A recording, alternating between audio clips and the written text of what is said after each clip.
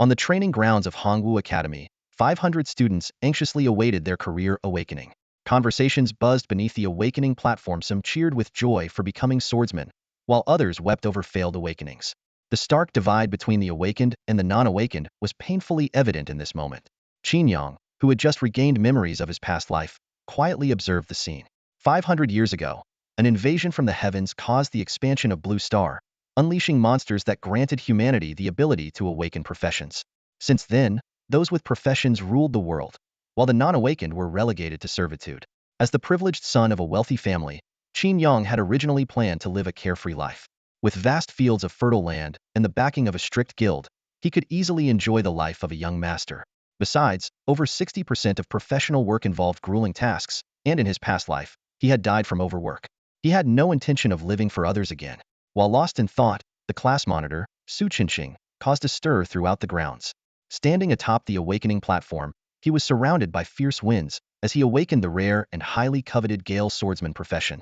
It was one of the most exceptional professions in the past 5 years, igniting excitement among the crowd.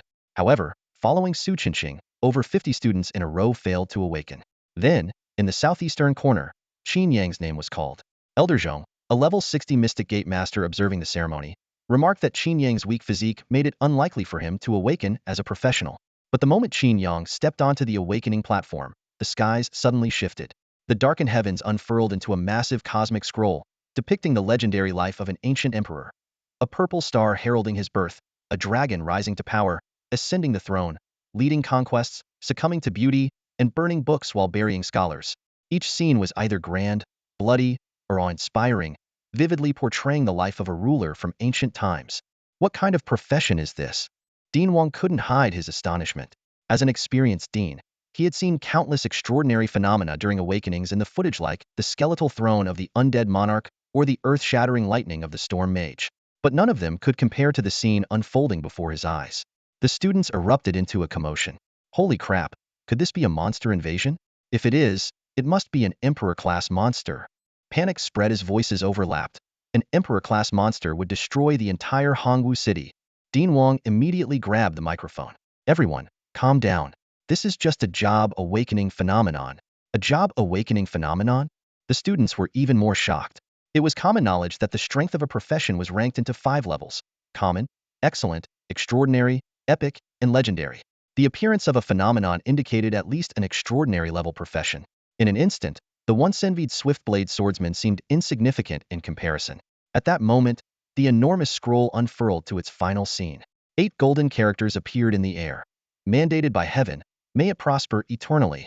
With a thunderous roar, the characters radiated an aura of majesty, compelling everyone present to feel an uncontrollable urge to submit. Some students with weaker wills were already trembling as they knelt to the ground.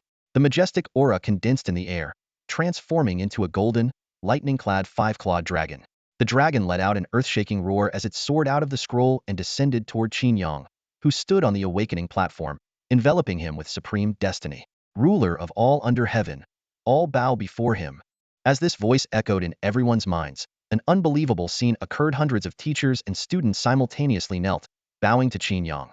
Even Dean Wang's eyes went blank as his knees buckled involuntarily. You've been affected by a mental command. Elder Zhong reminded him in time. Just what happened to me?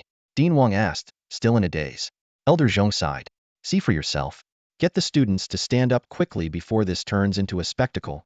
Seeing the crowd kneeling on the ground, Dean Wang was stunned. Mass mental command? Just from the phenomenon alone, it can control so many people? What kind of terrifying profession is this? He hurriedly picked up the microphone and shouted, Get up! Everyone, get up! The students finally snapped out of it, exclaiming in confusion, Why did I kneel? Is this some kind of possession? Who's got talismans? Bring them out. It's no Uzumi homeroom teacher is a Taoist priest, and even he's bleeding from bowing too hard. Qin Yang, what did you do to us? What kind of profession is this? Su Qinqing shouted from the crowd below. Qin Yang shrugged innocently and looked down at his profession information. Profession: Supreme Sovereign Unique.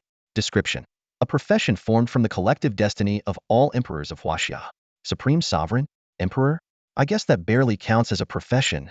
Qin Yang muttered to himself, noticing a small parenthesis after the profession name. The only profession? Unless I die, there will never be a second 95 Supreme in this world. Qin Yang murmured to himself, His brows furrowed slightly. The realization weighed heavily on him, leaving him with a mix of resignation and inevitability. Well, it makes sense. An emperor, whether tyrannical or wise, is singular. Sigh. I had hoped to take it easy, but it seems fate has other plans for me. As he was lost in thought, the figures of Din Wang and the Chiman celestial master, Zhong Yuan, came into view. Qin Yang quickly composed himself and nodded politely at the two men. Master Zhong, Din Wang. Master Zhong slightly raised his right hand and got straight to the point. The array didn't display a profession name. You must have awakened a hidden class. Could you tell us what it is? 95 Supreme. Qin Yang answered calmly. 95 Supreme? The two elders exchanged puzzled glances, clearly unfamiliar with this profession. Master Zhong continued, if possible, demonstrate one of your skills. I need to assess the strength of this class. A skill. The reminder jolted Qin Yang, and he hurriedly brought up his personal interface. Name, Qin Yang. Race, human. Level, 1. Profession, 95 Supreme. Strength, 10. Agility, 11. Constitution, 6. Spirit, 13. Skill, annihilate 9 clans LV max. Imperial authority, 040 hour. Note, the base growth of Imperial authority equals the sum of base attributes. Collecting Imperial treasures and completing Emperor-specific tasks can accelerate its growth. Annihilate 9 clans? Qin Yang examined the skill's details, and cold sweat broke out on his forehead. The description revealed. Upon selecting a target, the skill locks onto their 9 clans cross-dimensional locking not possible and consumes Imperial authority to erase them from existence. The sheer power of the skill left Qin Yang in shock. It allowed for mass elimination, ignoring level, attributes, distance, or quantity. Even if it's an offensive skill, you can use it on me. It's fine, Master Zhong urged, his tone calm and confident, befitting a level 60 professional. Qin Yang hesitated, torn between respect and caution, but eventually activated the skill. The system displayed the following. Zhong Yuan, level 60. 9 clans total, 371 members. Locked, 351 members.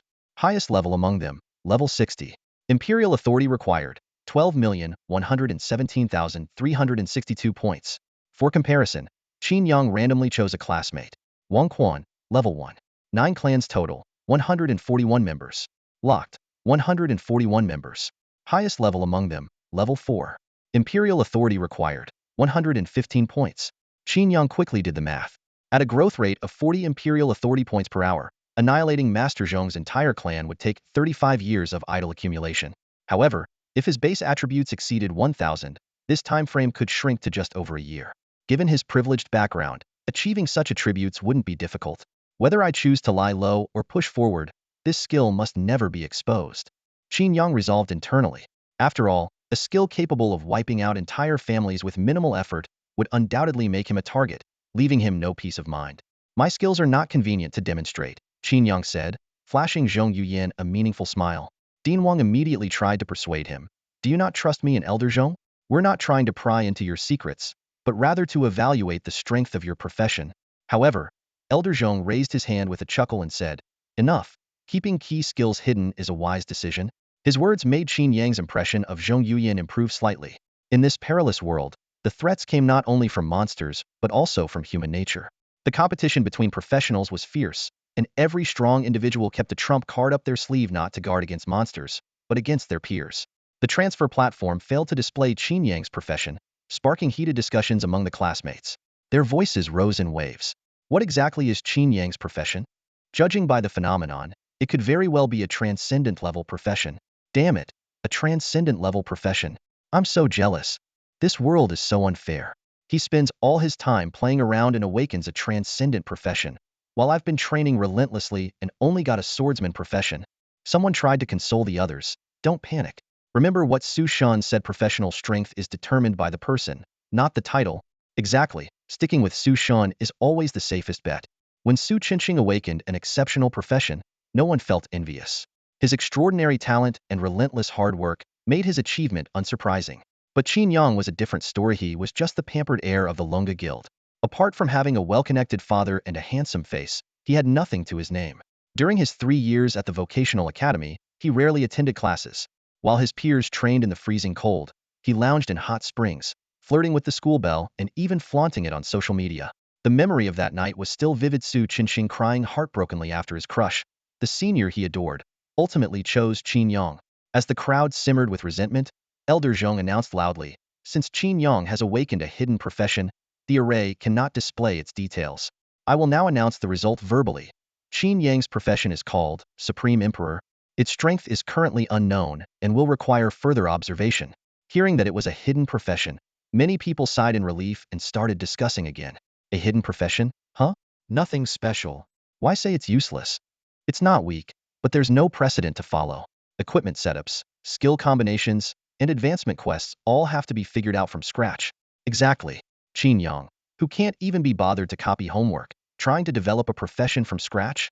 That's a disaster waiting to happen. If only I had that profession. He won't make it work. Or maybe just hand over his father while you're at it. Despite the increasingly cutting remarks, Qin Yang remained unfazed, even wearing a cryptic smile. Just then, a prompt suddenly appeared before his eyes. Faced with the disdain of the masses, you choose. Wise ruler deliver an impassioned speech to win back the people's hearts. Royal authority 5-hour. Tyrant regard them as insignificant ants and ignore them. Constitution 10. Despot select a troublemaker and exterminate their entire clan to instill fear. Strength 10. Seeing this choice system, Qin Yang's heart leaped with excitement. As expected of a unique, hidden profession, it even came with an integrated choice system. Without hesitation, Qin Yang decisively chose to act as a faint monarch, instantly gaining 10 points in constitution. The corners of his mouth lifted slightly as he felt a surge of joy. For a professional in this world, high constitution not only meant enhanced self-healing and disease resistance, but also promised a longer lifespan compared to ordinary people.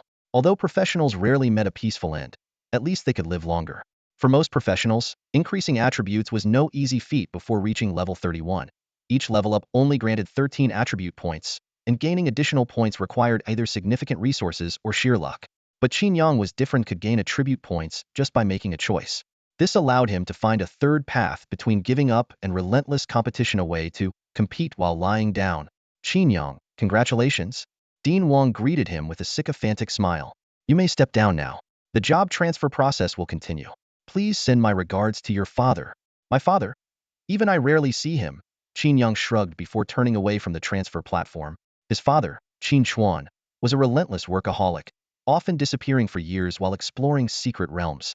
This reckless lifestyle was eerily reminiscent of Qin Yang's previous life. But this time, he had decided to live differently. With wealth and talent, he could surpass others effortlessly. Why risk his life? I am of noble worth, he thought with a smirk. If I ruin myself, what will become of the realm? After the job transfer ceremony, Qin Yang tore open a return scroll. As the teleportation glow faded, he was greeted by the sight of 40 servants lined up neatly in the front courtyard of the Qin residence. At the center stood the butler, Chen Si, impeccably dressed in a formal steward's uniform. Congratulations, young master, on awakening a hidden profession. May your journey be prosperous, and may you reach the pinnacle of success. Led by Chen Si, the servants erupted in a chorus of congratulations. Qin Yang nodded with a smile. Thank you all for your thoughtfulness. Chen Si beamed with delight. Young master, although the family head is currently in a secret realm and unable to congratulate you in person, he has prepared gifts for you. With a clap of his hands, he summoned 10 servants, each carrying a treasure chest. As Chen Si opened each chest, he carefully announced the contents. From the family head, Qin Chuan, to the young master. 1 green grade unrestricted weapon. 1 green grade unrestricted armor set. 5 beginner all attribute fruits. 10 bottles each of superior grade mental and healing potions. When he opened the final chest, Chen Si retrieved a black card and lowered his voice. Young master, this is a supreme VIP card for Neptune Palace. Qin Yang's pupils dilated instantly. Neptune Palace, the ultimate entertainment venue in this world, was a paradise for men. It was home to feline women, fox girls, and succubi. His one visit at the age of 18 had left him disinterested in human women ever since. However, without the supreme VIP card, no amount of money could grant intimate access to these exotic beauties. One could only admire their performances from afar. Swallowing hard, Qin Yang asked, and the price? Chen Si's eyes narrowed with a smile. The family head requires you to reach level 15 within a month. Qin Yang's brows furrowed deeply. In this world, leveling up was not like a game. Professionals had no health bars. Once their defenses were breached, they would be injured, and severe injuries could lead to death. Levels 1 to 15 were the most dangerous for beginners, as they lacked complete skills, experience, and attributes. Most people took a year or more to level up slowly. Even those desperate to gain an advantage at the start often met tragic ends. As a wealthy heir, Qin Yang could easily hire someone to power level him, but he had no desire to fall into the trap of endless competition. Recalling the exploitative work culture of his past life, he was about to refuse when a notification suddenly appeared before his eyes. Faced with the Supreme Emperor's decree, you choose Benevolent Monarch, obey, and strive diligently. Royal Authority 5-hour. Faint Monarch, faint agreement, but act perfunctorily. Imperial Treasure, Beauty Scroll of Su Daji. Tyrant, behead Qin Si and send it to the Supreme Emperor. Mental Strength 10. Imperial Treasures? A beauty's painting? Su Daji. Qin Yang's eyes lit up as he turned to the butler, Qian Si. I can give it a try, but I can't guarantee success. As soon as he finished speaking, a system notification appeared before his eyes. Beauty's painting Su Daji has been added to your inventory. Eagerly returning to his room, Qin Yang shut the door and opened his inventory. In one corner of the hundreds-lot space, a scroll emitting a strange, shimmering glow lay quietly. With a single thought, he activated the scroll. The painting instantly unfurled before him, transforming into a vivid, three-dimensional image. Within a chamber adorned with drifting red petals, luxurious curtains slowly parted, and flickering candlelight cast an ethereal glow. A stunning beauty with a foxtail reclined gracefully on a dragon bed. Her long, cascading hair spread like a waterfall over the velvet, and her skin radiated a captivating, rosy sheen. Her amber eyes glimmered with mischief and mystery, as if they could see straight through Qin Yang from within the painting. A seductive smile blossomed on Su Daji's alluring face. Her long lashes fluttered gently, as though silently inviting Qin Yang to step into the scene. She truly lived up to her reputation as the enchantress who once captivated an emperor. Even just her smile was enough to make Qin Yang's blood surge, nearly losing his composure. If not for noticing the entry requirements, he might have charged into the painting on impulse. The system notification then appeared. Beauty's painting legendary enchantress. Painting's beauty, Su Daji. Entry level, level 15. Note: upon earning Su Daji's approval, you may invite her to join the Bronze Sparrow Terrace. Level 15. Qin Yang felt an intense surge of motivation. Even if he planned to take it easy, he'd rather rest in a place out of reach for ordinary people like Su Daji's embrace. With his goal clear, he immediately began studying his class abilities. Currently, he only had one skill: extermination of 9 clans. The skill was indeed powerful, but its cost in imperial power was tied to the highest level member in the target's 9 clans. A level 60 Zhong Yuan required over 10 million points. A level 48 Director Wang needed nearly 5 million, while the entire clan of a level 5 cafeteria lady only cost 257 points. At his recovery rate of 50 imperial power points per hour, it would take just 5 hours of idling to completely erase the cafeteria lady's 200-member clan. Of course, he had no intention of doing such a thing. While the skill worked on monsters, the creatures in dungeons were all solitary, reducing extermination of 9 clans to a single target instant kill ability. Most of the time, he had to rely on basic attacks to pass the time. Do these monsters really have no families? Qin Yang wondered to himself. If the dungeon monsters turned out to be one big family, things would get a lot easier. A single use of the Exterminate 9 Clans skill could net him the experience of dozens, even hundreds, of magical creatures. This thought made Qin Yang's eyes light up. Suddenly, a key piece of information struck him. There was a secret realm filled entirely with insect-type creatures, the Forest of the Broodmother. Eagerly pulling out his phone, Qin Yang quickly searched for details about the secret realm. Secret realm, Forest of the Broodmother. Level requirement: none. Creatures: venomous larvae LV1, lesser jumping bugs LV1, spiked beetles LV2, flying blade bugs LV3, mutated broodmother LV5 boss. Status: cyclical, independent, 8-hour cooldown. Description: a brood mother from the void, now aged and mutated, yet still relentlessly spawning offspring in an attempt to build an insect army.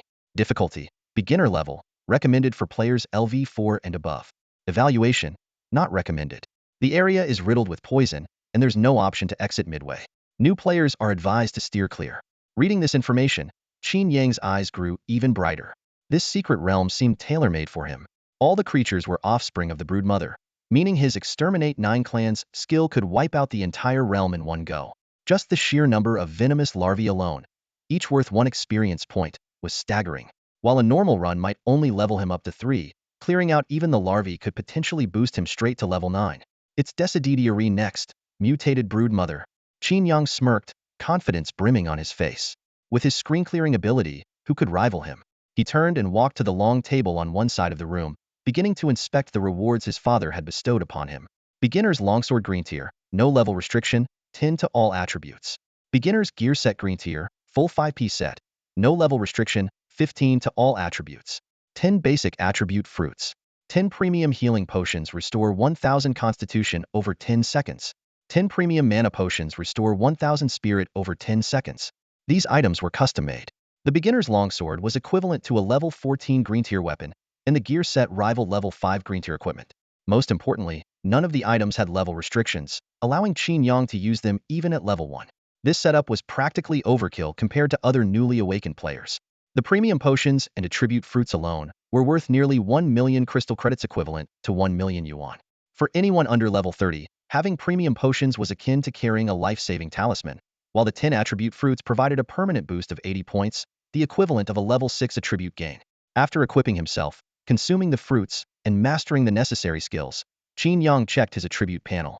Personal information. Name: Qin Yang. Race: human. Level: 1. Class: Supreme Sovereign. Attributes: Strength: 3025. Agility: 3125. Constitution: 3625. Spirit: 3325. Skills: Exterminate 9 clans max, Detection LV1, Illumination LV1. Royal Authority: 280130 hour. His base attributes had already reached 130 points, comparable to a level 6 professional. With the additional boost from his specialized equipment, secret realms designed for levels 1 to 5 were no challenge at all. Qin Yang couldn't help but marvel. Is this what it feels like to play as a wealthy player? Forget cost-effectiveness, this is pure domination from the start. Tomorrow, when he entered the forest of the Broodmother, he'd clear the entire map with a single move. The next day at noon, Qin Yang arrived at an abandoned factory. The open space was littered with rubble, and in the center floated an oval-shaped orb of light, rippling outward with waves of energy. This was the portal to the secret realm of the Mother Insect's forest. A few adventurers were scattered across the clearing, calling out to form teams. Compared to other popular secret realms, this place was eerily deserted. According to the records, the Mother Insect's forest was extremely dangerous, with the insects carrying deadly corrosive toxins. Even the slightest injury or poisoning could prove fatal to adventurers. This made most newcomers avoid this realm entirely. However, Qin Yang was unfazed. With his abilities, those insects wouldn't even get close to him. He walked directly toward the portal and initiated the transmission sequence. Entering the Mother Insect's forest. Team: 1 member. Transmission can be cancelled within 10 seconds. 10, 9, 8, 7. As the countdown ended, Qin Yang transformed into a beam of white light and vanished on the spot. The adventurers nearby exchanged surprised glances. A few seasoned gold farmers, who specialized in collecting the high-value material Mother Insect venom glands, began to murmur among themselves. Wait, isn't that Qin Yang? The son of Qin Xuan who just awakened yesterday? No way. The eldest young master of the Qin family dares to venture into the Mother Insect's forest alone? If he dies in there, it'll be major news. Careful with your words. If the Dragon Pavilion Guild hears this, you'll be in trouble. As they continued their discussion, Qin Yang had already stepped into the secret realm. A heavy stench of decay hit him immediately, and before him lay a dark, oppressive forest. The tree branches were coated in viscous liquid, and the ground was covered with undulating, dark green fungal mats, as if the entire forest had been consumed by the insect swarm. Not far away, several massive insect eggs were clustered together, pulsating like diseased cysts. Through their vein-covered membranes, the larvae swimming in amniotic fluid were clearly visible. Hiss. Qin Yang shuddered instinctively, feeling a wave of discomfort. His mild aversion to filth made the scene all the more unsettling. Suddenly, a series of wet, popping sounds broke the suffocating silence. Pop, pop, pop, pop. Over a dozen eggs burst open, their shells splattering as larvae writhed free from the viscous amniotic fluid. Their slick, wriggling bodies emitted nauseating chewing sounds, as if devouring something unseen. The noise blended with infant-like wails and a series of sharp cracking sounds, weaving a grotesque symphony of horror. Qin Yang felt like he was about to explode. He scanned his surroundings furiously, cursing inwardly. This secret realm. Who the hell can grind through this? Who would even want to? If it weren't for the 9 tribes' extermination skill being a perfect counter to these bugs, I'd rather die than come here. Unable to endure the suffocating scene any longer, Qin Yang locked his gaze onto the larvae in front of him. A system notification appeared. Level 1 larvae, 39,521 bugs detected across the 9 tribes, all locked on. Maximum level, 5. Cost to use Imperial Authority, 257 points. Die for me. Qin Yang roared, activating the 9 tribes' extermination. In an instant, the entire forest underwent a shocking transformation. The slimy larvae began to disintegrate, their bodies visibly breaking down into dust at an astonishing speed before rising into the air. Wisps of smoke spread like an invisible wildfire, consuming every insect within the forest. Light pierced through the swirling dust, creating a dreamlike Tyndall effect.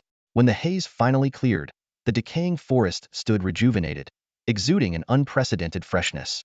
System notifications cascaded across the screen like a waterfall. Level 1 Toxic Larva killed. 1 EXP. Level 1 Lesser Hopper killed. 12 EXP. Level 2 Spiked Beetle killed. 24 EXP. Level 3 Flying Blade Bug killed. 48 EXP.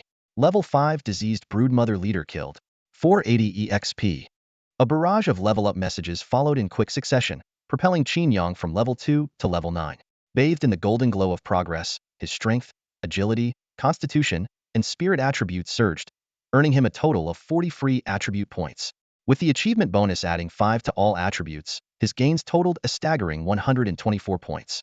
The rewards for clearing the dungeon came swiftly. A record time of 1 minute and 12 seconds for the Broodmother's Forest, yielding bronze, silver, and gold level 5 treasure chests, along with the Bug Slayer LV1 achievement. This granted an additional 5 to all base attributes and a 10 damage boost against insect-type enemies. Spreading his arms wide, Qin Yang basked in the euphoria of leveling up. Overwhelmed with exhilaration, he couldn't help but exclaim, "So this is what it feels like to be overpowered? It's incredible." After a moment, he slowly opened his eyes, realizing he had not only jumped to level 9 but also unlocked 3 new class skills: Heavenly Mandate, Divine Arsenal, and Imperial Guard. Qin Yang opened his personal interface and carefully examined the skill list. The first skill, As Heaven Before Me LV.1, immediately caught his attention. It was a powerful area control ability that allowed him to cover a specific region with mental energy and consume Imperial power to force all units within the area to kneel.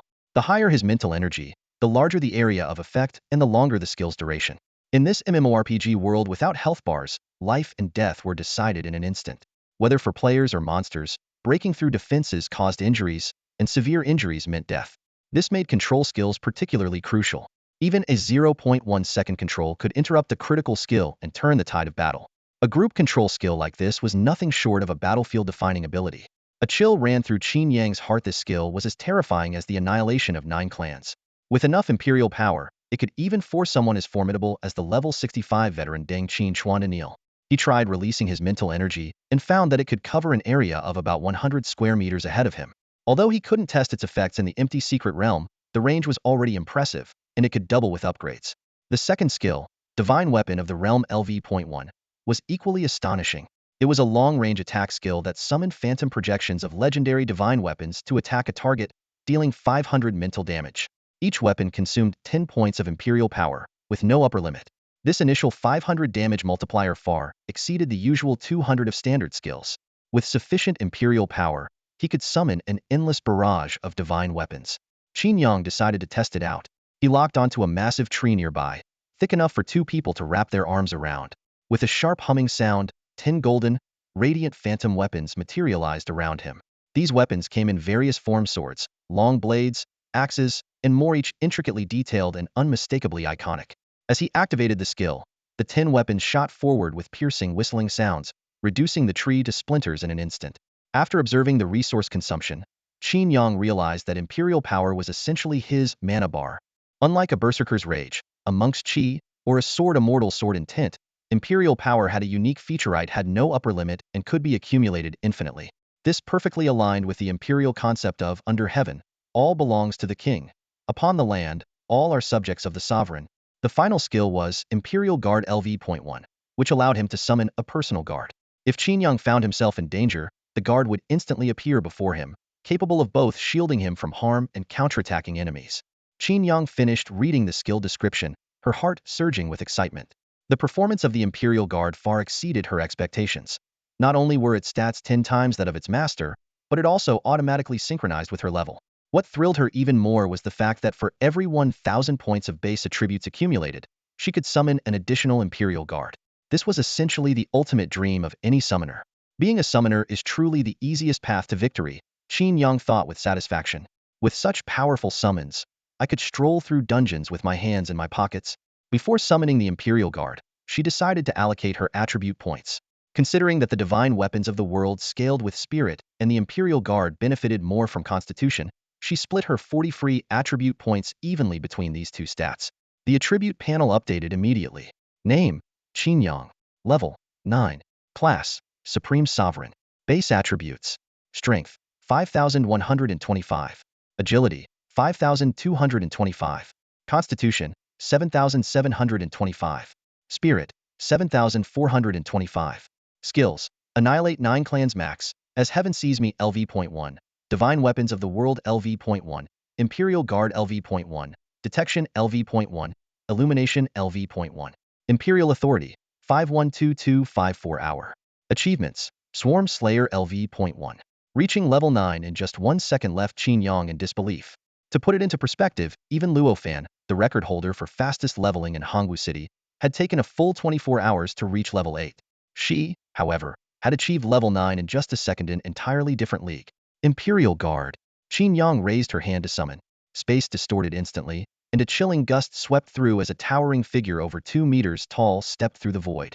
Clad in dark gold heavy armor, a long blade at its waist, and a golden demonic mask on its face, the guard exuded an oppressive aura simply by standing.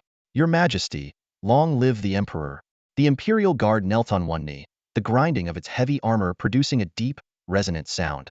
The summoned entity's attribute panel appeared. Imperial Guard LV.1. Level: 9. Attributes: Strength: 510. Agility: 520. Constitution: 770. Spirit: 740. Skills: Blink Support LV.1, Perfect Blade Parry LV.1, Advanced Physical Resistance LV.1, Advanced Magic Resistance LV.1, Alliement Resistance LV.1. Additional Protection Target: 0-1 none. The staggering total of 2,540 attribute points left Qin Yang in awe. What excited her even more was the Blink Support ability, a god-ear skill that had earned Nan Shan the title of the Kingdom of the North Shield of the nation. After examining the Imperial Guard's attributes, Qin Yang began sorting through her loot. She opened the golden treasure chest and obtained Obsidian Carapace Set Green Quality, Venom Fang Blade Blueprint Green Quality, Queen Bug Venom Gland, 35,000 crystals. Not bad. I got a set piece. Qin Yang nodded in satisfaction. In this world, the drop rate for finished equipment was extremely low. Most gear had to be crafted by professionals. Time to clock out. Qin Yang snapped her fingers cheerfully, ready to leave the dungeon. Meanwhile, outside the dungeon, other professionals were anxiously discussing her fate. Do you think the young master of the Qin family will make it out? The fungal mat in the Queen Bug's forest is part of the Queen herself. You can't disengage from combat anywhere in there. Should we notify the Qin family? As they debated, a flash of white light appeared. Everyone turned to look, their faces filled with disbelief. Qin Yang, did he just come out? On the rocky clearing, Qin Yang's figure suddenly emerged amidst a flash of white light. The professionals gathered there, engaged in casual conversation, all stopped in unison, their eyes fixed on this unexpected arrival. The Mother Worm Forest was notoriously known as a secret realm that was easy to enter, but nearly impossible to leave. The entire area was covered by fungal mats that were part of the Mother Worm itself. Any contact would trigger the Mother Worm's detection, initiating combat, making retreat virtually impossible. While teleportation scrolls were an option, their prolonged activation time rendered them almost useless in a monster-infested environment. Whoa, how did this guy get out? One of the professionals couldn't help but whisper in amazement. He must use some rare item. After all, he's the young master of the Qin family, another said sourly. When we venture into secret realms, it's like walking into hell, even needing to leave our wills behind. But for him, it's like a casual stroll, doesn't even have a hair out of place. As the group speculated, a sharp-eyed professional suddenly pointed behind Qin Yang and exclaimed, "Look, there's something following him." Everyone turned their gaze and saw a towering figure, nearly 2 meters tall, standing silently behind Qin Yang. It was a heavily armored warrior, wearing a golden demon mask and clad in dark gold patterned armor. A long blade, resembling a pole weapon, was strapped diagonally at its waist.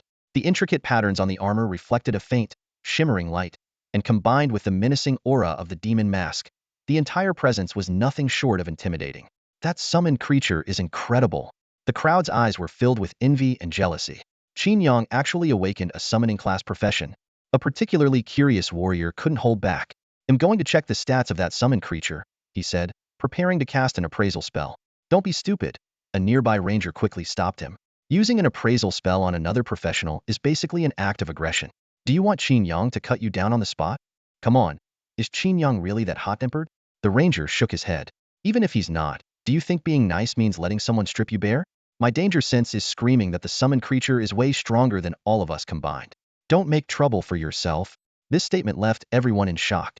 Qin Yang, who had only awakened his profession yesterday, already possessed a summoned creature stronger than these seasoned veterans. With such power, he could easily carve his way through the motherworm forest. Everyone thought the ranger's claims were a bit far-fetched, but they also believed it was better to take them seriously than to dismiss them outright. Qin Yang's hidden class was not about being weak. Its exact strength was just unclear. When he awakened, it caused a celestial phenomenon. Just from that alone, it was evident that this hidden class was at least extraordinary tier, possibly even epic tier. If it were an epic tier class, having a summon of this strength would make perfect sense. Some people are just born lucky. Not only was he born into a good family, but even his class was 100 times better than the average person's. And to top it all off, it's the simplest and most effortless summoning type class. Guys, stop comparing yourselves to him, or you'll just feel worse. The other class holders were filled with frustration, pounding their chests in regret and envy, wishing they could be Qin Yang. At that moment, Qin Yang walked over. He nodded politely at the group and asked with a smile, "Hey, are you guys buying materials?" His clear voice and warm smile left those who had just been mocking him behind his back feeling as if they were basking in a spring breeze. Wait a second, when did Qin Yang's personality change? Wasn't he rumored to be arrogant and aloof? But today, he seemed so polite. Everyone was a bit confused, silently wondering if this was really the same Qin Yang. As the leader of this gold farming team, the ranger was the first to snap out of it. Smiling at Qin Yang, he said, "Young Master Qin, we're buying all materials from the Broodmother Forest." Qin Yang nodded and replied, "I happen to have one. If the price is right, they'll sell it to you." As he spoke, he used the interface to display the item's information. Material: Broodmother's Poison Gland. Level: 5. Rarity: Gold tier. Broodmother's Poison Gland. As soon as Qin Yang's item info appeared, the group of class holders let out a collective gasp. Item rarity was categorized as bronze, silver, gold, platinum, diamond, meteorite, and star core. The Broodmother's Poison Gland was gold tier. Opening 100 silver tier chests might not even yield one of these. But that wasn't the part that shocked everyone. The Broodmother's Poison Gland could only drop from the reward chest after clearing the dungeon. In other words, Qin Yang had already cleared the dungeon. What the heck? What's going on here? The group of professional material farmers was utterly stunned. All of them were level 16 or higher, and even for them, completing a full run of the Broodmother Forest would take at least an hour. But Qin Yang had been in the dungeon for less than 5 minutes. How did he clear it so quickly? They exchanged bewildered glances, each forming their own theories. The Broodmother Forest's completion condition was to kill the mutated Broodmother. Since Qin Yang had the Broodmother's Poison Gland, it proved he had indeed slain the boss. That part was understandable. His summon was stronger than theirs, so it made sense that he had the strength to kill the mutated Broodmother. But the problem was, 5 minutes wasn't even enough time to walk to the boss location. Unless he had some shortcut. At this realization, the ranger team leader's eyes lit up with understanding. A shortcut referred to using certain methods to bypass the smaller challenges in a dungeon, significantly shortening the overall completion time. Some dungeons even allowed players to skip all the minor monsters and head straight to the boss room. The Qin family owned the strongest guild in Hongwu City, with countless class holders under their banner and likely millions of dungeon runs under their belt. It wasn't surprising for Qin Yang to know a few shortcuts. Not only did he have a powerful summon, but he also knew how to head straight to the boss room. No wonder he dared to solo the Broodmother Forest. Having figured it all out, the ranger team leader smiled at Qin Yang and said, "Young Master Qin, the purchase price for the Broodmother's Poison Gland is 60,000 crystals. I'm willing to offer 65,000 to make a friend. If that works for you, we can trade right now." "That's a good price," Qin Yang replied cheerfully, agreeing without hesitation. At the same time, the ranger team leader received a trade request notification. "Qin Yang level 9 has initiated a trade with you. Trade item: Broodmother's Poison Gland. Trade amount: 65,000 crystals." Seeing the notification, the ranger team leader froze in place. Wait, what? He's level 9? Huh? Wasn't he just awakened yesterday? Seeing Qin Yang's level, the ranger froze, momentarily unable to believe his eyes. Yesterday marked the mass awakening of professions in Hongwu City, and it had been less than 20 hours since. Even if someone had started leveling the moment they awakened, most ordinary professionals would only reach level 2, while exceptional ones might barely hit level 3. In the entire Hongwu City, only the unparalleled prodigy Luo Fan, the city's sole epic class professional, had managed to reach level 8 in a single day. But Qin Yang's hidden profession was clearly more powerful than the epic class. When Luo Fan reached level 8, it had taken him a full 24 hours, leaving him utterly exhausted. In contrast, Qin Yang had taken even less time and looked completely composed, not a hair out of place as if he had merely gone for a casual stroll. Regretting it now, are you? Qin Yang's voice interrupted the ranger's thoughts. Sorry, I got distracted for a moment. The ranger quickly snapped back to reality and promptly handed over the crystal essence without hesitation. After the transaction was completed, Qin Yang thanked him, casually tore open a teleportation scroll, and vanished on the spot. He already used a teleportation scroll? Of course, he's heading home. Doesn't the Qin family estate have a teleportation array? Such extravagance. I've heard that just maintaining a teleportation array for a year costs as much as buying a house in Hongwu City. If only I had that kind of life. Noticing the envious expressions of the crowd, the ranger sneered. Some things can't be achieved with just money. Do you know what level he is? The professionals exchanged puzzled looks until a warrior chuckled and said, he only awakened yesterday. How high could his level possibly be? There's no way he's on par with Luofan, right? Of course, there's no need to compare him to Luofan, the ranger replied, grabbing the warrior's hand. Young Master Qin is already level 9. The words struck like a thunderclap, leaving the gathered professionals stunned into silence. Meanwhile, Qin Yang had already returned to the Qin family estate through the teleportation array. Reflecting on the spoils of his recent expedition, he was in an excellent mood. 35,000 crystal essence from a golden treasure chest and 65,000 from selling materials, totaling 100,000 crystal essence in earnings. It was akin to earning a fortune on Earth in a single day. Of course, such a windfall was only possible because he had set a new record. As he stepped down from the teleportation array, the sound of armor clinking behind him reminded Qin Yang of the royal guard still following him. You're dismissed for the day, he said with a casual wave. Ending the summon, there was no need to waste imperial authority in the safety of his estate. Entering the main hall, he ran into the butler, Chen Si.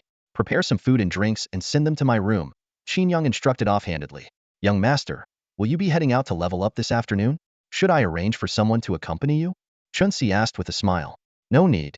I've already finished leveling and just got back, Qin Yang replied with a shake of his head. Chen Si looked at Qin Yang with a puzzled expression. When did you go out, sir? Qin Yang replied nonchalantly with a smile. Just now. Didn't take much time, and I got back just in time for lunch. This answer left Chen Si even more confused. He wondered if the young master had just wandered around aimlessly before returning. Hesitant, he probed further. Sir, after lunch, are you planning to continue leveling up? No, not today. I'm done for the day, Qin Yang said as he stretched and casually strolled upstairs to his room. Chen Si stood frozen in place, speechless. Even the clerks at the city lord's mansion didn't clock out this early. But on second thought, happiness is what matters most. He shrugged and turned toward the kitchen to arrange some food and drinks. After a hearty meal, Qin Yang collapsed into bed and slept soundly. It wasn't until 5 in the afternoon that he finally woke up. He rinsed his mouth with a bit of wine, picked up his phone, and began researching information about secret realms. Having experienced the thrill of the 9 tribes annihilation skill, Qin Yang had lost interest in standard leveling. Although his 3 skills were incredibly powerful, they still couldn't compare to the sheer satisfaction of a one-hit screen wipe. Unfortunately, reality was harsh. If his level exceeded a monster's by 5, he wouldn't gain any experience. The highest level monsters in the Broodmother's forest were only level 5, so going back there would only earn him experience from the boss. After meticulously filtering through options, Qin Yang narrowed his focus to 3 potential secret realms. The level 10 Plague Rat Tunnel, the level 25 Goblin Nest, the level 32 Demon Ant Catacombs. The monsters in these secret realms were all related by bloodlines, making them perfect for triggering the 9 tribes annihilation's one-hit clearing effect. Among these, the level 10 Plague Rat Tunnel would be his next target. Like the Broodmother's forest, it was filthy, chaotic, and notoriously difficult to navigate. Most professionals avoided it. But for Qin Yang, it was exactly what he wanted. There was just one issue: he was still 1 level short. At level 9, he couldn't enter the Plague Rat Tunnel, which required level 10. As he was about to search for a suitable place to level up, his phone suddenly buzzed with a notification. Had been added to a group chat called Hongwu Vocational School Alumni Association, 30th class. It turned out the group was created by their academy instructor, and its members were all the students who had awakened yesterday. The chat was buzzing with activity, mostly about leveling progress. The standout elite class professionals who had already reached level 3 were showing off, earning waves of admiration. Those who had relied on family resources to reach level 2 were also boasting. However, the majority of students had only managed to kill 2 or 3 monsters all day. Some had even been injured in secret realms, barely escaping with their lives. At that moment, their instructor, Lu Jing, sent a message. Everyone, I have some great news. Su Chenxing from Class 6 has already reached level 4. As soon as the message was posted, the discussion group exploded with activity. The chat was flooded with messages, all expressing admiration for Su Shan. No wonder he's Su Shan, reaching level 4 in just one day. I ran into him at the Secret Realms exit, and he said he's aiming for level 5. Isn't that way too intense? Started grinding levels last night. Hasn't this been a non-stop 24-hour marathon? He's so talented and works so hard. It's honestly heartbreaking. Why couldn't the hidden class awakening have gone to Su Shan? Reading the flood of messages, Qin Yang curled his lips coldly. Although some people in the group restrained themselves knowing he was present, their constant comparisons still annoyed him. In his view, relationships between classmates were merely coincidental, and after graduation, everyone would eventually return to their own paths. Did these people seriously think 3 years of school together could put them on equal footing? Without hesitation, Qin Yang muted the group chat and focused on reviewing the Secret Realms details. Before long, he found the critical information. Null Fortress. Level requirement, level 5 and above. Monsters. Null Scout LV8. Null Axeman LV9. Null Ram Rider LV10. Null Wolf Rider LV11. Boss.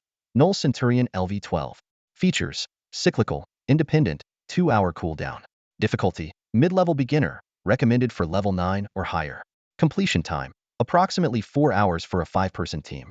Special note, Gnolls have a keen sense of smell and high alertness, not suitable for novice assassins. The concise layout of this secret realm satisfied Qin Yang. He planned to hire a few mercenaries to carry him through the dungeon. It was both efficient and would conserve his precious royal authority points.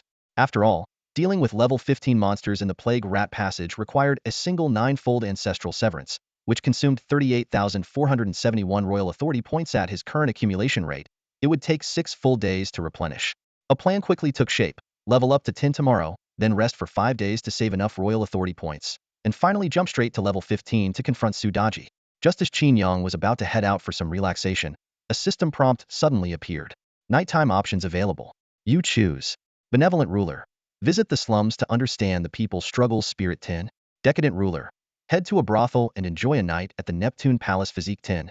Tyrant. Find some troublemakers to test out new skills. Double XP for 3 hours. Seeing the double XP offered by the last option, Qin Yang couldn't help but feel tempted. When forming a team to clear a dungeon, the experience points must be evenly shared. Qin Yang carefully calculated the experience needed to level up. A 5-person team clearing the Null Stronghold, with its short and efficient process and relatively small number of monsters, would require 3 runs to safely reach level 10. With a double experience boost, it would only take 2 runs, and if the team were reduced to 3 people, even 1 run could achieve the goal. Behind this calculation lay Qin Yang's deeper thoughts about survival. To her, the longer one lingered in the dungeon, the greater the chances of encountering a fatal crisis. To extend one's lifespan, it was essential to minimize exposure time in the dungeon. However, the mention of test subjects in one of the options made her frown. Conducting experiments on living people? That seemed excessively cruel. Suddenly, a thought flashed through her mind. Could troublemakers be equated to monsters? This line of reasoning was worth exploring. After all, new options would always appear, so trying it out wouldn't hurt. Having made up her mind, Qin Yang began inspecting her new gear, the Obsidian Shell set. This level 5 green equipment set consisted of 5 parts: helmet, chest piece, arm guards, leggings, and boots, providing a base boost of 15 to all attributes. Even more impressive, it came with 2 practical attributes: immunity to poisons below level 10 and a hardened keratin effect that offered additional physical defense. Looking at her imposing figure in the mirror, which somewhat resembled Kamen Rider W, Qin Yang couldn't help but smile with satisfaction. As for the ordinary items in the other 2 treasure chests, she stuffed them all into the miscellaneous box, planning to hand them over to Qin Si for handling. As night fell, the entrance plaza to the dungeon in the southern district of Hongwu City bustled with activity. At the center of the plaza stood a 10-meter-tall diamond-shaped crystal, radiating rippling waves that transformed the area into a mysterious gateway. Floating above the heads of adventurers were various team recruitment messages. Level 10 warrior seeking a carry. Just need experience. Level 12 assassin looking for a premium team. Willing to pay. Elite magic swordsman leading team. 20,000 crystals per spot. Level 14 dual-wielding gunslinger efficiency team. Starting at 30,000 crystals. There were no free rides here. Everyone understood that entering a dungeon came with life-threatening risks.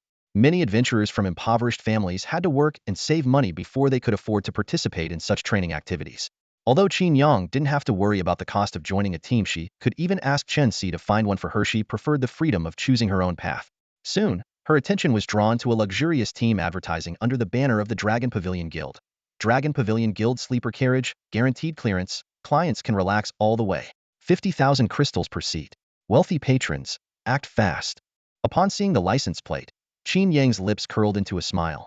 The information on the plate Dragon Pavilion Guild, guaranteed clearance, sleeper car for a smooth ride was exactly what he was looking for. His gaze shifted downward, landing on a pair of young twin sisters. Both were petite and bore similar features, differentiated only by their hairstyles. The short-haired sisters stood at the front, clad in heavy armor, holding a shield and a spiked mace, a typical frontline fighter's appearance. Beside her, the long-haired sister wore a cloak and held a silver staff, the classic look of a mage. Though the sisters were quite attractive, Qin Yang didn't recognize them among the thousands of professionals in the Dragon Pavilion Guild, as they appeared to be low-level newcomers. Are you from the Dragon Pavilion Guild? Qin Yang asked as he approached. The long-haired sister immediately flashed a professional smile. Yes. My name is Lan Ruodong, a level 12 Frostflame mage. This is my sister, Lan Ruoxin, a level 12 paladin. Before she had even finished speaking, her sister had already displayed the Dragon Pavilion Guild badge as proof of identity. How fast is your run? Qin Yang inquired. Don't worry, boss. Lan Ruodong patted her chest confidently. My sister and I are the fastest here. We can clear with a 5-person team in just 3 hours. And with a 3-person team?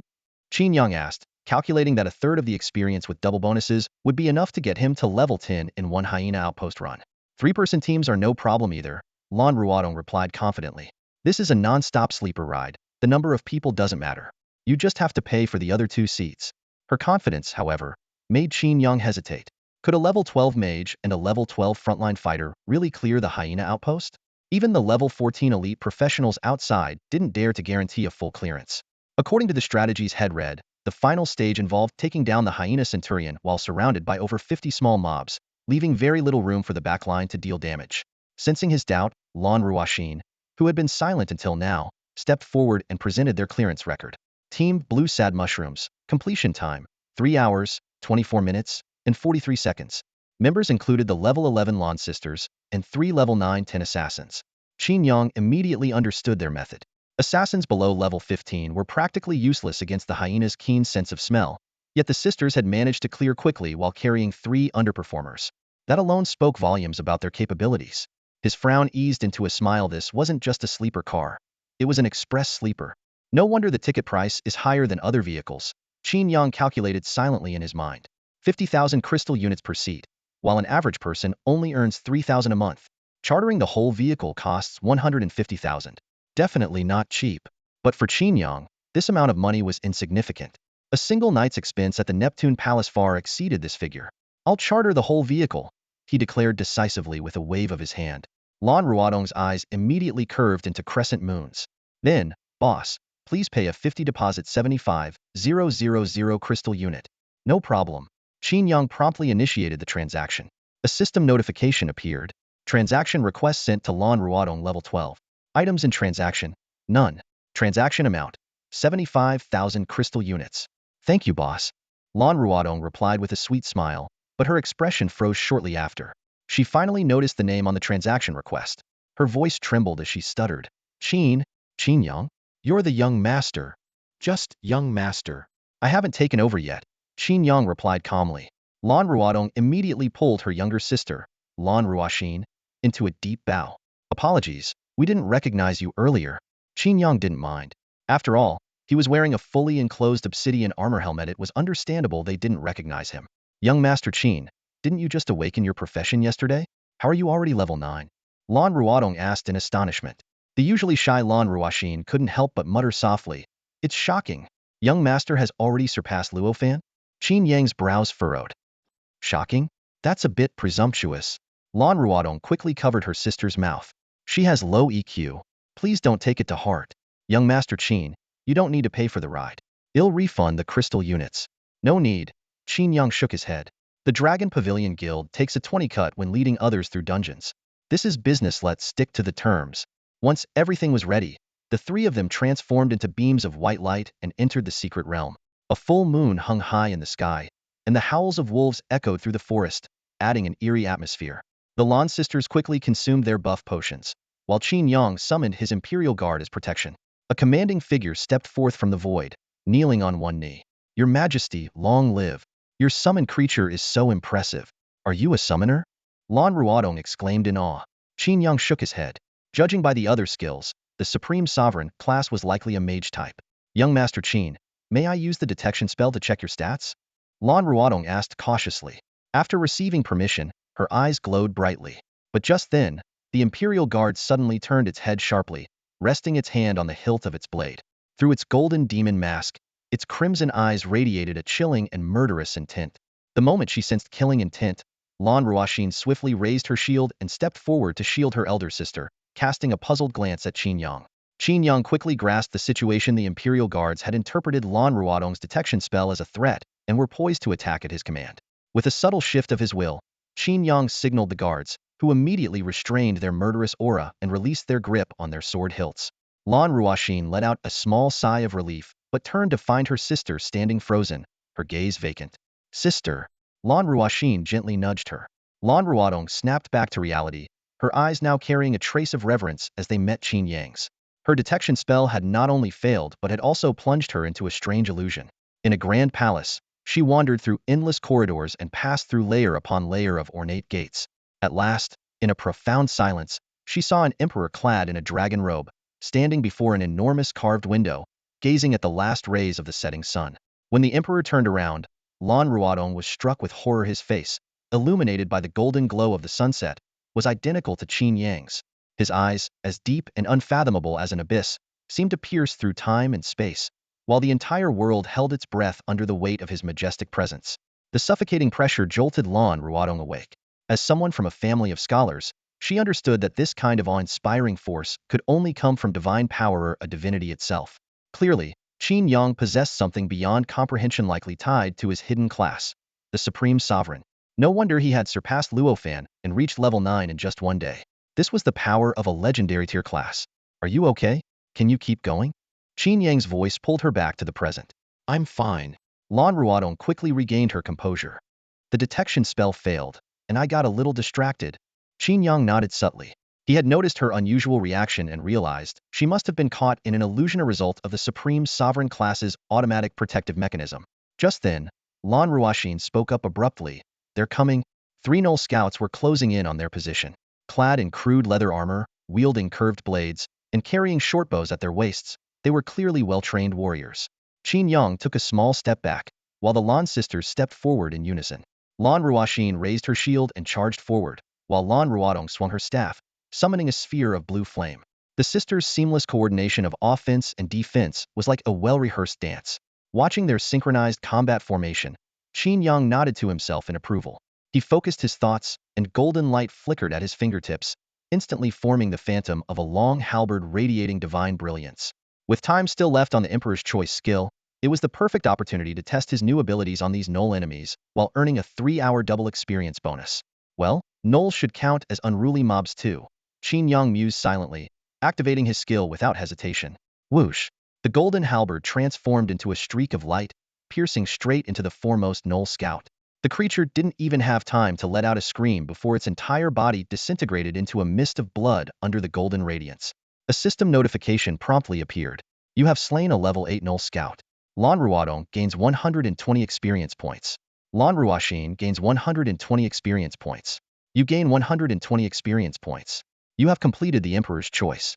You now have 3 hours of double experience bonus. Sure enough, monsters do count as unruly mobs. Qin Yang thought with delight. Boom, boom. 2 explosions rang out as the other 2 Nulls were struck by the blue flames. Surprisingly, instead of being burned, they were instantly covered in frost, transforming into ice sculptures. Qin Yang couldn't help but admire the power of the Frostfire Mage class, combining the explosive force of fire with the control effects of ice. It was undoubtedly one of the most exceptional advanced classes. Lan Ruoshin immediately followed up, smashing the frozen Nulls into pieces with her Justice Slam and Justice Hammer. Another experience notification popped up, showing Qin Yang had gained 240 experience points, confirming that the double experience bonus was now active. Qin Xiao, you're so strong. Lan Ruodong exclaimed in amazement. We're level 12 and still need to work together to take these enemies down, but you're level 9 and can one-shot them. Even the usually reserved Lan Ruoshin nodded in agreement. Boss, you're incredible. If we work together, it'd be even faster. Cut it out. Qin Yang waved them off. I'm just here to take it easy. You two do your thing, and I'll follow along from the back. Though his legendary tier class made it entirely possible for him to solo the dungeon, he had no intention of changing his plan to take it easy.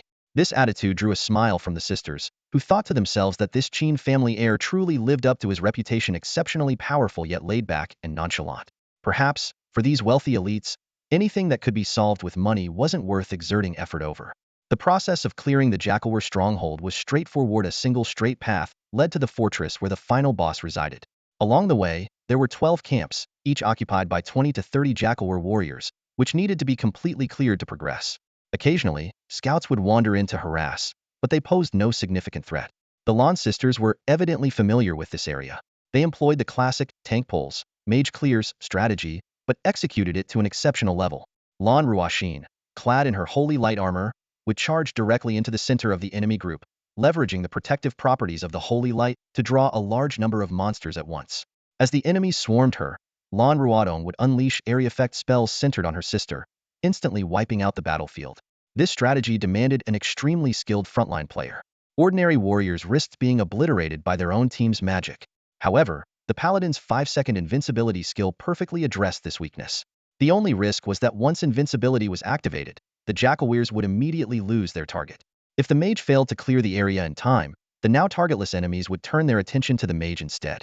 In theory, this tactic required at least 2 mages and a healer for support. But Lan Ruotong's Ice Flame Storm came with a powerful crowd control effect. Even if the battlefield wasn't cleared in one go, the remaining enemies would be frozen in place, leaving them vulnerable for Lan Ruoxin to dispatch one by one. With this coordination, the sisters were like a finely tuned war machine, leaving no survivors in their wake. Meanwhile, Qin Yang merely followed behind with his hands in his pockets, watching the experience points rack up, 240, 240, 240, 360. He thoroughly enjoyed the feeling of carrying by association, though he found it a bit dull. He was already planning to bring a lounge chair and some snacks next time. However, at that moment, Lan Ruodong suddenly shouted in panic, "Sister, slow down. Something's wrong with this potion. I can't recover my mana." "You're telling me this now?" Lan Ruoxin's voice was laced with exasperation. She was already surrounded by over a dozen Jackalware axe wielders, her holy light shield on the verge of collapse. If she didn't activate her invincibility immediately, she would be doomed. Qin Yang couldn't help but roll his eyes. Just a moment ago, had been praising how reliable this duo was, and now it looked like disaster was imminent. Lan Ruoxin found herself in a dire dilemma. If she didn't activate invincibility, she'd be cut down. But if she did, the Jackalwares would inevitably shift their focus to the backline. In this critical moment, Lan Ruodong frantically chugged mana potions, the liquid spilling from the corners of her mouth and soaking her collar. Yet her mana showed no signs of recovering. In frustration, she smashed the bottle to the ground and cursed, "Damn it! This potion is a scam." As the passive observer, Qin Yang was finally compelled to step in, trying to calm the situation. "Take a deep breath. What exactly is going on?" Lan Ruodong wiped the remnants of the potion from her lips and frowned as she addressed Qin Yang. "Young Master Qin, the quality of the guild-issued potions is getting worse and worse." Qin Yang was taken aback by her remark and glanced at the potion bottle on the ground, marked with the Baikatang logo. As the largest supplier of potions in Hongwu City, the Qin family's Baikatang had always been the exclusive provider for the Dragon Pavilion Guild. This was rooted in the Qin family's origins with the professional guild, eventually expanding into potions, forging, enchantments, and other auxiliary industries, growing into the massive corporation it was today. Has Uncle Feng started slacking off? Qin Yang wondered silently. Business outside the guild was handled by his second uncle, Qin Feng. Recently, there had been negative rumors about Baikatang. Qin Yang had initially dismissed them as competitor slander, but now it seemed there were indeed issues with his uncle's management. At that moment, a cry for help rang out in the distance. "I can't hold on any longer," Lan Ruoxin shouted. Looking up, Qin Yang nearly burst into laughter. Lan Ruoxin was lying on the ground, using her giant shield to completely cover herself like a turtle retreating into its shell. Though the scene was comical, her tactic was effective. The jackal-like creatures surrounding her could only clang against the shield helplessly, unable to harm her for the moment. The problem, however, was that the diluted potion had failed to restore Lan Ruotong's mana, leaving Lan Ruoxin's efforts in vain. Moreover, shields had durability limits. Sure enough, with a loud crash, Lan Ruoxin's shield shattered. Facing the jackal warriors armed with blades and axes, she had no choice but to activate her invincibility skill. Her body became enveloped in holy light, forming a protective barrier. With no way to attack her, the jackal creatures immediately turned their attention to Qin Yang and Lan Ruodong. Lan Ruoxin could only chase after them from behind, trying to knock a few down to ease the pressure on her companions. Qin Yang sighed and unleashed his psychic energy, enveloping the jackal creatures before activating his skill. "See me as the heavens. Kneel." Boom. An overwhelming aura of authority descended like a tangible force. To everyone's astonishment, not only did the jackal creatures uniformly drop to their knees, but even Lan Ruoxinho was still under her invincibility skill collapsed to the ground with a bewildered expression, looking toward Qin Yang. Lan Ruodong, who had been drinking a potion, spat it out in shock at the sight. What just happened to them? She asked in disbelief. I've subdued them, Qin Yang replied, handing her a bottle of high-grade psychic potion. Drink this. It'll instantly restore your mana. We'll deal with everything else later. Although puzzled by how even Lan Ruoxin's invincibility had been overridden, Lan Ruodong knew this wasn't the time to dwell on it. She quickly downed the potion, feeling her energy surge back. Without hesitation, she raised her staff and unleashed a devastating ice flame storm. Crack, crack, crack. The kneeling jackal creatures were instantly frozen into rows of icy sculptures. Seeing this, Qin Yang withdrew his psychic energy. Freed from its control, Lan Ruoxin immediately swung her spiked hammer, shattering the frozen jackal creatures into pieces. Phew, that was close. Lan Ruodong exhaled deeply, though her mind was in turmoil. Her worldview had been entirely upended once again. Paladin's invincibility skills were always considered divine protection, impervious to any countermeasure. Yet Qin Yang's ability had ignored that divine safeguard, forcing Lan Ruoxin to kneel. This meant that in Qin Yang's presence, even the protection of the gods was rendered meaningless. Young Master Qin, I'm so sorry. The cost of the premium potion will be deducted as the transport fee, Lan Ruodong said cautiously after the crisis was averted, her eyes filled with guilt. Indeed, if it weren't for Qin Yang's timely intervention, this escort mission would have ended in disaster. The premium mental potion, capable of restoring 1,000 mental energy points in 10 seconds, had a market value of over 30,000. Adding to that the ruined green-grade shield belonging to Lan Ruoxin, this mission not only failed to generate any profit but actually resulted in a significant loss. However, Lan Ruodong cared more about Qin Yang's attitude than the financial loss. Gaining the goodwill of the future guild heir was far more valuable than such monetary setbacks.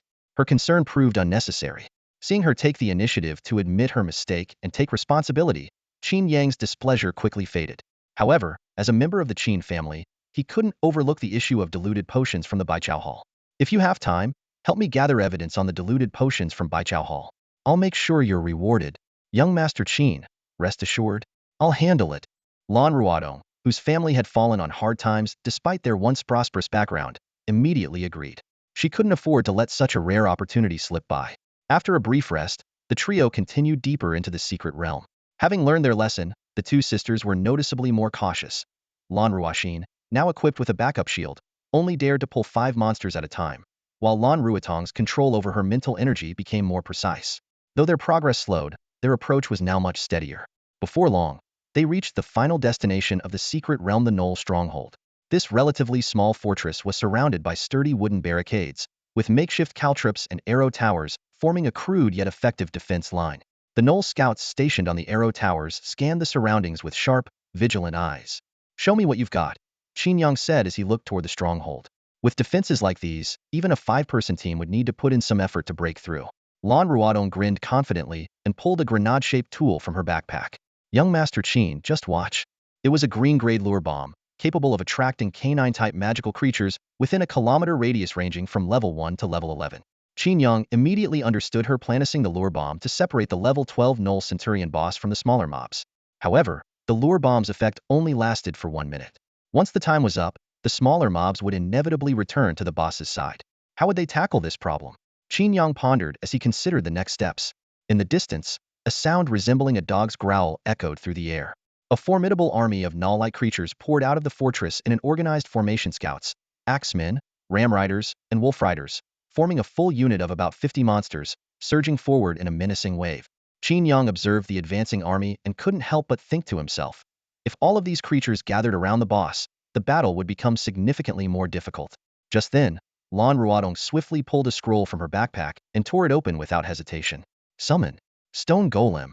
With her incantation, the earth trembled violently, and a web of cracks spread rapidly beneath her feet. Fragments of rock defied gravity, rising into the air and assembling themselves according to some mysterious, unseen order. The sound of stones colliding reverberated clearly through the otherwise silent forest. Finally, a massive stone golem, towering at 5 meters high, stood imposingly before the group. Move forward, Lan Ruodong commanded. The stone golem took heavy, thunderous steps toward the Knoll army, each stride shaking the ground beneath it. Qin Yang immediately understood her tactical intent. In this secret realm, the stone golem was practically a perfect exploit. The gnolls had no magic, and their ordinary weapons were incapable of harming it. The golem could effectively hold the small creatures at bay, giving Lan Ruodong the chance to face the boss on Yanon. Impressive, Qin Yang thought to himself. Using just one spell scroll to solve the fortress's biggest obstacle, these sisters were indeed resourceful. How long will the stone golem last? Only 5 minutes. Time is tight, let's go.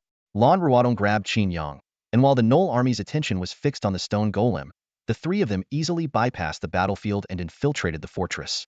At the center of the fortress stood the Gnoll Centurion, exuding an air of arrogance. This imposing creature, over 2 meters tall, wielded a massive battle axe. Its sharp fangs jutted out, and beneath its deep brown fur lay skin impervious to normal blades. Its eyes gleamed with ferocity and bloodlust.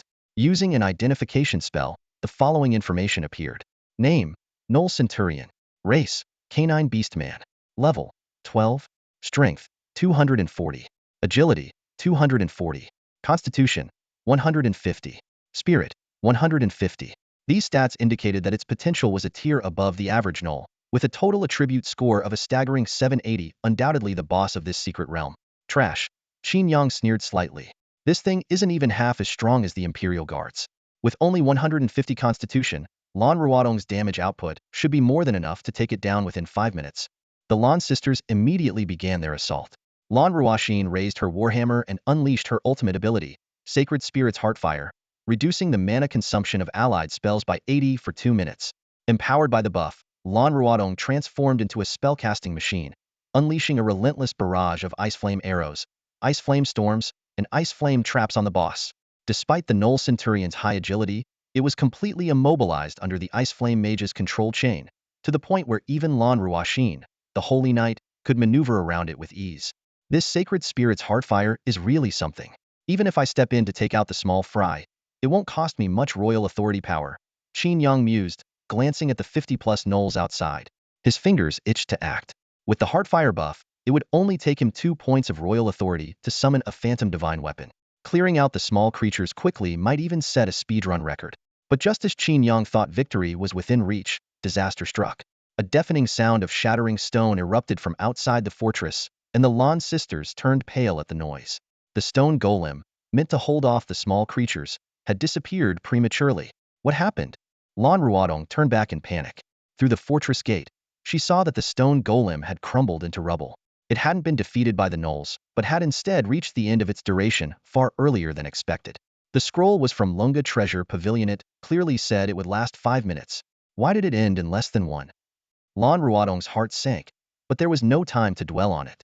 The 50-plus gnolls, now without a target, were charging toward the fortress, while the boss remained alive and well.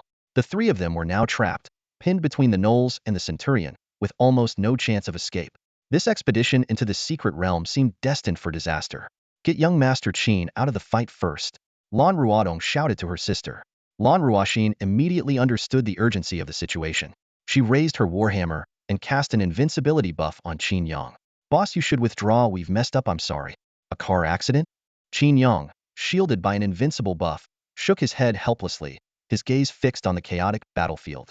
The situation had spiraled out of control, and even without Lan Ruoxin pointing it out, he could see it clearly. If he didn't act immediately, this sleeper bus would likely turn into a funeral carriage. He stepped forward, walking straight to the center of the fortress gates. Qin Shao, get out of the secret realm now, Lan Ruodong called out anxiously, her voice filled with palpable worry. The invincible buff lasted only 5 seconds, and once it expired, the only way to escape the battle would be to kill every single monster. But with so many enemies, that was practically an impossible task. While she and her sister could clear this secret realm quickly, it was only achievable through diversion strategies. Now that the strategy had failed, the two of them alone were no match for the Horde. Having resigned herself to a grim fate, Lan Ruodong was prepared to die, but she couldn't bear the thought of Qin Yang losing his life as well. However, Qin Yang ignored her plea and silently activated a skill, Heavenly Armory.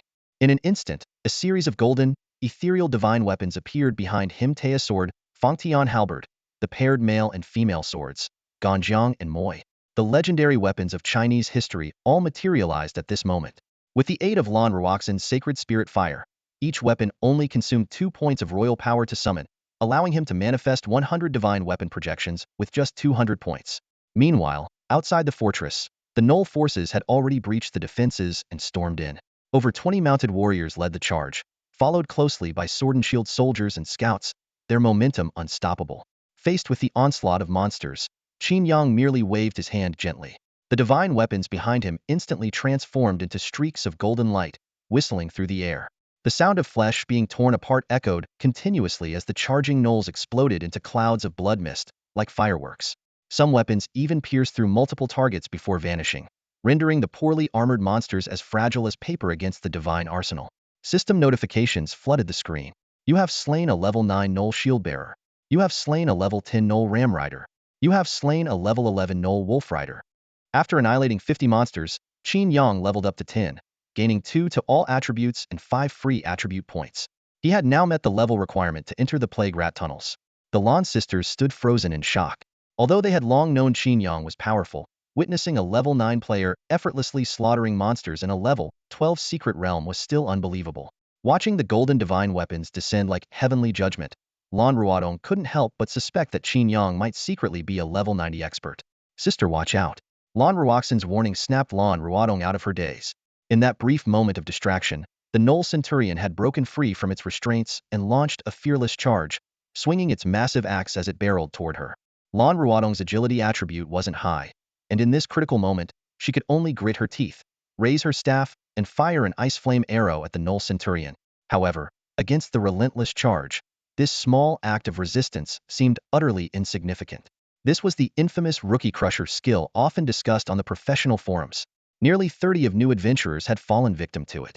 The most terrifying aspect of the unyielding charge was its complete immunity to control effects. To stop the caster, one would either need twice their strength to physically halt them or manage to kill them mid-charge. But Lan Ruodong specialized in control skills, and her damage output was only marginally better than that of an average frost mage. There was no way she could deal enough damage in such a short time to take down the Null Centurion. At this critical moment, a towering figure suddenly appeared in front of her. It was Qin Yang's summoned heavy armored warrior. Clang! The deafening sound of metal colliding filled the air. The ferocious Null Centurion crashed into what seemed like an iron wall, his massive 2-meter-tall frame toppling backward. The heavy armored warrior seized the opportunity, gripping his blade with both hands and delivering a swift, powerful strike. Squelch! The sound of metal cleaving through flesh echoed almost simultaneously. The blade's gleam intertwined with a spray of blood as it struck the Centurion. A pitiful wail escaped the creature, and the system prompt immediately appeared. Qin Yang has slain level 12 Null Centurion. You have gained 1866 experience points. Lan Ruodong stood frozen, staring at the bisected Null Centurion. A level 12 boss, taken down in a single blow by Qin Yang's summon creature? And the speed, how could a heavily armored warrior appear in front of her in an instant? Her questions were soon answered. The heavy armored warrior sheathed his blade and vanished in a blink, reappearing behind Qin Yang the next moment. Flash defense? That was an epic level skill exclusive to the Divine Shield Guardians. How could a summoned creature wield such an advanced ability? While Lan Ruodong was still marveling, Qin Yang had already dealt with all the remaining Null minions. A series of completion prompts followed. You have cleared the Null Fortress. Clear time, 2 hours and 21 minutes. Reward, level 12 bronze chest. Speedrun achieved. Reward, level 12 silver chest. New clear record. Achievement unlocked. Null Slayer, all base attributes 5. 20 damage to canine races. Reward, level 12 gold chest. This performance shattered Luo Fan's previous record of 2 hours and 56 minutes. The key lay in the fact that Qin Yang had eliminated all the monsters in just 5 seconds, a feat far beyond the usual hour needed to clear 50 minions. Just then, Qin Yang approached with a teasing grin, saying, "Hey, what's the holdup, you two? Wasn't this supposed to be a sleeper run? I've already pushed the cart twice. Shouldn't we adjust the ticket prices a bit?" Faced with Qin Yang's stern questioning, the Lan sisters were filled with grievance. They had used the strategy of magic-luring bombs and stone golem scrolls countless times before. Who could have guessed the scroll would malfunction this time? Despite her indignation, Lan Ruodong felt extremely fortunate. If not for Qin Yang's timely intervention, they might have lost their lives in the secret realm. With this thought in mind, Lan Ruodong bowed deeply and sincerely said, "Young Master Qin, I am truly sorry. They'll refund you for the tickets and compensate you for the cost of the special grade potion. Also, thank you for saving our lives. If you ever need help from my sister and me in the future, just say the word." At this moment, Lan Ruoxan stepped forward, helped her sister up, and explained to Qin Yang, It's not our fault. It's the scroll that malfunctioned. Before she could finish, Qin Yang interrupted with a puzzled question. The scroll your family bought malfunctioned? Lan Ruodong cautiously explained. Young Master Qin, erase the situation. We bought the scroll from Longa Xianbao. The summoned stone golem was supposed to last for 5 minutes, but this time it failed in less than a minute, which almost led to disaster. Longa Xianbao? Qin Yang's brow furrowed slightly. Longa Xianbao was the largest professional trading center in Hangwu City, specializing in products for professionals, and it was a business under the Qin family. If Lan Ruodong wasn't lying, this would mean that the products from his family's trading center had quality issues. This was something he couldn't ignore, and he decided to investigate further after they left the secret realm. After noting the matter in his mind, Qin Yang began checking his own gains. The treasure chest opened. You have obtained equipment, brutal military metal green grade. Food, 3 basic all-attribute fruits. Material, Centurion's golden fong. Crystals, 100,000. A military medal? It's an accessory. Qin Yang's eyes lit up immediately. Accessories were a type of equipment with an extremely low drop rate. Many people wouldn't see one even after reaching level 20. Equipment, brutal military medal. Slot, chest accessory. Level requirement, level 10. Grade green. Attributes, agility 20. Special effect, for each magic beast leader defeated, gain 2 base agility cap. 40040. The medal could actually provide additional base attributes, and Qin Yang was ecstatic. For professionals, half of their attributes came from equipment, but equipment was external and could be destroyed. In some special secret realms, equipment effects might even be suppressed. Only high base attributes represented true strength. Items that increased base attributes were nearly priceless in the market, almost impossible to buy. Now, Qin Yang had obtained multiple treasures in one go. In addition to the brutal military medal, he had also acquired 3 basic all-attribute fruits, each of which increased all attributes by 2 upon consumption. Together, these rewards were worth nearly 1,000,000 crystals. However, Qin Yang didn't care about the money. Enhancing his base attributes was his priority. As for the Centurion's golden fong, it was likely a rare material for crafting weapons, but to him, it was just something to throw onto the trading market. After equipping the medal and consuming the 3 attribute fruits, Qin Yang opened his personal interface and allocated all 5 free attribute points to his spirit stat. Name, Qin Yang. Race, human. Level, 10. Class, Supreme Sovereign. Strength, 6,425. Agility, 6,545. Constitution, 9,025. Within just one day, Qin Yang's base attribute skyrocketed from 40 to 311 points, achieving an astonishing nearly 8-fold increase. The sources of this growth were clear. 80 points came from 10 attribute fruits gifted by Qin Xuan, 24 points from 3 attribute fruits he obtained himself, 40 points from breaking records and achieving milestones, 117 points from leveling up from level 1 to level 10, and an additional 10 points from the Emperor option bonus. Feeling the surge of power coursing through his body, Qin Yang began to understand Qin Xuan's overachiever mentality. This intoxicating feeling of rapid strength growth was indeed hard to resist. Wow, I actually got a staff. Lan Ruodong's excited voice rang out. Qin Yang turned to see the 2 sisters beaming with joy, clearly thrilled with their loot from the treasure chest. Thanks for carrying us, young Master Qin, Lan Ruodong said with a crescented smile. Even the usually reserved Lan Ruoxin revealed a rare, sweet smile. It was true. If not for Qin Yang's intervention at the last moment, not only would they have missed the golden treasure chest, but they might also have lost their lives. After leaving the secret realm, Qin Yang treated the sisters to a late-night snack, a tradition among professionals, as each gathering could very well be their last. During the meal, he took the opportunity to ask about the counterfeit potions and scrolls. From Lan Ruodong, he learned that guild members purchasing subpar potions was not uncommon. While this was the first time Dragon Pavilion treasures had been caught selling fake scrolls, the store had long been plagued by negative rumors about overpriced and low-quality goods, with no proper response ever given. These issues left Qin Yang deep in thought. If not for the Qin family's market monopoly, such behavior would have already driven away a significant portion of their customers. However, the situation seemed more complicated. His second uncle, Qin Feng, who managed the business, was his father's most trusted ally and had even lost his ability to have children while saving his father years ago. Rather than suspecting his uncle, it seemed more likely that an insider was behind this. Until the truth was revealed, Qin Yang decided to gather more evidence before making any conclusions. At that moment, a set of choices appeared before him. When faced with the petition, you choose to. Benevolent Emperor. This case involves the royal family. I will personally investigate it and ensure justice is served. Tyrannical Emperor. The Lan sisters are spreading slander. Arrest them and drag them to my chambers. I'll have them beaten to death. Constitution 10. Brutal Emperor. Arrest everyone involved. Better to kill 1,000 innocents than let one guilty person go free. I want heads to roll. Strength 10. Jinyui. Qin Yang's eyes sparkled with excitement as he decisively chose the wise ruler option. The system immediately granted him the professional skills of the Jinyui. This unexpected surprise left Qin Yang a little stunned. Initially, he thought he would need to solve a case completely to gain the Jinyui skills. After some reflection, he realized the options were divided into two categories: attitude options that provided instant rewards and task options that required completing specific missions for a return. For example, the earlier try dealing with the troublemaker belonged to the task category. He quickly opened the details of the Jinyui skills. Profession skill: Jinyui. Can summon Jinyui for intelligence gathering, target tracking, and execution. Possesses shadow traversal ability. Cost: 50 royal power points per hour. Attribute bonus: agility is 10 times the master's base value. Equipment bonus 5 times. Other attributes are 5 times the base value. Special: every 100 points of base agility, increase the maximum number of Jinyui by 1. As Qin Yang secretly delighted in this highly practical summon, a crisp shudder sound interrupted his thoughts. Looking up, he saw Lan Ruodong holding her phone, snapping a picture of him. Did you turn on the beauty filter? Qin Yang raised an eyebrow and asked. Giggle.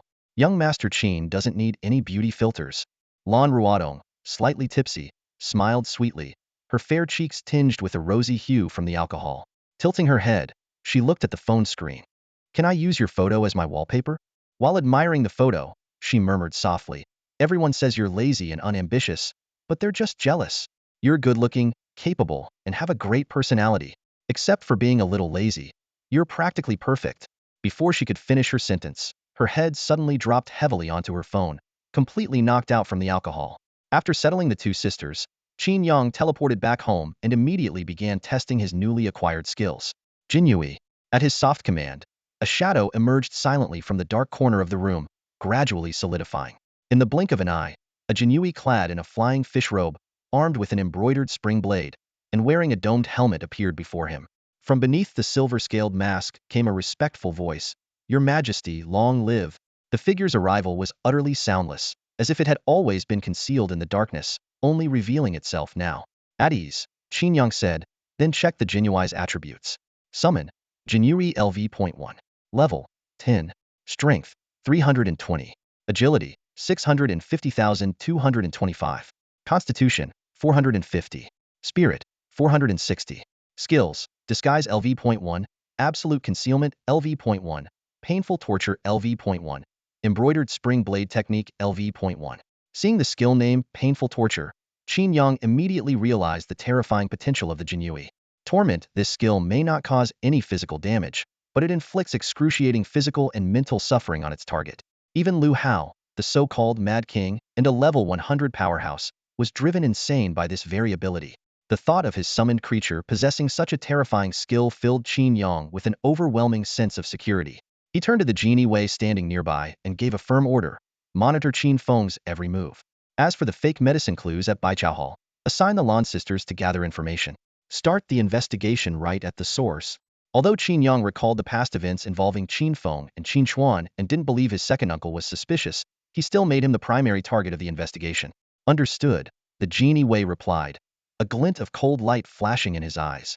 With a respectful bow, he silently disappeared into the shadows. Wow, so this is what it feels like to command loyal hounds. After the Genie Wei left, Qin Yang clenched his fists. The Imperial Guards gave him a sense of security, but the Genie Wei brought an intoxicating feeling of power, the ability to decide life and death. It felt as though, with just one command, the Genie Wei could deliver anyone's head to him. After taking a shower, Qin Yang lay on his bed scrolling through his phone. A local post caught his attention. It was a staged photo posted by Su Chunxing. In the picture, Su stood battered and bruised by a lakeside, holding a Qing Feng sword, his resolute gaze fixed on the distant horizon. The caption read, "My life feels like walking on thin ice.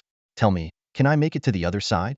Qin Yang immediately recognized the Qing Feng sword as a drop from the level 15 beginner dungeon in the Demon Wolf Forest, requiring level 5 to equip. Clearly, Su Chunxing was hinting that he had already reached level 5. Stealth bragging, truly the deadliest kind. Walking on thin ice, huh? Sure thing. Ice King. Qin Yang muttered, shaking his head. Since awakening his T0 level exceptional class, Su Chunxing had leveraged the Academy's publicity to launch a level 5 in one day challenge on his social media. He continuously posted meticulously staged photos, each emphasizing 3 key elements: battle scars, a resolute gaze, and an upright posture. The strategy worked like a charm, earning him 100,000 followers in a single day. Within just 10 minutes of posting this update, Su's photo had garnered over 10,000 likes. The comments section had turned into a chaotic fan frenzy. From "Su God reached level 5" to "Don't blame the class if you're bad at the game" to debates comparing him to Luo Fan, the fan wars were endless. What's there to flaunt about hitting level 5? I could hit level 10 in a day and not even show off, Qin Yang thought to himself, rolling his eyes.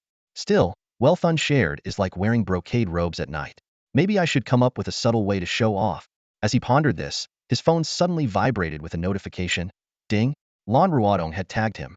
Seeing the message, Qin Yang couldn't help but smile. Qin Yang clicked into Lan Ruodong's social media account and immediately saw her latest post. The photo was taken during their late-night snack, capturing Qin Yang deep in thought, a faint smile playing on his lips. His sharp features were highlighted by his deep-set eyes, straight nose, and chiseled jawline, creating a strikingly handsome and commanding presence. What stood out even more was his gear, the obsidian carapace armor and the 10th level brutal medal on his chest, which required levels 5 and 10 to equip, respectively. The caption was simple and straightforward. Young Master Qin deep in thought. So handsome. This post was an unmistakable announcement. Qin Yang had reached level 10 in just one day, surpassing Luo Fan's progress. Although Lan Ruodong didn't have a large following and her post wasn't highly visible, Qin Yang had come prepared. He immediately opened the marketplace and spent 100,000 crystal coins to boost the post to the trending list. The comments section exploded instantly. Some marveled at Qin Yang's looks. He really is the son of the Qin Long Pavilion. Look at that Angli, so handsome. Others focused on his gear. Wait, isn't that the level 5 obsidian carapace armor? But he just awakened yesterday. Soon, the comments split into two camps, engaging in a heated debate. Supporters argued, what's so surprising? With a hidden class and family resources, it's normal for his progress to be fast. Critics countered, if Su Shan had these advantages, he would have done even better. The argument escalated until someone pointed out the key detail. None of you noticed the level 10 brutal medal on his chest? This revelation sparked a new wave of discussion. Impossible. Luo Fan only reached level 8 with an epic class profession. How could Qin Yang be at level 10? Why not? If Luo Fan can do it, why can't young Master Qin do even better? The comments section continued to erupt in chaos, but Qin Yang merely shook his head as he read through the debates. His accomplishments were clearly displayed in the photo, yet some people still chose to ignore them. The comments section was buzzing with heated debates about Qin Yang's rapid progression to level 10. Qin Xiao has a hidden class, which is inherently unpredictable in terms of strength. Why can't he be stronger than Luo Fan? Someone argued passionately. Level 10 in one day. I can't even get to level 10 in 10 months. You're in a regular class. Don't compare yourself to someone with a hidden one. Another voice chimed in. Why make it hard on yourself? As news of Qin Yang reaching level 10 spread, the support for him grew, and the comment section's tone began to lean heavily in his favor. However, Su Qinqing's fans were still holding their ground. Even so, I still don't think he's stronger than Su Shan. Qin Yang's family is so wealthy, he probably hired someone to power level him. This isn't even his own ability. Exactly. Su Shan soloed his way to level 5. The debate gradually veered off topic. Setting facts aside, is Su Shan at level 5 really worse than Qin Yang at level 10? Let's call it a day. If the other side is ignoring facts, what more is there to discuss? Magic spells? Someone remarked sharply. Qin Yang silently liked the comment. With his goal achieved and the entertainment enjoyed, he closed the app, turned off the light, and went to sleep. Meanwhile, in a dark, cramped rental apartment in the old district of Hongwu, Su Qinqing tossed and turned, unable to sleep. He stared intently at a photo of Qin Yang on his phone, his fingers trembling slightly. The photo isn't edited. He really did reach level 10. Su Qinqing's hands shook, his bloodshot eyes filled with unwillingness. He had thought his leveling speed was unmatched in the city, and if not for intentionally hiding his strength, his level would have been even higher. But then Qin Yang, the privileged second-generation heir, suddenly emerged and stole the spotlight that should have been his. Could it be he also unlocked it? With that thought, Su Qinqing called out softly, Huiwe, come out. As soon as he spoke, the ethereal figure of a saintly elf maiden appeared, shrouded in a gentle glow. Her silver-white hair cascaded like a waterfall, faintly luminescent, while her presence filled the small room with a serene, moonlit aura and a subtle, refreshing fragrance. The status panel of Huiwe, the Moonlight Saintess, appeared alongside her. Name, Moonlight Saintess Huiwe. Race, Elf. Level, 5. Strength, 110 Agility, 200 Constitution, 100 Spirit, 240. Skills, Moonfire LV.1, Lunar Tides LV.1, Moonlight/LV.1, Elven Insight LV.1. As a sword spirit, Hui Yue could reside within any sword-type weapon, granting her skills to the wielder and even fighting alongside them when summoned. It was thanks to her power that Su Qinxing had managed to reach level 5 in just one day. Hui Yue, during the awakening ceremony, did you notice someone named Qin Yang? Su Qinxing asked, greedily inhaling the fragrance emanating from the saintess. The human who caused the phenomenon. Hui Yue nodded slightly. I attempted to use Elven Insight to analyze his class, but I was met with backlash and fell into an illusion. An illusion? What did you see? I saw a powerful civilization, Hui Yue recalled, her expression uneasy, and all the emperors who had shaped its history. Among them were beings nearly godlike in nature. A god. His class is tied to a god. Su Qinxing's eyes widened in realization before narrowing in displeasure. Why didn't you tell me sooner? I did try to warn you, but you didn't pay attention at the time. Are you talking back to me? Su Qinxing's gaze darkened. Don't forget, I'm the only one who can restore your physical form. Hui Yue lowered her head apologetically. Forgive me. Starting tomorrow, I won't hide my strength anymore, Su Qinxing declared coldly. I'll crush Qin Yang beneath my feet. Hui Yue lifted her head, her tone grave. Master, I must warn you. This human named Qin Yang is extraordinarily powerful. There's no need to compete with him. What? Su Qinxing's face turned grim. With your assistance, I still can't beat him? Hui Yue nodded solemnly. I don't even dare to look directly at him. The next morning, Qin Yang was jolted awake by the incessant ringing of his phone. The old saying, fame brings trouble, was perfectly demonstrated in his case. After the legendary news of him leveling up 10 times in a single day spread, his phone was flooded with calls. From the elders of the City Lord's mansion and Zhong Yuan to his classmates at Hongwu Professional Academy, and even relatives from all corners of the Qin family, anyone who had his contact information rushed to send their congratulations. It wasn't hard to understand why. After all, the last prodigy to achieve such a feat, Luo Fan, who leveled up 8 times in one day, was immediately recruited into a Legion-class mega guild. Naturally, people had high hopes that Qin Yang would lead the Dragon Pavilion Guild to even greater heights. But Qin Yang's thoughts at the moment were much simpler. His priority was to reach level 15, so he could go find Sister Daji for some fun. A sudden thought crossed his mind. That old guy Qin Chuan was still stuck in the secret realm. Even for a level 60 100-player dungeon, it shouldn't take half a year to clear, right? Glancing at the protective talisman in his bag, he felt a bit more at ease. It showed that Qin Chuan's aura was perfectly fine. With his level 65 strength and numerous life-saving methods, he probably wouldn't be in any real danger. Shaking off these thoughts, Qin Yang began planning his next steps for leveling up. The Plague Rat Tunnel was his next target. Its environment was very similar to the Mother Worm Forest, filled with low-experience rats. While most professionals found these creatures a waste of time, for Qin Yang, with his one-click clearing ability, they were an ideal source of experience. According to guides, clearing out the rat tunnel would provide enough experience to push him to level 16. However, it wasn't time to head to the rat tunnel just yet. The level 15 boss required 38,417 points of royal power to activate the 9 tribes separation ability. At his current accumulation rate of 311 points per hour, minus the wages for the Imperial Guards, which left him with 261 points per hour, it would take at least 7 days to gather a safe amount. As Qin Yang pondered how to spend the upcoming week, a familiar set of options appeared before him. During your leisure time away from governance, you choose. Benevolent ruler. I shall go incognito to visit my people and understand their hardships. Spirit 10. Decadent ruler. After an entire day of leveling up, can I enjoy myself for a bit? Bring on the music and the dancing.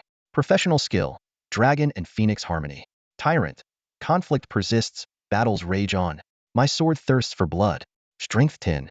Without hesitation, Qin Yang selected the Decadent Ruler option. With a professional skill on the line, there was no need to overthink. Professional skill, Dragon and Phoenix Harmony LV.1. Description. When the Dragon and Phoenix resonate, you will randomly receive bonuses to attributes, resistances, damage, royal power, and more. The stronger the Phoenix, the better the rewards. Note, this skill can be linked with the Beauty Scroll. Qin Yang smiled with satisfaction, pleased with his new skill. He had fully grasped the essence of Dragon and Phoenix in harmony. Over the past 7 days, he decided to completely change his cultivation strategy. Why grind tirelessly when he could lie back and enjoy life? After all, the efficiency of clearing screens with a single click far surpassed manual leveling, and it saved royal power too. Thus began his indulgent cultivation journey. On the first day, he soaked in a hot spring, enjoyed a massage, and performed Dragon and Phoenix in harmony. Strength 1. On the second day, he partied at a nightclub, danced and drank freely, then used Dragon and Phoenix in harmony. Fire resistance increased. On the third day, he sipped tea while listening to soothing music, immersing himself in tranquility, and used Dragon and Phoenix in harmony. Spirit 2. On the fourth day, he indulged in a rejuvenating spa treatment, feeling refreshed and invigorated, and performed Dragon and Phoenix in harmony. Royal Power 1200. For 7 consecutive days, Qin Yang visited nearly every pleasure hotspot in Hongwu City, making up for all the joys he had missed in his previous life. On the surface, he appeared to be lost in decadence, but in reality, this was another form of effort. Each endeavor brought tangible improvements thanks to the passive effects of Dragon and Phoenix in harmony. During this time, the Jiniri continued to provide regular updates on Qin Feng's activities. His elder brother's behavior was contradictory. Outwardly carefree and frivolous, yet secretly diligent. On one hand, he was addressing potion-related issues without publicizing it. On the other, he indulged in corruption while quietly spending his own money to gather materials for Qin Chuan. As for his public scolding of Qin Yang, it was somewhat understandable. Qin Yang's actions were indeed provocative enough to invite criticism. Word of Qin Yang's 7 days of hedonism quickly spread across Hongwu City. Those who had believed he would turn over a new leaf were now disillusioned. Awakening a hidden class had only altered his potential, not his nature. He was still the same playboy and prodigal son he had always been. On the 8th day, just after wrapping up an exhilarating battle in the early hours, Qin Yang checked his attribute panel. Over the past 7 days, his stats had increased by a total of 26 points, equivalent to leveling up twice. His elemental resistances had been comprehensively enhanced, and his royal power reserves had grown to nearly 10,000. How could anyone call this a waste of time? It was clearly another form of diligence. With close to 50,000 points of royal power, Qin Yang headed straight to the plague rat path to start leveling. To his surprise, at around 3 or 4 in the morning, he found 5 well-equipped female adventurers standing at the secret realm's entrance. Such a sight was rare in the infamously treacherous Three Evils secret realm. The entrance to the plague rat path was located at the sewer outlet of Hongwu City. Qin Yang strolled leisurely toward the entrance, occasionally glancing at the 5-person team ahead. This team was well-equipped, with all members geared at level 20 and above. Particularly striking was the female priest leading the group. Clad in an elegant level 30 set, her outfit shimmered softly under the sunlight. Qin Yang's gaze lingered on her for a few extra seconds. Her graceful figure and delicate features unmistakably identified her as Yang Luqiang, the vice-captain of the Azure Luan adventurer team. As a level 31 holy light priest, Yang Luqiang was far from an unknown figure in Hongwu City. Professional adventurers were already rare, and those who were both skilled and beautiful were an even rarer sight. This stunning vice-captain of the all-female Azure Luan adventurer team had long been a name on everyone's lips. In the world of adventurers, organizations were ranked by size, progressing from adventurer teams to brigades, guilds, large guilds, legions, and grand legions. As the most basic unit, adventurer teams typically had no more than 50 members. The Azure Luan team had been founded just last year and had gained notoriety in Hongwu City for its unique, women-only recruitment policy. A level 31 professional was no small deal. While it might seem like only a 1-level difference from level 30, it represented a qualitative leap. Professional ranks were divided into 9 tiers: novice, elite, master, hero, king, emperor, transcendent, god-blooded, and demigod, with every 30 levels marking a major milestone. Breaking through from level 30 to 31 required not only surpassing the Pearl of Advancement, but also ascending from the novice to the elite tier. This leap came with a staggering increase of 493 attribute points. As Qin Yang admired the alluring figure accentuated by Yang Luqiang's priestly robes, she seemed to notice his gaze. "Luqiangji, that guy keeps staring at you, it's kind of creepy," a female archer whispered. Yang Luqiang shot Qin Yang a sideways glare. "It's Qin Ershi. Same old habits." It's Qin Yang," one of the female teammates exclaimed. While not everyone recognized his face, the name Qin Yang was infamous throughout Hongwu City. "Luqiangji, should we go say hi?" a female warrior suggested with a sly grin. "Maybe we could get some investment for Azure Luan." "Yeah, that's a great idea," the other 3 chimed in, giggling. Though Qin Yang was known for his romantic escapades, his hidden class prowess, youthful looks, and prominent family background made him a highly desirable figure. To many, catching his attention was considered a badge of honor. "Are you all trying to sell me off?" Yang Luqiang scolded her teammates with a glare. "Luqiangji, we're just trying to secure some opportunities for growth," the female archer teased with a mischievous smile. "Then go offer yourselves up. We wouldn't stand a chance. Word is, Qin Ershi only likes the type that's well, big and fair, like you." "Enough, enough." Yang Luqiang coughed lightly twice, her expression turning serious as she interrupted the playful banter. "Don't forget our mission. Once we enter the secret realm, head straight for the challenge space. Ignore all the monsters on the way." Just a day ago, the Qingyuan adventure team had discovered a rare challenge space within the Plague Rat Passage. These unstable secret realms could appear randomly in the sky, underwater, or underground, and sometimes, like this one, they would surface inside a conventional secret realm. Once conquered, the challenge space would disappear forever, but the rewards for clearing it were several times greater than those of regular secret realms, making it a rare and coveted opportunity for adventurers. Understood. The team members responded in unison, their eyes gleaming with anticipation for the generous rewards. What if Qin Yang is also here farming in the Plague Rat Passage? What happens if he enters the challenge space? We can't afford to offend the Qin family, can we?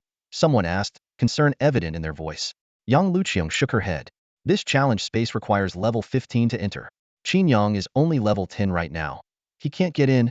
That's true. The female warrior nodded in agreement. I heard he's been having a blast this week, so don't worry about him. Let's move. Yang Luqiang waved her slender hand, leading the team into the secret realm. Watching the group of women leave, Qin Yang was puzzled. The Qingwan Adventure team members were all above level 20. Why would they come to a level 10 secret realm? If it was for resources, why choose to do it in the middle of the night? As he pondered, 3 options appeared before him. Benevolent ruler. Cautiously investigate the challenge space's level before making a decision. Spirit 10. Indulgent ruler. It's unwise to risk oneself. Better to abandon the idea for now. Constitution 10. Tyrant. Conquer the challenge space at all costs and eliminate anyone in the way. Agility 10. Qin Yang's eyes lit up as he finally understood the Qingwan team's intentions. Since their goal was the challenge space, they wouldn't interfere with his plan to clear the monsters. He chose the benevolent ruler option, gaining a 10 boost to spirit. He then summoned his royal guards and turned into a flash of white light, entering the secret realm. A nauseating stench of mildew immediately hit him. In the dim candlelight, the damp walls glistened faintly, and the floor was covered in greenish mold, as if centuries of moisture had condensed into poison.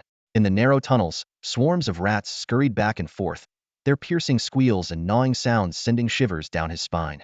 Sensing the intruder, they all turned toward Qin Yang in unison. Thousands of glowing red eyes pierced the darkness, making his skin crawl. Since it was an open secret realm, different teams were transported to separate locations, meaning he wouldn't encounter the Qingwan team anytime soon. Although using a screen-clearing skill might alert them, the Nine Clan Annihilation skill was overly complex, tied to Imperial authority, level, and clan relations, and without proper skill descriptions, its mechanics were impossible to decipher. With that in mind, Qin Yang didn't hesitate any longer. He locked onto a single rat and activated the skill. Plague Rat, level 10. 9 clans totaling 52,527 rats locked. Highest level, 15. Consumes 38,417 Imperial Authority points. Over 50,000 monsters. Qin Yang's heart leaped with excitement. The strategy guide had mentioned that clearing all the plague rats would bring him to level 16, but now it seemed that estimate was conservative. Each rat gave 5 experience points, meaning over 50,000 would yield 250,000 experience, enough to push him to level 17. Not to mention the additional experience from elite monsters and the boss. He grinned at the sea of reedied rats before him. Don't blink, little rats. Let me show you a magic trick. 9 Clan Annihilation. At the same time, the 5 members of the Qingwan team finally located the portal to the challenge space. The portal stood in the center of a circular reservoir, but the sight before them made everyone gasp in shock. There wasn't a single drop of water in the pool. Instead, it was filled with a writhing, rolling mass of rats, piled into a seething, moving black abyss. Even as seasoned professionals, the sight left them all visibly disgusted. The portal was right in front of them, but they would have to cross this sea of rats to enter the challenge space. Lu Qiong, should I use a wall of fire to clear them out? The female mage suggested hesitantly. Yang Luqiang immediately shook her head. No, that could easily damage the portal. Then what do we do? We can't just take a bath in this pile of rats, someone complained. These rats are aggressive, and our defenses aren't strong enough to completely ignore their attacks. The 5 female professionals exchanged uneasy glances. None of them wanted to get up close and personal with this swarm of plague-infested rats. We'll try using holy light to drive them away, Yang Luqiang said, raising her golden staff. Dawn's radiance. In an instant, a blinding miniature sun flared from the tip of her staff, illuminating the entire sewer as if it were broad daylight. What happened next left everyone stunned. Under the glow of the holy light, the rat swarm in the reservoir began to disintegrate rapidly, turning into countless tiny particles of gray dust that floated into the musty air. The dust shimmered faintly in the light, as though the rats' ghostly remnants had evaporated in an instant. No way. Did you just wipe them all out?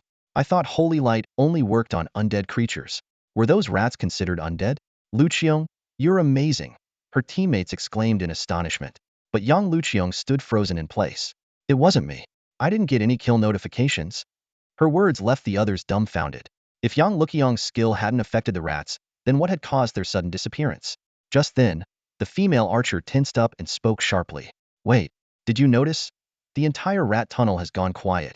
At her words, everyone stopped to listen. The sewer, once filled with the chaotic sounds of rats scurrying, screeching, and gnawing, was now eerily silent, save for the occasional drip of water echoing faintly. It was as if all the rats had vanished into thin air.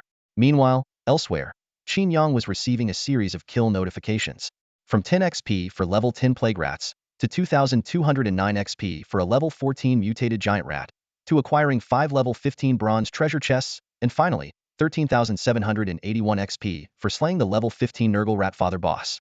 A treasure chest dropped, a level 15 silver chest.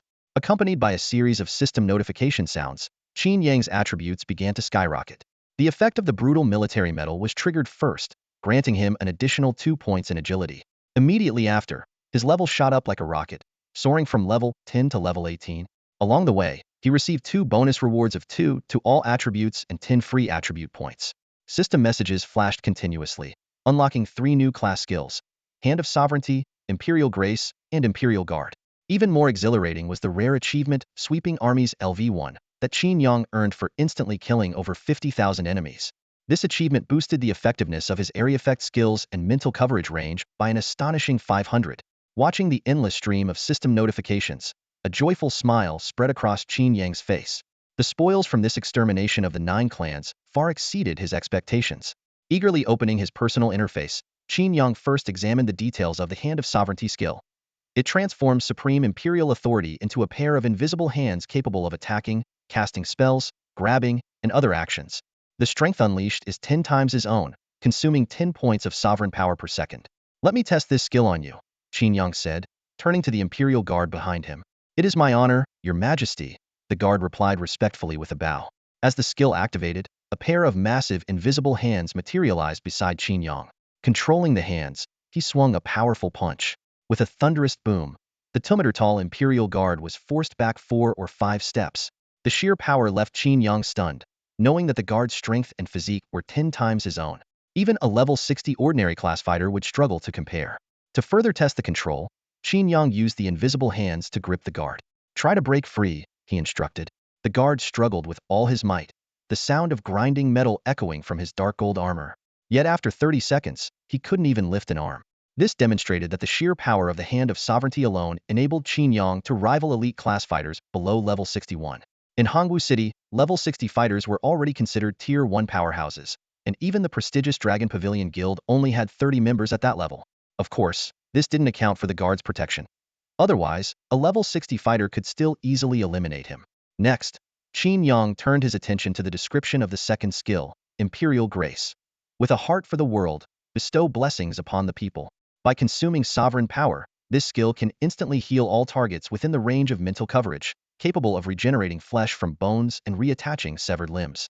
As long as the brain and heart remain intact, even if the heart has stopped beating, revival is possible within 5 minutes. Seeing this skill, essentially a small-scale group resurrection ability, Qin Yang's heart skipped a beat. After witnessing the incredible power of Imperial Grace, Qin Yang fell into deep thought about his role and career path. This skill set was exceptionally unique, combined high magical damage akin to a summoner, the strength-boosting Hand of Imperial Authority, and now a healing ability comparable to resurrection spells. The effect of Imperial Grace was astonishing. Not only could it instantly heal the target, but it could also bring someone back to life even if their heart had stopped beating for 5 minutes. In this world, resurrection-type abilities were incredibly rare because they defied the laws of the god of death. Only 5 epic-level classes possessed such skills, and even then, they were unlocked at level 90. Yet Qin Yang had gained this ability at merely level 18. For professionals who frequently faced life-or-death situations, this skill was nothing short of a lifeline. Qin Yang realized that this ability alone could secure him a crucial role in any team.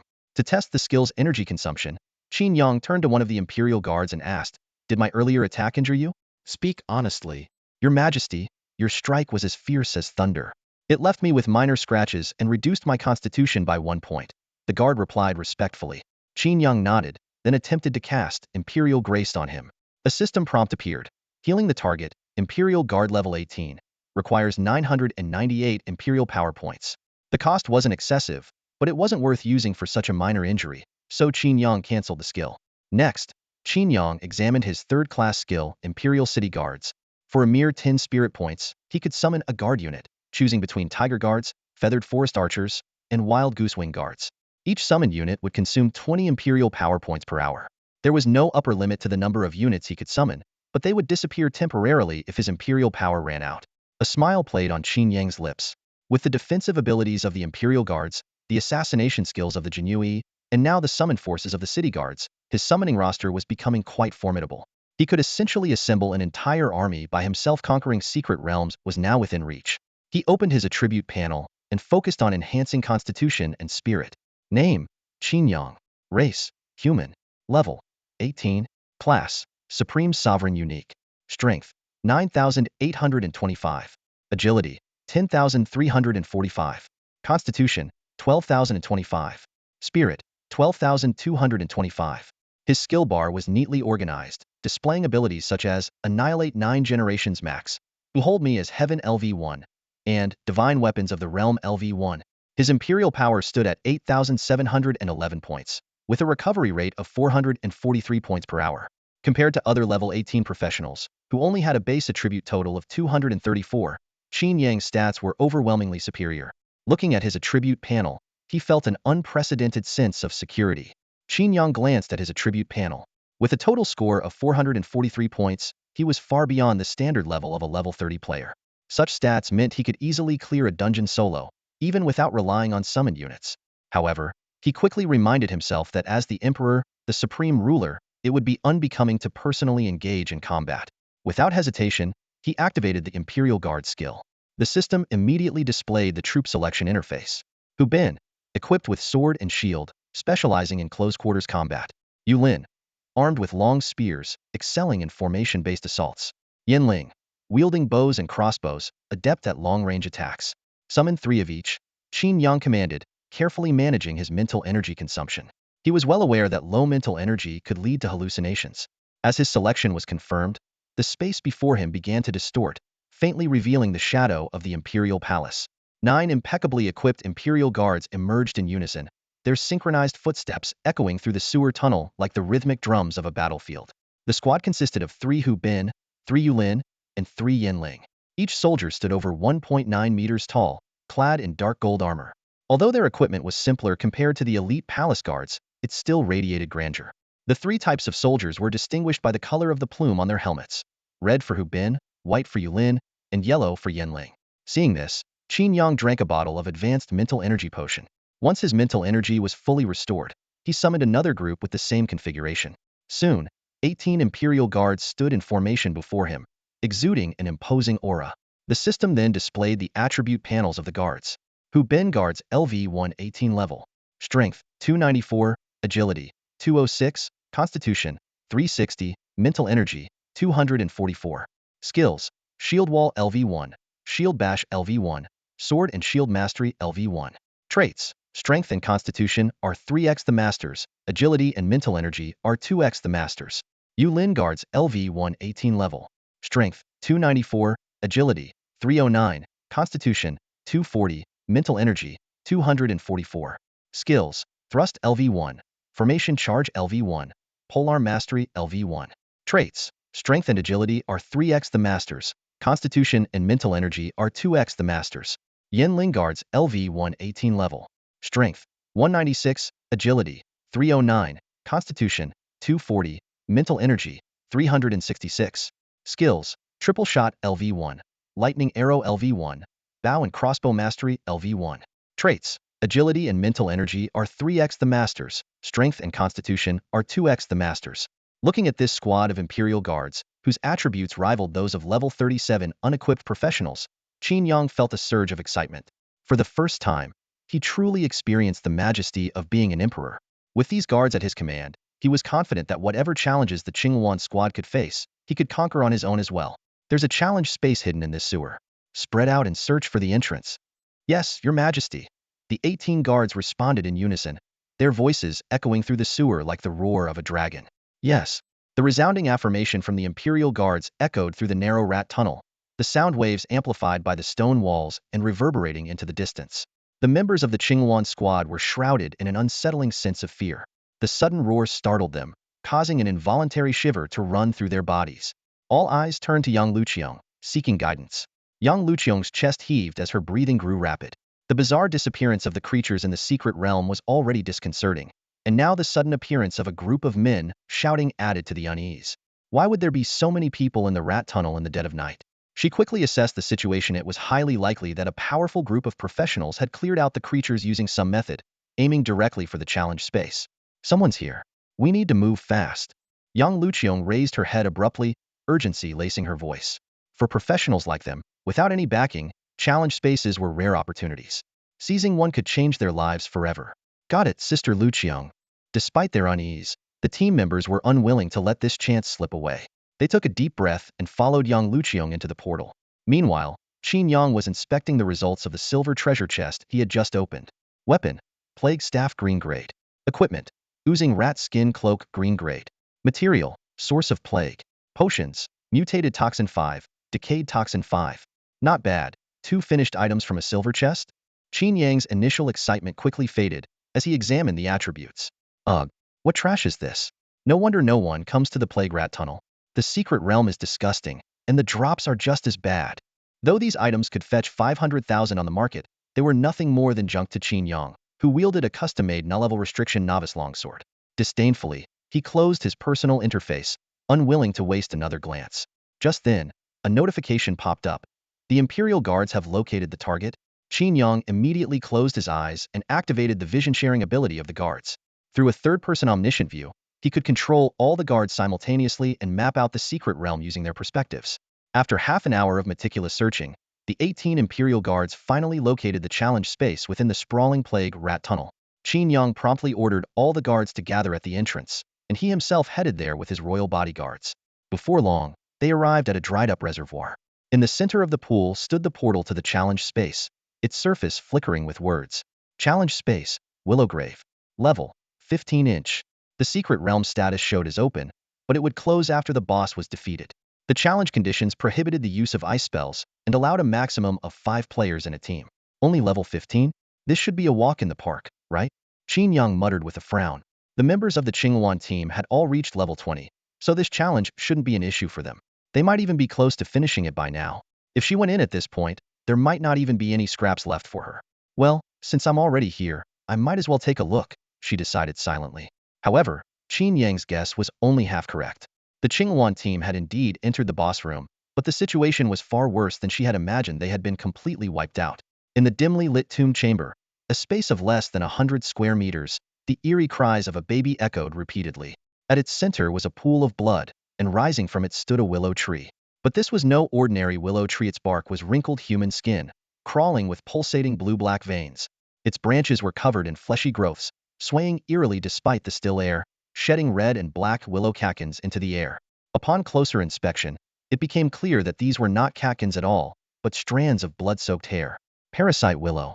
Race: Gu insect clan. Level: 18. Strength: 760. Agility: 668. Constitution: 452. Spirit: 960. It's a 4-star potential boss. Yang Luqiong, her legs already broken, collapsed to the ground. She clung desperately to her staff, barely maintaining the holy light shield around her.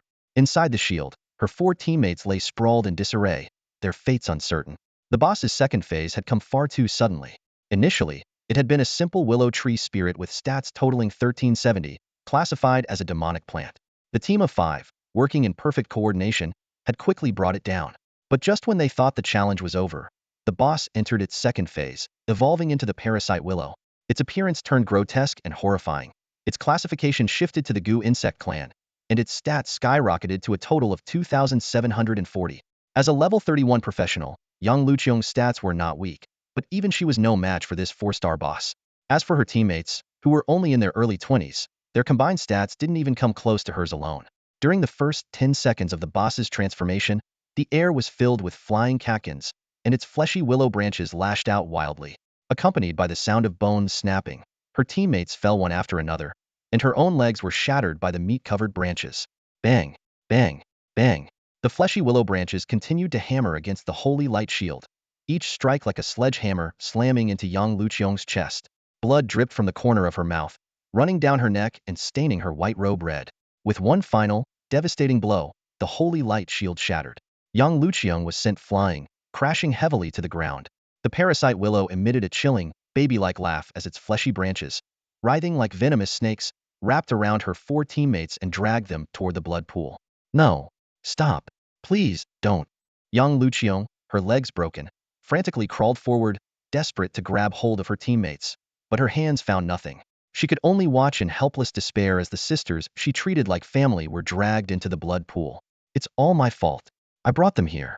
Take me instead, she screamed, tears streaming down her face as she crawled toward the parasite willow. She tried to offer her life in exchange for her teammates, but the parasite willow seemed to disdain her holy priestess nature. It refused to pull her into the blood pool, and instead lashed at her mercilessly with its branches. At that moment, a commanding voice rang out from behind. Yinling, release your arrows. Sizzling sounds pierced the air, accompanied by the chaotic crackle of electricity. Several lightning-infused arrows struck the writhing fleshy willow tendrils with precision, producing sharp, snapping sounds. The slender tendrils broke apart on impact, spraying foul-smelling blood in all directions. Yang Luqiong was still in shock when a surge of immense power suddenly flooded into her body. Her delicate frame trembled slightly as a warm, tingling sensation coursed through her limbs and every fiber of her being. She couldn't suppress a soft gasp. At the same time, a strange itchiness spread from her once shattered legs. As a priestess of the holy light, she immediately recognized this as a sign of accelerated healing. The kind of rapid regeneration that could regrow flesh and bone brought such an intense sensation of vitality. Even the archbishops of the holy light could not achieve such a feat. It must be them, Yang Luqiong murmured to herself, recalling the shouts of male professionals she had heard before entering the challenge space. Regret weighed heavily on her heart. If she had yielded the space to them or waited a little longer before entering, perhaps her four younger sisters would not have perished. As she was lost in thought, over a dozen figures suddenly rushed forward and stopped in front of her. These individuals were tall and imposing, clad in matching dark golden armor that exuded a sense of discipline and authority. The front row wielded swords, shields, and long spears, while the back row consisted of archers and crossbowmen. 18 in total, they formed a well-organized battle formation, radiating an air of deadly resolve. Yang Luqiong was utterly baffled. The challenge space was supposed to restrict teams to a maximum of 5 members. How was it possible for so many people to appear at once? At that moment, a voice called out from behind her. Wasn't it supposed to be a willow spirit? How did it turn into a gall willow? Damn, what is this disgusting thing? Turning around, Yang Luqiong saw a man clad in an obsidian carapace-like armor walking toward her.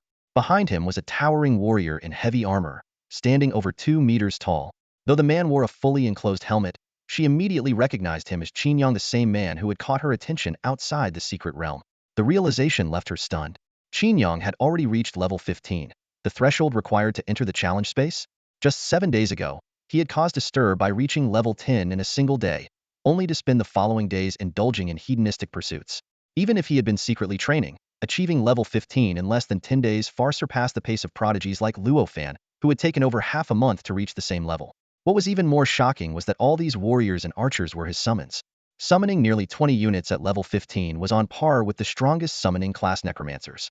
However, these gold-armored warriors, brimming with murderous intent, were far superior to the skeletal minions typically summoned by necromancers. As Yang Luqiong pondered the terrifying potential of Qin Yang's class, he had already begun to take action. Under his command, the battle unfolded swiftly.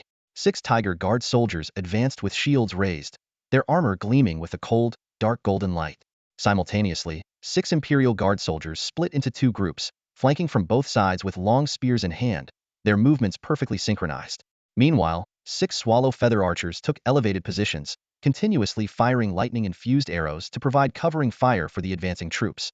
The lightning arrows struck the trunk of the worm willow, erupting in blinding flashes of electricity. Black smoke rose from its wounds, filling the air with the stench of charred, decaying flesh. The worm willow let out a piercing wail, a stark contrast to its earlier sinister laughter. This time, it was a cry of genuine agony. The heart-wrenching sound involuntarily brought to Yang Luqiong's mind the image of a tormented infant, stirring a sense of pity within her. But her passive skill, Soul Seal, activated just in time, snapping her back to reality. Be careful. It's mental manipulation, she warned sharply. Qin Yang nodded in acknowledgement. Though the worm willow's psychic attack had indeed affected him, the reminder from his royal guard reached him immediately. With a spiritual attribute surpassing 1,000, the royal guard effortlessly dispelled the mental control. Trying to manipulate me? That's treason. Qin Yang's voice thundered with fury. tear it apart, piece by piece. Having suffered from psychological manipulation in his previous life, Qin Yang harbored an intense hatred for such tactics. His anger empowered the Imperial troops, driving their assault to be even more ferocious. The Tiger Guards endured the relentless lashing of the Worm Willow's tendrils, holding their ground. Meanwhile, the Imperial Guards moved into position, launching a coordinated charge in groups of 3. Their long spears pierced the Worm Willow's trunk repeatedly, sending sprays of red-black blood into the air. The blood sizzled and smoked upon contact with their dark golden armor. This corrupted blood, capable of amplifying negative emotions and even turning prolonged victims into blood corpses, had no effect on these emotionless killing machines. Yet, despite the relentless assault, the Worm Willow refused to die. Its wounds healed rapidly, leaving Qin Yang puzzled until Yang Luoqiang spoke up with a crucial observation. Its true body might be beneath the blood pool. Then pull it out, Qin Yang commanded. He unleashed the Emperor's hand, summoning massive, invisible arms on either side of him. With his right hand clenched in a reverse grip, the Emperor's hand mirrored his movements, gripping the Worm Willow's trunk with tremendous force. A sickening sound of bones snapping and flesh tearing echoed through the battlefield as the grotesque trunk, wrapped in wrinkled human-like skin, twisted violently. With an explosive surge of tenfold strength, the Worm Willow was uprooted like a mere sapling, sending a rain of blood cascading through the air. The sight left Yang Luoqiang breathless, her mind racing in astonishment. The Worm Willow's strength attribute was a staggering 760, an immovable force even for level 40 professionals without top-tier equipment. She couldn't help but wonder silently, just how high was Qin Yang's strength attribute? Crunch! The eerie sound of flesh and sinew tearing apart echoed through the tomb chamber. The grotesque parasite-infested tree, its tangled roots intertwined, was yanked out entirely. Tentacle-like roots writhed as they emerged slowly from the blood pool, sending a chill down Yang Luoqiang's spine, her pupils contracting instinctively. Entwined within the roots were 4 lifeless bodies, her teammates who had been dragged into the blood pool moments before. The sight filled Yang Luoqiang with a mix of grief and faint solace. At least, she could bring her sister's remains home. For a professional like her, ensuring a proper burial was a rare consolation. Suddenly, a piercing wail shattered the silence, a chilling sound that was both human and insect-like, sending shivers down her spine. Following the source of the noise, Yang Luoqiang's gaze fell upon one of the tree's roots, which was connected to a blood-red infant, like an umbilical cord. The infant had 6 arms, curled into a caterpillar-like form, emanating an unsettling, nauseating aura of malevolence. The system interface displayed. Name, Tong Ying. Level, 5. Strength, 50. Agility, 50. Constitution, 2,400. Spirit, 50. Yang Luoqiang inhaled sharply. A mere level 5 creature with a total attribute score of 2550, this was unmistakably a rare 5-star boss. Particularly alarming was its staggering 2,400 constitution. Without overwhelming attributes, even scratching its defenses would be impossible.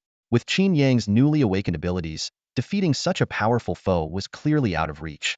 This meant not only would they fail to kill the boss, but their comrades' sacrifices would be in vain. Just as regret consumed Yang Luoqiang, Qin Yang suddenly burst into laughter. Haha, this is a bigger haul than I expected. A 5-star boss offers rewards and experience several times greater than an ordinary boss. Despite noticing Tong Ying's terrifying defensive stats, Qin Yang seemed completely unfazed. It's just a level 5 child, he said dismissively. With a casual gesture, he clenched his left hand in the air, and an invisible force materialized, gripping the grotesque infant tightly in its grasp. Without hesitation, Qin Yang activated his Nine Clan Extermination skill. The system notification appeared. Tong Ying, level 5. 9 clans 1 individual identified. Highest level, 5. Consumes 257 royal power points. Exterminate, Qin Yang declared with a smirk, unleashing his fatal strike without a second thought. He paid no attention to Yang Luoqiang's presence after all. She would only witness him annihilate the enemy in a single blow, oblivious to the intricacies of the skill's mechanics. 9 clans annihilate. As the skill took effect, the suspended Tong Ying began to disintegrate, dissipating into wisps of ash in the dimly lit tomb chamber. Along with the boss, the parasite tree and its fleshy roots, as well as the hair-like tendrils, crumbled into dust.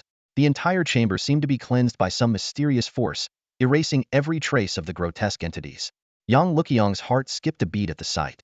It brought back memories of the moment before entering the challenge space, when countless plague rats had suddenly turned to ash and vanished, a scene forever etched into her mind.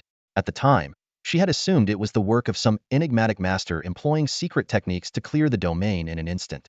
Now it seems, the expert is right in front of her. Qin Yang's performance left Yang Luoqiang utterly shaken. A professional who had awakened less than half a month ago was able to demonstrate such remarkable strength. This pointed to two possibilities. Either the Dragon Pavilion Guild had mastered a unique way to clear secret realms, or Qin Yang himself possessed extraordinary power. Regardless of which possibility was true, it filled young Luqiang with a profound sense of reverence for the Hongwu Qin family. In Qin Yang's vision, system notifications flashed one after another. You have slain the level 5 Tongying leader. Experience 2400. Acquired level 5 diamond treasure chest. Ferocious military medal activated. Agility 2. Then another notification followed. You have slain the level 18 symbiotic organ of the Chongyin Lu leader. Experience 18,440. Acquired level 18 platinum treasure chest. Qin Yang quickly analyzed the loot. As an organ of the Tongying, Chongyin Lu wasn't considered an independent boss, so the ferocious military medal only triggered once. However, the 3-star potential brought an astonishing amount of experience. With 30,000 experience points gained, his experience bar surged by 20. 2 radiant treasure chests hovered before him, particularly the diamond chest. Even for a top-tier player like Qin Chuan, it was a rare sight. Despite being level 5, it held the potential to yield violet-grade equipment. Casting a wary glance at young Luqiang, Qin Yang calculated his next move. In this open challenge space, the treasure chests dropped by bosses were visible to all and could be contested by anyone. The allure of the diamond chest was immense, and vigilance was necessary. Taking advantage of the moment when young Luqiang was preoccupied checking on her teammates' fates, Qin Yang swiftly stored the treasure chests into his inventory and opened them. The platinum chest contained a blueprint for a bloodstained robe, a premium mental elixir, a breakthrough orb, and 4.5 million crystal coins. The diamond chest was even more rewarding. A violet-grade blood-drinking sword, a skill awakening scroll, a constitution overdrive skill book, and 3.5 million crystal coins. The value of these rewards made Qin Yang's heart race. The breakthrough orb was a crucial item for advancing to the elite tier. The skill awakening scroll was akin to a divine artifact for someone with a unique profession like his, and the constitution overdrive skill could grant a staggering 1,000 base constitution points. Just as he was about to inspect the attributes of the blood-drinking sword, young Luqiang's sobbing reached his ears. She was kneeling beside the corpse of a female warrior, mourning the loss of her teammate. Qin Yang tactfully closed his interface and prepared to leave when the Emperor option suddenly appeared. When faced with a grieving subject who has lost loved ones, you choose Benevolent Ruler. Extend royal grace and attempt to save her loved ones. Unlocks the skill Imperial Magnanimity. Tyrant. I shall comfort her with my love. Guards. Escort Lady Yang to the royal chambers. Constitution 10. Despot. Insolent wretch. You dare dampen my mood? You deserve death. Drag her away and execute her. Strength 10. Standing before the scene, Qin Yang weighed in his heart whether to use love to win over young Luqiang. Ultimately, he decisively chose the option of a benevolent ruler. The system immediately unveiled a new skill, Imperial Aura. This skill could consume Imperial power to imbue equipment with Imperial traits, not only enhancing its attributes but also altering its appearance to exude a majestic, Emperor-like aura. Equipment with Imperial traits could only be used by Qin Yang, but it could be dismantled at any time to reclaim Imperial power and core materials. This skill made Qin Yang's eyes light up. It was essentially an advanced enchantment ability. Although the modified equipment was exclusive to him, it perfectly fit the role of an emperor. More importantly, the materials could be recycled, preventing any waste of resources. However, to acquire this skill, he first needed to complete the rescue of young Luqiang's teammates. Scanning his surroundings, Qin Yang noticed the 4 lifeless bodies of the Qingwan squad lying on the ground. Although their bodies were somewhat twisted, their vital organs, including the heart and brain, remained intact. As long as they had been dead for less than 5 minutes, the Imperial Grace skill could bring them back to life. He immediately used his mental power to scan the situation, and the system displayed the following. Zhong Yahue level 20. Requires 1,130 Imperial power, 2 minutes 32 seconds remaining. Deng Minmin level 20. Requires 1,130 Imperial power, 2 minutes 20 seconds remaining. Lu Xiaoxin level 20. Requires 1,130 Imperial power, 2 minutes 12 seconds remaining. Zhou Runin level 21. Requires 1,272 Imperial power, 2 minutes 1 second remaining. Earlier, restoring young Luqiang's state had already consumed 3,608 points of Imperial power, leaving 5,103 points, just enough to revive the 4 of them. However, Qin Yang did not rush to act. Instead, he approached young Luqiang, who was still immersed in grief, and said, I can bring your teammates back to life. Young Luqiang froze, her pupils shrinking sharply as she looked up at Qin Yang in disbelief. In her understanding, resurrection skills were typically mastered by epic level classes at level 91 or higher.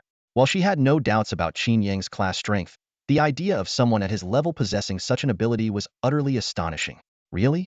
Can you really save them? Yang Luqiong asked, her voice trembling.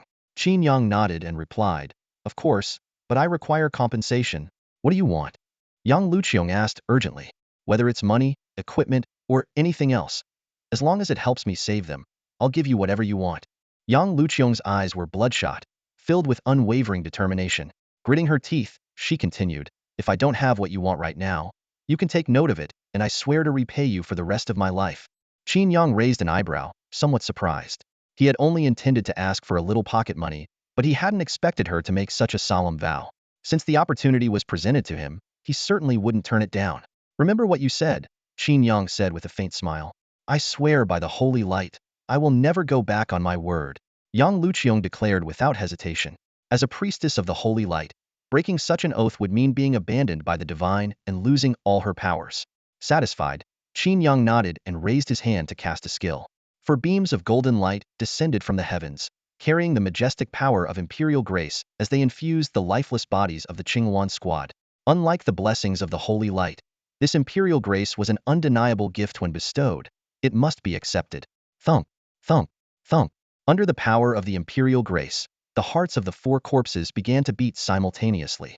Twisted bones straightened with crisp sounds, broken tendons and bones mended, and torn flesh healed rapidly.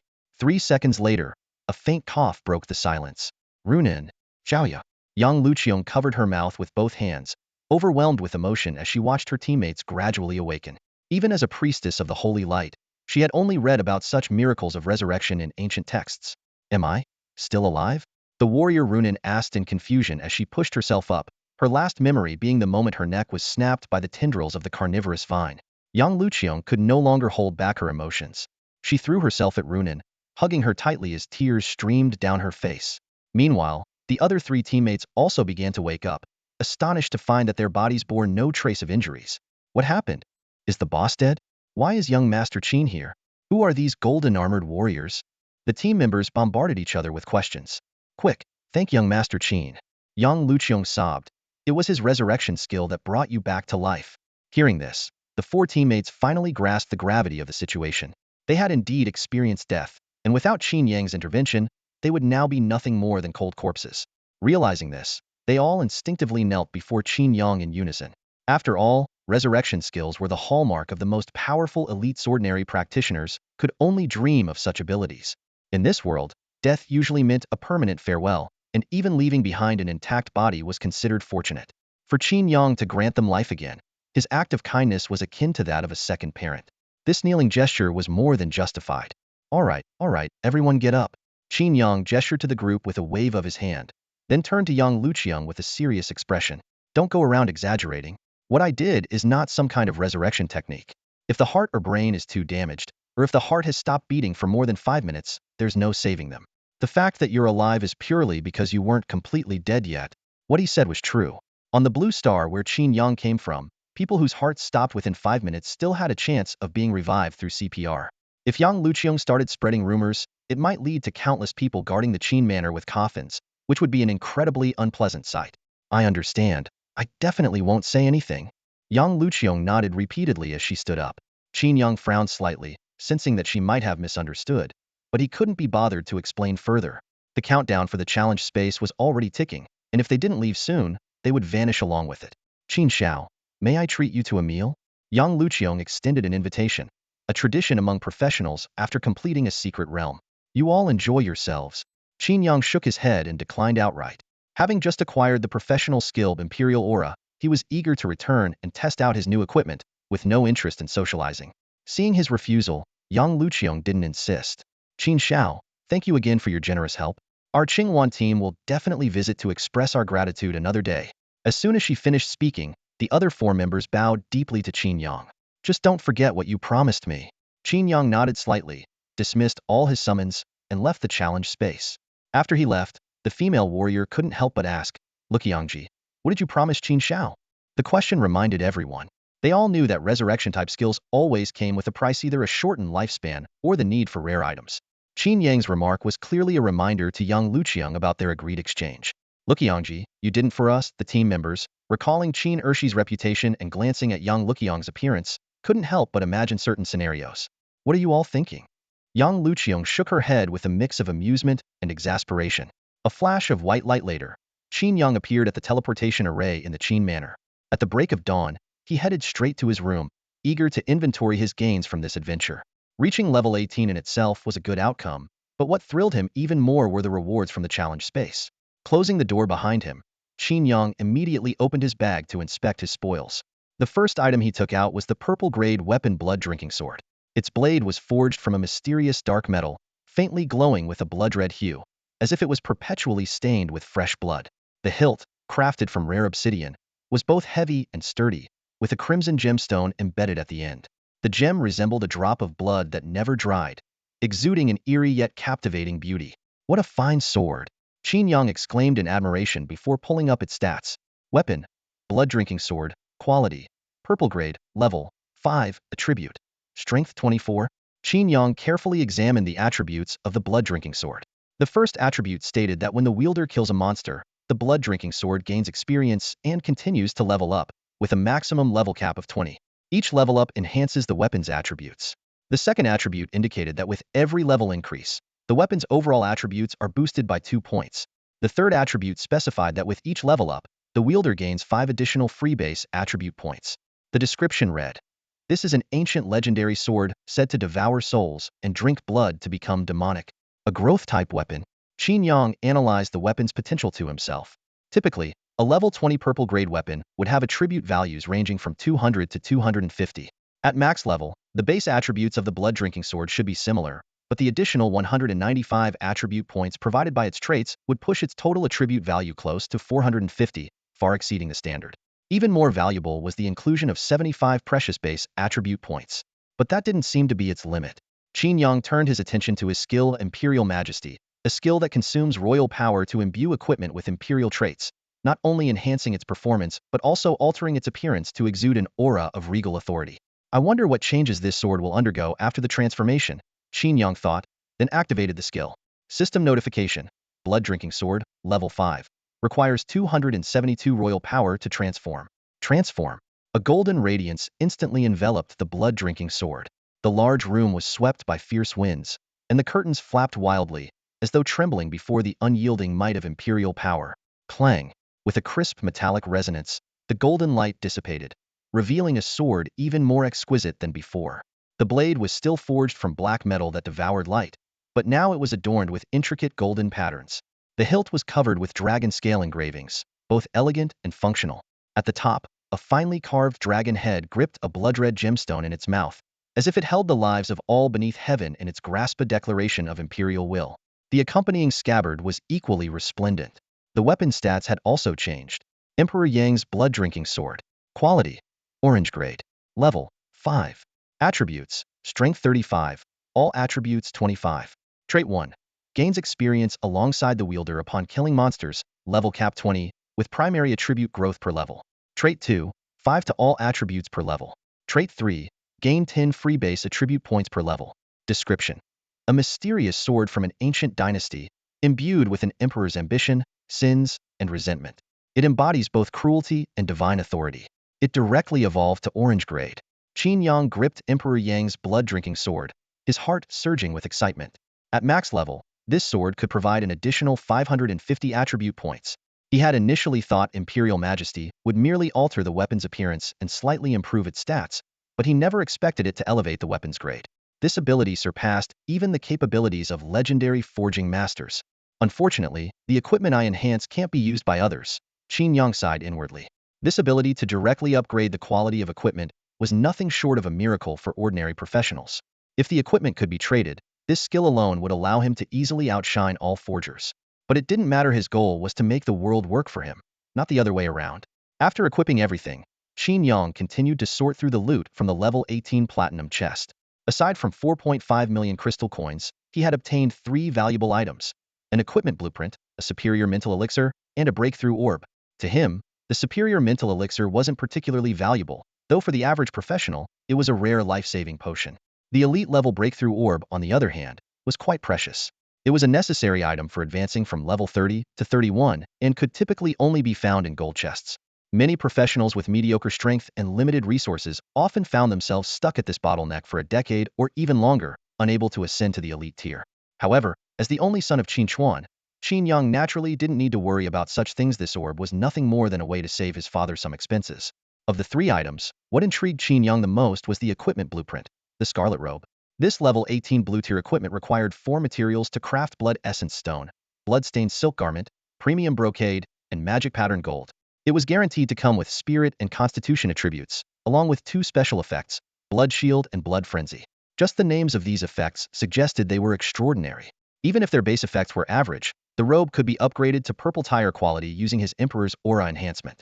Having decided to craft this equipment, Qin Yang immediately dialed Chen Si's number. "Young master, you're home?" Chen Si's voice on the other end sounded pleasantly surprised. After all, Qin Yang hadn't been home for 7 whole days. "Yes. Bring breakfast over. I need to discuss something with you." After an all-nighter, Qin Yang was just in time for breakfast. "Would you like coffee as well?" "No, I'll catch up on sleep later." "Understood. Please wait a moment." Ah, the ease of having everything delivered. Qin Yang thought to himself with a hint of satisfaction. After hanging up, he turned his attention back to the rewards from the diamond chest. In addition to the Blood Drinker Sword, he had obtained a Skill Awakening Scroll and the skill book Physical Enhancement. In this world, skills were categorized into 3 types: general skills, role-specific skills, and class skills. General skills were available for everyone to learn and were often functional or passive abilities. Role-specific skills required a matching profession. For instance, Fearless Charge was exclusive to melee professions, while mages and archers, being ranged professions, couldn't acquire it. Class skills, on the other hand, were entirely restricted to specific classes. For example, the Gale Slash of a Wind Swordsman or Qin Yang's 9 Clan Annihilation were exclusive to their respective classes. Though it was hard to rank the 3 skill types, class skills usually had greater potential due to class-specific bonuses. The Skill Awakening Scroll, however, allowed general skills or role-specific skills to be transformed into class skills tailored to the user, with the option for custom modifications. This unique capability had led to fascinating phenomena. Mages who could perform Fireball Charge and archers capable of triple fireball shots, introducing limitless possibilities to this world. Coincidentally, Qin Yang obtained a rare and precious skill book, Physique Transcendence. This was an invaluable universal skill, regarded as a divine ability for tanks and a dream enhancement for all professionals. Once mastered, it instantly granted a 100-point boost to physique, and reaching level 10 would further amplify it to an astonishing 1,000 points. This didn't just mean an immensely stronger body, but also extended lifespan and slowed aging. A skill like Physique Transcendence is absolutely worth using an Awakening Scroll for, Qin Yang thought to himself. Without hesitation, he began the process by absorbing the skill book. Instantly, a surge of immense energy coursed through his body, increasing his physique by 100 points. The transformation was palpable. His breathing became deeper and steadier, each inhale seemingly drawing in purer oxygen. His vitality and stamina were significantly enhanced. Eager to explore the potential of the supreme sovereign profession, Qin Yang activated the Skill Awakening Scroll. The system notification chimed in. "You are using a Skill Awakening Scroll. Please select the skill to awaken. You have selected Physique Transcendence. Awakening in progress. Awakening successful. You have acquired the profession skill, Supreme Dragon Physique." Details of the newly awakened skill appeared. Supreme Dragon Physique LV.1. Description: the body of a 5-clawed true dragon, possessing extraordinary self-healing abilities. The true dragon's bloodline grants immunity to all poisons and dominance over all other races. Dragon saliva and essence are highly nourishing. Note: base physique 100 doubles with each level increase. As the skill transformed, Qin Yang was drawn into a surreal vision. A drop of golden liquid descended from the heavens, merging into the center of his forehead. Immediately, an overwhelming power surged through his body. Impurities within his meridians burned to ash. His bones became crystal clear, and his blood and organs emitted a faint golden glow.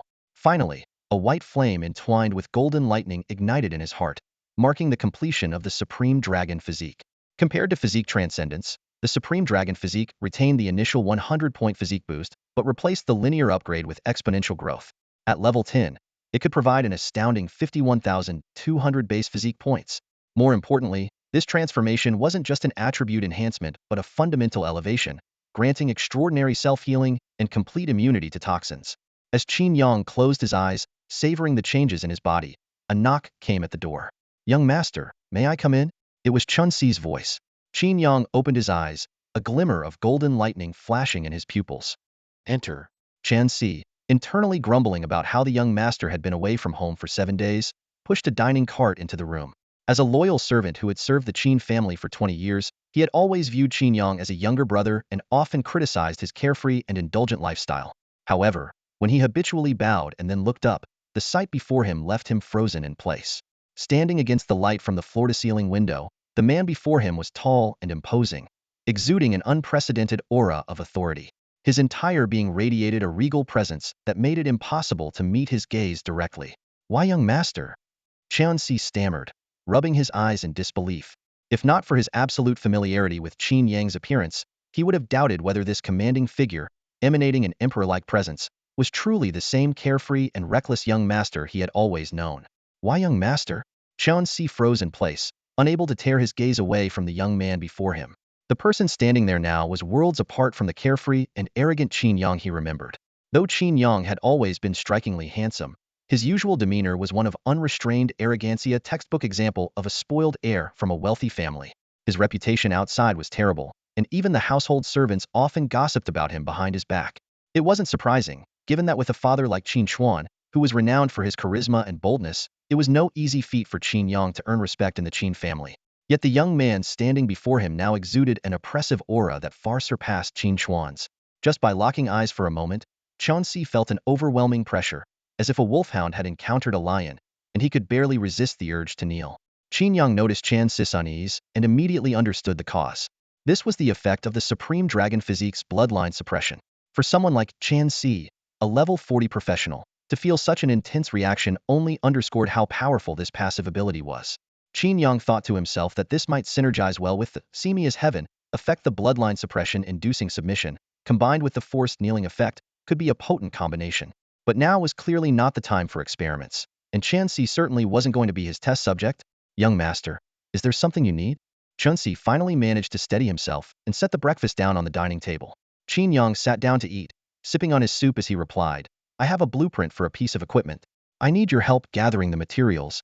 A trade interface quickly appeared. Qin Yang level 18 has initiated a trade request. Trade item: Crimson Robe of the Acolyte Blue Grade. Trade amount: 0 crystal coins. Qianxi was taken aback when he saw the blueprint for a blue grade item. In Hongwu City, blue grade equipment was a rare treasure. After all his years of effort, he had only managed to acquire 2 pieces, one of which had been a gift from Qin Chuan. This blueprint clearly hadn't come from Qin Chuan. If it had, Qin Chuan would have handed over the finished item instead. Just as Qianxi was about to confirm the trade, he noticed something even more shocking. Qin Yang was already level 18. He couldn't help but rub his eyes and check again. Yes, it was unmistakably level 18. But hadn't Qin Yang been spending the past few days playing poker? The gossip tabloids had photographed him multiple times, each day with a different group of companions, sometimes even playing 3-player card games. How on earth had he found the time to level up? Reaching level 18 from level 10 required a staggering 310,000 experience points. Back then, it took Qin Chuan 2 whole months to level up from level 10 to level 18. At this moment, as Qianxi looked at Qin Yang standing before him, he couldn't help but recall how Qin Chuan had pushed himself to the limit back in the day, hunting monsters relentlessly day and night, nearly breaking his body in the process, all to earn the title of Tornado. But Qin Yang? He had crossed the same level gap in just 7 days, a speed that was simply unheard of. Sweat trickled down Qianxi's forehead as he hesitated to ask Qin Yang about his secret to leveling up so quickly. But he immediately stopped himself. In this perilous forest, every professional was like a lone hunter. Not only did they have to fend off attacks from monsters, but they also had to stay vigilant against other professionals. It was an ironclad rule, something even children understood. Never ask questions you shouldn't. Qin Yang seemed to sense Qianxi's curiosity but remained focused on finishing his breakfast. Instead, he changed the subject. "How long will it take to gather all the materials for the blueprint?" Qianxi quickly composed himself and respectfully replied, "Since it's for blue-grade equipment, the materials are quite rare. I'll personally search the market and mobilize members of the Dragon Pavilion Guild to help collect them.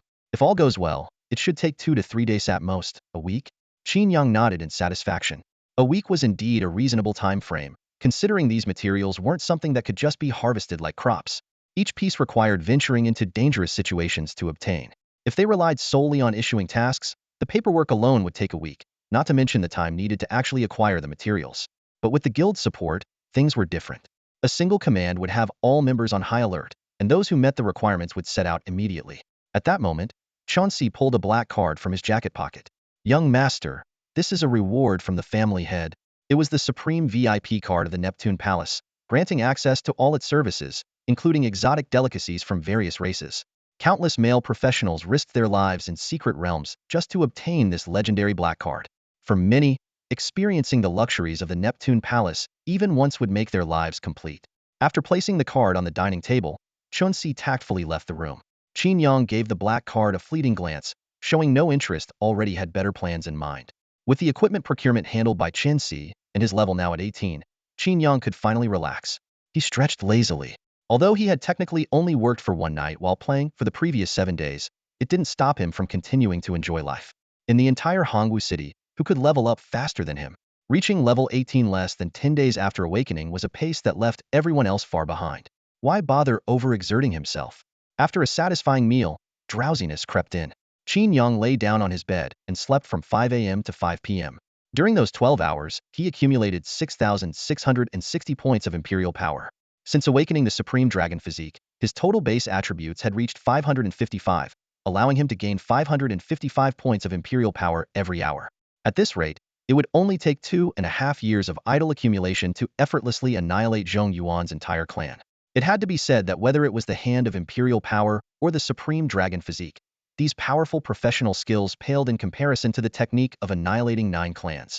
The Imperial Escape, 9 Clan Excision technique was the sharpest blade in Qin Yang's arsenal. But Zhong Yuan was merely a slightly above-average opponent. To secure a place at the table in this world's power struggles, Qin Yang would inevitably face far stronger adversaries.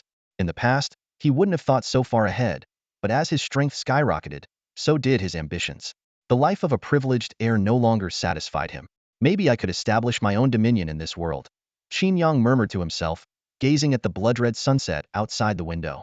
To wield power over the world by day and indulge in beauty by night, wasn't that every man's ultimate dream? If it wasn't too exhausting, he wouldn't mind pursuing it. But perhaps indulging in beauty could come first. With that thought, Qin Yang opened his backpack and activated the item, the beauty scroll. The scroll unfolded vertically in front of Qin Yang, resembling a portal. A system notification popped up, Beauty Scroll Legendary Enchantress. The beauty depicted in the scroll is Su Daji. Entry-level requirement, level 15. The system added a special note. After gaining Su Daji's approval, you may invite her to the Bronze Sparrow Terrace. This beauty scroll seems a lot like a secret realm. Could there be combat involved inside? Qin Yang pondered to himself. Although this feature was part of the Supreme Emperor class system, its secretarial-like nature made him cautious. To be prepared, he quickly equipped all his gear. Looking at his current equipment, Qin Yang couldn't help but smile wryly. His crimson robe of the occult was still in production, leaving him with only a level 5 obsidian shell set and a brutal medal of honor, which felt rather underwhelming. Just as he was fretting over his gear, he suddenly remembered there was a green tier item in his inventory, a festering rat fur cloak. While the name sounded unappealing, its Imperial Aura skill might improve its appearance. He opened his inventory to inspect the item details. Festering rat fur cloak, level 15, green tier back equipment. Its base stats provided 45 spirit, along with 2 additional effects. Immunity to diseases below level 20 and attacks inflicting a plague virus that reduced the target's maximum constitution. The item description noted it as a historical relic imbued with remnants of a medieval plague virus. Staring at the cloak made of gray rat fur, Qin Yang shook his head in dismay. The surface was covered with unhealed wounds and greenish blemishes, enough to make anyone nauseous at first glance. Without hesitation, he activated the Imperial Aura skill to modify it. The system indicated a cost of 5,201 Imperial power points, which he could afford with his current 6,660 points. With a flash of golden light, the item underwent a complete transformation. The system updated the item details. Black Sky Rat Fur Cloak, upgraded to level 15 blue tier equipment. Its spirit attribute increased to 75, and the 2 additional effects were enhanced. Immunity to shadow elements below level 20 and attacks now inflicted a shadow corrosion effect, gradually reducing the target's constitution and spirit. The item description was updated to reference the mysterious legend of the shadow elf Black Sky. The results of the transformation thrilled Qin Yang. Shadow elements were an exceptionally rare power capable of corroding the mind, and aside from the equally rare light elements, they were virtually unstoppably a weaker form of true damage. Moreover, the cloak's appearance had become far more visually appealing. The tattered gray fur underwent a remarkable transformation under the golden glow, turning into a thick, soft, jet-black coat with a texture as smooth as the finest sable from a past life. Qin Yang stroked the little black, heavenly rat fur cloak and nodded in satisfaction. He recalled a saying he heard during his time in the north. A woman in sable shows her husband's love. A man in sable shows he loves whoever he wants. He had always admired the commanding presence of such luxurious fur. The Emperor's aura skill was proving to be exceptionally useful. His gaze shifted to the remaining two pieces of equipment, the brutal military medal and the obsidian carapace set. The level 10 brutal military medal required 1,685 points of royal authority to upgrade, which wasn't feasible for now. However, the level 5 obsidian carapace set only required 1,360 points of royal authority, just 270 points per piece on average, a bargain that was hard to resist. Qin Yang calculated inwardly. If this upgraded equipment could be traded, mass-enhancing low-level gear might pave the way to unimaginable wealth. Golden light surged forth again, enveloping his entire body. With a crisp metallic clang, the obsidian carapace set upgraded into the blue-tier dragon-patterned mystic armor set. The new gear covered 5 areas: helmet, chest, arms, legs, and boots, providing a 20 boost to all attributes. It also came with 2 special effects: immunity to corrosive damage below level 20, and a protective dragon aura that significantly reduced both physical and magical damage. The most striking feature was the intricate golden dragon patterns adorning the armor's surface. The lifelike designs added an air of grandeur and dominance to its already imposing appearance. Qin Yang caught his reflection in the floor-to-ceiling window. Dressed in the dragon-patterned mystic armor, draped in the black, heavenly rat fur cloak, and with the young emperor's blood-drinking sword hanging at his waist, he exuded the aura of an emperor. He checked his personal stats panel, noting the significant improvements. Human Qin Yang, level 18 Supreme Sovereign, Strength, 9880, Agility, 10565, Constitution, 22045, Spirit, 132-120. The skill bar displayed 12 abilities, including the maxed out Annihilate 9 clans, while his royal authority regeneration rate stood at 99,555 points per hour. Additionally, he had 3 maxed out achievements, such as Sweep Across Armies. The equipment's 3 10-point attribute boost left Qin Yang marveling. What would take ordinary people 7 or 8 years or longer to achieve at level 30, he had surpassed in less than 10 days. And these 2 items were merely transitional gear. The growing orange-tier young emperor's blood-drinking sword alone was enough to drive most people mad with envy. But Qin Yang's ambitions had long surpassed those of ordinary individuals. Even so-called prodigies were mere stepping stones in his eyes. Now, it was time to meet Su Daji. Although the beauty scroll was only a level 15 secret realm and he could easily dominate it with his current strength, he chose to wait 2 more hours for his royal authority to recover to 1,120 points before stepping inside. As a flash of white light enveloped him, Qin Yang vanished from the room along with the scroll. When he landed, he found himself in a modestly sized palace, surrounded by a serene courtyard. Moonlight draped the garden like a silver veil, lending an air of mysterious allure, as if it were a forbidden sanctuary under the stars. Exotic flowers and plants bloomed in abundance, while eerie mandrakes emitted a faintly intoxicating fragrance. Qin Yang was momentarily lost in the enchanting scenery when a sharp voice pierced the night. This is the forbidden land of demon suppression. Who dares trespass? As expected, there was indeed a battle sequence. Qin Yang silently confirmed his prediction. Suddenly, 31 soldiers emerged into the courtyard. But these were not flesh and blood. Instead, they were intricate mechanical constructs made of precise gears. Clad in armor, their internal mechanisms spun rapidly, producing faint mechanical sounds. Standing imposingly on the palace steps was a towering mechanical puppet, exuding an overwhelming presence. It was clearly the leader of this group of mechanical soldiers. Qin Yang first focused his attention on the numerous smaller enemies. Through observation, he discerned that these 100 mechanized puppets were all level 15, with attributes of Strength 182, Agility 75, Constitution 200, and Spirit 80. While they didn't possess 2-star potential, their stats were double those of ordinary level 15 monsters. This meant defeating them would yield double the experience points. Looking at these walking experience bags, Qin Yang's lips curled into a faint smile. He immediately cast his summoning spell. First, he summoned a towering royal guard, then exhausted his mental strength to summon 25 Imperial Palace guards. After consuming a premium spirit elixir, he continued to summon more troops: 20 tiger guards, 20 feathered forest guards, and 10 goose plume guards. 50 elite guards formed ranks, their golden armor gleaming, and the colorful plumes on their helmets swayed in the wind, creating an awe-inspiring presence. Qin Yang then conjured the Hand of Sovereignty, and 10 radiant golden phantom weapons materialized behind him. This was his full combat strength. The mechanical soldiers seemed to sense Qin Yang's power. They remained vigilant, but did not dare to act rashly. At that moment, the mechanical commander on the steps spoke in a thunderous voice. "Who goes there?" Qin Yang looked up to analyze the figure. The 1,000 mechanized centurion, level 15, with Strength 600, Agility 450, Constitution 700, and Spirit 550. Its total attributes reached 2,300, nearing 3-star potential. However, in Qin Yang's eyes, it was nothing more than a larger experience bag. And what exactly are you supposed to be? Qin Yang asked disdainfully. The 1,000 mechanized centurion stood firm with its blade in hand. By the command of Jiang Taigong, I am stationed here to suppress evil. Do you know what kind of demon is imprisoned within the nine-chambered palace? Of course I know. That's one of my consorts. I'm here to see her, Qin Yang replied nonchalantly. Outrageous. Su Daji is a wicked demon who brings calamity to the world. Without an official decree from Jiang Taigong, no one may approach. Anger flared in Qin Yang's heart as he commanded his guards, tear these toys apart for me. At his order, the guards launched their assault. Lightning-infused arrows rained down like a storm. Amid the deafening explosions, the front line of mechanical puppets was instantly dismantled, their parts scattering across the ground. In mere moments, 7 or 8 of the puppets were reduced to scrap metal. A system notification immediately popped up. You have defeated a level 1500 mechanized puppet. Experience gained, 2302. You have slain a level 1500 machine puppet. Experience points, 2302. As soon as the system notification sounded, Qin Yang's lips curled into a smile. The experience points really doubled. He quickly did the math, 30 puppets, each granting over 2,300 experience points. Taking them all down would yield close to 70,000 experience points. Adding in the experience from the 2-star boss, it could reach 80,000. This beauty scroll was practically his personal secret realm. He wondered if it could be farmed repeatedly. While he was pondering, his vision was suddenly filled with a barrage of upgrade notifications. Yang Emperor's blood-drinking sword has leveled up to 6.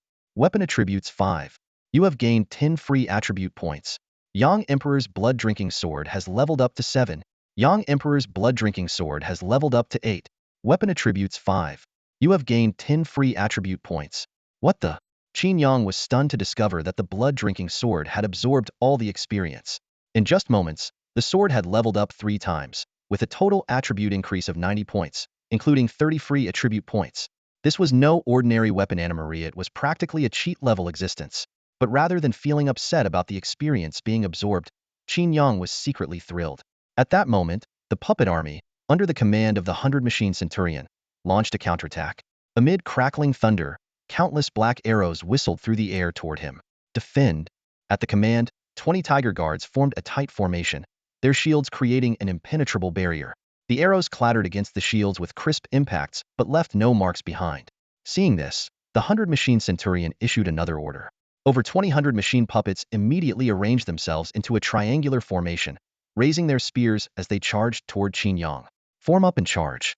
In response, 30 Imperial guards formed a triangular formation as well, leveling their halberds to meet the assault. The moment the two sides collided, puppet fragments flew in all directions, accompanied by explosions. With the support of the Yinling guards' lightning arrows, the 100 machine puppets were annihilated within moments, leaving only the 100 machine centurion standing alone before the palace gates. Who are you? The 100 machine centurion demanded, raising its blade. But Qin Yang had no interest in exchanging words with a puppet. He unleashed the heavenly divine arsenal, and 10 divine weapon phantoms streaked through the air. Clang, clang, clang. Golden sparks flew as the centurion, with its 450 agility points, managed to block some of the attacks. However, a few divine weapons broke through its defenses, punching holes into its mechanical body. Sparks and electricity crackled from the damage. Foul creature, face my blade. The 100-machine centurion activated its overheat mode, doubling its attributes. It leapt high into the air, bringing its massive blade down with a force so overwhelming that even the Tiger Guard's shield formation wavered under the sheer pressure. At the critical moment, a royal guard stepped forward, standing like an unmovable mountain in front of Qin Yang. As the blade descended, he firmly gripped the hilt of his own sword and unleashed an upward slash to meet the attack. Swish! The crescent-shaped blade sliced through the air like a soaring white dragon, crashing heavily against the centurion's massive long blade. A piercing metallic clang echoed through the courtyard, while a shockwave rippled outward like a surging tide, scattering dust and fallen petals into the air. The power of the perfect parry was revealed. The Imperial Guard emerged unscathed, while the centurion bore the full brunt of the counterforce. Its enormous mechanical body was sent flying, slamming into the palace steps with a deafening crash, scattering intricate components everywhere. Shards of its armored shell fell like withered leaves, exposing its severely damaged core. Even the distinctive blue mechanical core was now laid bare. Do not advance. Despite being gravely damaged, the centurion stubbornly blocked Qin Yang's path. struggling to lift its broken frame. It gripped its long blade tightly, pointing it shakily at Qin Yang. This is a forbidden zone. Foresealing demons. Without Zhang Taigong's decree, you shall not pass.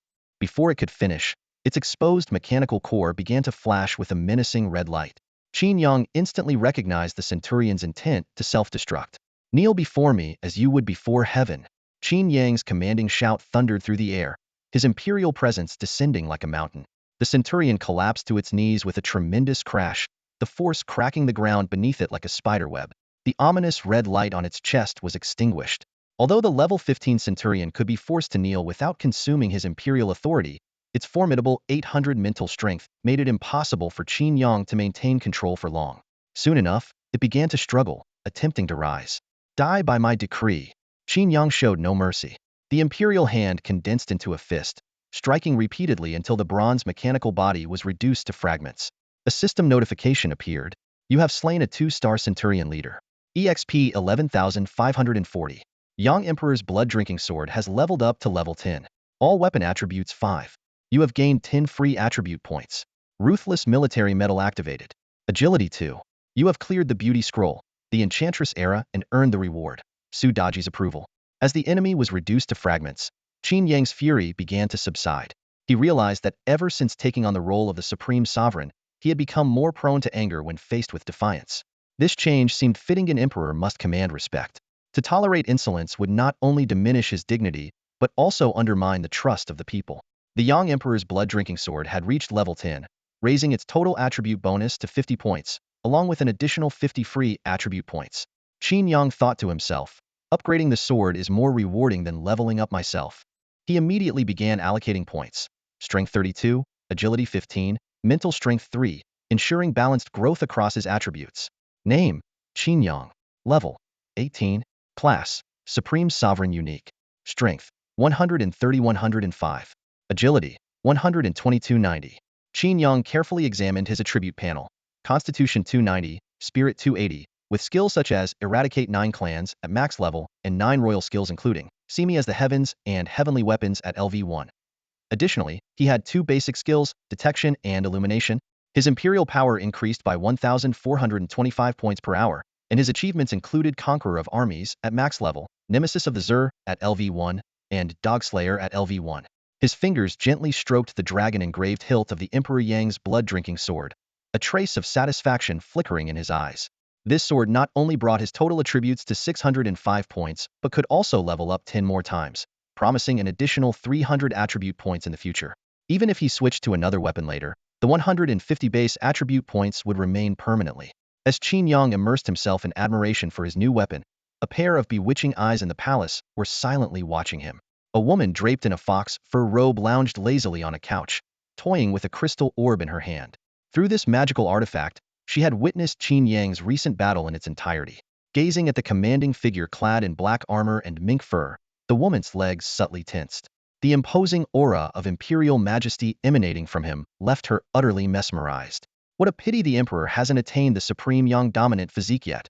For now, he can't fully enjoy the allure of my mystic in enchanting bones, she sighed softly, then smiled brightly. But that's no issue.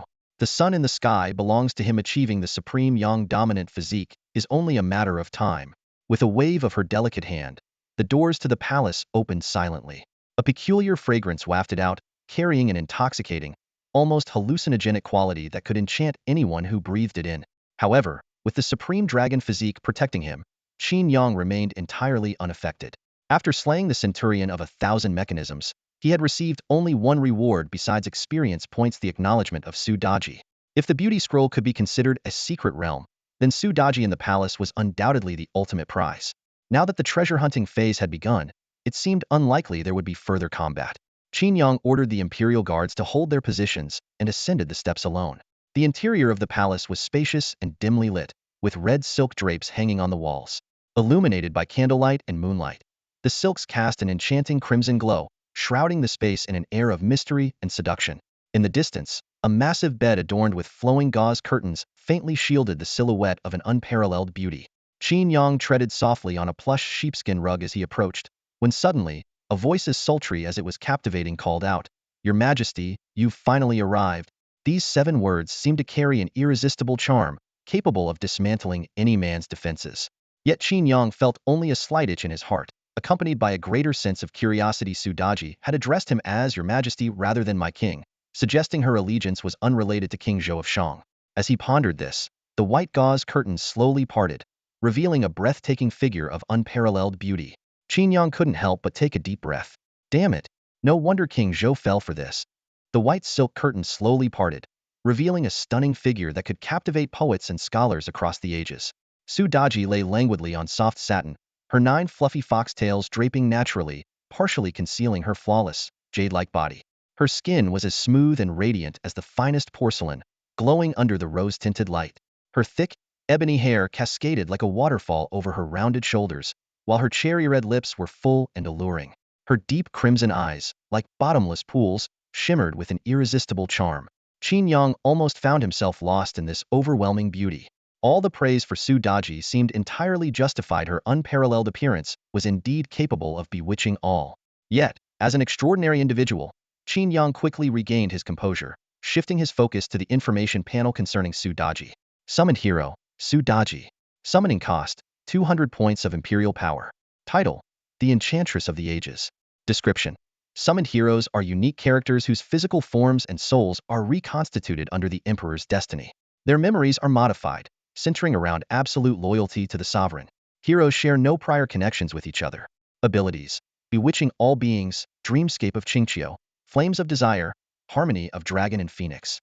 Attributes: mentality, agility, illusion resistance, illusion enhancement, fire element resistance, fire element enhancement, supreme taishu physique. Imperial power bonus, 100 points per hour. Required residence, Bronze Sparrow Terrace. Confronted by this unfamiliar information, Qin Yang's mind filled with questions. How does one perform a summoning? What is the Supreme Taishu Physique? How should the Bronze Sparrow Terrace be constructed?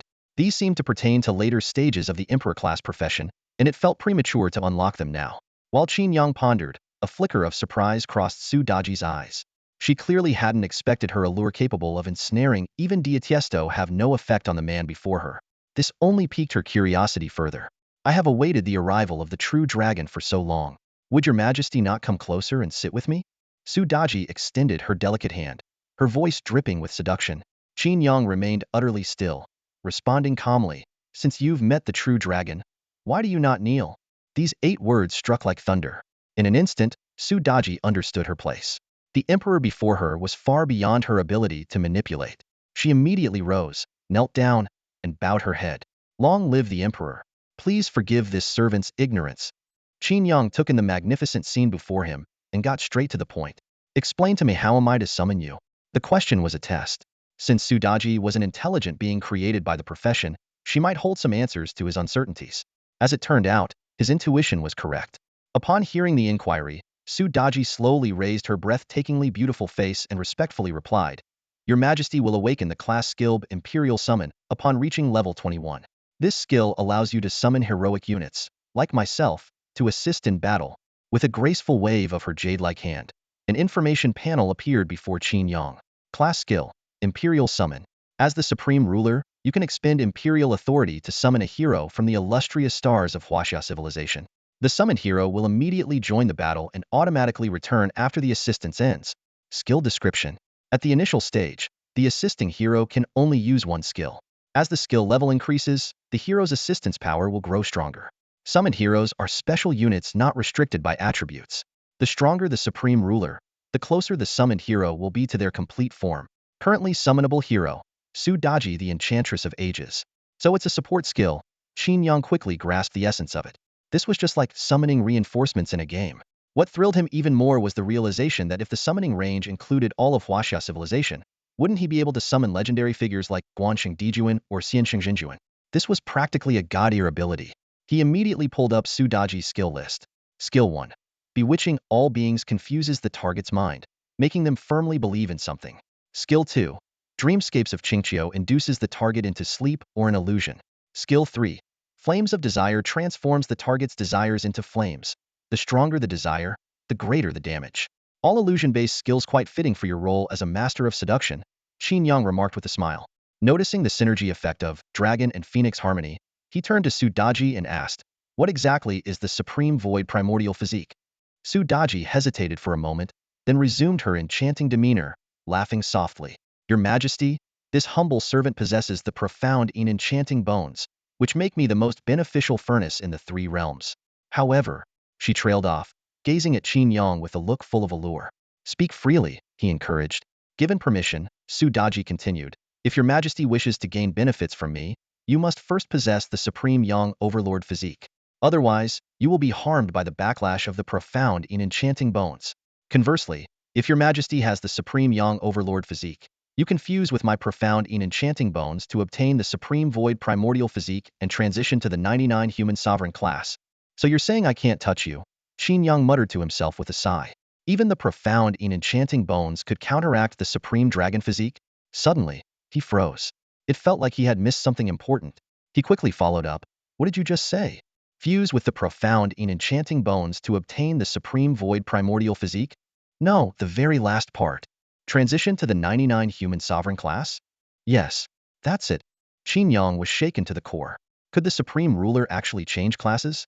And not just any class, but the legendary 99 Human Sovereign, the invincible ruler of the lower realms and leader of humanity. The words, 99 Human Emperor, exploded in Qin Yang's mind. She had thought her hidden class was already at its peak, with no further opportunities for advancement. Yet now, above the status of the Supreme Sovereign, there existed an even higher realm, the 99 Human Emperor. The concept of the 99 Human Emperor made Qin Yang's breath quicken. Such a title represented an existence that could rival heaven and earth, ruler capable of uniting the fortune of the entire human race. In ancient times, it was the presence of the human emperor that allowed humanity to stand tall without bowing to the gods. Every human emperor in history possessed earth-shattering power. Yin Emperor Shenong, Yellow Emperor Xianyuan, and Black Emperor Zhuangzi, the infamous tyrant King Zhou of Shang. Di Xin were formidable. If not for Nuwa's schemes, even the gods listed on the investiture of the gods might not have been able to defeat him by sheer strength alone. Though these were mythical legends, Qin Yang understood that once she advanced to become the 99 Human Emperor, her power would undoubtedly surpass that of the current Supreme Sovereign. Perhaps she could even command the gods and immortals of the world, becoming truly invincible. Turning to Su Daji, Qin Yang couldn't hold back her eagerness and asked, do you know how to ascend to the 99 Human Emperor? Su Daji nodded, then shook her head cautiously, replying, Your Majesty, my knowledge is limited, and I dare not speak rashly. I pardon you.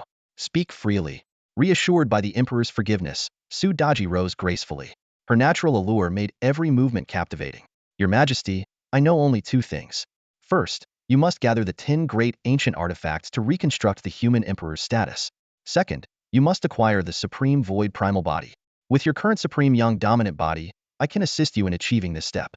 However, the method to obtain the Supreme Yang Dominant Body is beyond my knowledge. As she spoke, Su Daji flipped her delicate hand, revealing a radiant, multicolored stone. Your Majesty, this is a divine artifact bestowed by Lady Nuwa. Qin Yang's eyes focused on the stone, her pupils contracting sharply. Item: Nuwa Stone Unique. Quality: Divine Grade. Description: a divine stone left behind by Nuwa when she mended the heavens. If the owner's physical body is destroyed, they can regenerate it within 49 days. Simply keeping it in your inventory activates its effect. Cooldown: 81 days. An infinite resurrection item. Qin Yang suppressed her shock.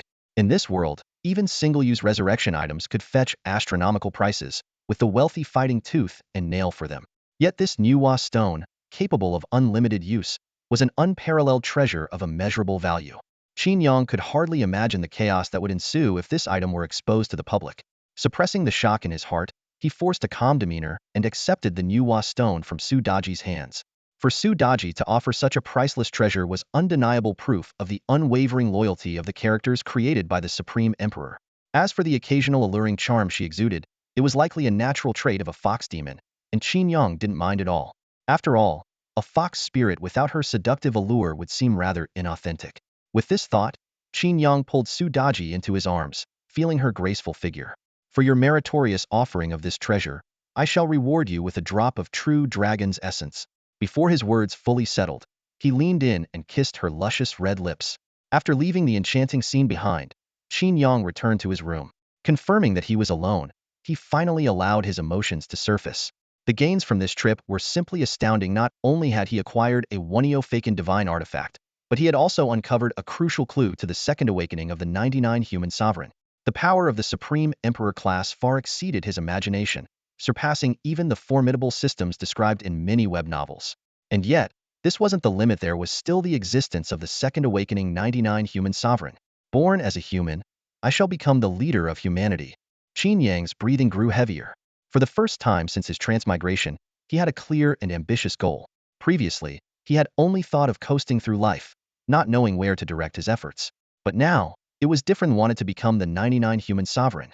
With the longevity granted by the supreme dragon body and the protection of the Nuwa stone, living for several centuries was no longer an issue, and the chances of dying prematurely were almost negligible. With such prospects, why not aim even higher? Simply indulging in worldly pleasures would eventually grow dull. Achieving the title of human sovereign would undoubtedly unlock entirely new possibilities. But what exactly were the 10 great artifacts of the ancient world? Qin Yang squinted his eyes, recalling the mythological stories he had read in his past life. Aside from the Nuwa stone now in his possession, the others might include the Kongtong seal, the Xinyuan sword, the Kunlun mirror, the Haotian tower, the Shinnon cauldron, the Ninely flask, the Fushi zither, the Donghuang bell, and the Pango axe. While the artifacts in this world might differ slightly, they should be somewhat similar. The problem was that, aside from the Nuwa stone, there were no clues about the whereabouts of the other artifacts. Any one of these divine treasures, classified as supreme grade, could be considered a national treasure. With the current strength of the Qin family, they were far from capable of pursuing such divine items. To gather all 10 artifacts, he would need to rely on his own strength or elevate the Qin family to an entirely new level. Although in his previous life he had been just an ordinary employee with little expertise in corporate management or business operations, in this martial-centric world, possessing absolute power would make building a business empire or expanding a family influence much easier. With the strength of the Supreme Emperor, supporting the Qin family would hardly be a challenge. Time was on his side, so there was no need to rush. Qin Yang reassured himself. With resources, talents, and a lifespan far exceeding that of ordinary people, there was no reason to feel anxious about distant goals. With this in mind, he allowed himself to relax completely. Recalling his earlier intimate moment with Su Daji, an indulgent smile crept across his face. That seductive fox spirit is meant to tease, not consume. She's left me restless. I need to cool off. He walked over to the dining table, picking up the Neptune Palace VIP Supreme card, intending to unwind properly tonight.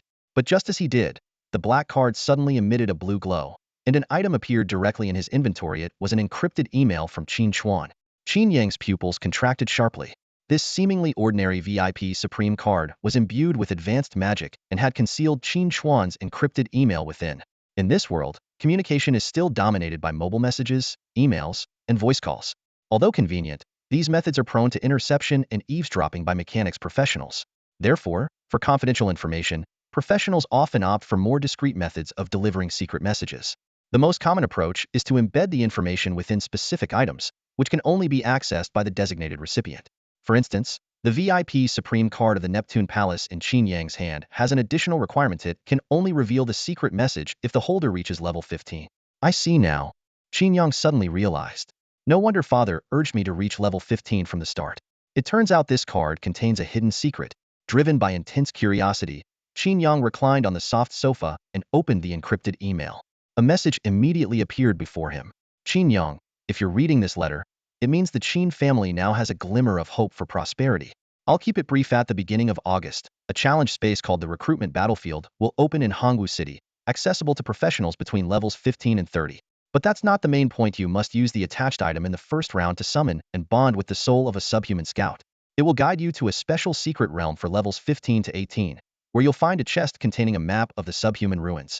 This map is crucial to the future of the Qin family. Remember, when entering the recruitment battlefield, your level must not exceed 18, or you won't be able to access the secret realm. I've prepared equipment and weapons for Yugo to Guyu, the blacksmith of the Dragon Pavilion Guild, and she'll customize a set of blue-grade gear for you. Lastly, if you encounter difficulties, don't push yourself too hard. The safety of our family is what truly matters. The letter was signed by Qin Chuan, and the attachments included a forbidden soul stone and 1 million crystal coins. Impressive. Qin Yang couldn't help but marvel. His father not only foresaw the upcoming challenge space, but also had detailed knowledge of its specifics. This meant that he either had someone with foresight abilities by his side or possessed tools that could predict future events. Judging by this meticulously crafted plan, the map of the subhuman ruins was evidently of immense importance to the Qin family, so much so that it was entrusted to him, the so-called good-for-nothing son. Good thing I checked the VIP card in advance. Qin Yang mused. Otherwise, at my leveling speed, I would have already surpassed level 18. The task itself wasn't overly complicated. Summon a creature, enter the secret realm, and retrieve the item. As the beneficiary of the Qin family's legacy, Qin Yang decided to take on this critical mission, one that would shape the future of the Dragon Pavilion Guild. Continuing to tackle the subsequent levels of the conquest space could be a good challenge. Qin Yang sat on a rock at the edge of the leveling zone, carefully contemplating this opportunity. As a composite challenge space, Conquest Space is renowned for its unique gameplay. Each level has different rules, but the one constant is the progressively increasing difficulty. The current level spans a whopping 15-level range, from level 15 directly to level 30. But for Qin Yang, this posed no problem. He glanced down at his gear, a full set of blue-grade equipment. Once converted with the Imperial Presence ability, it could instantly upgrade to purple-grade quality. Combined with his powerful skills, he could easily dominate opponents of the same level. The only restriction was the level requirement of 18 to enter. Qin Yang stroked his chin, calculating. With his attributes far exceeding level 30 and the Sovereign Supreme, class that thrives on mana consumption, it wouldn't be an issue. There's still more than half a month left, plenty of time to accumulate 300,000 Imperial power, Qin Yang quickly estimated. What does 300,000 Imperial power signify? It means summoning 30,000 Phantom Divine weapons, commanding 15,000 Imperial guards to fight for 10 hours, or maintaining the Hand of Imperial power for 83 consecutive hours. Any of these alone would be enough to sweep through a level 30 dungeon. But before that, he needed to upgrade the Emperor Yang's blood-drinking sword to its maximum level. Qin Yang glanced at the sword in his hand, currently at level 10, with a gleam of determination in his eyes. Once it reached level 18, it would gain an additional 80 base attributes, boosting the accumulation rate of Imperial power by 13. The experience points from the Plague Rat path would suffice, but it was still on respawn cooldown. Qin Yang quickly planned. With 60 hours remaining, he could gather over 30,000 Imperial power. Once the Plague Rat path refreshed, his current strength would allow him to instantly kill the level 15 boss there. Using Exterminate 9 clans to clear the area starting from level 14 monsters could save over 10,000 Imperial power. Qin Yang's lips curled into a confident smile. This skill is practically a leveling cheat. As he immersed himself in his ambitious plans, his phone buzzed in his pocket. It was a message from his mentor, Lu Jing, in the Hongwu First School alumni group. Everyone, I have great news. Su Qinxing from the 30th cohort has reached level 11. He's tied with Luo Fan's record of reaching level 11 in 10 days. Qin Yang's eyes lit up, and a sly smile spread across his face. Oh, did I just break Luo Fan's record again? Qin Yang didn't know much about Luo Fan. He only knew that this individual, who possessed an epic-class profession, had set an astonishing record of leveling up 8 levels within 24 hours. However, it had taken Luo Fan a full 9 days to progress from level 8 to level 11. This made Qin Yang wonder. If this was the capability of an epic-class profession, just how powerful would a legendary-class profession be? Having never encountered anyone with a legendary-class profession, Qin Yang couldn't help but compare it with his own Supreme 9-5. Just as he was lost in thought, the discussion group suddenly erupted with activity. Did someone actually break Luo Fan's record? Am I seeing this right? I told you. Su Xin is stronger than Luo Fan. This is insane, breaking an epic class record with just an excellent class profession. Why is anyone surprised? As Su Xin said, it's the person who determines the strength of the profession. Upon hearing the news of Su Qinxing reaching level 11, his classmates immediately stopped whatever they were doing and scrambled to shower him with compliments, each trying to outdo the others. Qin Yang felt a flicker of surprise. By all logic, Su Qinxing's excellent class profession couldn't compare to Luo Fan's epic class strength. Yet, Su had managed to tie the record. This suggested that Su Qinxing was indeed skilled, though perhaps that was all there was to it. At that moment, Su Qinxing, who was usually reserved, spoke up in the group chat. Heh, everyone, please don't overpraise me. Senior Luo Fan was delayed in leveling up due to an injury. In reality, he only took 6 days to go from level 8 to level 11, whereas I took 9 days. So, I'm still slower than him. His humble statement only fueled even more enthusiastic praise from his classmates. Su Shun, you're too modest. Even without injuries, you've already proven you're better than him. Besides, you leveled up from level 5 to 11. While he started at level 8, it's obvious you're faster. Luo Fan's era is over. This is Su Shun's time now. Our Hongwu city has produced another genius. The moment the word genius appeared, the group fell silent for a brief moment. Everyone's thoughts turned to another figure, Qin Yang, the one who had once leveled up 10 times in a single day. Logically, he was the most likely candidate to break Luo Fan's record, and in fact, he had done so before. Unfortunately, after reaching level 10, he had indulged in a life of leisure. While others were fighting tooth and nail to level up amidst danger, Qin Yang had been reveling in decadence. 9 days had passed, and his level likely remained stuck at 10. Though these thoughts swirled in everyone's minds, no one dared to voice them in a group that included Qin Yang. Even Lu Jing, their instructor, refrained from asking about Qin Yang's progress out of fear of offending this particularly special student. A professional's information was always sensitive, and for someone like Qin Yang, conversations needed to be handled with extreme care. A single misstep could cost someone their job. As for Su Chengxing's level information, he had revealed it voluntarily. Lu Jing had picked up on his hint and made that announcement. But what Lu Jing didn't know was, Qin Yang had actually been waiting for him to ask. The mentor didn't even give me a chance to show off. Am I supposed to report voluntarily? Qin Yang muttered to himself as he slipped his phone back into his pocket. Those small-time figures in the group didn't really matter whether he flaunted or not. What mattered now was to relax and unwind for a bit. He quickly changed into casual attire, retrieved the Supreme VIP card of the Neptune Palace from his drawer, and strode out the door in style. The next morning, Qin Yang emerged from the Neptune Palace feeling completely refreshed. After a night of rest and rejuvenation, he was like a new man. It was time to get down to business. The guild's blacksmith, mentioned in Qin Xuan's encrypted email, could craft a set of blue-grade equipment for him. The headquarters of the Dragon Pavilion Guild was located in the heart of Hongwu City, right next to the City Lord's mansion, in the bustling central business district. The Qin family had spared no expense to acquire this prime piece of land and built a unique office building on it. The modern castle-like structure featured gray-white stone walls adorned with intricate relief carvings. Its central tower soared into the clouds, and the dragon flags symbolizing authority fluttered proudly in the wind. Armed guards stood solemnly on both sides of the grand entrance, exuding an intimidating presence without uttering a word. As a semi-militarized facility, ordinary people had no chance of entering the Dragon Pavilion Guild. However, Qin Yang simply revealed his identity and was immediately escorted to the VIP reception room. Young Master Qin, we've already informed Master Guyu. She's currently in a morning meeting and will be here shortly, the receptionist, dressed in an elegant Chong Sam, said respectfully. It seemed that the head of the forging department had quite the airs, making even the young master of the Qin family wait until her meeting was over. But Qin Yang didn't mind. He had heard long ago that Guyu, the head of the forging department, was a woman with a strong personality, so much so that even his father, Qin Xuan, had to show her some respect on occasion. Since he had time to spare, waiting wasn't an issue. Make me a cup of coffee, he instructed the receptionist. Taking advantage of the moment, Qin Yang opened his personal interface to enhance the brutal Medal of Valor he had obtained from the Jackal Stronghold. Although its base stats were mediocre, the attributes were outstanding. It granted an additional 2 points to base agility for every boss-level monster defeated, up to a maximum of 40 points. He had already accumulated 6 points, equivalent to a low-tier attribute fruit. Without hesitation, he activated the enhancement skill. With a crisp metallic clang, the metal underwent transformation. Its rough design morphed into an intricate beast head shape, seamlessly integrating into the chest piece of his dragon pattern mystic armor. The new equipment stats immediately popped up. Great Qin Wolf Tiger Emblem. Slot. Chest accessory. Level. 10. Quality. Blue.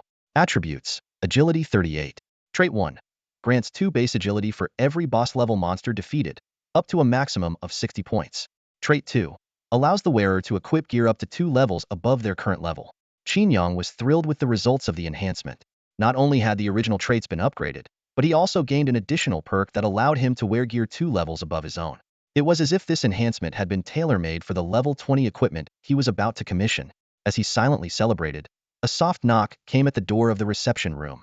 Young Master Qin, Guyu. May I come in? A languid yet confident female voice sounded from outside. The door to the reception room swung open. A tall, athletic woman with a high ponytail strode in, her every movement exuding a lazy, effortless grace. This woman, who appeared to be around 25 or 26, was none other than Guyu, the strongest blacksmith of the Longa Guild.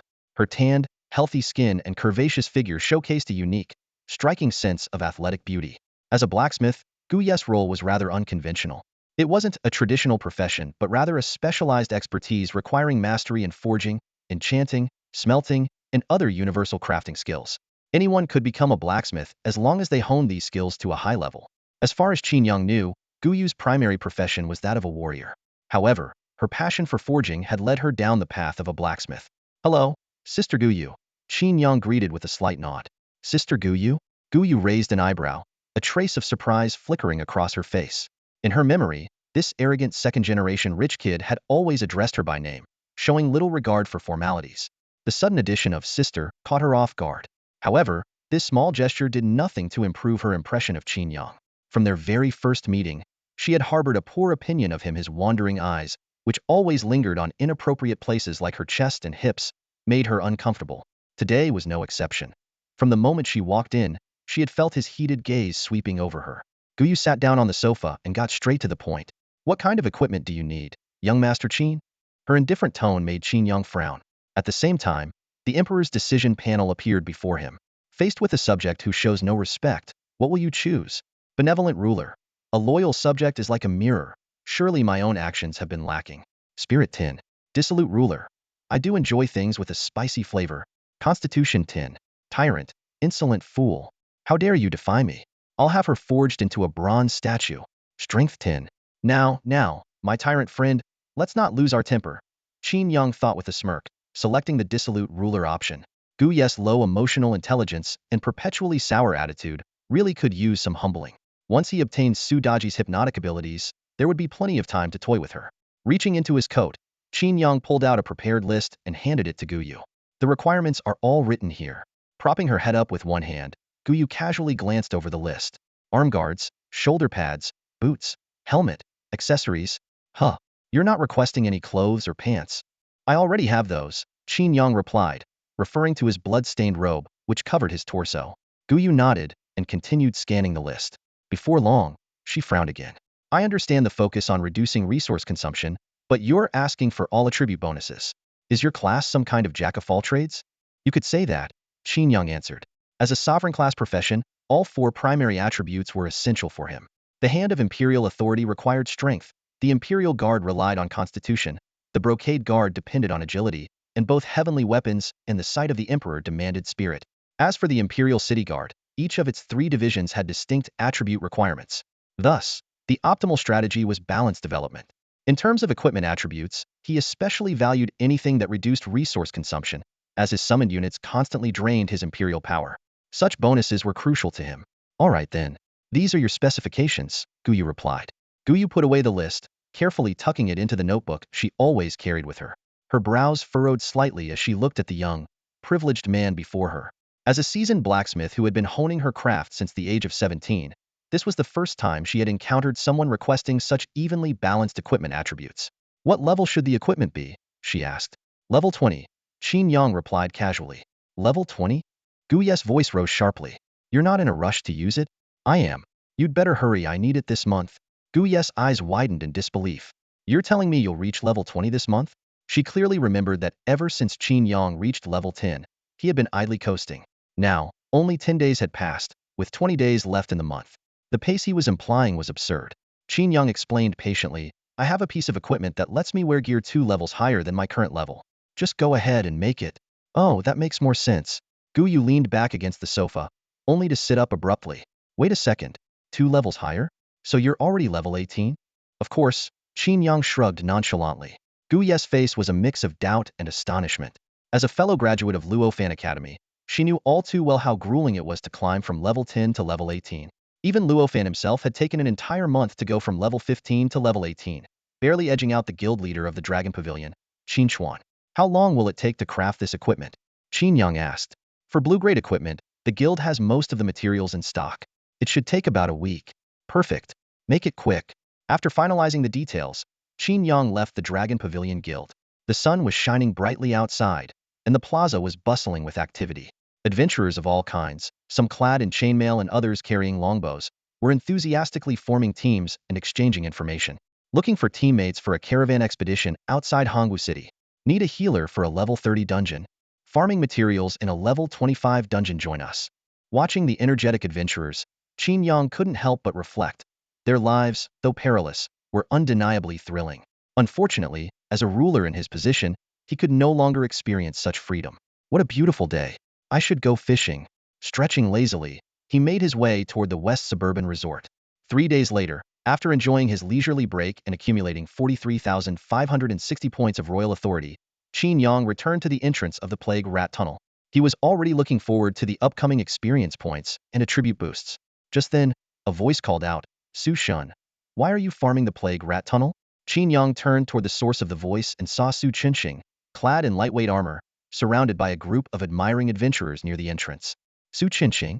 Qin Yang frowned slightly, a sense of doubt rising within him, just like other professionals. Why would an 11th level professional choose this filthy and foul-smelling plague rat tunnel, which offers no rewards upon completion? There were so many better dungeons to choose from. Ever since learning that Su Chunxing, with an extraordinary level profession, had matched the record of Luo Fan, who possessed an epic level profession, Qin Yang had developed a deep interest in him. As the sole possessor of a hidden profession, Qin Yang understood the vast disparity between different professions. Take the Supreme as an example. Any random skill from it could be considered unbeatable. God-ear summoning skills like flash assistance, a single move unleashing hundreds of attacks with heavenly armory, and crowd control abilities so powerful that even a paladin with invincibility active would have no choice but to comply. While not all professions were this exaggerated, the gap between an epic level and an extraordinary level profession was a chasm that couldn't simply be bridged by hard work and intelligence. This guy must be hiding some kind of secret, Qin Yang thought to himself, recalling Su Qinxing's background. Orphaned, raised on subsidies, and living alone in a cramped rental apartment. This is practically the standard protagonist template, just missing a non-blood-related sister. Suddenly, Qin Yang's expression froze. He realized that childhood sweethearts were, in a way, equivalent to sisters. Remembering how he had shared a pool with Su Qinxing's childhood sweetheart before regaining his memories, he couldn't help but chuckle. Could I be the villain here? A spoiled, idle rich kid with no emotions, a perfect candidate for the first character the protagonist wipes out. At that moment, a system notification appeared before him, prompting him to make a choice regarding the child of destiny. Benevolent ruler. Recruit him as your right-hand man and help govern the world. Spirit 10. Tyrant. Exterminate his entire clan. Constitution 10. Despot. First, strip him of his destiny and turn him into an ordinary person. Then annihilate him completely. Even the earthworms in his yard won't be spared. Luck 10,000. Imperial authority 10,000. So, he really is the child of destiny? Qin Yang was momentarily stunned. The tyrant option is way too ruthless. I am part of his clan as a classmate. And as for benevolent ruler, what kind of child of destiny would willingly play second fiddle? The despot option seems the most reliable. I don't know what luck is, but it offers the most points, so I'll go with that. Without hesitation, Qin Yang chose the despot option, and a new notification appeared before him. Luck 10,000. A system notification flashed before her eyes, but since she didn't possess the Kongtong seal, the exact value of her luck remained undisplayed. Qin Yang quickly skimmed through the description of the luck attribute. This mysterious power could not only influence the fate of others and herself, but also potentially alter the course of history. Kongtong seal. Qin Yang's eyes lit up instantly as the notification for one artifact clue appeared. Though the clue was minimal, it confirmed that the Kongtong seal was indeed one of the artifacts, providing a clear direction for her future search. As she pondered, her gaze instinctively lifted, about to seek out Su Qinxing's figure, when the murmurs of those around her reached her ears. Su Qinxing is way too solitary. He doesn't even want to team up with us experienced players to clear the plague rat path. Exactly. Ever since his awakening, he's never joined a party. He even ignores classmates who invite him to level up together. Still, the guy's got skills. He managed to solo grind to level 11, something even Luo Fan couldn't pull off. Too bad he's just a selfish loner. Amid the chatter, Qin Yang noticed that Su Qinxing had already entered the secret realm. Those same professionals who had been nodding and fawning over him moments ago now wore sour, jealous expressions. Solo grinding, Qin Yang mused silently. It does fit the profile of a child of fate. Without further hesitation, she activated the secret realm teleportation, determined to investigate. The scene before her shifted, and the familiar dark, damp sewer came into view once more. After 72 hours of resetting, countless rats scurried through the winding pipes. Qin Yang didn't immediately use her exterminate 9 clan skill. Instead, she summoned 25 Imperial guards and instructed them to spread out through the maze-like plague rat path to locate Su Qinxing. In just 5 minutes, one of the feathered guards spotted the target. Qin Yang promptly ordered them to remain hidden, observing through the guard's perspective while directing the others to converge on the target's location. Su Qinxing was positioned above a circular reservoir roughly 2 to 300 square meters wide, the same spot where she had previously discovered the Wormwood Willow secret challenge. Wind currents swirled around him as he hovered over the dense, writhing mass of plague rats below. He's farming plague rats. Qin Yang immediately deduced his intention. He wants to use an AoE skill to clear out these thousands of rats and gain a hefty amount of experience in one go. But then, she realized something. The Windblade Swordsman class shouldn't have an AoE skill with such a wide range. As she pondered this, Su Qinxing, suspended midair, suddenly focused his gaze and swung his sword downward with all his might. Lunar wind slash. Whoosh. A piercing gale screamed through the air. The rushing gusts of wind carried silver flames, roaring as they surged toward the circular reservoir teeming with plague-ridden rats. The moment the silver flames made contact, they ignited instantly, spreading across the entire pool like alcohol meeting fire. Hundreds, if not thousands, of rats shrieked piercingly as they were consumed by the flames, turning to ash in mere seconds. My rats, Qin Yang muttered, feeling a pang of heartache as he watched Su Qinsheng's flawless extermination move. Those fat, juicy rats that should have been his were gone just like that. Yet, in exchange, he confirmed a crucial piece of intelligence. Su Qinsheng was indeed harboring an unknown secret. As a wind swordsman, controlling flames was clearly not part of his professional skill set. The sheer power of these silver flames was astonishing. Could it be the effect of some rare, high-tier equipment? While Qin Yang was silently speculating, Su Qinsheng suddenly burst into laughter. Ha ha ha, amazing! That wave of clearing mobs just earned me tens of thousands of experience points equivalent to taking down an 18-level boss. Why is he talking to himself? Qin Yang wondered. Thanks to the feathered guards, he could not only see the scene unfold, but also hear everything clearly. Su Qinsheng, however, was completely oblivious to the fact that he was being monitored from every angle. After his moment of jubilation, Su Qinsheng's expression shifted to one of concern. This instant kill gave a ton of experience points, but are you sure the rats will gather here again? You. Qin Yang frowned. That was clearly not self-talk. Who was he speaking to? At that moment, a soft, melodious female voice replied, Master, please rest assured. In about 15 minutes, the plague rats will gather here again, filling the entire reservoir. As the voice spoke, a delicate, ethereal elven woman clad in sheer fabric gradually materialized beside Su Qinsheng, like a ghost emerging from the shadows. Well, this guy's really pulling out all the stops. Qin Yang couldn't help but show a rare look of surprise. No wonder he levels up so fast. Turns out he has the help of a spirit-bound artifact with a lovely assistant to boot. The sudden appearance of a mysterious elven woman piqued Qin Yang's curiosity. Holding his breath, he focused intently on their conversation and soon learned that the elf, named Huiyue, was Su Qinsheng's sword spirit. Huiyue possessed a unique ability called the Elven Insight, which allowed her to precisely locate the core of a secret realm. The reservoir before them was, in fact, the core of the Plague Rat Path's secret realm. Huiyue explained that once the plague rats at the core were eliminated, a new swarm of rats would automatically gather there, refilling the reservoir. This revelation made Qin Yang's eyes light up. Had never encountered such advanced knowledge about secret realm cores before. Hearing this explanation, Su Qinsheng also showed a trace of doubt on his face. Is it really that incredible? Fine, I'll wait here and see for myself. Just don't waste my time, he said to Huiyue in a condescending tone. Despite relying on Huiyue's assistance to reach level 11, Su Qinsheng maintained an air of superiority, deliberately asserting dominance over his sword spirit. Suddenly, the sound of scurrying filled the air as dense waves of rats poured in from all directions, swarming toward the dry reservoir and leaping into it. It really works. Su Qinsheng exclaimed excitedly, casting a rare approving glance at Huiyue. He quickly did some mental calculations. With one wave every 15 minutes and this many rats, he could earn 40,000 experience points in an hour. By the end of the day, level 15 would be within reach. Overwhelmed by the thought, Su Qinsheng burst into laughter. From today onward, there will be only one genius in Hongwu Sitime, Su Qinsheng. That Luo fan will be crushed under my feet. Huiyue silently shook her head as she observed her overly ambitious master. She knew full well that without her aid, Su Qinsheng wouldn't have achieved his current level of success. Still, she had no desire to argue, as her only goal was to restore her physical form. She just hoped Su Qinsheng wouldn't encounter a truly formidable opponent before then. In less than 15 minutes, the reservoir was filled with rats once again, their numbers similar to the previous wave. Su Qinsheng repeated his earlier tactic, unleashing a gale slash imbued with silvery flames. But this time, things took a strange turn. Thick smoke rose from the reservoir, yet there were no sounds of rats screeching in pain. Noticing something unusual, Huiyue focused her gaze on the scene. To her astonishment, the rats touched by the flames were disintegrating at an alarming speed, turning into tiny particles and eerie wisps of smoke. This was not a property of Huiyue's flames. While they did possess purifying power, they were not capable of reducing creatures to ash so completely. As Huiyue wrestled with her shock, Su Qinsheng also realized something was wrong. He glared at Huiyue in frustration. Why am I not gaining any experience? He demanded. That last strike, he didn't gain any experience. Huiyue murmured softly, her expression suddenly freezing. The air around them seemed to solidify in an instant. The entire plague rat tunnel descended into an eerie silence. No rustling of rats, no sound of claws scraping against the ground. There wasn't even the faintest noise. This unnatural quiet set off alarm bells in Huiyue's mind.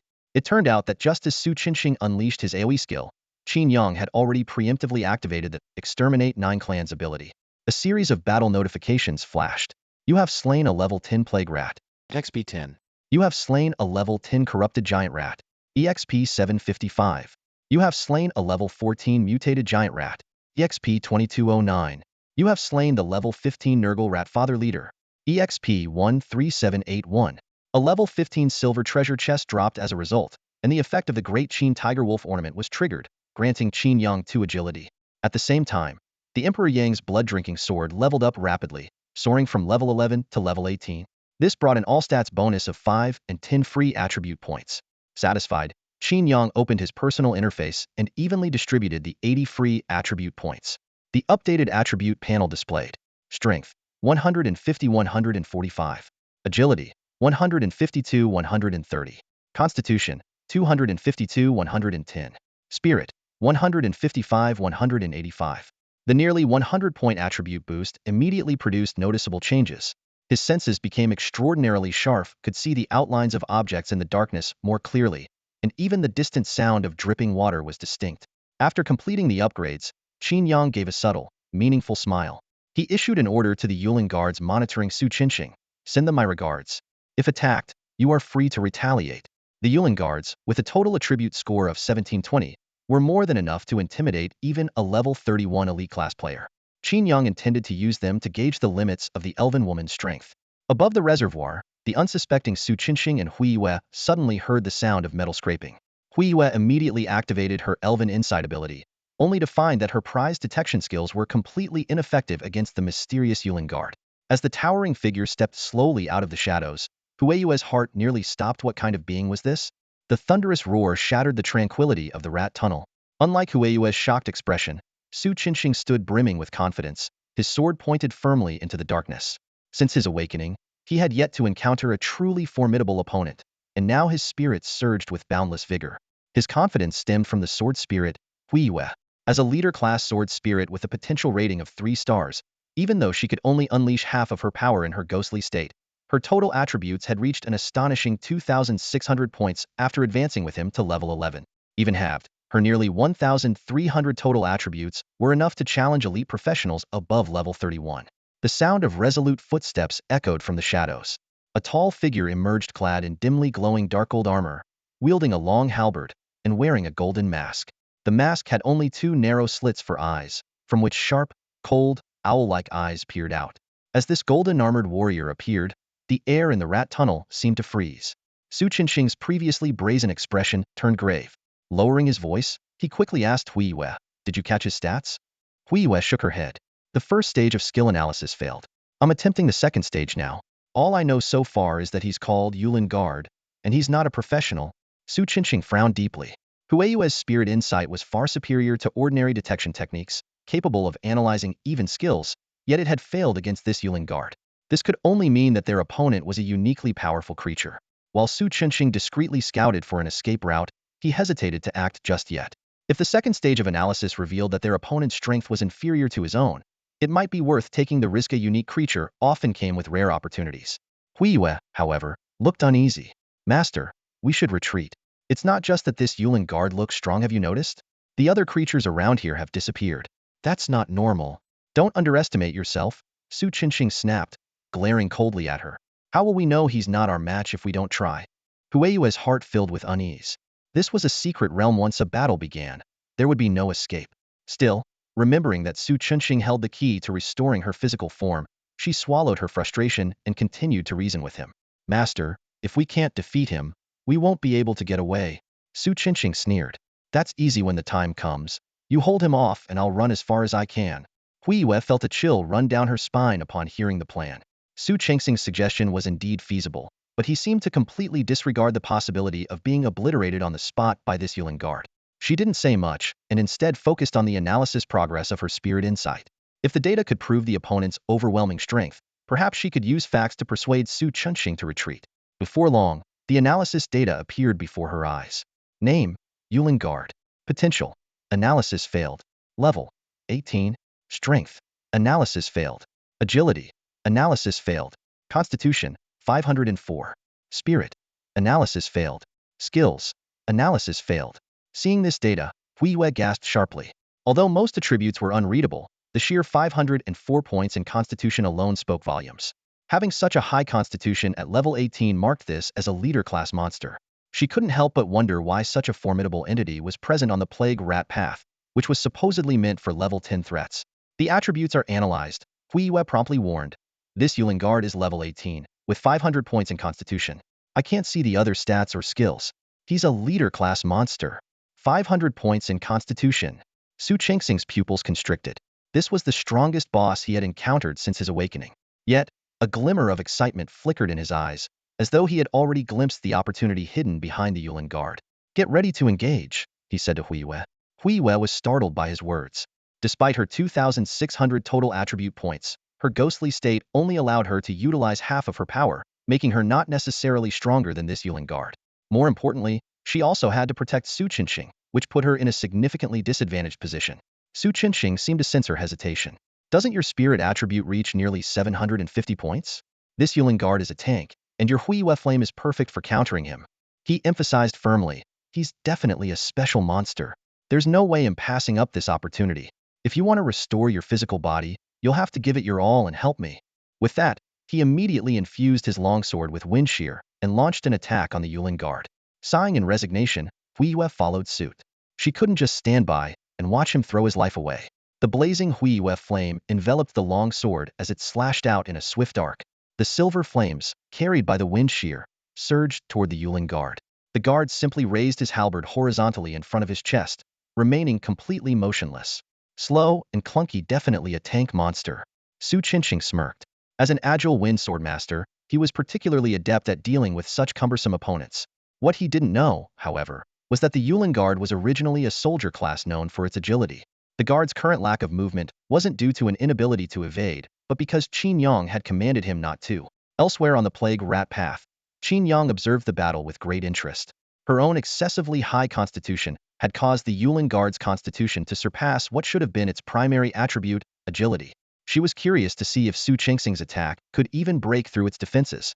Boom! The wind shear and silver flames struck their target, unleashing a massive elemental shockwave. Yet, the Yulin Guard only staggered back a single step, nothing more. Su Qingxing's eyes widened in disbelief. That strike had carried the power of Huiyue flame, a fire that required both constitution and spirit to resist. With Huiyue's nearly 750 spirit points, even at half effectiveness, the attack should have delivered 375 points of damage. Anyone with less than 300 spirit points shouldn't have been able to withstand it. Could it be that this creature, in addition to its 500 points in constitution, also had over 300 spirit points? That was absurd. Why would a tank need such high spirit? Why is the damage so low? Su Qingxing questioned Huiyue angrily, staring at the fact that his full-power strike had only forced the Yulin Guard to take a single step back. Huiyue looked at her master's furious expression with a bitter heart. She knew all too well that in her current ghostly form, she could only exert 50% of her combat strength. Moreover, since she had to channel her power through Su Qingxing's body, the 750 points of spiritual energy she unleashed might not even translate to 300 points of damage against the Yulin Guard. Yet, faced with her naive and hopeful master, her kind nature made it impossible for her to voice the harsh truth. Master, you're actually pretty useless. The Yulin Guard's performance confirmed Huiyue's concerns. He swung his long halberd with measured strength amidst the silver storm, each strike effortlessly dispersing the raging winds, showcasing his exceptional combat prowess. Step back. He's too strong, Huiyue urgently warned. But by now, Su Qingxing had already succumbed to the thrill of battle, his mind racing with calculations. An 18th level boss monster, 500 points in constitution, at least 300 in spirit. This meant his strength and agility couldn't be exceptionally high. To Su Qingxing, a swift-blade duelist facing a tanky melee opponent was nothing short of a match made in heaven. He was already envisioning how he would use his agile movements and precise positioning to slowly but surely whittle down this massive foe. Opportunity. I'm coming for you.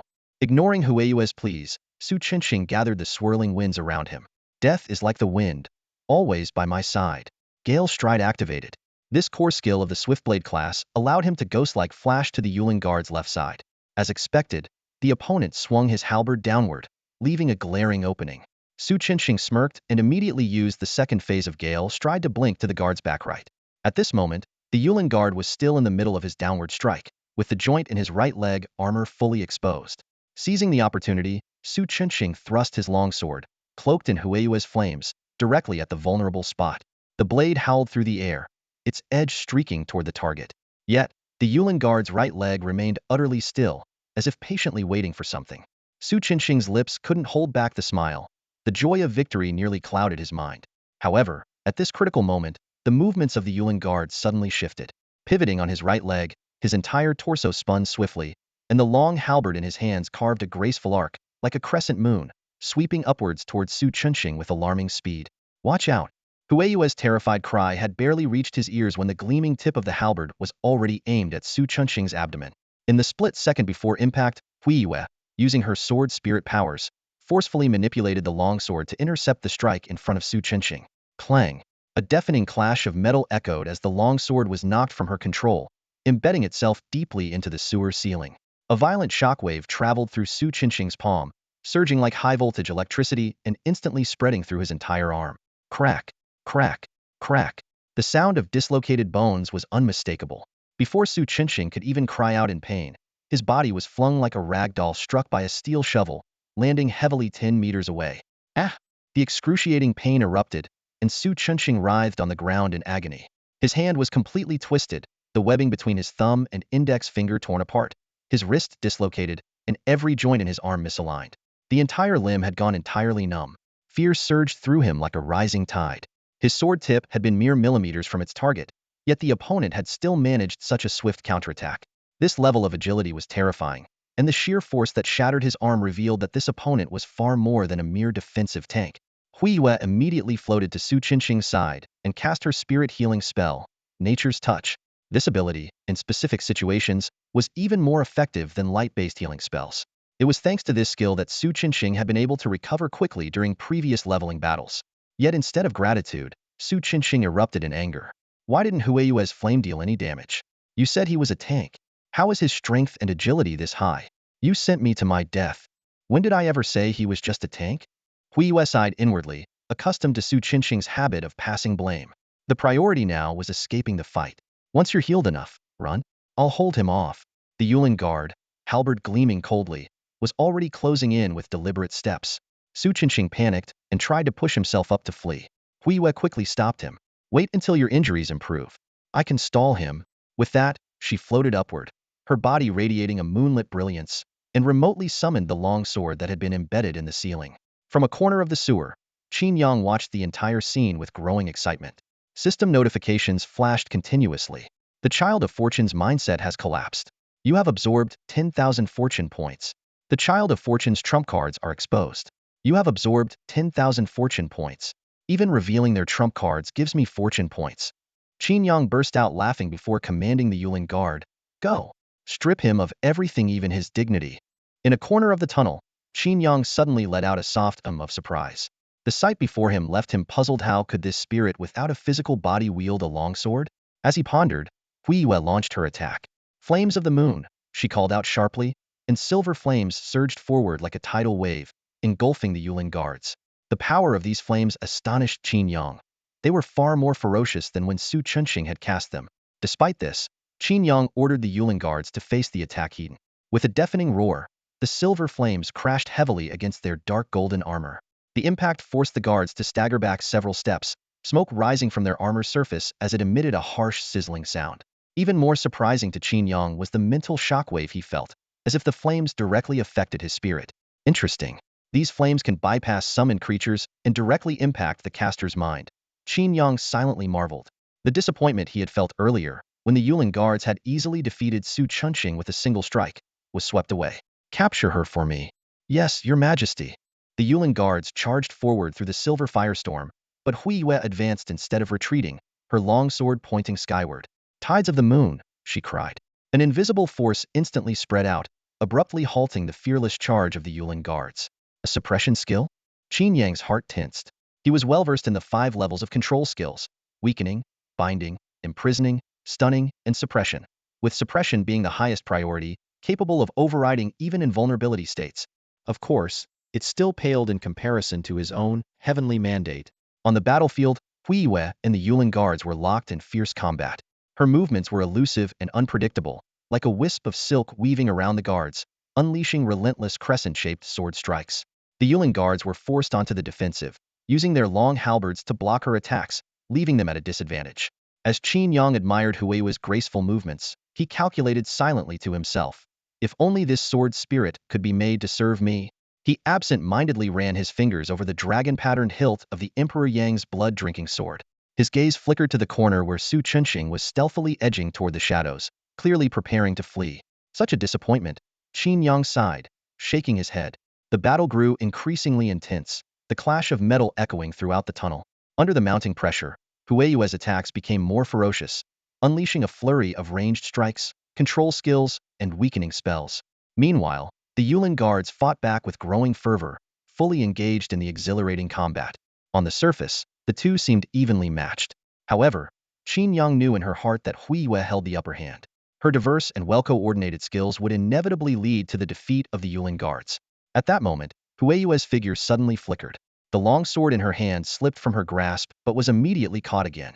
This scene caught Qin Yang's attention. Hueyue, the Holy Maiden, was originally a spirit, and her current physical form was merely a manifestation of magic. That brief flicker clearly indicated a fluctuation in the magic, causing her to momentarily lose control of the sword. Qin Yang was about to turn to Su Chunxing when he realized the latter was already gone. I overestimated him, he chuckled softly, feeling secretly pleased. As long as this sword spirit wasn't entirely loyal to Su Chunxing, Qin Yang was confident he could win her over, thereby weakening Su Chunxing's fortune.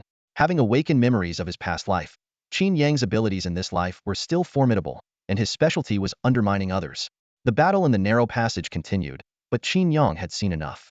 He had gauged the limits of Hueyue's abilities, and it was time to shift to psychological warfare.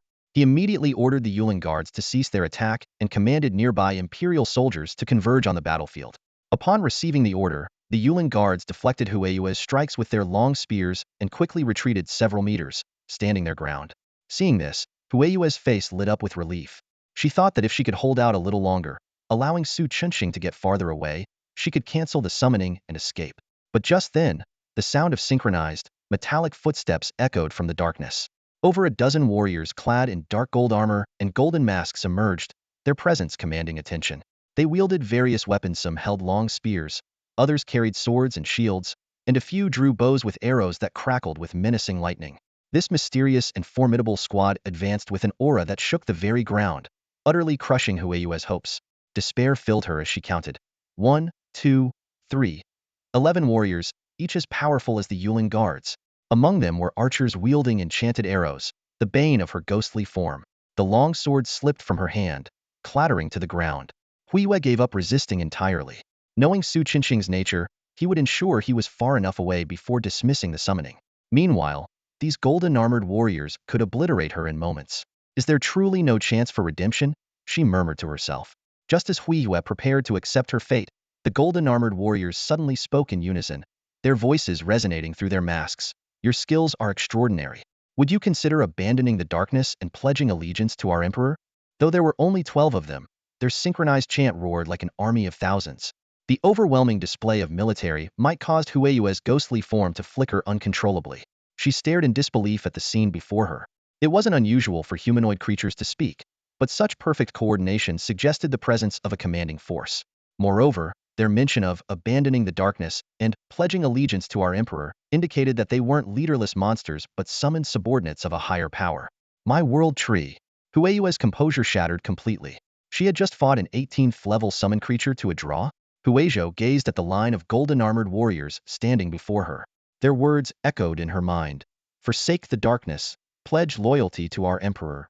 Who was this emperor they spoke of, this mysterious manipulator? As she pondered, the golden-armored warriors suddenly stepped aside, forming two neat rows and revealing a dark passageway. Then, in perfect unison, they knelt, as though awaiting the arrival of someone significant. Following the sound, Hueyue looked ahead and saw a tall figure standing in the shadows, their outline faintly discernible. Though elves were known for their ability to see in the dark, Hueyue, now existing in her ghostly form, had lost that innate gift. Yet the oppressive aura emanating from the figure made her instinctively lower her gaze. This overwhelming presence reminded her of someone. Qin Yang, the person who had triggered a celestial phenomenon during the awakening ritual. Are you Qin Yang? Hueyue asked softly. The figure in the shadows did not respond but instead uttered two cold words. Kneel down. Before the words had fully settled, an invisible force of law descended upon her. In an instant, Hueyue, in her spectral state, was forced to the ground in a kneeling posture, her long sword slipping from her grasp. The nature of this power shocked her. Could he be a deity? I see potential in your skills, the voice spoke again. Pledge your allegiance, and I will help you regain your physical form. Regain my physical form? Huizhou's heart trembled. The fact that this person knew her predicament suggested they had gleaned information through the bond between a summoned entity and its summoner, overhearing her conversations with Su Qinxing. Though the temptation to restore her body was immense, as the sacred maiden of the elves, she shook her head and replied, I appreciate your offer, but I already have a companion. A companion? The voice in the darkness retorted sharply. The words struck her like a blade, cutting deep into her vulnerabilities. She had intended to form an equal partnership with Su Qinxing, aiding his growth so he could help her return to the elven sanctuary. Yet the young man had exploited this, coercing her into signing a master-servant contract, shattering her dignity as a sacred maiden. As Huizhou prepared to decline, the voice spoke again. Face the blazing sun, and you may become a radiant moon. Face a mere firefly, and you are destined to fade into oblivion. As the words faded, a system notification appeared before her. Qin Yang, level 18, is using an advanced contract scroll on you. As you already have an existing contract, the new contract cannot be forcibly activated. You may choose to accept voluntarily. Note: a higher level contract will override a lower level one. Once the contract is formed, the lower level contract will be automatically nullified. Do you accept the contract? Faced with this choice, Huiyue's gaze sharply turned toward the darkness ahead. Amid a buzzing sound, several weapons radiating golden light pierced through the shadows, illuminating a tall figure. It was a man clad in black armor adorned with golden inscriptions. Qin Yang. Draped in a black fur cloak, a blood-red longsword hung diagonally at his waist. His narrow eyes flickered with golden lightning. Huiyue was awestruck by the sight before her. In the traditions of the elven race, the word God was rarely used lightly, but at this moment, Qin Yang truly embodied the term divine might. The aura emanating from him was far beyond what any mortal could possess. I will count to 3, Qin Yang said, his voice cold and commanding. 3, 2. The countdown to death made Huiyue's heart tighten. She knew this seemingly godlike figure was anything but merciful. If he reached 1, her life would undoubtedly end. Yet breaking her vow would also bring divine punishment. Her thoughts turned to Su Qinxing, who was still far away. A surge of disgust rose in her heart at the memory of that arrogant, foolish man driven by nothing but vile desires. If she regained her physical form, who knew what she might endure at his hands? 1. The golden divine weapon hurtled toward her, and in that moment of life and death, Huiyue made her decision. I accept the contract. The golden weapons shattered instantly, their ethereal echoes reverberating through the tunnel. Master, how should I address you? Huiyue looked up and asked. Emperor, Qin Yang replied. Meanwhile, Su Qinxing stumbled out of the secret realm in disarray. His hair was a tangled mess, soaked with sweat. His arm was twisted, his right shoulder drooped, and his gait was unsteady. Gone was his earlier arrogance. Seizing the moment when no one was watching, he fled down a side path, cursing Huiyue's betrayal under his breath. At the entrance of a narrow alley, a pair of sharp eyes silently observed everything. Su Qinxing, level 11. Family members, 1. 1 target locked, with a highest level of 11. Consuming 10,001 points of Imperial power. Qin Yang remarked with a faint chuckle. Eliminate. The system immediately issued an emergency update regarding the potential of magical entities, detailing the attribute calculations for levels ranging from 1 star to 6 star. It specifically emphasized that the lack of potential in humans was a pivotal element of the human emperor storyline. What is the greatest threat to an emperor? Qin Yang already knew the answer: the chosen one of destiny. The moment he forged a pact with Huiyue, Su Qinxing's fortune suffered a devastating blow. At this very moment, even the emperor's support coalition could no longer stay idle. Faced with Su Qinxing's fate plummeting to rock bottom, the 3 emperors made their stand simultaneously. I will follow the lead of the other 2, the benevolent emperor declared gravely. I will follow the violent emperor, the foolish emperor echoed. Now is the time. Attack. The violent emperor commanded decisively. Each decision awarded Qin Yang an additional 2,000 points of imperial authority. Watching the rare unity among the 3 emperors, Qin Yang's lips curled into a subtle, meaningful smile. In a shadowy alley, a scream was abruptly cut short. Within 3 seconds, the chosen one, Su Qinxing, dissolved into dust amidst confusion and terror, vanishing completely. A painless release. I'm still too merciful, Qin Yang murmured as he left the scene. It was his first time using the 9 tribes extraction on a human, yet his heart remained calm, as if he had merely deleted an ordinary program. The fall of Su Qinxing caused Huiyue to suffer a backlash from the oath, rendering her dormant within the blood-drinking sword of Emperor Yang, unresponsive to Qin Yang's calls. However, this did not disrupt Qin Yang's plans. Forming the pact with Huiyue had always been a strategy to weaken Su Qinsheng's fortune. Back in his room, just as Qin Yang was about to rest, a system notification suddenly chimed. Your Majesty, the Jinui request an audience. This revitalized Qin Yang's spirits. Previously, he had tasked the Jinui with investigating the Qin family's enterprises and his second uncle's affairs. Though they had reported minor issues like improper reimbursements, he was more concerned about larger problems. The Jinui's request for an audience now likely meant they had uncovered something significant. Qin Yang remotely closed the curtains, plunging the room into darkness. Summon the Jinui. Moments later, a Jinui officer, clad in the distinctive flying fish robes and wearing a saucer-shaped helmet, appeared and knelt on one knee. Long live your Majesty. Rise. The officer stood and spoke respectfully. Your Majesty, after over 10 days of covert investigation, I have discovered that Qin Feng, a royal relative, is indeed guilty of negligence and embezzlement. However, there is more to this matter than meets the eye. Qin Yang frowned slightly. As an elite corps created by the supreme ruler, the Jinui were utterly loyal to him and would not cover up for Qin Feng. Explain in detail. Yes, Your Majesty. The Jinui officer closed his eyes and transmitted his memories. In an instant, a torrent of information flooded Qin Yang's mind. These were not mere words but vivid, lifelike scenes, as if he were experiencing them firsthand. The transmission also included the officer's analyses and deductions. The truth surfaced. In recent years, the Qin family had grown too dominant in Hangwu City, nearly monopolizing the city's entire economic lifeline. The Long Pavilion Guild, a major organization, boasts nearly 2,000 professionals, including over 100 high-ranking combatants. This formidable group makes up a significant proportion of the 60,000 professionals in Hangwu City. 1 in every 30 belongs to the Long Pavilion Guild. Such a powerful force has become a thorn in the side of the newly appointed city lord. Recently, a series of policies targeting the Qin family have been introduced. Moreover, the city lord's office has attempted to win over Qin Feng, who oversees the Qin family's business, in a bid to incite him to replace Qin Xuan and thereby weaken the Qin family's influence. However, the city lord's office clearly underestimated Qin Feng's loyalty to his elder brother. Qin Feng cleverly turned the tables, using himself as bait to infiltrate the city lord's inner circle. His apparent negligence and corruption were all part of an elaborate ruse designed to mislead the city lord and other lurking adversaries. Second uncle has thrown himself into the fray, truly a pillar of strength for the nation, Qin Yang silently praised. In his memory, while Qin Feng had always been distant toward him, he had shown unwavering respect toward Qin Xuan. These two brothers, who had built their success from scratch, supported each other through countless hardships. Even with Qin Yang's cold demeanor, he had no desire to see them turn against one another. As for whether his second uncle liked him, Qin Yang had long stopped caring. After all, in a city of 1 million people, those who genuinely liked him were few and far between. Have you uncovered anything about the city lord's office? Qin Yang turned to the Jinui and asked. We are still investigating, the Jinui replied respectfully. Recently, they have been paying close attention to Your Majesty. When Your Majesty was gathering materials for the blood-stained robe of ascension, they had already noticed Your Majesty's level. Qin Yang nodded slightly. He had not deliberately concealed his level, and when Shanxi helped him collect materials for his equipment, it was done openly, with the entire Long Pavilion Guild aware of it. Still, being secretly monitored and investigated left an unpleasant feeling. As the summoning battlefield event approached, Qin Yang found himself in a period of stagnation, unable to grow further. To break through this bottleneck, he needed to create favorable conditions.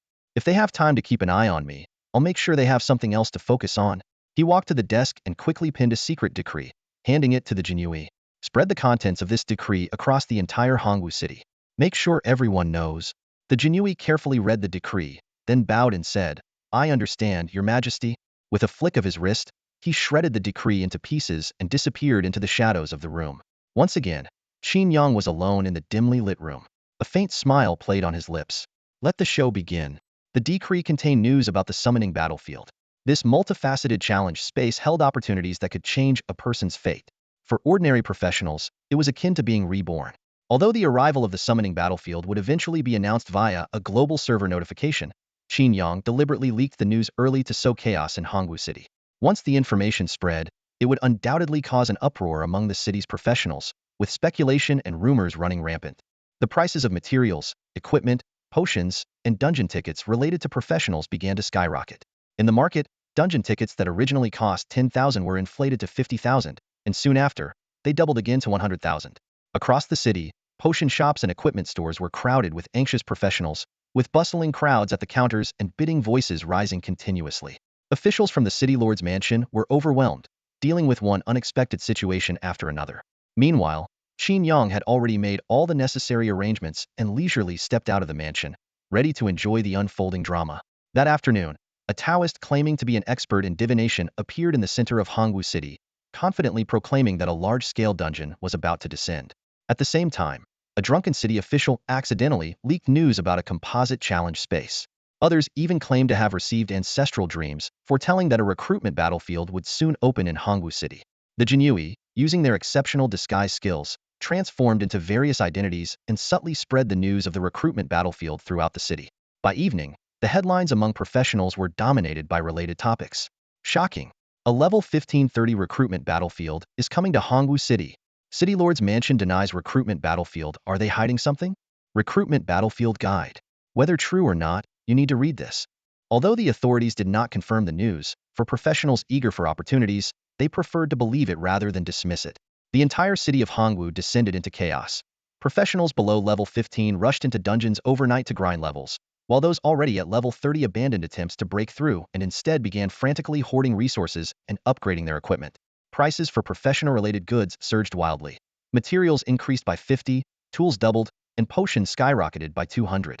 Hotels in the city were packed, with room rates tripling but still fully booked as waves of professionals from surrounding cities flocked in. At this moment, Hongwu City had become a boiling cauldron of activity. Standing by the floor-to-ceiling windows of the Neptune Palace's Supreme Suite, Qin Yang gazed down at the streets teeming with bustling professionals.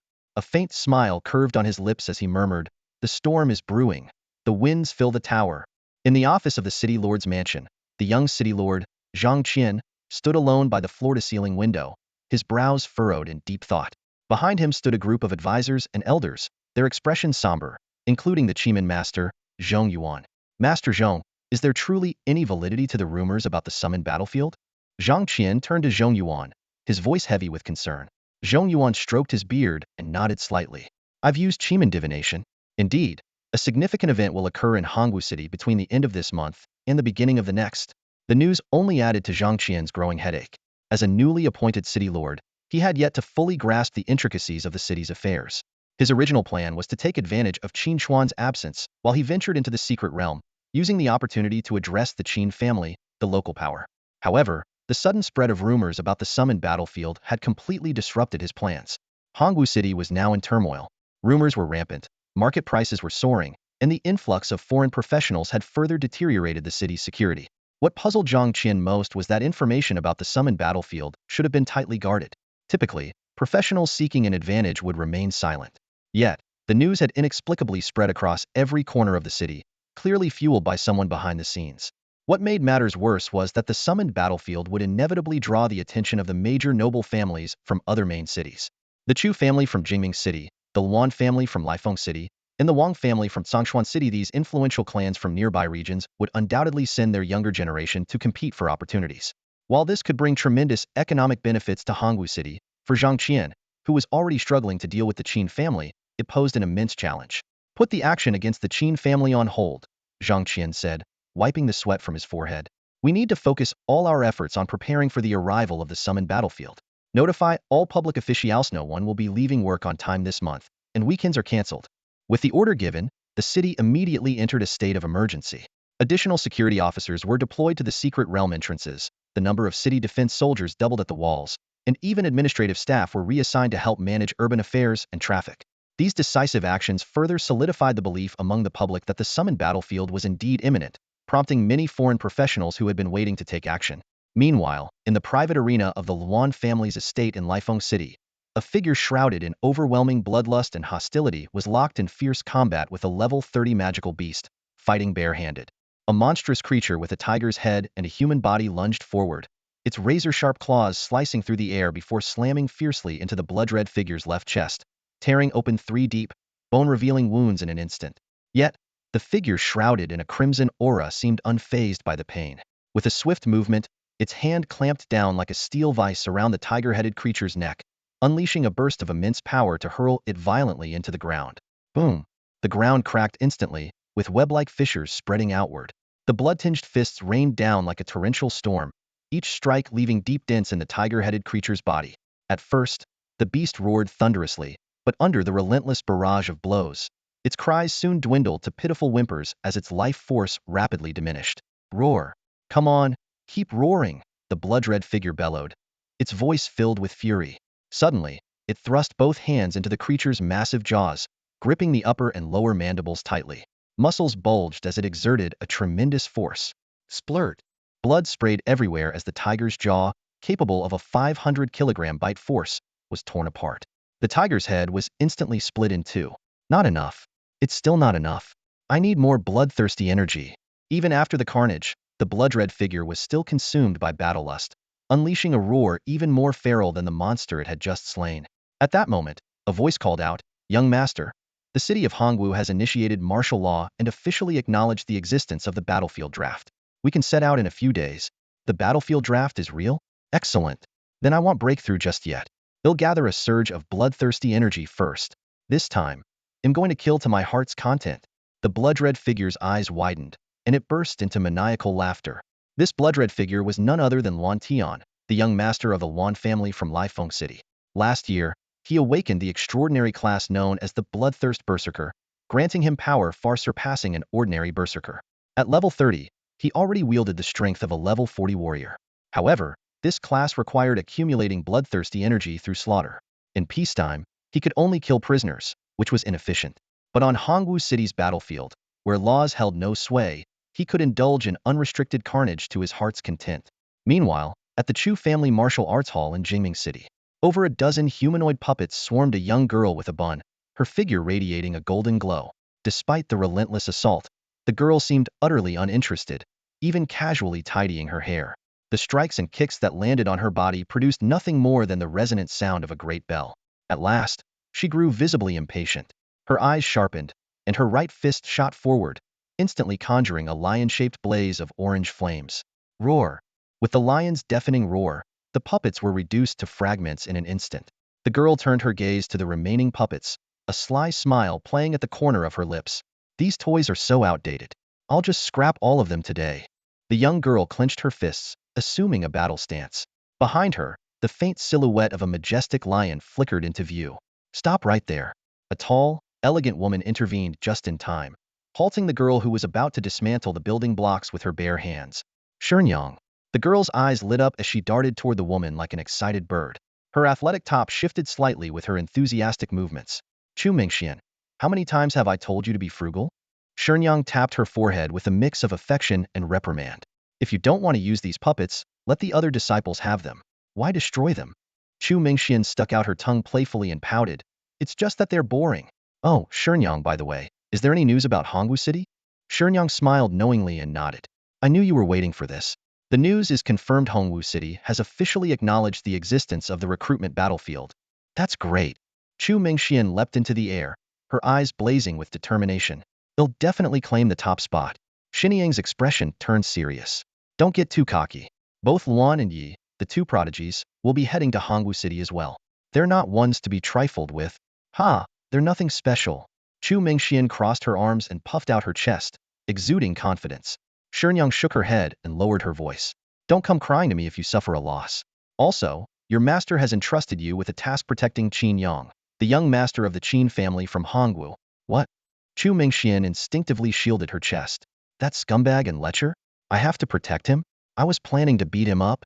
Her voice trailed off as a puzzled expression crossed her face.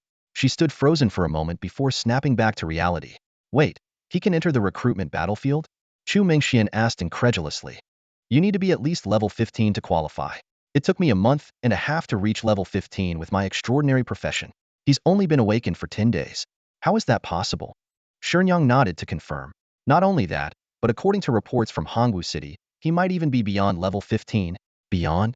Chu Mingxian took a deep breath, her delicate face filled with frustration. She clenched her fists tightly and declared angrily, the next time I see that scumbag, I'm going to give him a good beating. Who knows if he'll get another chance after this. Wow, Qin Xiao, look over there.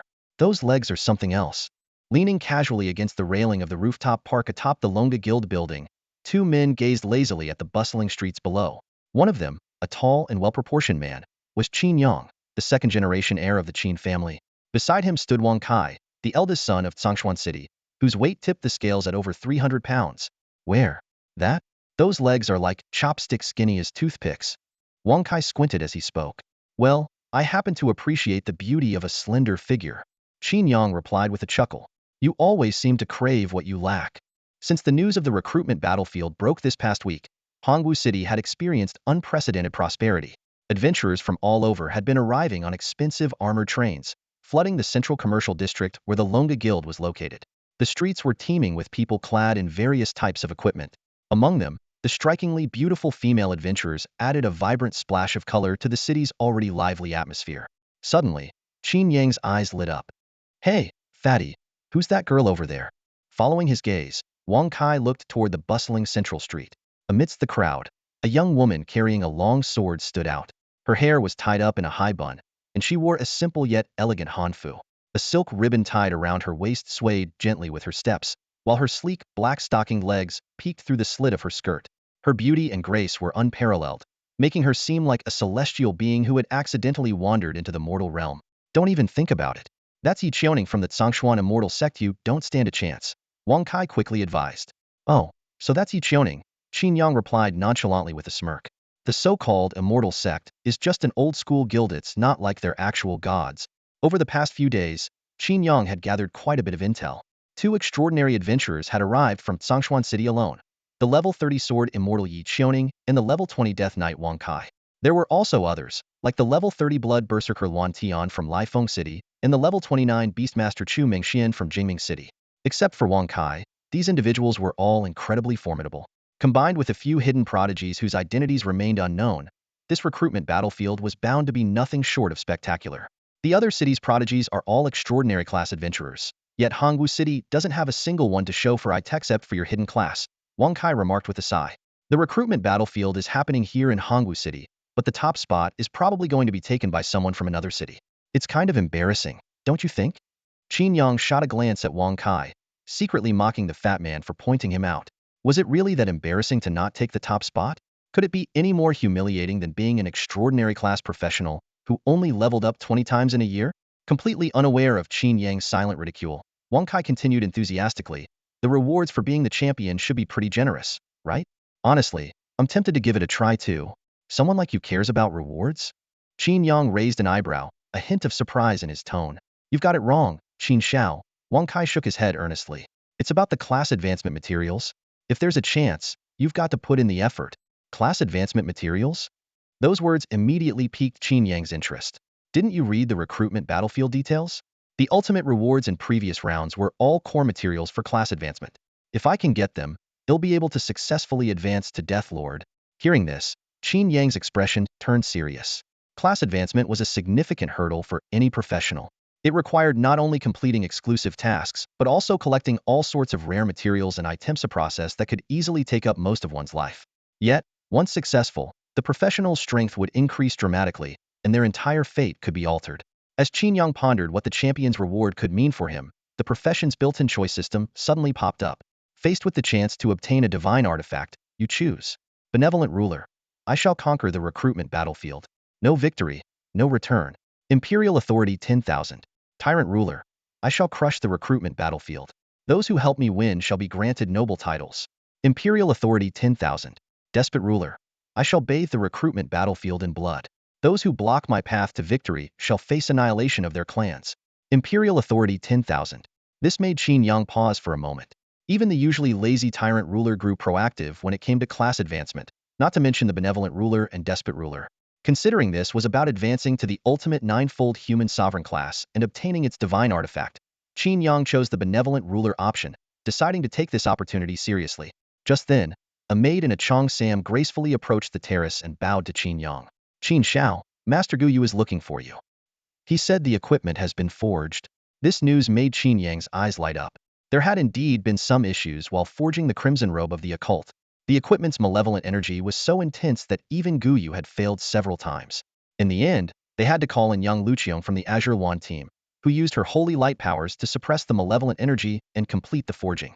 Of course, Yang Luqiong inevitably suffered some corruption from the malevolent energy during the process, but she had long sworn to dedicate her life to repaying Qin Yang and naturally did not refuse.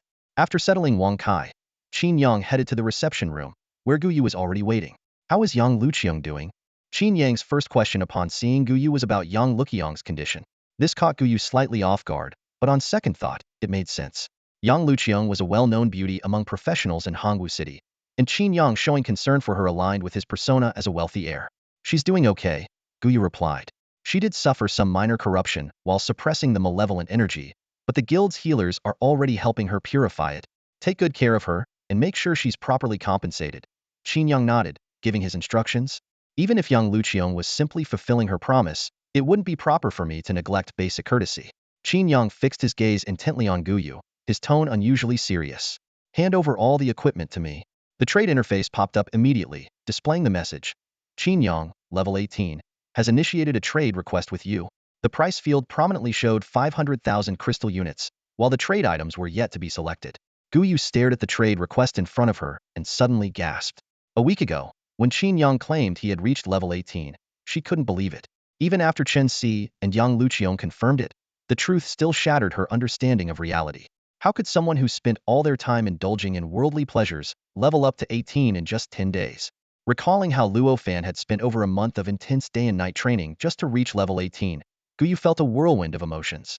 Yet Qin Yang had surpassed Luo Fan so effortlessly. It made her deeply question the saying, "Heaven rewards diligence." It was like a race between a cheetah and a tortoise. No matter how hard the tortoise tried, it was all in vain. A bitter smile appeared on Guyu's face. In that moment, she felt as if her faith in hard work had completely crumbled. After selecting the equipment, Guyu noticed the 500,000 crystal units in the trade field and asked in confusion, "Young master, why are you giving me crystals?" "This is a tip. You've worked hard these past few days," Qin Yang said, his tone unexpectedly warm. Hearing this, Guyu's eyes lit up instantly. As someone who worked tirelessly, who could refuse extra pay? Still, she restrained herself and replied, "This is just part of my job." But Qin Yang shook his head. "You also have to craft equipment for the guild members on top of everything else. All of this was done during your overtime. Consider it overtime pay." In Guyu's eyes, Qin Yang seemed to glow at that moment. His transformation was astonishing, from being arrogant and self-absorbed to someone courteous, and now even considerate toward his subordinates. His charm seemed to have skyrocketed. If it weren't for his wandering gaze still lingering on her chest, Guyu might have suspected had been possessed by someone else. If Qin Yang had known what Guyu was thinking, he might have wanted to pick up a knife and confront her. But for now, he was entirely absorbed in the excitement of his new equipment. Guyu's gaze towards Qin Yang grew increasingly gentle, while Qin Yang's eyes burned with excitement as he focused intently on the equipment attributes in front of him. The first piece of equipment was the Yinma bracers.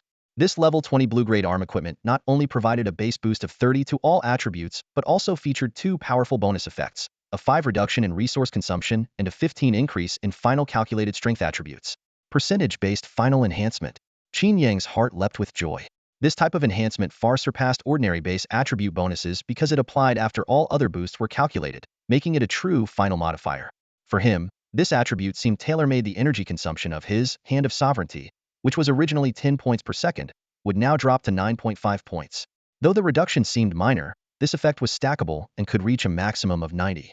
At his current level, achieving even a 25 reduction was already quite impressive. The second piece of equipment, the Windstride boots, was also a level 20 blue-grade item. In addition to the base 30 to all attributes, it stood out for its two unique effects: the ability to fly at a speed of 50 kilometers per hour and up to a height of 100 meters as long as mental energy was continuously consumed, and a 1,000 reduction in fall damage. Flight capabilities. And they're sustained. Qin Yang thought, thrilled. This ability would not only allow him to effortlessly traverse various terrain obstacles, but also give him a significant advantage in combat by claiming higher ground. Although the speed and height weren't particularly extraordinary, for a low-level professional, this was already incredibly powerful. Guyu's thoughtful inclusion of fall damage reduction warmed Qin Yang's heart even further. The final item, the Archmage Circlet, was equally impressive. This level 20 blue-grade headgear provided the standard 30 to all attributes and came with two potent effects: a 50 final enhancement to mental skill calculations and a 10 reduction in resource consumption. Taking Qin Yang's most frequently used skill, Divine Armament, as an example, his nearly 200 mental attribute points originally allowed him to deal 500, or 1,000 points of damage. With a standard 50 bonus, the final damage would only increase to 1,100 points. However, with the final calculation boost from this equipment, the damage skyrocketed to 1,500 points. This substantial improvement revealed the true value of this gear to Qin Yang. As the attributes improved, the numerical differences became increasingly significant. Qin Yang examined the equipment forged by Gu Yu and couldn't help but silently praise his master-level craftsmanship. The consistent drop rate of such exceptional attributes was truly beyond the reach of ordinary blacksmiths. The fourth piece of equipment, the Frostfire Twin Serpent Shoulders, offered 30 to all attributes and included traits such as enhanced frost and fire resistance and a 5 reduction in resource consumption. 2 lifelike serpent heads coiled on the shoulders. Qin Yang contemplated that, after being transformed by the sovereign's aura, these serpent heads might evolve into majestic dragon heads. The Covenant Ring, the fifth piece of equipment, provided 15 to all attributes. In addition to a 5 reduction in resource consumption, it featured a unique trait that allowed the user to contract a magical creature of a level not exceeding their own. This was precisely what Qin Yang needed to complete Qin Chuan's mission compared to the unreliable success rate of contract scrolls. This trait was undoubtedly a more secure option. Together, the 5 custom-made pieces of equipment offered a total boost of 135 to all attributes and a 25 reduction in resource consumption. This exceeded Qin Yang's expectations, especially since the Sovereign's aura transformation would grant additional enhancements. The grand finale was the Blood-Stained Robe, a torso piece of blue-tier equipment that provided 80 to Spirit and 50 to Constitution. It came with 2 traits comparable to professional skills, Blood Shield, which generated periodic shields based on Constitution, and Blood Frenzy, which could detonate the shield to grant a 20 all-attribute boost and Berserk State to allies and summon creatures. This perfectly complemented Qin Yang's combat style, particularly the epic-level enhancement it provided to his summoned creatures. With 6 pieces of blue-tier equipment in hand, soon to be upgraded to purple tier, Qin Yang couldn't help but reflect on how Qin Chuan had spent half his life collecting 8 pieces of purple gear. Yet, less than a month after awakening, Qin Yang was on the verge of owning 5 pieces, in addition to the orange-tier Emperor Yang's blood-drinking sword. Qin Yang was brimming with confidence for the upcoming battlefield summons. The sheer quality of his equipment alone was enough to suppress those prodigious talents who could at most assemble a full set of blue gear. This overwhelming advantage left Qin Yang in a light-hearted mood. He planned to take Wang Kai on a leisurely tour of Hongwu City once the equipment transformation was complete. After all, the Zhongshuan royal family, as allies of the Qin family, would undoubtedly play a crucial role in helping the Qin family ascend to greater heights. After settling Wang Kai in the Neptune Palace, Qin Yang tore open a teleportation scroll and returned to his residence. However, the moment his feet touched the ground, an unusual sensation surged through his mind. It felt as though someone was secretly watching her. This strange sensation made Qin Yang instinctively tense up. In the shadows of the Qin residence's front courtyard, a petite figure was crouched in the bushes. Chu Mingxian stared intently at Qin Yang's back, a sly smile curling at the corners of her mouth. This childhood friend, whom she both loved and hated, had finally fallen into her trap. Thinking back on the past, Chu Mingxian couldn't help but grit her teeth. When she was 15, her petite figure earned her the nickname Little Brother from Qin Yang. At 16, after she developed, she thought she'd finally turn the tables, but to her dismay, he became even more enthusiastic. The heated look in his eyes back then still sent shivers down her spine. She had even had a ridiculous dream about Qin Yang, looking at her so hard she got pregnant. If it weren't for the fact that he was somewhat good-looking, this might have been the biggest psychological shadow of her life. Ever since awakening her class, Chu Mingxian had been waiting for a chance to teach Qin Yang a lesson, and today, that rare opportunity had finally arrived. Judging by how he had leveled up to 18 within 10 days, his awakened hidden class must be extraordinary. If she waited another year or two, she might never get another chance. But what move should she use? Chu Mingxian quickly calculated her options. A close contact lock like an armbar was definitely off the table that would just be giving him a benefit. The explosive elbow strike from Bajiquan was too ferocious. She didn't want to actually hurt him. After a moment of thought, she decided on the simplest, most direct approach, kicking him square in the butt. Imagining Qin Yang face-planting into the dirt, Chu Mingxian couldn't help but chuckle to herself. With her strategy set, Chu Mingxian began gathering all her strength. Suddenly, like a cannonball fired from its barrel, she shot out, hurtling toward Qin Yang at full speed. 100 meters, 50 meters, 10 meters. The distance closed in an instant. Chu Mingxian locked onto Qin Yang's backside, ready to deliver her unforgettable lesson with a carefully controlled kick. But just as she was adjusting her force, ready to strike, something unexpected happened. Her Golden Bell shield skill activated automatically. This was not a good sign. Chu Mingxuan's heart sank, knowing that the passive activation of the Golden Bell shield only occurred under one condition: imminent, life-threatening danger. Before she could react, an enormous force suddenly struck her from the side, as if she had been slammed by a speeding truck. The deep toll of a bell reverberated through the Qin family estate, as the expansive courtyard was instantly bathed in golden light. When the glow faded, a cloud of dust erupted, with fragments of shattered stone scattering across the ground. The golden bell shield? Could it be her? Qin Yang frowned deeply. Just moments ago, he had sensed an ambush from behind and instinctively activated the hand of Imperial authority to counter. With his current strength of 200 points, amplified tenfold by the ability, the strike delivered a staggering 2,000 damage, enough to overwhelm even a level 45 professional. But judging by the sound of the bell, the attacker seemed to be under level 30. A sinking feeling settled in his chest as Qin Yang quickly strode into the dust to investigate. What he saw made him gasp sharply. The expensive courtyard tiles had cracked into a web-like pattern, and at the center of the fissures, a figure was embedded headfirst into the ground, legs sticking out at an awkward angle. Only a pair of well-proportioned legs remained visible, the shoes having been blasted off. Qin Yang instantly recognized those legs. Without hesitation, he used his detection skill to confirm. Name: Chu Mingxian. Critical condition: race: human. Level: 29. Strength: 150-180 crippled, reduced by 95. Agility: 100-150 crippled, reduced by 95. Constitution: 132-220 severely injured, reduced by 60.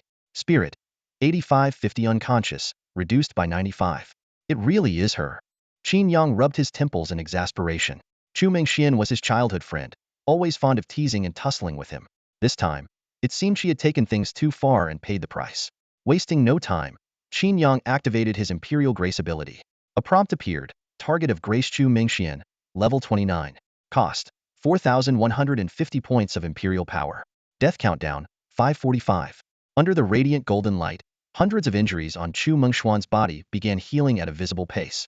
Soon, her legs trembled slightly, a sign that she was regaining consciousness. Qin Yang carefully summoned the hand of Imperial authority again, gently pulling her out and laying her flat on the ground. At that moment, Chu Mengxuan's delicate face was smeared with dust, her nose and the corners of her mouth stained with blood. She looked so disheveled that even her own mother might not recognize her. Qin Yang couldn't help but chuckle as he pulled out his phone and snapped a photo for posterity. Staring at the girl in the picture, Qin Yang found himself marveling at how much she had changed. He still remembered her as a flat-chested teenager, but it seemed she had developed quite well over the years. Qin Yang gently ran his palm over the pair of long, strong, and beautiful legs in front of him, marveling at their perfection. It wasn't just the smoothness of the skin. The subtle, well-defined muscle lines, shaped through years of training, were mesmerizing to the point where he couldn't look away. He couldn't help but think to himself that if he had encountered such legs before awakening his powers, he'd probably have welcomed being crushed under them. But now, he was no longer the person he used to be. If he were to be trapped, it would have to be in a far more interesting way. Just then, Chu Mingxian slowly woke up, shaking her still-dazed head as she sat up from the ground. "I think I just saw great-grandmother," she murmured to herself. "Well, of course you'd see her," Qin Yang sneered internally. "If it weren't for my golden bell shield protecting me, you would have already been reduced to a smear of blood by my sovereign hand." Chu Mingxian looked down at her dirt-covered body and suddenly realized her nose was bleeding. In a panic, she asked, "Why am I covered in dirt? And why is there so much blood?" Seeing her bewildered expression, Qin Yang immediately understood. She had likely suffered a concussion from his earlier strike and had completely forgotten about the ambush. Since that was the case, he didn't bother to expose the truth. Instead, he spoke gently. "You tripped and fell earlier." Chu Mingxian looked around at the large crater nearby, then up at the sky, as if trying to figure out if she had fallen from above. Her clear, innocent eyes carried a hint of naive confusion. At that moment, Chunsi arrived in a hurry with a group of servants, clearly alarmed by the sound of the bell earlier. "Young master, what happened?" Chunsi asked anxiously. "Nothing much, just someone taking a tumble," Qin Yang replied, gesturing toward Chu Mingxian. It was only then that Chunsi noticed Chu Mingxian, her face covered in blood, and he was immediately alarmed. "Miss Mingxian, weren't you in the guest room?" Cutting himself off mid-sentence, he quickly turned to the servants. "Zhang Xiling, Zhongya, you two know some healing techniques, don't you? What are you standing around for? Go check on Miss Mingxian." The servants busied themselves tending to Chu Mingxian, while Chen Si discreetly observed the surroundings. The cracks in the ground were still visible, clear evidence that a brief but fierce battle had taken place here. Knowing Chu Mingxian's personality, it was likely she had initiated the fight. But what was truly surprising was that the 18th level Qin Yang had managed to defeat the 29th level Chu Mingxian. Even if Qin Yang had a hidden class, the gap in power was staggering. What was even more shocking was that Chu Mingxian seemed to have no recollection of what had happened, her eyes filled with nothing but pure confusion. Qin Yang walked over to Chen Si and said quietly, "The surveillance in the front yard needs some maintenance." Chen Si immediately caught his meaning. "We'll take care of it right away." Make sure the miss of the Chu family is well taken care of. And keep her from bothering me, Qin Yang added, patting Chen Si on the shoulder before turning and heading back to his room. As usual, when Chu Mingxian visited the Qin residence, it was inevitable for her to bicker and playfully argue with Qin Yang. But now, Qin Yang had no interest in entertaining a young girl's antics. He was an adult now, only dealt with reality.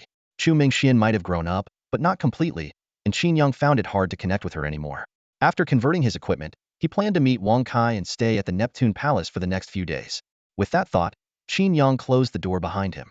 After a week of being offline, his imperial power had accumulated to 130,000 points. Converting a piece of level 20 equipment required 14,665 points of imperial power. 5 pieces would cost 73,325 points. Adding the level 18 Scarlet Robe to the mix, this time, the total expense reached over 80,000 points. The accumulation rate of imperial power still felt insufficient to him. Qin Yang felt a surge of desire for more power. In truth, even without converting these pieces of equipment, he already had a significant advantage. Saving over 80,000 points of imperial power could achieve many things: 8,000 Phantom Divine Weapons or 400 Elite Guards online simultaneously for an hour. However, these were one-time uses. Converting the points into attributes and enhancing skill effects seemed like a better investment. After weighing the options, Qin Yang made up his mind to go ahead with the conversion. When used for skills, imperial power was nothing more than a blue energy bar. But when converted into equipment, it provided tangible attribute boosts. The choice between the two was clear. With that decision, Qin Yang opened the interface and began with the Scarlet Robe. Converting the level 18 Scarlet Robe required 10,496 points of imperial power. He initiated the conversion. Before starting, Qin Yang made sure to equip the robe. He wanted to feel the attribute enhancement firsthand and also get a good look at its original design. In the equipment catalog, the Scarlet Robe was a relatively famous piece. The robe featured an overall red theme, accented with shimmering dark golden runes that seemed almost alive. These runes flowed gently, resembling tiny blood vessels, transmitting energy to the gemstone embedded on the chest, which pulsed like a beating heart. The collar, cuffs, and hem were adorned with black trim, creating a sharp contrast with the crimson base and adding an ominous, sinister beauty to the garment. Its aesthetic appeal was already remarkable. What would it look like after the conversion? Would it transform into a royal dragon robe? With anticipation, Qin Yang activated the skill. In an instant, he was enveloped in a golden glow. Amid the resonant clangs and hums, the light dissipated. Qin Yang immediately turned to the full-length mirror beside him. Seeing the transformed design, he froze in place, blurting out in disbelief, "Sui Yangdi, is that you?" Qin Yang rubbed his eyes, and when his gaze fell upon the full-length mirror, the sight before him left him stunned. The reflection no longer showed his familiar bedroom. Instead, it revealed a resplendent ancient palace, glittering with gold and jade. Standing tall within the hall was a commanding figure. His face was stern, but what captured the most attention were his rare double pupils, staring intently at Qin Yang from beyond the mirror. A name flashed instantly in Qin Yang's mind: Yang Guang, the infamous Sui Emperor known in history as the Wicked Dragon. Though he had never seen the real Sui Emperor Yang Guang, Qin Yang felt an unshakable certainty deep within him. The man in the mirror was indeed Yang Guang of this world, or more precisely, the embodiment of Yang Guang, shaped by the role of the supreme sovereign. The dragon robe he wore exceeded anything Qin Yang could have imagined, even from the most extravagant clothing on Blue Star. It was a blood-red robe adorned with wild and untamed dragon scale patterns. These scales were not neatly arranged but interwoven chaotically, as if foretelling impending chaos and turmoil. The most striking feature was a bloodshot dragon eye embedded prominently on the chest. Its double pupils glimmered with greed and ambition. Around his waist, a golden imperial belt was engraved with a savage depiction of a flood dragon hunting a phoenix. The robe's wide hem resembled the tail of a wicked dragon, appearing capable of stirring colossal waves with a single sweep. This version of Sui Emperor Yang Guang exuded a demonic aura, as though he could command legions of dragons and devour the heavens and earth through the mirror's surface. Yet, Qin Yang felt no fear. He knew with absolute clarity that this imposing figure in the mirror was himself. With a faint sound, the illusion dissipated. All that remained in the mirror was Qin Yang, dressed in the blood-red dragon robe. Just as he had anticipated, the scarlet cultivation robe had undergone a regal transformation, becoming this fantastical and ominous tyrant dragon robe. Though it looks impressive, it's so conspicuous. I wonder if people would kneel to me if I walked down the street in this, Qin Yang mused to himself before opening the equipment attribute panel. The equipment name displayed boldly: Tyrant Dragon Robe of Yang Guang. Slot: Torso. Quality: Epic Purple. Level: 18. Base attributes: Spirit 120, Constitution 80. Special Trait 1. Wicked Dragon Sacrifice allows the sacrifice of a summoned unit's physical body to absorb 50 of its constitution value, converting it into a shield of up to 1,000 points. The shield can remain hidden. Special Trait 2. Roar of the Wicked Dragon enables the detonation of the shield, unleashing the battle intent of the Wicked Dragon. This reduces enemy base attributes by 30 while granting allies and summoned units a berserk state, increasing all attributes by 30 for 1 minute. Qin Yang took a deep breath. This sinister dragon robe truly lived up to its connection with Emperor Yangguang. Despite its malevolent traits, the abilities it offered were invaluable to any summoner. Sacrificing a summoned unit to gain a shield equivalent to 2 lives and being able to resummon the unit afterward meant the only cost was the energy needed for summoning. For certain special summon creatures like dragons, phoenixes, or unicorns, mystical beings of great power, the summoning cost is indeed exorbitant, often requiring rare artifacts as offerings. However, for Qin Yang, summoning an Imperial Guard comes at 0 cost, essentially a free shield with 1,000 constitution points. What truly instills fear, though, is the second attribute of the Yang Emperor's sinful dragon robe, reducing the enemy's base stats by 30 while increasing the allies' base stats by 30. This massive 60 disparity is enough to intimidate any opponent. Qin Yang couldn't help but marvel at the sheer power of this gear, which far surpassed the typical standards of purple tire equipment. With just these 2 attributes, it could cause an uproar in the marketplace. If not for its slightly lower level, it could easily be classified as divine tier equipment. The investment of 10,000 Imperial power was undoubtedly worth every bit. He looked forward to the subsequent equipment maintaining this level of quality. With that, he opened the interface and began converting Gu Yu's blue tier gear. Meanwhile, in the bathroom of a guest room in the Qin residence, Chu Mingxian soaked in the bathtub, massaging her body while staring perplexedly at the ceiling. She could feel pain, yet there were no visible wounds. As a professional, even a fall from a height of 20 meters wouldn't have rendered her unconscious, thanks to her robust physique and protective golden bell skill. Suddenly, memories surged like a tide. She recalled her mission for this trip, not only to participate in the summoning battlefield, but also to accomplish 2 important tasks: protect Qin Yang and teach that infuriating man a harsh lesson. Should I use a cross-lock technique or an elbow strike from Bajiquan? Chu Mingxian mused while haphazardly drying herself. No, the cross-lock is too intimate, and the elbow strike is too brutal. Maybe just a good kick to his rear. As she prepared to step out, a strange sense of familiarity washed over her. She shook her head and dismissed the feeling for now.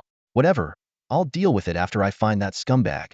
Back in Qin Yang's room, golden light radiated, accompanied by the constant clanging of transformations.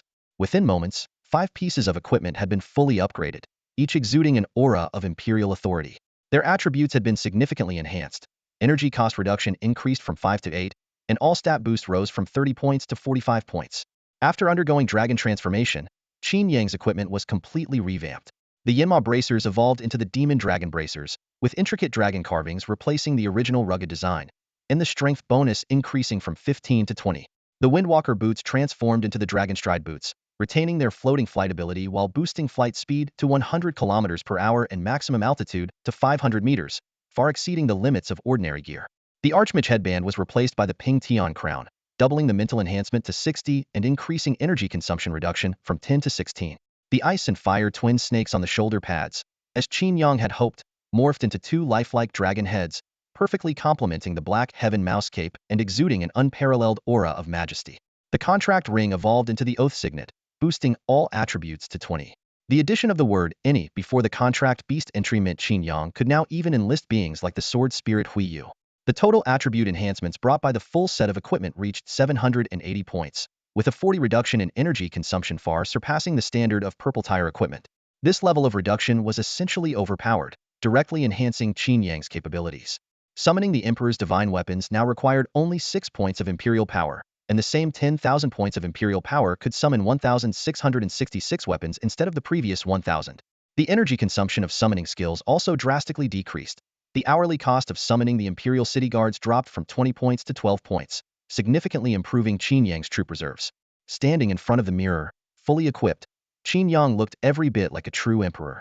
Wearing the Ping Tian crown and a blood-red dragon robe that accentuated his commanding presence, the lifelike dragon heads on his shoulders added an intimidating aura. The sheer quality of the gear was so exceptional that it could easily be mistaken for orange tier equipment. If there were a battlefield appearance ranking, Qin Yang was confident he would claim the top spot. Just then, a surprised mutter came from outside the door. No way. This has to be a joke, right? How did I not notice before's this handsome? Looking at the man standing by the floor-to-ceiling window, Chu Mingxian could hardly believe her eyes. The Qin Yang before her was a completely different person from the one in her memory. The spoiled, indecent, and lecherous playboy now exuded an aura that was irresistibly captivating. His tall, straight figure was perfectly outlined by a crimson robe, and his side profile was sharp and defined, as if carved by a blade. It wasn't just his striking appearance. It was the unique charisma he radiated that made people instinctively want to submit. Chu Mingxian didn't even realize her body had unconsciously leaned forward, like a reed swaying naturally in the wind. Qin Yang turned and noticed Chu Mingxian, a flicker of confusion crossing his eyes. Memories from their childhood surfaced in his mind. Their families were close, and as a child, he used to bully her often, locking her in various rooms just for fun. After his father, Qin Chuan, found out, not only did he give Qin Yang a stern scolding, but he also registered Chu Mingxuan's fingerprints for access to every locked room in the house. Even after all these years, the locks had never been changed. His gaze swept over Chu Mingxian, who was standing at the doorway.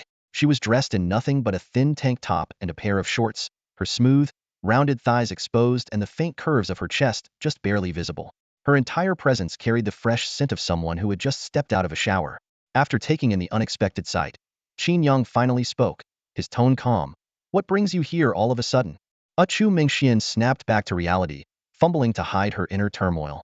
She had originally come to confront Qin Yang and settle the score for all the times he bullied her as a child. But now, faced with this completely transformed version of him, her resolve had vanished. The very thought of laying a hand on him felt almost sacrilegious. "Oh right." A sudden idea struck her. "I'm here to talk to you about the battlefield conscription." Hearing that it was about official matters, Qin Yang's expression softened, and he gestured for her to come inside. If not for business, he wouldn't have bothered with his childhood companion. It wasn't that he had no interest in her, it was just that his father had once given him a firm warning. He could cause trouble for anyone, but never for Chu Mingxian. When it came to things he could see but not eat, Qin Yang had a habit of looking at them as little as possible, or avoiding them altogether, to prevent himself from getting hungrier and making things harder for himself. At this moment, he was in the guest room, having a conversation with Chu Mingxian.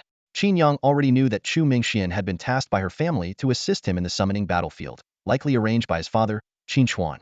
However, Chu Mingxian was clueless about the specifics of the mission. She only knew her duty was to ensure his safety. He stood up and poured Chu Mingxian a glass of freshly squeezed juice. After sitting down on the sofa, he asked, "Is there anything you want to say about the summoning battlefield?"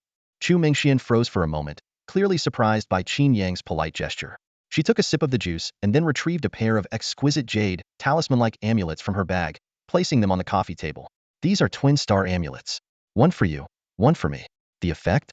See for yourself." Qin Yang glanced at the amulets, and system information instantly appeared. Item: Twin Star Amulet. Quality: Purple Grade. Description: these are two protective talismans capable of sensing each other over long distances. They can be carried separately by two individuals. If one of the amulet holders is in danger, the other will be teleported to their side. Note: does not support cross-space teleportation. Teleportation for assistance, Qin Yang thought to himself. With his current strength, he was unlikely to encounter danger in any 15 to 30 level secret realm, even in composite challenge spaces. Still, this was a thoughtful gesture from the Chu family. He accepted the amulet and said, "Thank you. I'll do my best not to trouble you." Chu Mingxian was startled again, her eyes flashing with a complex expression. She sipped her juice while subtly observing Qin Yang. He seemed more energetic, and his demeanor had grown much steadier. This change felt strange to her, even making her suspect he might have been possessed by something. "Any other intel about the summoning battlefield?" Qin Yang asked again. "What intel? The stuff online is all outdated and probably useless. We'll just adapt once the heavenly screen reveals the rules," Chu Mingxian replied, putting down her juice glass. Qin Yang nodded. He hadn't studied the summoning battlefield materials either, as the rules of such composite challenge spaces varied each time. However, with his all-powerful profession, Sovereign Supreme, no gameplay or restrictions could truly hinder him. His top priority now was to accumulate imperial power and ensure a guaranteed victory. Seeing that Chu Mingxian had no further information, Qin Yang stood up and said, "I need to head out for a bit." "Excuse me, where are you going? Is it for leveling up?" Chu Mingxian asked. "If you're heading to the wild for training, I can tag along to protect you." "No," Qin Yang replied. "I'm going to the Sea King's palace. Wang Kai is waiting for me there." At the mention of the Sea King's palace, Chu Mengxuan's expression immediately darkened. She knew exactly what kind of place it was, and her impression of Qin Yang plummeted in an instant. To her, Qin Yang might have changed on the surface, but deep down, he was still the same scumbag, just one who had shifted from being arrogant and reckless to appearing mature and composed. In the blink of an eye, 10 days had passed. Unlike other professionals who were busily preparing for the draft battlefield, Qin Yang seemed more like a tourist on vacation in Hanggu City, spending his days indulging in various entertainment venues with Wang Kai. During these 10 days, Qin Yang, with his striking looks and seasoned charm, managed to encounter several female professionals from out of town in different settings. The serendipity of meeting in a foreign place made these encounters particularly delightful and earned him the nickname, the piling machine of Hanggu. Just as Qin Yang was reveling in yet another moment of pleasure, a sudden system notification appeared. Dragon and Phoenix Harmony triggered. Royal Power 1200. Skill upgrade. Dragon and Phoenix Harmony leveled up to LV2. Seeing this unexpected notification, Qin Yang couldn't help but show a slightly awkward smile. In this world, skill upgrades typically required repeated use to accumulate proficiency. He had not anticipated that his first upgraded skill would be this one. While the specific rewards from the upgrade were still unclear, Qin Yang was already eager to test it out again with the mature lady sleeping beside him. At that moment, a deafening clap of thunder exploded outside the window. The entire suite shook violently, and the floor-to-ceiling windows trembled under the strain. The startled woman instinctively clung to Qin Yang, but his attention was fully drawn to the series of system notifications flashing before his eyes. Heavenly Dao event activated. Level 15 to 30 challenge. Draft battlefield imminent. The unexpected thunderbolt jolted Hanggu City awake in the middle of the night. Even more astonishing was the strange phenomenon that appeared in the sky. A massive light screen slowly unfolded like a portal to another world, its neon glow enveloping the entire city. Millions of residents across the city stepped out of their rooms, standing on streets or balconies to gaze up at the sky. On the light screen, a countdown timer was displayed, 11 hours 59 minutes and 50 seconds. This indicated that in 12 hours, the draft battlefield would commence. Wasn't there supposed to be a 3-day notice? I'm just a bit short of reaching level 15. Hurry up and grind levels, there's still 12 hours left. Voices filled with anxiety and excitement echoed throughout the city. Standing by the floor-to-ceiling window, Qin Yang frowned deeply. Based on the information he had, the draft battlefield was supposed to have a 3-day advance notice, not such a sudden activation. This abnormal occurrence made the entire situation even more unpredictable. But now, there's only a 12-hour notice. Qin Yang muttered to himself as he stood by the window, his brows slightly furrowed. The existence of the heavenly Dao had been proven as early as the last century. It is a law higher than the gods, maintaining the operation of the entire world. Whenever a secret realm develops a flaw, this invisible rule descends to correct the regulations of the realm. To Qin Yang, the heavenly Dao is like a game administrator without consciousness. No matter how much one calls out to it, there will be no response. By convention, large-scale challenge spaces are always announced 3 days in advance, a consistent rule of the heavenly Dao. Yet this sudden change made Qin Yang suspect it might be related to the information he had leaked half a month prior. Since everyone had already been forewarned about the arrival of the summoning battlefield, the notice seemed to have lost its purpose. If it starts early, that's 3 fewer days to accumulate Imperial power, Qin Yang calculated quickly. But it's just 5 or 6,000 Imperial power points, nothing too significant. After 10 days of effort, Qin Yang had accumulated 240,000 Imperial power points. Considering the 40 consumption reduction, it was effectively equivalent to over 300,000 points. As for the potions, tools, scrolls, and other supplies needed in the secret realm, his stockpile was more than sufficient. The elegant woman on the large bed had already risen, changing into a flowing light blue mage robe. The robe accentuated her tall, slender figure, with its low neckline perfectly showcasing her alluring collarbone and impressive curves. As a wave mage from Gale City, her profession combined control, damage, and healing, placing her among the top-tier advanced professions. Are you leaving now? Qin Yang asked. Yes, the summoning battlefield is about to open.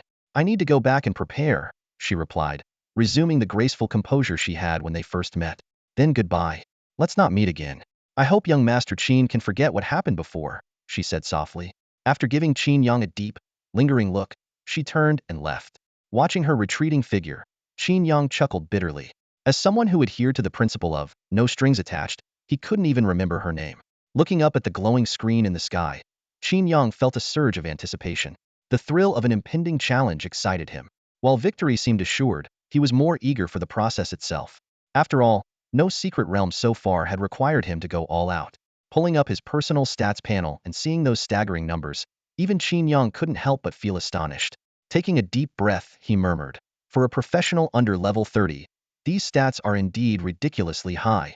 Name: Qin Yang, level 18 human profession. As a supreme ruler of the highest rank, her attribute panel was truly intimidating.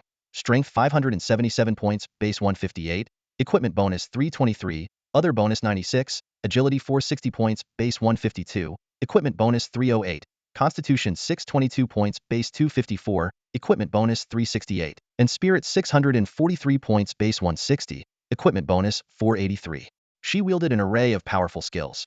Annihilate 9 clans max, see me as Heaven LV1, Divine Weapon of the World LV1, Imperial Guard LV1, Embroidered Uniform Guard LV1, Dragon and Phoenix Harmony LV2, Hand of Royal Authority LV1, Boundless Imperial Grace LV1, Royal City Guards LV1, Imperial Majesty LV1, Supreme Dragon Body LV1, alongside basic skills like Detection LV1 and Illumination LV1. She could earn 241,519 points of royal power per hour base 240,795, extra 724. In terms of achievements, she had Sweeping Armies Max, Swarm Nemesis LV1, and Slayer of Scoundrels LV1. Looking at the astonishing total attribute score of 2,302 points on the panel, Qin Yang couldn't help but feel a jolt of awe. Just the nearly 1,500 points from equipment bonuses alone far exceeded the limits of ordinary individuals. In this unforgiving world, regular professionals could only hope to gather a full set of green-grade equipment before advancing to elite ranks. Even at level 30, a single piece of green-grade gear maxed out at 120 points in any attribute. Fully equipped under ideal circumstances, one might barely reach a total attribute score of 1,000. Yet reality was harsher. Most people couldn't even assemble a complete set of green-grade gear. This world was even more ruthless than Qin Yang's home planet, Blue Star. If Blue Star was the hard mode, then this place was the hell mode. Geniuses without resources were destined to be buried, while those with wealth but no talent would struggle to achieve anything significant. Only those born with both talent and financial means, the so-called children of destiny, could truly rise to the top. To these elites, ordinary professionals were no different from mere mortals. Qin Yang knew full well that she was one of those rare individuals blessed with both talent and resources. But she didn't believe it was merely luck. "I am not a child of destiny, I am destiny," she declared, lifting her gaze towards the glowing countdown timer flickering in the air. By this time, the city of Hongwu was already in a frenzy. Whether professional or ordinary citizen, anyone still awake was scrambling to secure the best vantage point. They spread out mats, pitched tents, and prepared to witness this grand event for professionals. Once the summoning battlefield opened, everyone would be able to watch live visuals of the participants projected onto the sky. These images, controlled by the Heavenly Tao, would automatically switch to highlight outstanding performers or thrilling battle scenes. While the Heavenly Tao exhibited a degree of human-like behavior, it did not accommodate any specific viewing requests. "It's starting! So exciting!" Enthusiastic murmurs rippled through the crowd. The central square of Hongwu City was packed with people, bustling with energy.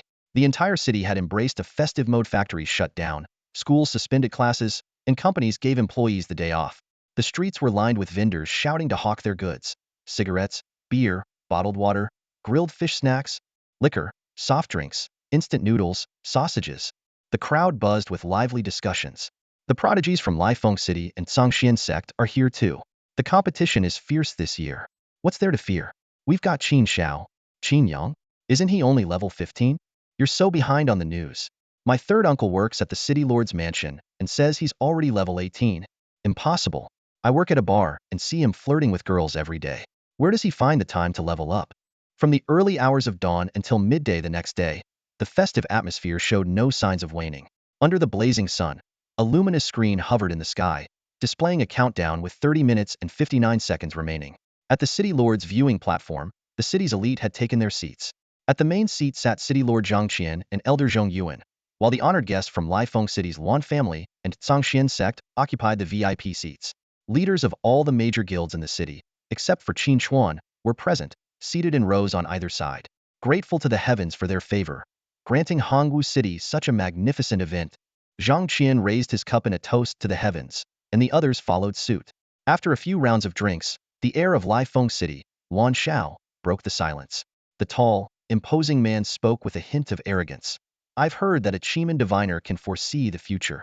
Elder Zhong, have you divined who will claim victory as the champion of this battlefield?" Clearly displeased by the borderline mocking question, Zhong Yuan narrowed his eyes slightly and replied, "I have done some calculations. The seat of the main star rests above Hongwu City." "You mean to say the champion will come from Hongwu City?" Luan Xiao frowned. When Zhong Yuan offered no further response, Luan Xiao let out a cold laugh. "Well then, I'd like to see who dares to take the championship from my brother." Though those present were offended by Luan Xiao's arrogance, they could do little about it. After all, his brother, Luan Tian, was a level 30 Transcendent class professional, fully equipped with blue-tier gear and boasting total attributes of 1,700 points. Apart from Zhangxian's sect's Yiqiuning and Jingming City's Chu Mingxian, there was almost no one who could rival him. Zhang Qian quickly smoothed things over. No matter who claims the championship, they will be the pride of the Jiuzhou Federation, a rising star of great promise. At that moment, Dongfang Qing of Zhangxian's sect spoke up. The graceful and elegant woman, a level 55 Chiman diviner, said, Elder Zhong, I also performed a divination last night and received a rather puzzling revelation. Dipping her fingertip in tea, she wrote on the table and recited a poem aloud. When autumn comes on September 8, my blossoms will bloom, the others fade. Through Chang'an spreads my fragrant flight. Golden armor fills the city bright. Zhong Yun's eyes widened abruptly, as though he had suddenly recalled something of immense importance. This poem is quite good, but what does it mean?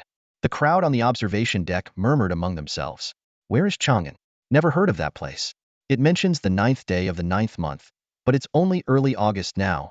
Faced with Dongfang Qing's cryptic revelation, the crowd was puzzled yet hesitant to question it openly. Only Luan Xiao couldn't help but sneer. Just some flashy tricks from the martial world, trying to mystify things. I really want to see what this soaring fragrant array and golden armor are all about. Dongfang Qing ignored Luan Zhao's sarcasm and instead looked expectantly at Zhong Yuan. However, at this moment, Zhong Yuan, usually composed, seemed uncharacteristically startled, his face betraying a mix of shock and contemplation. The blooming of my flower marks the end of all others. This line had appeared a month ago during Qin Yang's awakening ceremony. What was even more intriguing was that, according to online records, Qin Yang possessed a tall, golden-armored summoned guardian perfectly aligning with the prophecy of a city adorned in golden armor. Could it be that Qin Yang will emerge as the champion this time? Zhong Yuan pondered silently. But he's only level 18. How could he possibly defeat Luan Tian, who's level 30? And how could a single golden-armored guardian equate to an entire city of golden armor? Despite his doubts, as a master of divination, Zhong Yuan firmly believed that the prophecy would come true. At that moment, the entire city erupted in excitement. 10, 9, 8, 7. A synchronized countdown echoed through the skies. It was then that the people on the observation deck noticed the numbers in the heavens rapidly approaching zero. As the deep chime of a bell resonated, streams of blue light shot up from various parts of the city, piercing the luminous canopy above. This signaled the beginning of the teleportation process for qualified professionals to the summoned battlefield. In the Emperor's Suite 888 of the Long Pavilion Hotel in Hongwu City, Luan Tian, a level 30 blood berserker, stood clad in his crimson-scaled battle armor. With a gleeful roar, he smashed his enormous fists together. Haha, it's finally starting. Come on, time for a good fight. Laughing wildly, he shattered the 3-layer soundproof floor-to-ceiling window and shot upwards as a streak of blue light. On the adjacent balcony, Yiqiu watched the scene unfold, muttering, idiot, under her breath before ascending in light as well. In an instant, the sky above the city was dotted with countless shimmering stars. Professionals transformed into glowing fireflies. Wow, stunning! Chu Mingxian exclaimed in awe as she gazed at the spectacle from the courtyard in front of the Qin residence. Dressed in a cloud-patterned embroidered Cheongsam battle suit, her graceful figure was faintly visible through the delicate fabric. Qin Yang, too, was mesmerized by the breathtaking sight. This world is both cruel and beautiful. Its beauty lies in being full of the unknown and challenges. Do your best, Qin the scoundrel. Chu Mingxian cheered for him, playfully waving her tiny fists. Qin Yang smiled and replied, stay safe. I'm off now. Before Qin Yang's eyes, a notification for the summoning battlefield appeared. Qin Yang, level 18, 9-5 Supreme, meets the entry requirements. Would you like to enter the summoning battlefield for levels 15 to 30? In the front courtyard of the Qin family estate, dozens of servants stood in neat rows, shouting in unison, safe, return to the young master. Wishing Miss Mingxian victory. Standing to the side, Chunxi softly voiced his concern, young master, remember, it's the participation that counts. Don't push yourself too hard. The Qin family doesn't need the rewards from the summoning battlefield. Thank you, I understand. Qin Yang nodded slightly and silently muttered, enter the summoning battlefield. Before his words fully faded, his figure transformed into a streak of golden light, shooting straight toward the skybound barrier.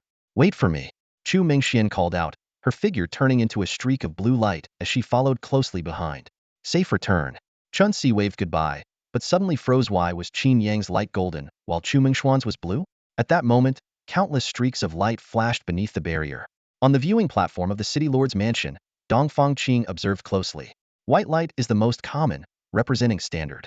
Green is rare, representing exceptional. Blue is very scarce, representing extraordinary. She turned to Luan Xiao, a faint smile on her lips. There are quite a few extraordinary class professionals in this summoning battlefield. If your younger brother wants to claim victory, he won't just be facing Yi Qiuning from our sect. Luan Xiao gazed solemnly at the dozen or so blue streaks of light in the sky, but forced a confident tone. Luan Tian's red demon battle armor is a top-tier blue-grade item. It's enough to give him an edge over the other extraordinary class professionals. Blue-grade gear? Who doesn't have that?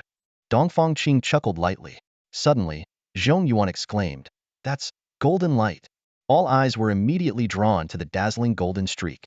City Lord Zhang Qian was so shocked he stammered, "Thighs? Who is this person? Why wasn't I informed of their arrival in Hongwu City?" A legendary class professional represents the pinnacle of this world. Even at level 1, they are worth a city lord's utmost effort to befriend. Perhaps they don't want to attract too much attention, Dongfang Qing said gravely. With the participation of a legendary class professional, Yi Qiuning's chances of victory plummeted by half. Damn it! What kind of nonsense is this? A legendary class professional coming here to crush everyone else? Luan Xiao couldn't help but curse. However, Zhong Yuan continued silently staring at the golden light. This wasn't an ordinary legendary class golden light, it was surrounded by white lightning, exuding an overwhelming aura. Under its illumination, the surrounding streaks of light seemed to turn golden as well, forming what looked like a vast golden river surging toward the barrier. Recalling the earlier cryptic prophecy, Zhong Yuan suddenly understood. The fragrance through Chang'an fills the skies, the city adorned in golden armor. The ultimate victor must be this person. Qin Yang had entered the recruitment battlefield and was now facing the current challenge, the corrupted demi-human outpost. He stood inside a simple yet elegant wooden cabin, carefully studying the details of the challenge. The objective was clear: eliminate all undead units within 6 hours. The challenge featured several types of ghouls of varying levels: level 15 orc axemen, level 16 headhunters, level 18 shamans, and the most powerful, a level 20 centurion. There were special restrictions as well. Holy light type spells were prohibited, and experience gain was reduced to a meager 20. However, as compensation, all summoning-related attributes received a 20 boost. A system prompt appeared, asking if he wanted to randomly match with teammates. According to the rules, he could form a team of 5 to 20 players. Once matched, the team would be teleported together. The rewards were substantial. The top 10 would receive skill awakening scrolls, those ranked 11th to 100th would get elite grade breakthrough gems, and ranks 101 to 200 would earn 5 basic attribute fruits. However, Qin Yang shook his head and declined the matchmaking option. He still had a special task assigned by Qin Chuan to complete, and teaming up would only create unnecessary complications. Pushing open the door of the wooden cabin, he was met with a desolate forest shrouded in deathly stillness. Twisted, withered trees stood tall, and layers of dried leaves carpeted the ground. Scattered ghouls with hollow eyes staggered aimlessly, while the stench of decay and death permeated the air. Standing atop a high vantage point, Qin Yang surveyed the area and quickly assessed the situation. The forest was teeming with undead, numbering at least 800 to 1,000. For professionals below level 20, this would be an almost impossible mission. But Qin Yang was unfazed. His mental attribute had reached 643 points, and with a 40 reduction in resource consumption, he could summon 107 Royal Guard soldiers at once. This summoned force boasted a total attribute value close to 3,000 points, equivalent to the strength of a 4-star potential monster. Such an overwhelming force made the undead seem hardly worth worrying about. Still, before clearing out the undead, he needed to complete the special task given by Qin Chuan, to summon and contract with an undead creature within this challenge and unlock a special subrealm below level 18. From his backpack, he retrieved a purple-grade forbidden soul stone. This illegal artifact could seal the soul of any being below a deity, and within it, a remarkable shadow was faintly flickering. Qin Yang was well aware that such a rare, single-use item must contain the soul of someone significant, far beyond the level of an ordinary demi-human scout. Although Qin Chuan had not mentioned any potential dangers, Qin Yang decided to proceed with utmost caution. In such an eerie and unpredictable challenge, even a moment of carelessness could lead to fatal consequences. Long live the Emperor! The Imperial Guards knelt on one knee before their ruler. Qin Yang, clad in the ominous robe of the tyrant dragon once worn by Emperor Yang, gazed at the guards and declared, "I shall use your body as an offering for the banner. It is my utmost honor." One guard responded without a hint of hesitation. Qin Yang nodded in satisfaction. Most summoned entities with intelligence possessed loyalty, but his summoned beings bore the mark of unwavering allegiance. Their devotion to the sovereign was absolute, even at the cost of their physical forms. A deafening roar echoed as the tyrant dragon's power was unleashed. The sinister cry of a dragon reverberated through the heavens, and earth as the attributes of the equipment activated. The blood-red robe began to flow as if caught in an invisible wind, and the 6 eyes of the dragon embroidered on the chest slowly rotated. At the same time, the towering figure of the Imperial Guard disintegrated into a crimson mist, which was absorbed into the 6-eyed dragon's gaze. Imperial Guard sacrificed. 50 of the target's constitution converted into a shield. Current shield value, 1,000. A notification appeared as a crimson mist enveloped Qin Yang, resembling rivers of blood flowing around him. A shield worth 1,000 points. Who could possibly break through this? Qin Yang felt an immense sense of security. He proceeded to summon the Imperial Guard once more. With the guard by his side again, his sense of safety doubled. Only after ensuring everything was foolproof did Qin Yang crush the forbidden soul stone. A piercing wail erupted, like the mournful cries of the damned. From the shadows, a faint blue figure began to materialize, a translucent form of a girl who appeared to be around 16 or 17 years old. She was clad in lightweight armor, clearly suited for an agile archer class. The gemstones and magical runes embedded in her gear hinted at her noble background. Notably, 2 delicate antlers, resembling branching twigs, adorned her forehead. Name: Half-Deer Scout Spirit. Race: Half-Deer. Level: 18. Strength: 0. Agility: 0.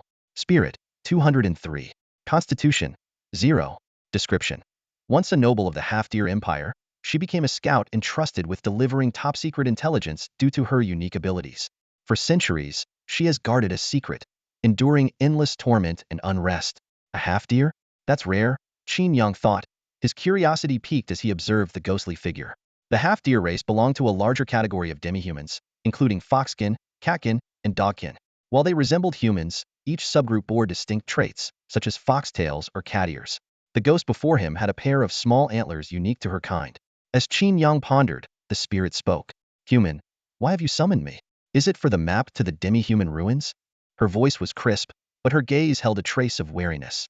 She has intelligence, Qin Yang mused. Summoned beings of this nature often came with backstories, though he had little interest in hers. Instead, he activated the oath ring on his hand. A notification immediately appeared before him. Contract target: Yun Yao. Contract success rate: 10. So, your name is Yun Yao, Qin Yang muttered, narrowing his eyes. A mere 10 success rate? The lower the target's spirit, the higher the likelihood of success. This would require some coercion. He prepared to summon the Jinuri to subdue her. Before he could act, the spirit named Yun Yao spoke again. Summoner, I know what you seek. I can lead you to the map, but I need you to do something for me in return. Qin Yang smirked coldly. You are in no position to negotiate. At his words, a figure clad in the signature flying fish uniform and domed helmet of the Jinui appeared behind him. Either you submit to the contract willingly, or I will force it upon you through torment, Qin Yang continued. Torment? Yun Yao's eyes widened in recognition. The infamous torment skill was notorious, so much so that some human activists had called for its prohibition. Memories of past suffering flashed through her mind, and she shook her head fervently. Enough. The demi-human civilization is long gone, and I've been dead for over a century. I no longer wish to suffer for this secret. That's more like it, Qin Yang said with a sly grin, initiating the contract. A hum resonated, and a notification appeared. Yun Yao's spirit has been contracted. With the contract sealed, Qin Yang moved on to the next step. You should be able to open a special secret realm for me. Stop dawdling and get to it. I'm on a tight schedule. Resigned, Yun Yao nodded with a complicated expression and closed her eyes. A vortex appeared before Qin Yang. Exclusive secret realm. Yun Yao's mental domain. Level: below 18. Monsters: unknown. Description: the mental domain is a unique innate ability that manifests as a personal space. Time is suspended within this realm, allowing living beings to enter. Note: only entities below Yun Yao's level may enter the space. Impressive, Qin Yang thought, his eyes gleaming with excitement. He realized that once again, Qin Chuan had delivered an extraordinary gift straight to his hands. Qin Yang's eyes lit up with excitement. Summoning space, the core ability of a summoner, was precisely the skill he currently lacked the most. Without it, he had to summon his entities anew every time he dismissed them. While this might not be an issue for the Imperial Guards or the Jinui, summoning the Imperial City Guards consumed a significant amount of mental energy. However, ordinary summoning space wasn't suitable for his needs. His summoned entities were charged by the hour, and even if stored in summoning space, they would continue to drain his imperial power. Yun Yao's mind space, on the other hand, was entirely different. It had the unique property of time suspension. Everything within the space would remain in its original state, neither progressing nor consuming resources, meaning imperial power could be fully preserved. If I can upgrade Yunya to match my level, her mind space could perfectly replace summoning space. Qin Yang's eyes sparkled with an idea. He turned to Yun Yao and asked, how many people can your mind space accommodate? Yun Yao pondered briefly. In terms of area, it can definitely hold over 1,000 people.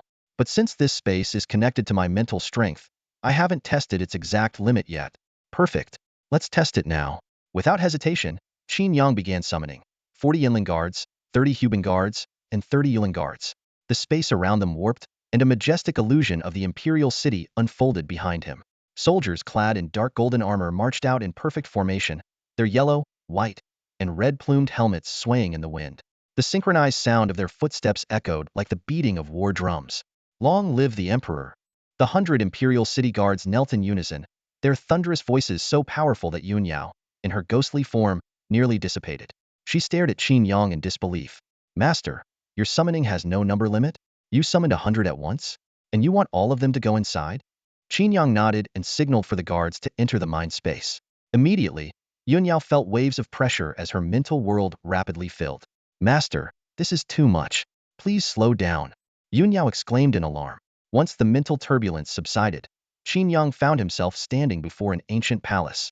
Behind him, the 100 guards stood in perfect formation.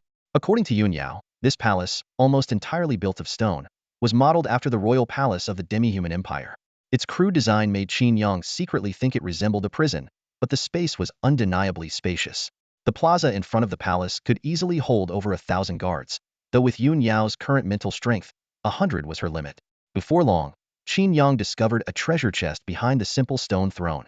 Inside was precisely what he had come for, the map of the demi-human ruins. Qin Yang's eyes lit up as he studied the map in his hand. This was more than just a key to the demi-human world, it was a vast expanse of land awaiting a new master. As someone who frequently dealt with catgirls and foxgirls, he was no stranger to demi-human civilization. 500 years ago, the arrival of the game brought calamity to this world. While human civilization managed to endure, the demi-human civilization was shattered by the beastmen's invasion, reduced to fragmented secret realms. Today, the catgirls and doggirls working at Neptune Palace were descendants of those demi-humans who escaped to the human world through these secret realms. However, like refugees smuggling into Blue Star, they could only take on the most basic jobs. It didn't take long for Qin Yang to see through his father Qin Xuan's intentions. That land, ravaged and plundered by the beastmen, was now desolate and barren. Qin Xuan's search for it was clearly an attempt to establish his own power base, a dangerously ambitious idea. Although this world had endured over 50 years of chaotic division among the 9 provinces, the 9 Provinces Federation had now stabilized, forming a powerful official authority. Both long-established powers and emerging guilds, families, and sects were under strict government oversight. Even the Qin family was already under the scrutiny of the City Lord's office. Venturing into another world to carve out new territory, it's obvious he doesn't want to be controlled, Qin Yang thought with a wry smile. This is practically open rebellion. No wonder father would rather forego the opportunity himself and push this task onto me, his only son. Still, with his unique hidden class, Supreme Sovereign, Qin Yang wasn't intimidated by this rebellious mission. To be honest, now that he had awakened the throne of kingship, the idea of becoming an emperor wasn't entirely unappealing. For now, though, the priority was to complete the task at hand. According to his father's plan, he could leave the recruitment battlefield after obtaining the map. But Qin Yang's ambitions went beyond being just an ordinary emperor aimed to become the human emperor. Besides, this challenge came with the reward of a skill awakening scroll, which could transform general skills into class-specific ones. Having already savored the benefits of the Supreme Dragon physique, there was no way he'd pass up this opportunity. As Qin Yang carried out his mission, one teetering on the edge of rebellion, the battlefield raged on with other players locked in fierce combat. On the glowing screen in the outside world, images of the contestants flashed in constant rotation, while the leaderboard clearly displayed the top 100 rankings. Yi Qiuning held the first place position with an impressive 109 kills. Second place went to Wan Tian with 92 kills, followed by Nan Wu in third with 88 kills, and Chu Mingxin in fourth with 82 kills. Beneath the glowing screen, the audience munched on snacks while animatedly discussing the spectacle before them. The stage allows team play, yet the top 10 are all solo players. That's the power of extraordinary professions. Their solo efficiency surpasses even that of teams. Only the weak need to group up. Look at these pros theory all dominating on their own. The screen kept switching between scenes of the various prodigies in action. The crowd gradually came to realize the vast gap between extraordinary professions and regular ones. Those level 15 ghouls were as frail as paper when faced with these extraordinary individuals. The most eye-catching performance came from Yi Qiuning. Her flying sword was agile and versatile, capable of both long-range and close combat, moving with astonishing speed like a streak of lightning. The ghouls before her were like lambs to the slaughter, effortlessly cut down. If not for the scattered distribution of her targets, she might have cleared the stage by now. Yi Xiaoning's exceptional skill, paired with her striking appearance, quickly earned her a massive fanbase. The entire Hongwu city echoed with cheers in her support. So cool. So beautiful. Yi Xiaoning. I'll be your loyal fan forever. This year's champion is definitely hers to claim. The sword Immortal class combines long-range and close combat, with both magical and physical abilities. How is this not considered epic tier? The strength of epic tier professions is beyond anything we can imagine. The strength of a profession depends on the person using it. In Yi Xiaoning's hands, the sword Immortal is absolutely epic tier. Bro, don't overhype her. Just as all eyes were on Yi Xiaoning, the leaderboard, which had stayed unchanged for some time, suddenly shifted. A new name, Qin Yang, quietly made its way into the top 100. Hey, my son Wang Kai was ranked 100th though. Did he suddenly drop off the list?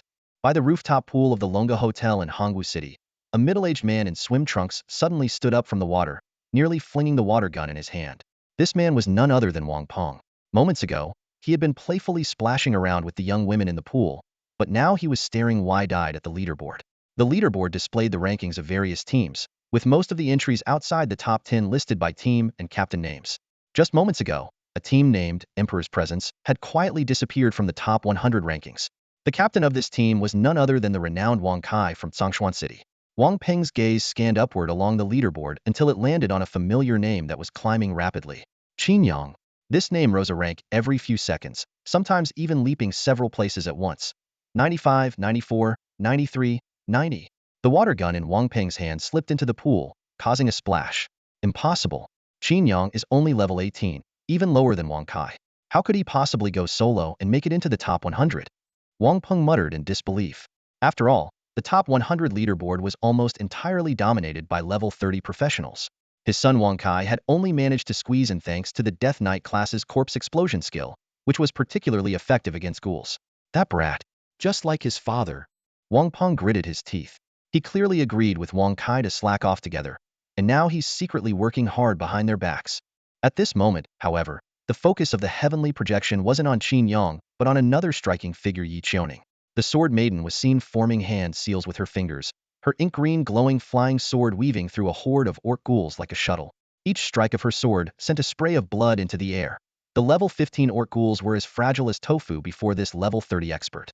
While the audience was mesmerized by Yi Xiaoning's graceful movements, the screen abruptly shifted to a new scene, focusing on a warrior clad in golden armor. This warrior was surrounded by more than a dozen orc ghouls, his long halberd sweeping through the air in bold, sweeping arcs. Why is this guy so careless, letting himself get surrounded by so many monsters? Maybe it's on purpose? But even at level 30, you can't mess around like this.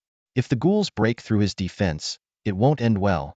If he's planning to keep advancing, he's in for a tough time.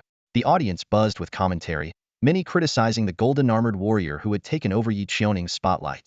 Meanwhile, the battle had officially begun. The massive body of the orc ghoul was torn apart the instant it came into contact with the halberd, fragments scattering in all directions. This scene on the light screen left all the spectators utterly stunned.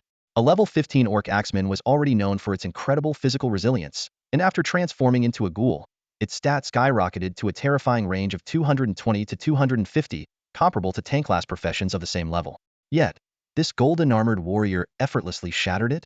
The truth soon surfaced. This golden-armored warrior was level 30, clad in a full set of blue-tier equipment that gleamed with a chilling light. With the sheer boost from the equipment alone, their strength surpassed the 400 mark, making them an overwhelming force against lower-level monsters. What's so interesting about this kind of one-sided slaughter? The audience grumbled, unimpressed.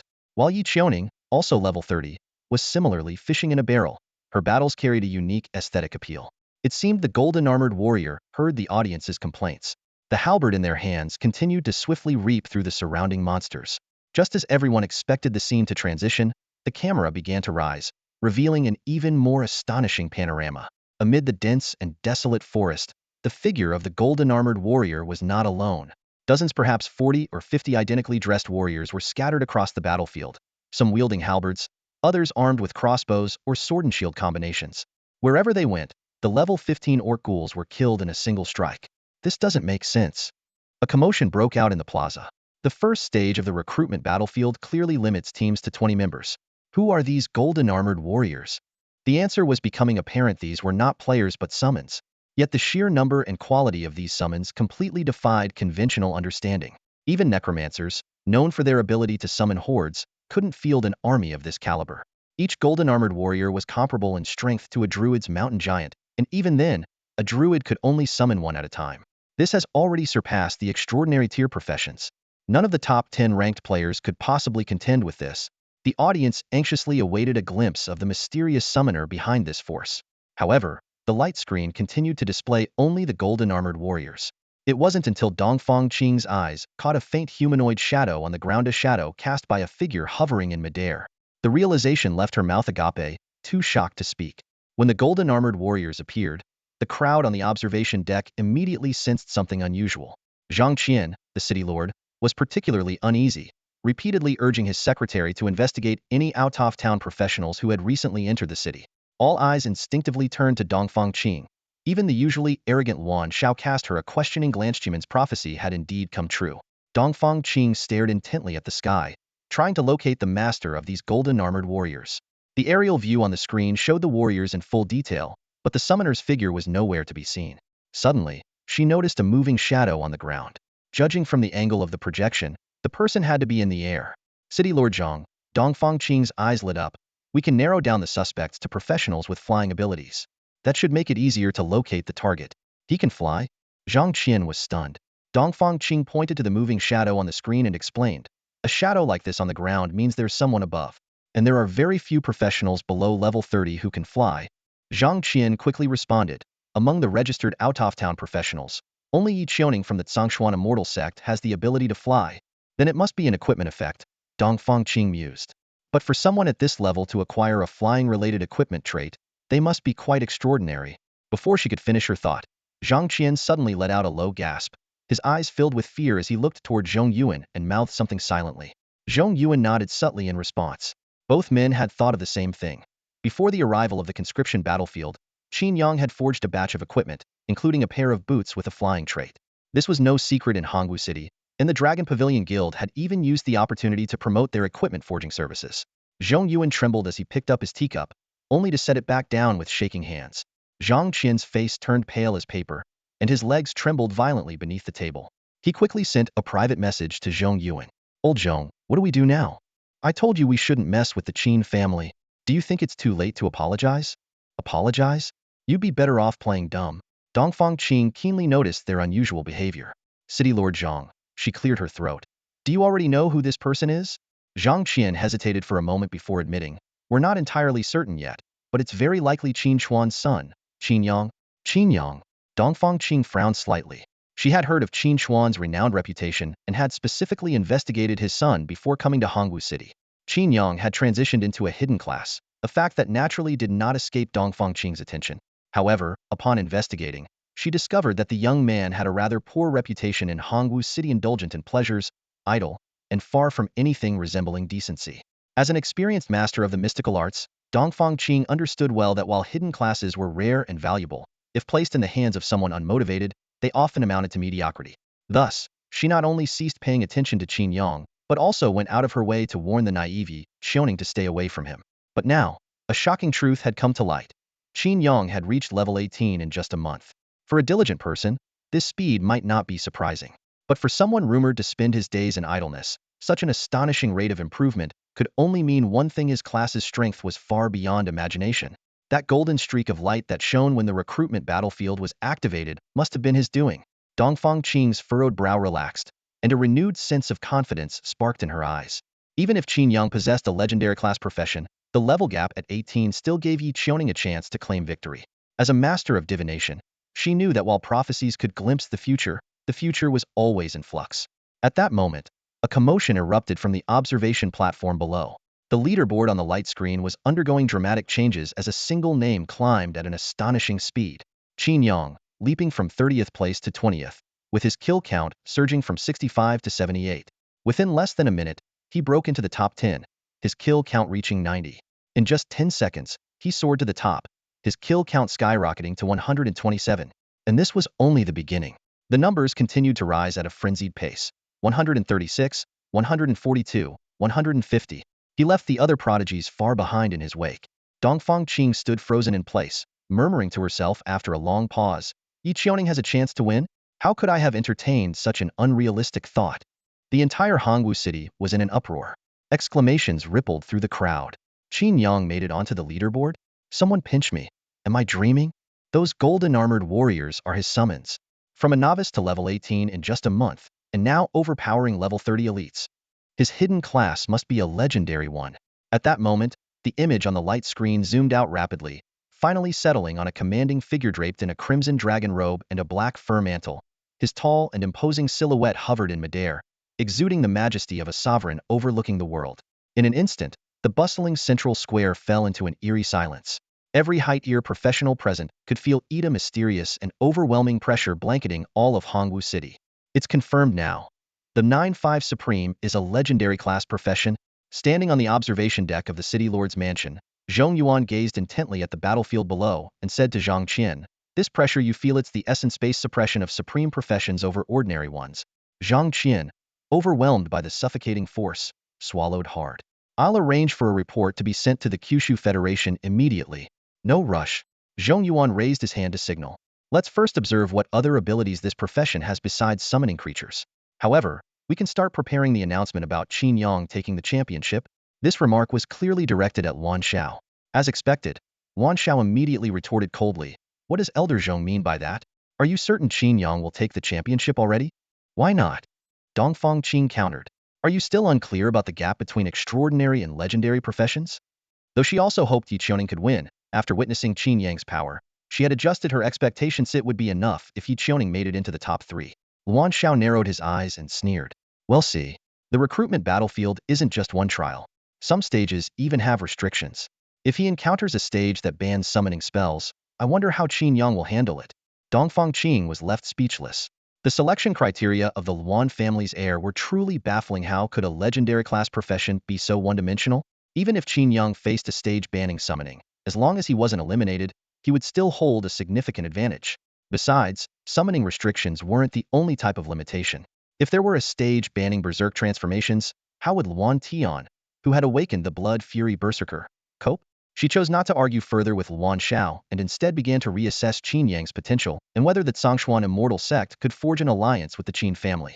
At this moment, the light screen shifted to display the battles of other participants. The oppressive aura that had engulfed Hongwu City suddenly dissipated, and everyone breathed a collective sigh of relief as the tension lifted. Conversations erupted across the square. "What was that just now? I felt like something was watching me, and I didn't even dare to speak. It must have been Qin Yang's aura.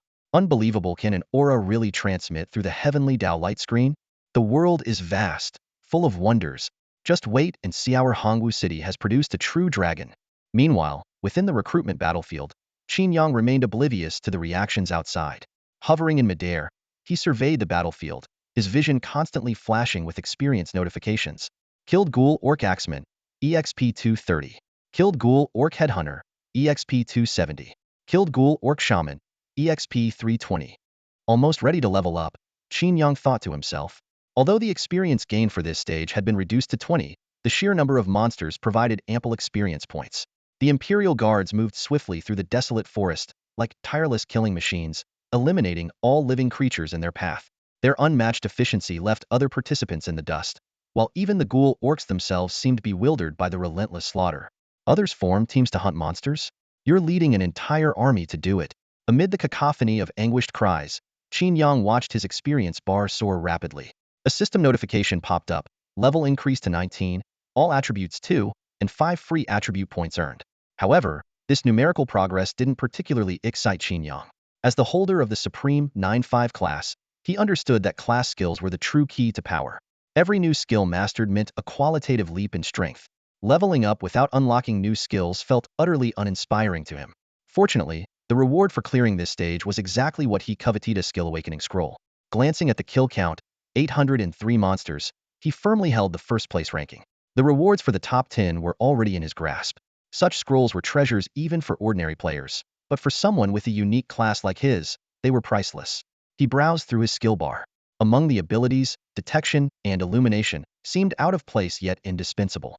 Without detection, he couldn't see monster attributes, and illumination could be life-saving in critical moments. After a moment of thought, Qin Yang decided to prioritize enhancing illumination.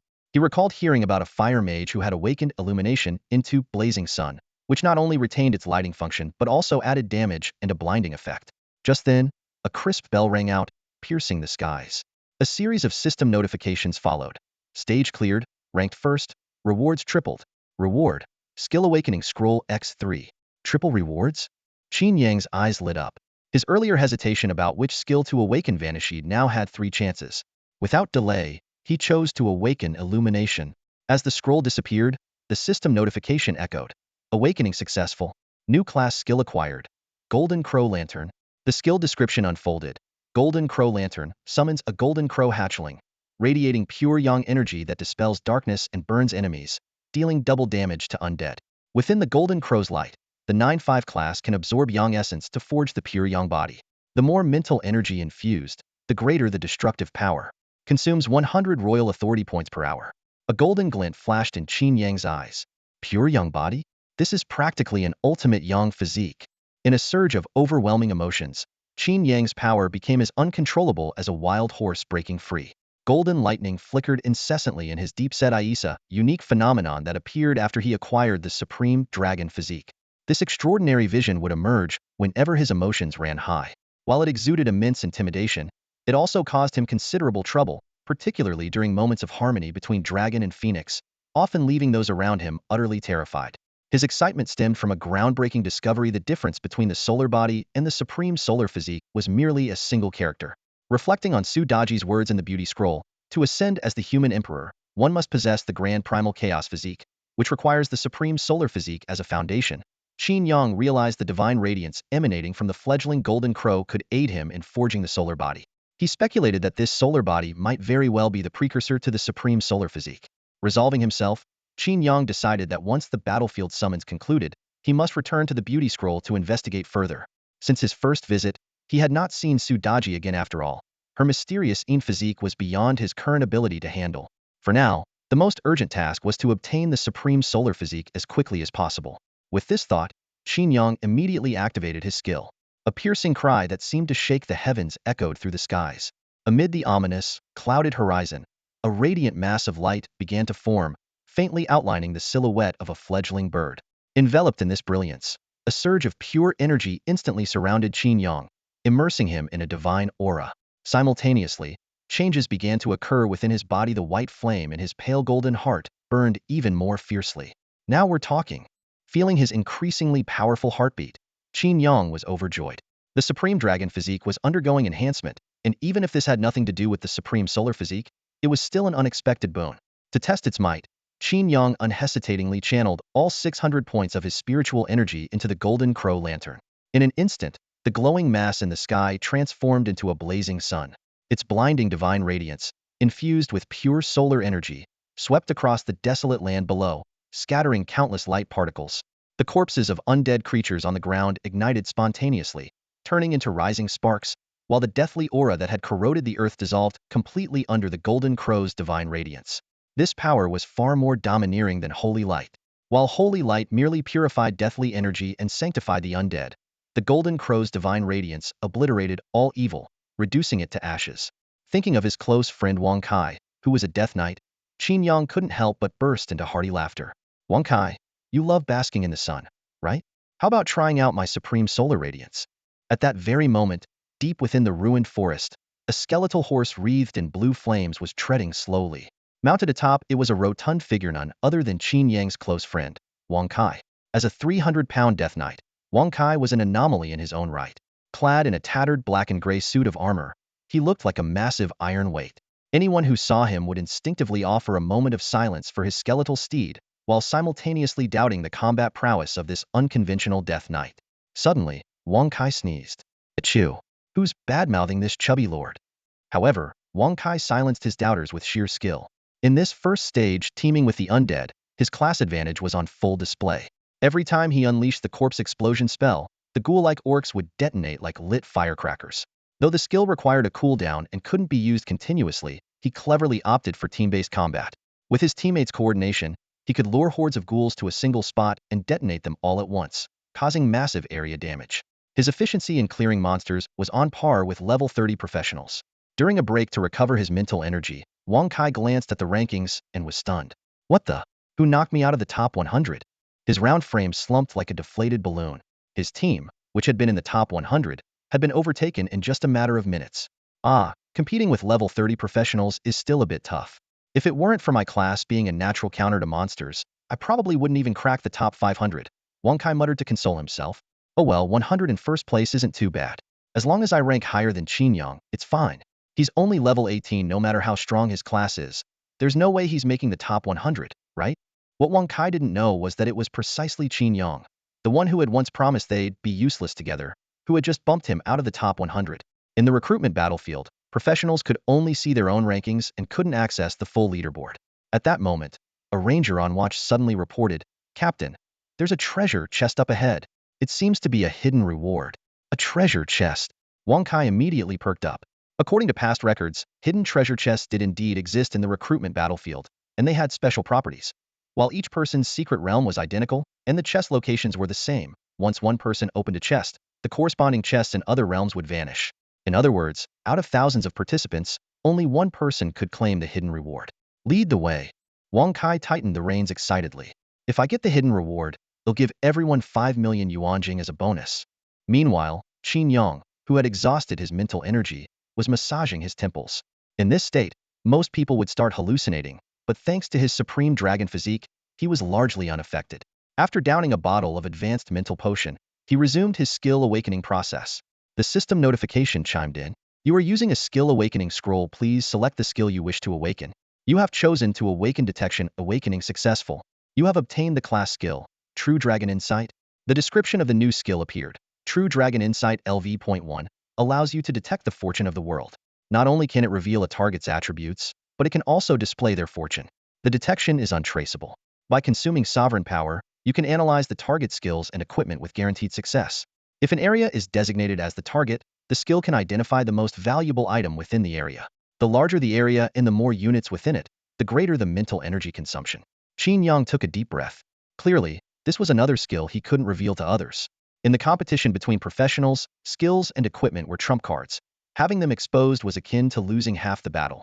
More importantly, True Dragon Insight's untraceable detection was an advantage that put him ahead by an entire dimension. This fortune detection is probably meant to be used with the Kongtong seal, Qin Yang mused, recalling the awakened fortune value. He couldn't help but feel anticipation. What kind of artifact will I get after winning the recruitment battlefield? If it's the Kongtong seal, the fortune system will be up and running in no time. But that's all a matter of time, Qin Yang said with a carefree smile. The 10 great artifacts of antiquity, each one's like a cheat code. Now with True Dragon Insight, I've got one more tool for finding them. To test his new skill, Qin Yang designated the entire first stage secret realm as the detection area. Since there were no other entities within the area apart from him and the Imperial Guards, the mental energy consumption should be minimal. The moment he activated the skill, a glowing ripple invisible to others spread out from beneath his feet, swiftly covering the entire secret realm. In the next instant, a towering pillar of purple light shot up into his field of vision. No way, there really is something. Qin Yang exclaimed in delight. Well, it'll be damned. I was just testing the skill, and I found a hidden reward? As expected of the skill set of a sovereignet, doesn't tolerate useless abilities. Overjoyed, Qin Yang immediately flew toward the direction of the light pillar. A pillar of purple light shot straight into the sky, radiating a mysterious glow. Qin Yang's heartbeat quickened. Purple quality. Could it be equipment? If it really is, this will be my second orange tier item. He swiftly flew toward the direction of the light. Before long, a deep, eerie lake came into view. The purple light was emanating from the water, clearly indicating that the hidden treasure chest lay at the bottom of the lake. Hiding it this well, it'd be nearly impossible to find without a specialized adventurer. No wonder the ranger class becomes so popular in the later stages, Qin Yang murmured, gazing at the pitch-black surface of the lake. Dense death energy rose like black mist from the water, a clear sign of contamination by necromantic energy. Without a holy light priest or a necromancer, this treasure chest would be tough to retrieve. No matter how strong someone is, there are times when sheer strength isn't enough. Qin Yang chuckled softly. But I'm not just strong, I'm unstoppable. Golden Crow, light the way. At his command, a young golden crow appeared above the lake. Qin Yang poured all his spiritual energy into it, and in an instant, the entire lake surface blazed with dazzling white light. The dark, murky waters began to heat up rapidly, and the death energy dissipated visibly. Suddenly, the anguished wails of tormented souls echoed all around. As expected, there are monsters here. Good thing I didn't recklessly dive in. Even the elite guards would struggle to fight in an environment this saturated with death energy. System notifications popped up one after another. You killed a level 20 Lake Spectre. Experience 485. You killed a level 20 Lake Spectre. Experience 485. Wisps of white steam rose from the lake as the blazing divine light purified the lingering souls. After 2 minutes, Qin Yang downed a second major potion, finally clearing out all the specters. The lake water now sparkled, its clarity revealing the treasure chest glowing with purple light. Hovering midair, Qin Yang summoned the Hand of Sovereignty, effortlessly lifting the treasure chest out of the water. A system notification immediately followed. You have obtained a hidden treasure chest. Rarity, gold tier. Gold tier? That's it. Qin Yang frowned slightly. In the hierarchy of treasure chest rarities, bronze, silver, gold, platinum, diamond, meteoric iron, and star core gold tier generally corresponded to blue-grade items or equipment. But then something occurred to him, and his eyes lit up. Purple light? The contents of this chest must be more than just blue-grade. Even low-tier chests can occasionally yield incredible rewards. It's rare, but not impossible. Isn't this just like opening mystery boxes at the auction house? Qin Yang burst into hearty laughter. With the true dragon's sight, why worry about an empty treasury? Short on military funds? Need grain supplies? Just gamble on treasure chests at the auction house and withdraw directly. Opening hidden gold tier chest. System notifications followed. You have obtained a targeting skill. Nightmare Chariot. Crystals. 10 million crystals. A skill, not equipment, and a skill that emits purple light. Qin Yang was momentarily stunned. Though this world didn't categorize skills into rigid ranks like A, B, C, or D, their power levels were unmistakably distinct. The intensity of a profession directly determines the strength of its skills. Generally speaking, professional skills are stronger than positioning skills, and positioning skills are superior to general skills. However, this is not absolute. Those positioning skills that emit a purple glow are guaranteed to surpass even exceptional professional skills in power. Qin Yang focused his attention on the description of the newly acquired positioning skill. Nightmare Chariot. Restricted to knight and warrior class professions. Summons a chariot drawn by 4 nightmare horses, which can serve as both a mount and a weapon. It enables the Omen Charge, which continuously reduces the target's mental attributes and inflicts a fear effect. Upon hit, it deals double damage based on strength and spirit. It can be a mount too. Qin Yang's eyes lit up. In this vast secret realm, he was indeed in desperate need of a means of transportation. While he could fly, the constant consumption of mental energy wasn't sustainable. This mount was truly a godsend. Although the profession restriction posed a challenge, Qin Yang still had a skill awakening scroll in hand. Using such a scroll might draw the ire of other professionals. It was an incredibly valuable item, capable of completely transforming one's combat style. Yet Qin Yang didn't hesitate for a moment. He was ready to use his third scroll. To him, a skill of the supreme level was worth its weight in gold. There was no need for further deliberation. Would awaken it immediately. The system notification promptly appeared. Awakening successful. You have obtained the professional skill, Imperial Dragon Chariot LV.1. Skill description. Summons a flying chariot. When not deployed, it functions as a vehicle and activates the Imperial Majesty effect. When deployed, it transforms into a palace and opens the Imperial Domain. Imperial Majesty. Grants immunity to control effects, renders the interior undetectable, and continuously applies mental suppression. Imperial Domain. Grants immunity to damage within the palace and renders the interior undetectable. Special note. The interior of the chariot is temperature controlled, provides unlimited basic supplies, and can store Imperial treasures. Each item adds 50 hour to royal power accumulation, up to 10 items. Cost. 500 royal power points per hour. This is basically a mobile base. Qin Yang thought with excitement. Although the actual cost of 300 points per hour wasn't low, filling the chariot with Imperial treasures would make it self-sustaining. Plus, that beautiful painting he had might qualify as an Imperial treasure. Unable to contain his excitement, Qin Yang raised his hand to summon it. The space trembled as a majestic vermilion palace gate materialized out of thin air. Accompanied by the deep tolling of a bell, the gate slowly opened, and golden light poured out from within. When the so-called Imperial Dragon Chariot was fully revealed in the radiance, Qin Yang's eyes widened in disbelief. Are you kidding me? How am I supposed to keep a low profile with this? The treasure chest is gone? Wang Kai, shirtless by the Deadwater Lake, anxiously asked the ranger beside him. The ranger kept his eyes on the lake's surface, continuously using his treasure-seeking eye to scan the lakebed, his brows furrowed tightly. Yeah, it was just there, and now it's gone. he replied helplessly, unable to sense any energy fluctuations from the chest. It's really gone, probably opened by someone else, the ranger sighed after double-checking. Wang Kai was so furious he nearly passed out, cursing internally. I spent ages fishing for that thing. Almost got dragged into the water and drowned by a wraith, and now the chest is gone? The lake was filled with deathly energy, and only someone like him, a death knight, had the ability to dive in and retrieve the chest. But who would have thought there were wraiths lurking below? If it weren't for his resistance to the undead, he might have truly become a dead fat man. Catching his breath on the shore, he prepared to dive back in, only for the ranger to inform him that the chest had already been taken. Damn it! Who's the bastard that robbed me of my fortune? Wang Kai flopped onto the ground, his round belly heaving with anger, looking as if it might burst. He shouted, "If I find out who it was, they'll crush them under my weight." Meanwhile, beams of golden light shimmered as 9 majestic horses, adorned with dragon scales, emerged gracefully, like divine beings descending from the heavens. These dragon steeds, capable of walking on clouds, pulled a massive chariot behind them. But calling it a chariot felt like an understatement. It was more like a luxurious 3-story pavilion. Elaborately carved and painted, it gleamed with golden tiles and glass. Rows of golden dragon flags fluttered in the breeze, while bells hanging from the eaves chimed with a crisp, ethereal melody. 2 massive curtains concealed the entrance to the dragon chariot, each adorned with a flying dragon motif, resembling a celestial paradise in the clouds. Qin Yang stared in awe at the dragon chariot before him, utterly stunned. He had expected it to be just a fancy carriage, but this was beyond opulence. This was a luxury mansion on wheels. I want to keep a low profile, but as the son of heaven, I simply can't. Overwhelmed with excitement, Qin Yang leapt into the air and floated toward the chariot. As if sensing the return of its emperor, the curtains parted on their own, revealing the interior of the dragon chariot.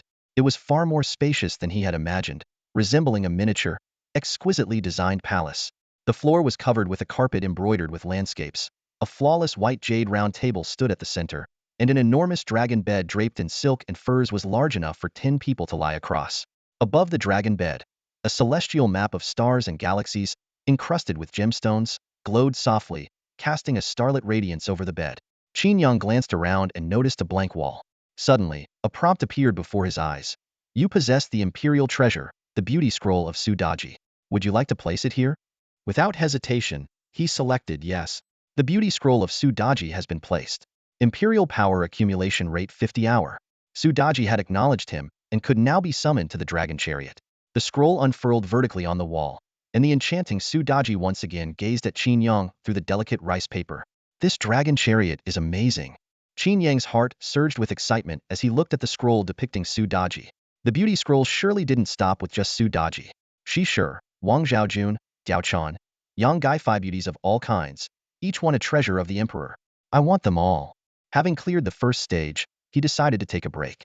Qin Yang sat down at the jade round table, which instantly conjured up fine wine and exquisite dishes. Qin Yang glanced around and saw all her favorite dishes laid out before her. The table was filled with food and wine, yet it seemed to lack a bit of color. She smiled slightly, her gaze falling on the painting of a beauty on the wall. Sudaji, come and dance for me. Qin Yang had already passed her trial. However, the battles of others were far from over. Outside, in Hongwu City, the crowd looked up at the glowing screen with heavy expressions. The screen displayed rankings from top to bottom, the top 10, the top 500, and the top 1,000. The professionals at the front handled the monsters with ease, especially those in the top 100, whose overwhelming dominance made the audience feel drowsy. However, as the combat moved past the 1,000th rank, the tide turned. The battles became intense, and casualties began to appear. It was only then that everyone realized the monsters in the first trial weren't weak. It was the talents at the top who were simply too strong. Those with ordinary professions and mediocre equipment struggled against the ghoul orcs. These creatures were shrouded in deathly aura, and a single mistake could lead to injury. The tissue around the wounds would rapidly decay. In one recent scene, a female archer made a misstep and was grazed on the thigh by a ghoul hunter's spear. Initially, she paid it no mind and continued providing ranged support for her teammates. However, before long, her entire leg lost feeling, her skin turned gray, and corpse spots began to appear. Indeed, her leg had been infected by the deathly aura and had necrotized completely. Such injuries couldn't be healed by ordinary potions. Only a priest of holy light could save her. Yet, holy light was forbidden in this trial. As time passed, the corpse spots spread to the female archer's face. Her life force was slowly drained by the deathly aura. She collapsed to the ground, crying out desperately for help, But her teammates were also besieged by ghouls and couldn't come to her aid. Until the battle ended, she couldn't leave the battlefield. The screen was silent, but everyone could almost hear her heart-wrenching screams. A young life was helplessly extinguished under the gaze of millions. Meanwhile, a mother wept bitterly at home. That female archer was her daughter. She could only watch as her child died, powerless to intervene. Such scenes were not uncommon. More and more professionals perished on the battlefield. Some succumbed to the deathly aura, others were slain by ghouls, and some were even transformed into ghouls by ghoul orc shamans. As for the boss, the ghoul orc centurion, it was unspeakably cruel.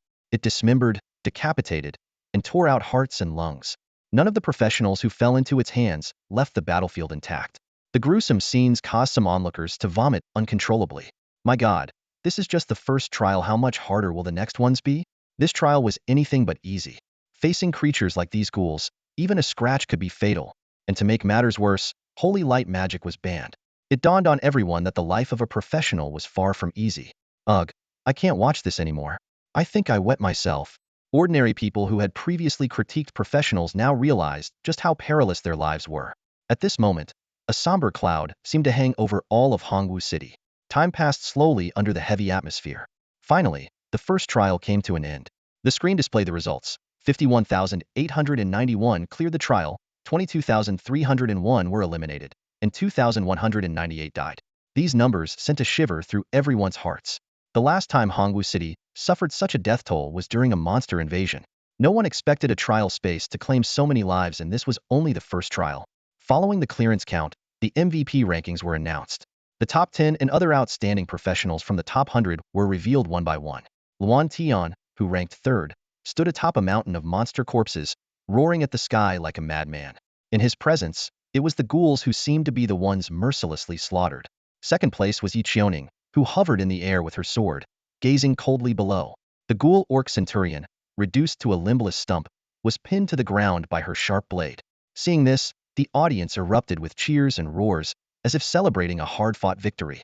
Next, everyone eagerly awaited the appearance of the first-place finisher.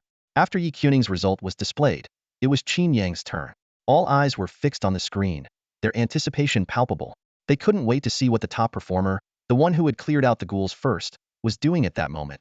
After a brief white screen, the light curtain gradually revealed an image. The MVP of the first place was displayed slowly before everyone's eyes. After experiencing the terror of the monsters, people yearned even more to see the figure of a hero. The pent-up anger and fear needed an outlet and a source of solace. Luan Tian tearing apart the monster by hand was immensely satisfying. Yi Qiaoning slicing the boss into an immobilized state brought an exhilarating sense of relief. The brilliant performances of the geniuses earlier had given everyone a sense of security. The monsters were formidable, but humanity also had its prodigies. At this moment, everyone eagerly awaited the prodigy among prodigies, Qin Yang. He was the first to clear the monsters entirely. What kind of heroic presence would he display now? The anticipation was palpable. Soon, the light curtain displayed an image. However, the scene was vastly different from what everyone had imagined. The perspective resembled that of an eagle diving through the clouds, spiraling downward. Below lay a desolate, gray wasteland, and amidst it, a pavilion stood starkly. The structure was ornate, surrounded by lush gardens, with red bricks and yellow tiles that starkly contrasted with the decayed wood and barren surroundings. It was like a brilliant pearl shining in the mud. And atop this pearl, in the pavilion's front courtyard, sat Qin Yang, dressed in a red robe, at a round white jade table. The table was laden with fruits and delicacies. Qin Yang, holding a wine cup, appeared dazed, his smile indulgent. Clearly, he was enjoying himself thoroughly. This scene left the people of Hongwu City puzzled, countless questions flashing through their minds. A ruined forest and a luxurious pavilion, a battlefield and fine wine. How could these elements possibly fit together? It made no sense at all. For others, the MVP displays either showed them in a damaged state or a berserk one. Even Yi Qiaoning, the calmest among them, had a sharp, battle-ready gaze. But when it came to Qin Yang, the tone completely shifted. Even if one were to imagine him drunk on the battlefield, it shouldn't look like this. Indulging in revelry on the battlefield, was it Qin Yang or the audience who had lost their minds? Some speculated whether Qin Yang had fallen under an illusion spell, but that seemed unlikely, as the images displayed by the Heavenly Tao's light curtain were known to be truthful. If Qin Yang were under an illusion, the scene we saw would differ from his perspective. Moreover, the monsters in the first stage didn't have illusion casting abilities. But then, how could a pavilion exist in the battlefield? Beneath the light curtain, The professionals engaged in heated discussions, baffled by the scene. Some well-informed professionals began speculating about Qin Yang's skill type. A ranger spoke up. I think this might be some sort of encampment skill, similar to our ranger's mobile camp. It allows for setting up a camp during non-combat situations for rest and resupply. Hearing the ranger's explanation, the crowd suddenly understood. Rangers, being one of the most popular standard professions, indeed had their merits. The higher the level of a secret realm, the longer the process to clear it. Expeditions lasting 10 days or even weeks were akin to survival challenges, where professionals had to endure harsh conditions, sometimes resorting to drinking their own urine. If a ranger was part of the team, things became much easier. Rangers could quickly set up a camp during non-combat periods, complete with tents, campfires, and supplies. This greatly improved the conditions for professionals in secret realms, making it practically a life-saving skill for ordinary teams. Qin Yang managed to create an elegant pavilion within the secret realm. It was essentially a mobile base camp. However, the scale of this camp was quite astonishing. Not only did it include a pavilion, but also a garden. Compared to this, the Rangers' tents were downright shabby. This mobile base camp made the secret realm far less grueling, and Qin Yang's skill turned the experience into pure enjoyment. As expected of Qin Xiao, even his camping skills are so uniquely stylish. I'm so envious. I wish I had this skill, but wishing won't make it come true. Honestly, how did I get lucky enough to team up with Qin Xiao and enjoy all this? I'm just a level 15 nobody. Then again, you're also under level 15, but with a 36D, so maybe you've got a shot. While the outside world buzzed with discussions, Qin Yang himself was deep in thought about his skills within the battlefield. The Imperial Dragon Chariot he summoned unfolded into a grand palace, which indeed functioned as a camping skill and came with a domain buff, the Imperial Domain. Within this palace, no one could harm Qin Yang. Does that mean even Su Daji's body technique couldn't hurt me without my supreme Yang physique? I'll have to test that out sometime. Sipping on fine wine, Qin Yang's thoughts raced. His mind always worked in unexpected ways. At this moment, he was facing none other than the legendary enchantress, Su Daji. In the front courtyard of the palace, Su Daji danced gracefully, her beauty unparalleled. She wore a flowing white gauze dress, which tantalizingly revealed glimpses of a dark red undergarment beneath, accentuating her devilish figure. She was like a drop of crimson nectar in a jade goblet, intoxicating and irresistible. Her waterfall-like hair swayed with her alluring dance, exuding an enchanting fragrance.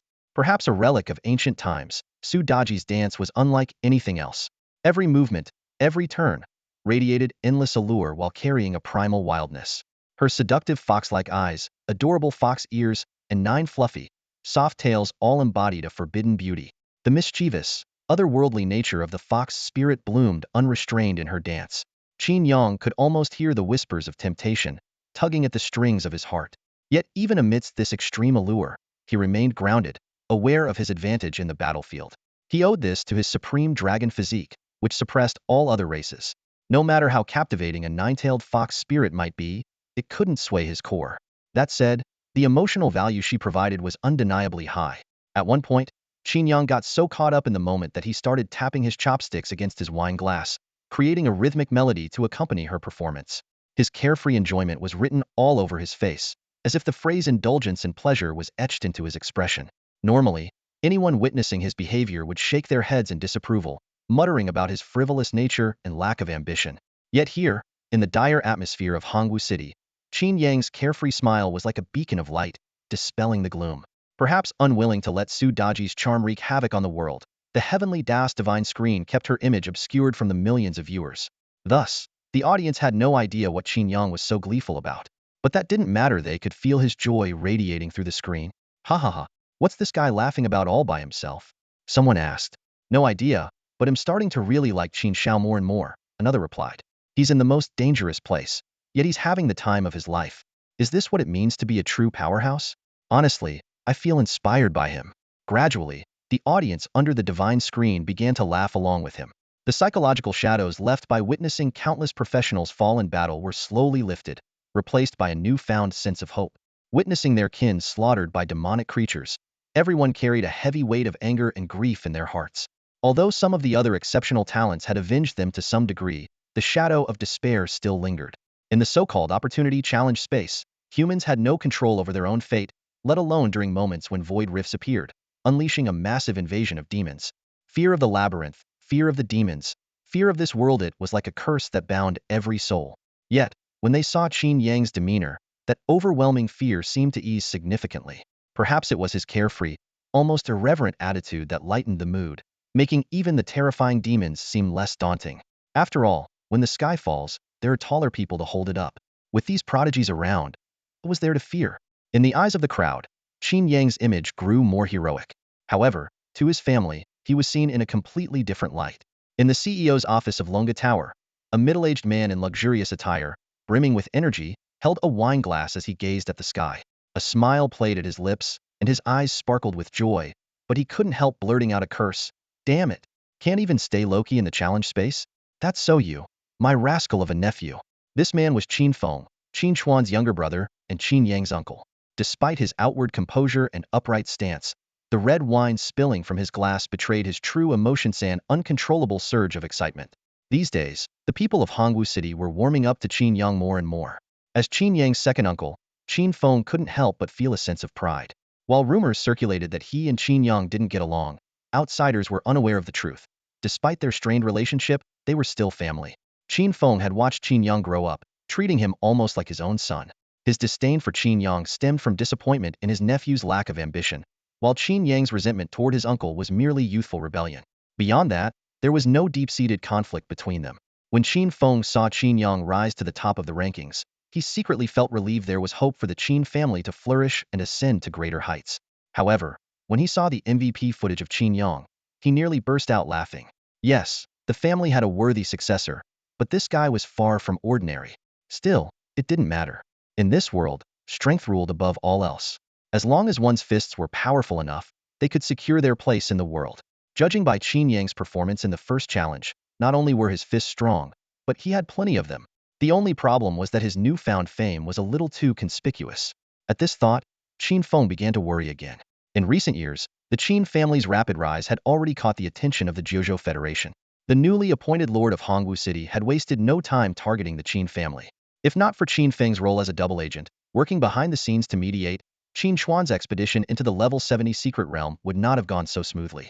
Now, with Qin Yang making a name for himself, it was inevitable that some would feel the pressure. But when a family's fortune is on the rise, nothing can stop it. The only option is to prepare for the challenges ahead. Qin Feng furrowed his brow, his thoughts racing. Zhang Qian might be easy to deal with, but there was no shortage of powerful figures in the Jiuzhou Federation. His older brother wouldn't return anytime soon, and the guild's combat strength was somewhat lacking. There was no other choice. He would have to call her back. Hopefully, his brother wouldn't blame him for this. Qin Feng muttered to himself, a mischievous grin spreading across his face. Then, he reached into his bag and pulled out a special item. Qin Feng held a crimson-grade Oblivion Sound transmission talisman in his hand. He spoke only 3 brief words into it, your son, danger, and immediately activated it. The talisman transformed into a paper crane, which circled once in the air before turning into a beam of light that shot straight into the sky. At that moment, Qin Yang's MVP highlight had just concluded amidst the cheers of the crowd. As the glowing screen dimmed briefly and then lit up again, it displayed the details of the second challenge. The rules for the Divine Sword Gate challenge were revealed. Defend the gate for 1 hour against waves of attacking monsters. These enemies included level 15-18 Skeleton Warriors, level 18-20 Hellhounds, level 20-22 Vampire Bats, level 2224 Serpent Guards, and a level 25 Golem of Magic Stone. What stood out most were 2 restrictions. Summoning skills were prohibited, and experience gain was reduced to 10. The challenge also came with 2 buff effects, Heavenly Sword Intent and Mechanical Life. This was going to be a solo trial. What? No summoning allowed? A collective gasp erupted from the crowd. Everyone clearly remembered that Qin Yang had relied almost entirely on summoning techniques to secure victory in the first challenge. This restriction was a direct blow to his combat style. The audience from Hongwu City began voicing their indignation on behalf of their city's prodigy. The heavens are deliberately targeting him. Just for taking first place? Do they really need to suppress him so blatantly? Disabling summoning in a solo challenge, are they trying to push Qin Yang to the brink? Meanwhile, in the viewing gallery, Wan Xiao, the heir of the Wan family from Zhongshuan City, burst into mocking laughter. Ha ha ha, just as I predicted, no summoning allowed. Noticing the stares from Zhong Yuan and Zhang Qian, he coughed awkwardly and turned to ask Elder Dongfang Qing, Elder Dongfang, what are you laughing at? Dongfang Qing quickly stifled her smile. I wasn't laughing. In truth, she was delighted for her own disciple. The Heavenly Sword Intent buff reduced skill energy consumption by 50 for sword wielders, making it a perfect advantage for the Sword Immortal class. She calculated inwardly that this challenge might just enable Qiao Ning to claim first place and win the special all-attribute fruit reward. The reward is a top-grade attribute fruit. It's practically being handed to him on a silver platter. While others were feeling indignant on Qin Yang's behalf, inside the recruitment battlefield, Qin Yang himself was brimming with confidence, already claiming the first-place reward in his mind. A top-grade attribute fruit could boost each of the 4 attributes by 20 points, adding up to a total of 80 points to his base stats equivalent to an 18th-level blue-tier piece of equipment. Though it might not seem like much, the value of base attributes far surpasses that of equipment stats. Equipment can become obsolete or break, but the attributes gained from the fruit are permanently bound to the user. Base attributes stay with a professional for life, and many skills or mechanics don't rely on equipment stats. For instance, Qin Yang's mana bar Imperial Power has its growth rate determined by his base attributes. The enhancement from the fruit was far more significant for him than any equipment upgrade. 3 top-grade attribute fruits for first place? That's a total of 240 points added to my base stats. The accumulation rate of my Imperial Power per hour will undoubtedly exceed 1,000. After that, peeling away the entirety of Zhong Lao's clan would only take a little over a year of idling. Qin Yang's eyes blazed with determination. He didn't particularly hate Zhong Yuan. He merely saw him as a unit of measurement. A level 60 professional might not be overwhelmingly strong, but they were skilled enough to be considered formidable. The fact that Qin Yang could pose a threat to someone of that level showed that he was already capable of stirring up the world's balance. And this was just over a month since his awakening. Most of his classmates from the same cohort were still lingering around levels 5 or 6, unable to even fathom the heights Qin Yang had already reached. This fruit is mine, Qin Yang thought smugly. He had long since discerned the limitations of the checkpoints, but he wasn't worried in the slightest. Disabling summons? Do they really think they can restrict the sovereign of all? As he was mulling this over, the scenery around him began to shift dramatically. The ruined forest dissolved like ink in water, transforming into a field of radiant white light. Qin Yang recognized this as the transition to the next stage. Within this glowing expanse, his palace remained intact, standing like a dreamlike structure. It seems my palace can exist in any space. Does that mean I could take a stroll through the Sea of Oblivion? He mused. The Sea of Oblivion was the transitional zone between various spaces, akin to an ocean separating continents. If he could master the ability to navigate through it, he might uncover the secrets of this world. As he pondered, a soft, alluring voice called out from behind him. Your Majesty. Turning around, Qin Yang saw Su Daji, draped in sheer silk. She had just finished a captivating dance and was swaying her voluptuous figure as she approached him. Behind her, 9 foxtails swayed gently, resembling a cascade of white flames. Did my dance please your Majesty? Su Daji leaned against Qin Yang, her voice tender and filled with a subtle yearning, her eyes shimmering with ripples of desire as if seeking a reward. A smirk tugged at Qin Yang's lip. She knew exactly what she was after. To this fox, his dragon essence was no less precious than the rarest treasures. Glancing at the jade wine vessel on the white marble table, he chuckled and said, I am pleased. You may have your reward. Su Daji, ever perceptive, immediately understood his meaning. She raised a delicate hand, picked up the wine vessel, and took a sip of the nectar within. Then, with a graceful motion, she transferred it to Qin Yang. The soft touch of her lips, combined with the fragrant wine flowing into his mouth, was an intoxicating experience. Qin Yang thought to himself, perhaps this is what they call the pinnacle of earthly pleasure. Just then, the white space around them began to shift once again, and fantastical scenes rapidly constructed themselves in the surroundings. In the blink of an eye, the palace was nestled within a deep and shadowy valley. The moon hung bright in the sky, surrounded by countless shimmering stars. Numerous swords were thrust into the ground at sharp angles, forming a forest of blades that exuded an aura of menace. At the far end of the valley stood an imposing fortress, its walls bristling with tightly arrayed ballistae. Most striking of all was a massive, jet-black sword suspended upside down in the heavens. Thick chains coiled around its hilt, extending in every direction and anchoring deep into the earth, as if suppressing the power of this divine weapon. This was the legendary Divine Sword Pass. Qin Yang's gaze swept past the valley, settling on the towering portal in the distant plains. Within its frame, a swirling vortex churned, emanating an unsettling aura of malevolence. The battle was about to begin. Summoning spells were forbidden for this trial, would have to face the challenge himself. Your Majesty, Su Daji murmured coyly as Qin Yang pushed her aside, her tone a mix of playful reproach and allure. Moments ago, she had been immersed in the intoxicating scent of dragon musk, and now her eyes brimmed with longing. An ordinary man would have been utterly captivated by her seductive demeanor, but Qin Yang merely waved her off, saying, return to the dragon bed. I will reward you later. Obediently, Su Daji complied, her graceful figure swaying as she flew back into the palace. As the chime of bells echoed, a system notification appeared before Qin Yang. The first wave of 20 monsters would arrive shortly, with the second wave following in 5 minutes. A total of 30 waves of attacks were to be faced, with the option to initiate the next wave at any time or withdraw after defeating all enemies. 4 sword-wielding puppets descended from the sky, each possessing formidable strength, level 18, with 220 points in strength, 180 in agility, 150 in constitution, and 160 in spirit. They were equipped with the skills of the Annihilation Sword Formation and Advanced Swordsmanship, augmented by Celestial Sword Intent and Mechanical Life bonuses. Yet Qin Yang had no need for such reinforcements. His imperial authority, exceeding 200,000 in power, was more than enough to handle the situation. At the portal's threshold, the first skeletal soldier emerged, its hollow eye sockets glowing with a ghostly blue flame. Soon after, a horde of skeletons surged forth like an unstoppable tide. As the puppet swordsman prepared to engage, Qin Yang's voice rang out coldly. "Stand down." Ascending into the air, he activated the skill, "Behold your Emperor." A tremendous, overwhelming pressure crashed down, forcing the skeletal warriors emerging from the portal to their knees in submission before the sovereign might of the Emperor who ruled over all. Buzz, buzz. In the bustling streets and alleys of Hongwu City, flashes of white light flickered, transforming into hurried figures retreating from the battlefield.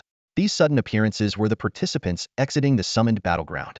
"This round is just too hard," a recently withdrawn professional, pale-faced and still shaken, muttered. "The monsters' attacks never stop. If you don't clear them quickly enough, you'll be overwhelmed and drowned. It's even hard to find a chance to retreat." The rules of the second round, announced earlier, had already deterred many participants. It was nothing short of a death match before the first wave of monsters could be dealt with. The next wave would arrive. Participants with weaker clearing abilities would soon be overwhelmed by the endless assault. And this was only the beginning of the trial. Contestants also required extraordinary stamina. Without mental resilience or physical endurance, it was nearly impossible to last until the end. Most of those who had already claimed rewards from the first round chose to quit while they were ahead. "We've made it through the first round. No need to push our luck," they consoled themselves. With this reward, the trip was worthwhile. On the observation platform, Dongfang Qingmei wore a confident smile. "The first place for this round will undoubtedly go to Yi Xiaoning," she declared, her eyes gleaming with certainty. Sword immortals are naturally adept at area attacks, much like mages. Combined with the reduced energy consumption from her heavenly sword intent, this challenge is practically tailor-made for her. In contrast, the disadvantages faced by the berserker Luan Tian were glaringly obvious. Though his melee abilities were exceptional, he lacked effective crowd-clearing techniques. Unless he activated his berserk mode, it was difficult for him to fight effectively amidst the hordes of monsters. However, once berserk, the ensuing negative effects made it nearly impossible for him to maintain a prolonged battle. "The one at the greatest disadvantage must be Qin Yang," Zhang Qian remarked, staring at the leaderboard. "So far, apart from his summoned creatures, he hasn't shown any other abilities. With this kind of a relentless tide of monsters, I wonder how he plans to handle it." "Don't be so quick to judge," Zhong Yuan said with a slight shake of his head, his eyes gleaming with anticipation. "Qin Yang must be hiding other skills besides summoning." His confident tone drew curious and skeptical glances from those around him. To them, every profession had its strengths and weaknesses, like ice mages excelling at control but lacking in damage, while fire mages were the opposite. How could any profession excel at everything? Still, considering Zhong Yuan's esteemed status, no one voiced their doubts aloud. Even Luan Xiao from Songshuan City simply tilted his head to gaze at the sky, a mischievous grin spreading across his face. "Let's wait and see." Meanwhile, the battle inside the summoned battleground had already begun. A relentless stream of skeletal warriors poured out from a swirling vortex, launching a ferocious assault on the Divine Sword Pass. Yi Xiaoning formed a sword seal with her hand, and her flying sword transformed into a streak of dark green light, weaving through the skeletal warriors. Wherever the sword light passed, bones shattered and scattered. The first wave of 20 level 15 monsters was completely annihilated in just 10 seconds. Before the dust could settle, she immediately initiated the second wave. This time, 40 level 15 skeletal warriors emerged, doubling the numbers. Yet, the sword-wielding young woman continued her onslaught with unrelenting ferocity, clearing them out in no time. Without pause, she started the third wave 60 level 16 skeletal warriors. "What is that girl doing?" Dongfang Qing stomped her foot in frustration. Although this stage offered a resource consumption reduction bonus, a sword immortal sword intent was different from conventional manate, couldn't be replenished with potions, and required proper meditation to recover. Yet, Yi Xiaoning charged forward wave after wave, giving herself no time to rest. "Your disciple seems to be in quite a hurry," Luan Xiao remarked with a chuckle. It was evident that Yi Qianing's earlier failure in the first stage had fueled her competitive spirit, driving her to redeem herself in this round. In contrast, the bloodthirsty berserker Luan Tian, despite his savage and bloodthirsty demeanor, maintained a composed synergy with his puppet warriors, exuding an unusual steadiness. Indeed, compared to Yi Qianing, Luan Tian is far more composed. Zhong Yuan nodded in agreement. In high-level secret realms, without a calm mindset, it's easy to... Before he could finish, he suddenly glanced at the leaderboard and spat out his tea in shock. The level 60 veteran pointed at the rankings, his voice trembling. What kind of strategy is this? Everyone turned their attention to the leaderboard, only to discover that the top-ranked participant was Qin Yang. Even more astonishing was the fact that he had advanced to the 10th wave without killing a single monster. With the monsters now in their 20s and level multiplying in numbers with each wave, the scene of 10 waves combined must have been unimaginable. But how on earth had he managed to hold them all back? The answer was finally revealed by the celestial screen. From a bird's-eye view, the valley before the Divine Sword Pass was filled with an overwhelming mass of monster skeletal warriors, hellhounds, and flying bats all prostrating on the ground as if bowing in reverence to a deity. This sight left even the most experienced and knowledgeable figures in the crowd utterly baffled. They couldn't comprehend how Qin Yang had achieved this, or why he would choose such a strategy. With such a massive horde of monsters capable of obliterating the Divine Sword Pass, why had he opted to make them submit rather than destroy them? What deeper purpose lay behind his actions? Under the shimmering barrier, the crowd was left utterly stunned. As seasoned warriors who had survived the invasion of demonic creatures, they all bore deep psychological scars from the demonic tides. The sight of the densely packed monsters on the screen sent shivers down many spines. But what happened next rendered everyone speechless with shock. On the screen, from skeletal warriors to hellhounds, from vampire bats to a myriad of other demonic forms, every single one of them was prostrate on the ground, bowing in the same direction. They knelt as if they were vassals paying homage to their sovereign, their heads deeply lowered in submission. The celestial camera panned slowly, finally locking onto a figure suspended against the backdrop of a full moon. Clad in a crimson dragon robe billowing in the wind, the figure's chest bore a glaring twin-pupil dragon irradiating a blood-red glow. The presence was like that of a heavenly monarch, exuding an aura of suffocating dominance. The people of Hongwu City instantly felt an overwhelming pressure, as if the weight of a mountain had descended upon them. Meanwhile, the demonic creatures within the battlefield of summons faced this unassailable majesty directly, groveling even more submissively.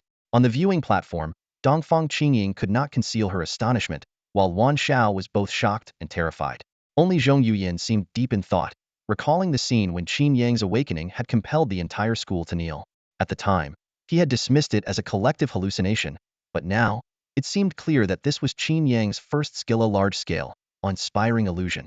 Stealing a glance at Zhang Qian, Zhong Yuyin realized that Qin Yang's potential had far exceeded his expectations, and the unfolding events were now beyond his control. Meanwhile, in the battlefield of summons, Qin Yang hovered midair, gazing down with satisfaction at the mass of kneeling rebels below. The plains before the Xinjian Pass Gorge were vast, but with his 650 points of mental power combined with the sweeping 500 multiplier, he could dominate an area equivalent to half a football field.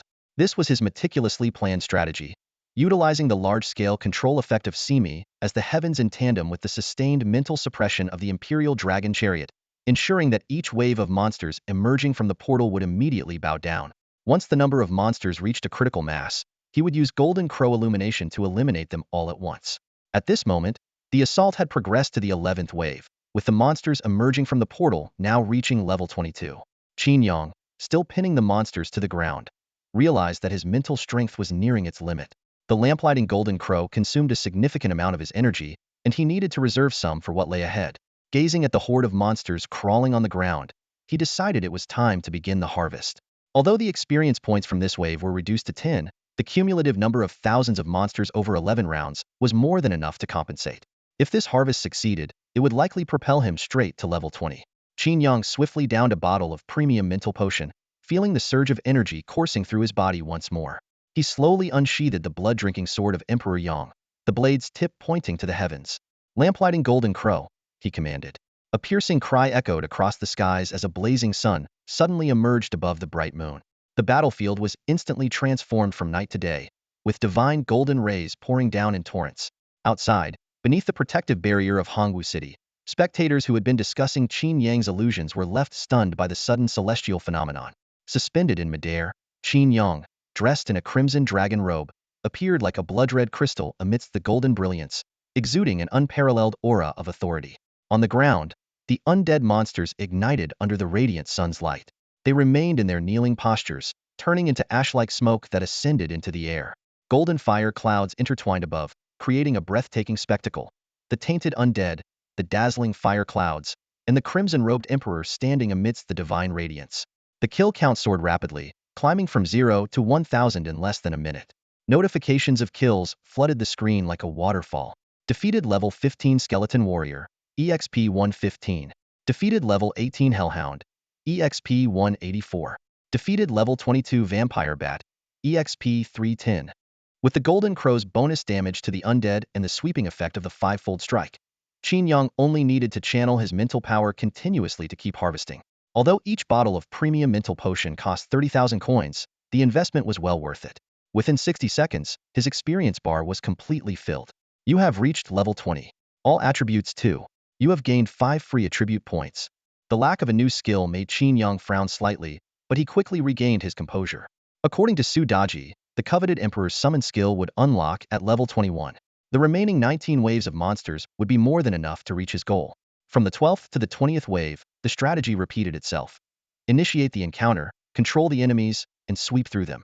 Amid the relentless harvesting, the entire battlefield became shrouded in the ashes of the undead, and even Qin Yang's figure grew increasingly indistinct. Only the ever-climbing kill count served as evidence of his presence.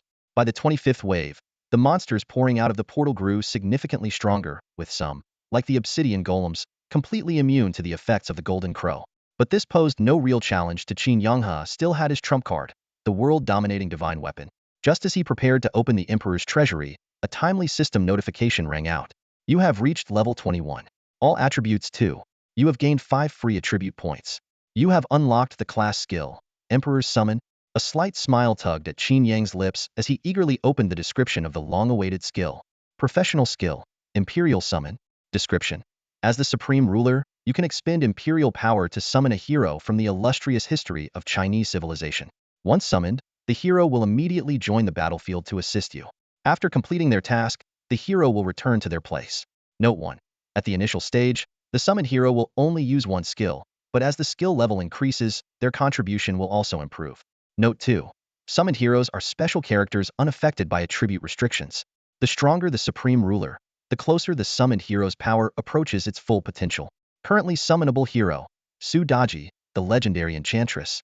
Qin Yang glanced at the skill description, and images of China's historical legends surfaced in his mind. Wuan Juan, champion marquis, Guansheng Daijun. Summoning these heroes into this world would truly capture the grandeur and romance of Chinese emperors. However, for now, the only summonable hero was Su Daji. Let me witness the power of the legendary enchantress, Qin Yang thought. He turned to the imperial dragon carriage behind him and declared in a commanding voice, "Summon Su Daji." The emperor's voice echoed through the heavens like the tolling of a divine bell, exuding an undeniable authority.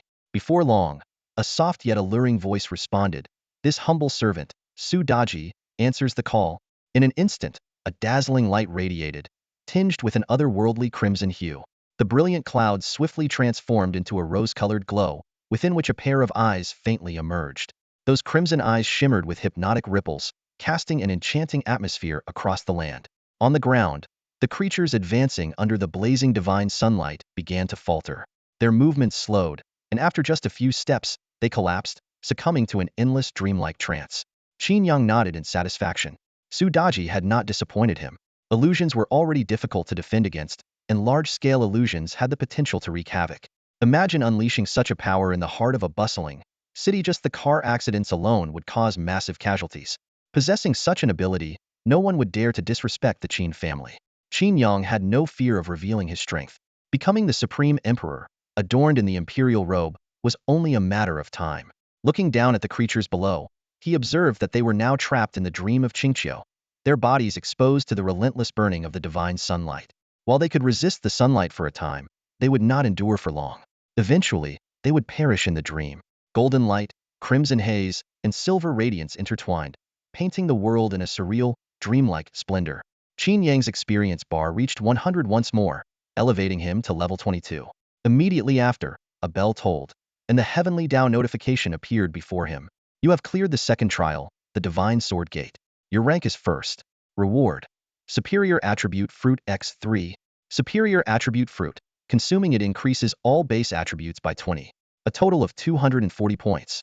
Qin Yang felt a surge of joy as he opened his inventory and consumed the fruits immediately. Then, he opened his personal interface. Name, Qin Yang. Race, human. Level, 22. Class, Supreme Emperor Unique. Strength, 232, 323, 111. Agility, 222, 308. Constitution, 327, 368. Spirit, 232, 483. Qin Yang carefully examined his attribute panel. The skill section was filled with various abilities, from Exterminate 9 Clans Max to Imperial Summon LV1, each glowing with different levels of radiance. Meanwhile, the Imperial Power stat was steadily increasing by 1,013 points per hour, with a base value of an impressive 244,344 points. In the achievement section, titles such as Sweep Through Armies Max, Nemesis of the Zerg LV1, and Bane of the Cowardly LV1 were neatly displayed. What pleased him most was that his base attributes had finally crossed the 1,000 point threshold. What did this mean? Qin Yang quickly calculated. He could accumulate 24,312 points of Imperial power daily, more than enough to maintain 50 elite guards online 247. More importantly, with his enhanced attributes, each of these guards possessed the strength equivalent to a level 50 professional. The value of this army was staggering. Level 50 professionals typically had a base attribute score of 1,500 points, which could reach 3,000 with equipment. Yet, each of his elite guards had already surpassed this benchmark. Looking across the entire Hongwu city, such a force equivalent to a team of level 50 professionals was enough to dominate a region. With just 2 or 3 months of development, amassing 100,000 elite guards, ascending the throne would be within his grasp. As Qin Yang put away the glimmering golden crow lamp, Su Daji floated gracefully to his side, leaning affectionately into his arms. Your Majesty, I sensed an immense yang energy from that blazing sun. Could it be that you are cultivating the supreme yang overlord physique? She asked softly. Her words made Qin Yang's eyes light up. Indeed, the supreme yang physique, refined by the golden crow's divine radiance, seemed related to the supreme yang overlord physique. Perhaps the only difference was a matter of level. Once the glimmering golden crow lamp was upgraded, it could likely evolve into the supreme yang overlord physique. At that point, he and Su Daji could work together to achieve the ultimate Taishu primordial physique. As Su Daji cast a seductive glance, seeking his favor, Qin Yang's mind was preoccupied with more pressing matters. He surveyed his surroundings and murmured, "True dragon vision."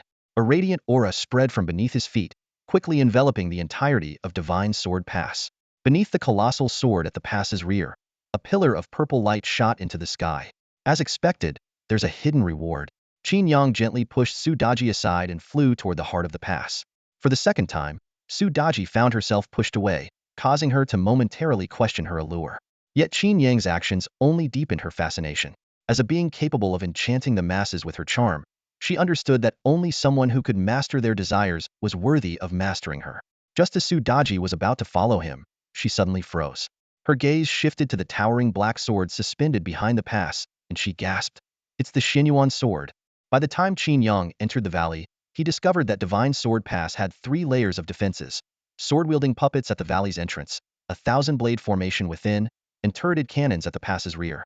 Such fortification should have been sufficient for professionals to fend off waves of monsters, but to Qin Yang, they now seemed overly simplistic.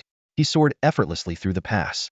Along the way, rows of puppet swordsmen stood in orderly formation, awaiting activation to repel an impending monster tide.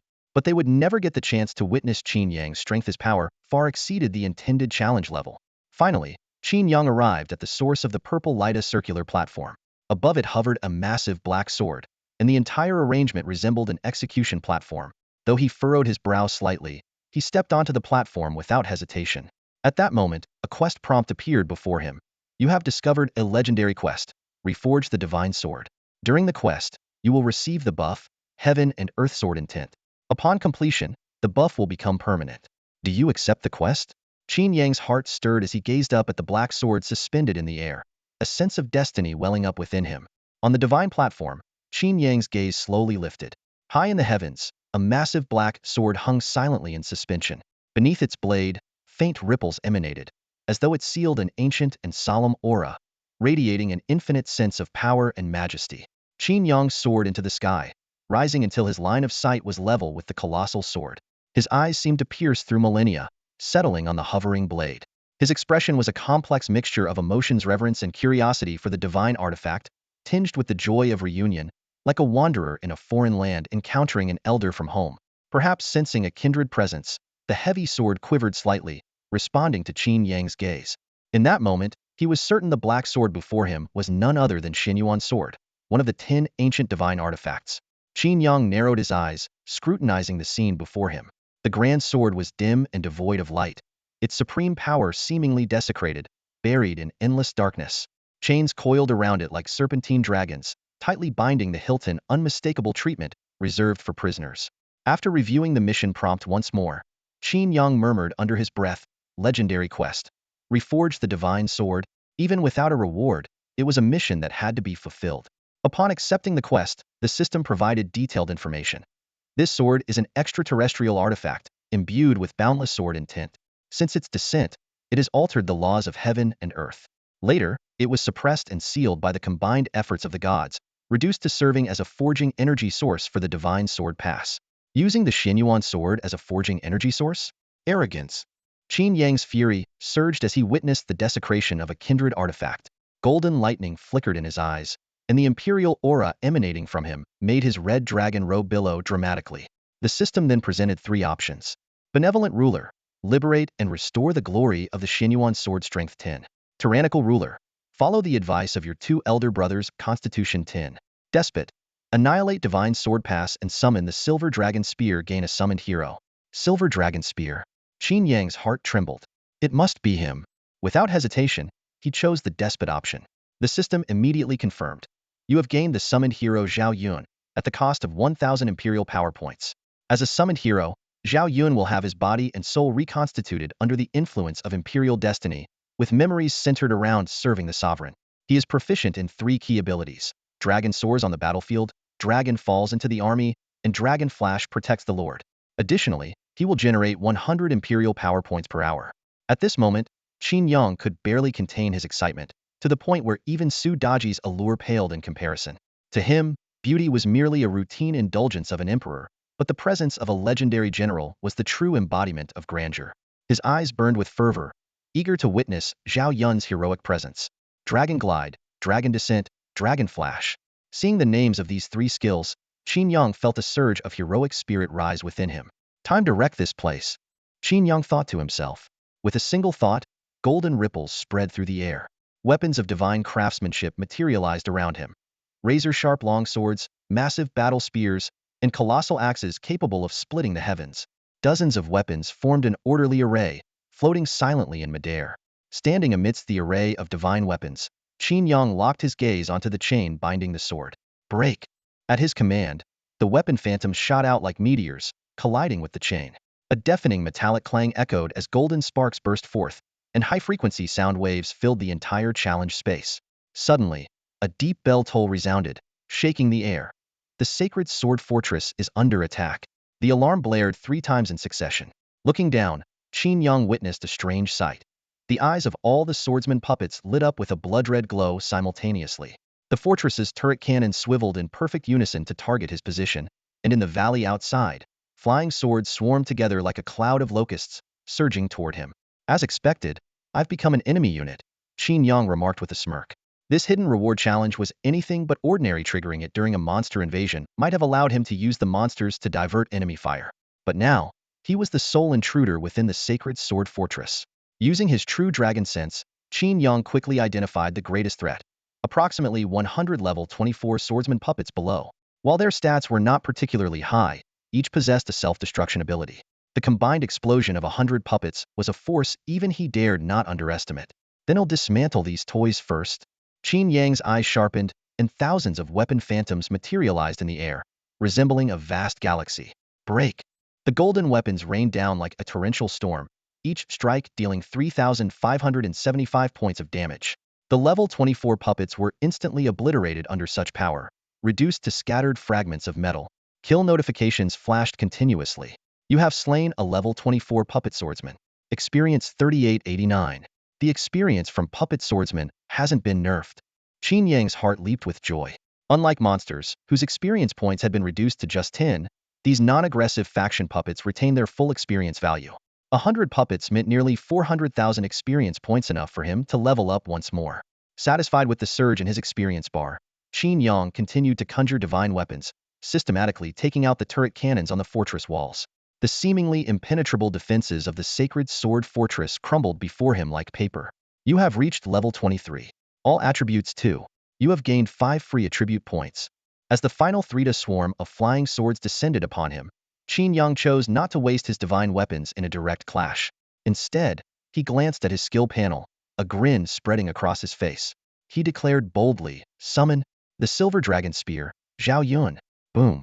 Thunder roared across the sky as silver lightning streaked through the clouds. Amidst the thunder, a clear and resonant voice responded, "Zilong, at your command." Boom! Boom! Boom! The deafening roar of thunder echoed through the sky as a silver streak of light tore through the clouds, descending with unerring precision onto the fortress walls. The glow dissipated to reveal a commanding figure clad in dragon-scale armor, wielding a coiled dragon silver spear. His posture was as upright as a pine tree, yet his movements carried the fluidity of the wind. Every muscle of his body radiated a sense of explosive power, ready to erupt at any moment. The tip of the silver spear crackled with arcs of electricity, emitting sharp, piercing whines, like the resonant cry of a true dragon. Qin Yang held his breath. Though he had seen countless depictions of Zhao Yun in films and stories, witnessing the legendary warrior in person sent waves of awe coursing through him.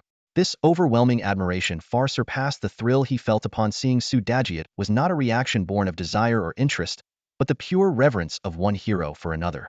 At that moment, a swarm of flying swords descended upon the fortress like a plague of locusts, blotting out the sky. "Zhao Zilong of Changshan is here. You shall not pass this gate." As the sword formation bore down upon the walls, Zhao Yun kicked his spear into the air, transforming into a silver dragon that soared upward. Lightning danced wildly within the formation as the clash of metal reverberated endlessly. In his hands, the coiled dragon spear spun at incredible speed, creating a vortex-like shield. Every sword that came into contact with it was reduced to dust, unable to breach his defense by even a step. Seeing Zhao Yun holding the line with unshakable resolve, Qin Yang once again summoned the power of sovereign authority. In the heavens, he coalesced the shimmering forms of celestial weapons, their brilliance akin to distant stars. With a commanding downward gesture, the divine armaments rained down upon the black chains wrapped around the hilt of the Xinyuan sword. The ensuing metallic cacophony seemed to tear the very fabric of space. Under the relentless assault, cracks began to appear on the chains until they finally shattered and disintegrated. With a resounding explosion, the binding laws that had ensnared the Xinyuan sword dissolved entirely. The black sword body fractured, revealing a radiant golden light from within.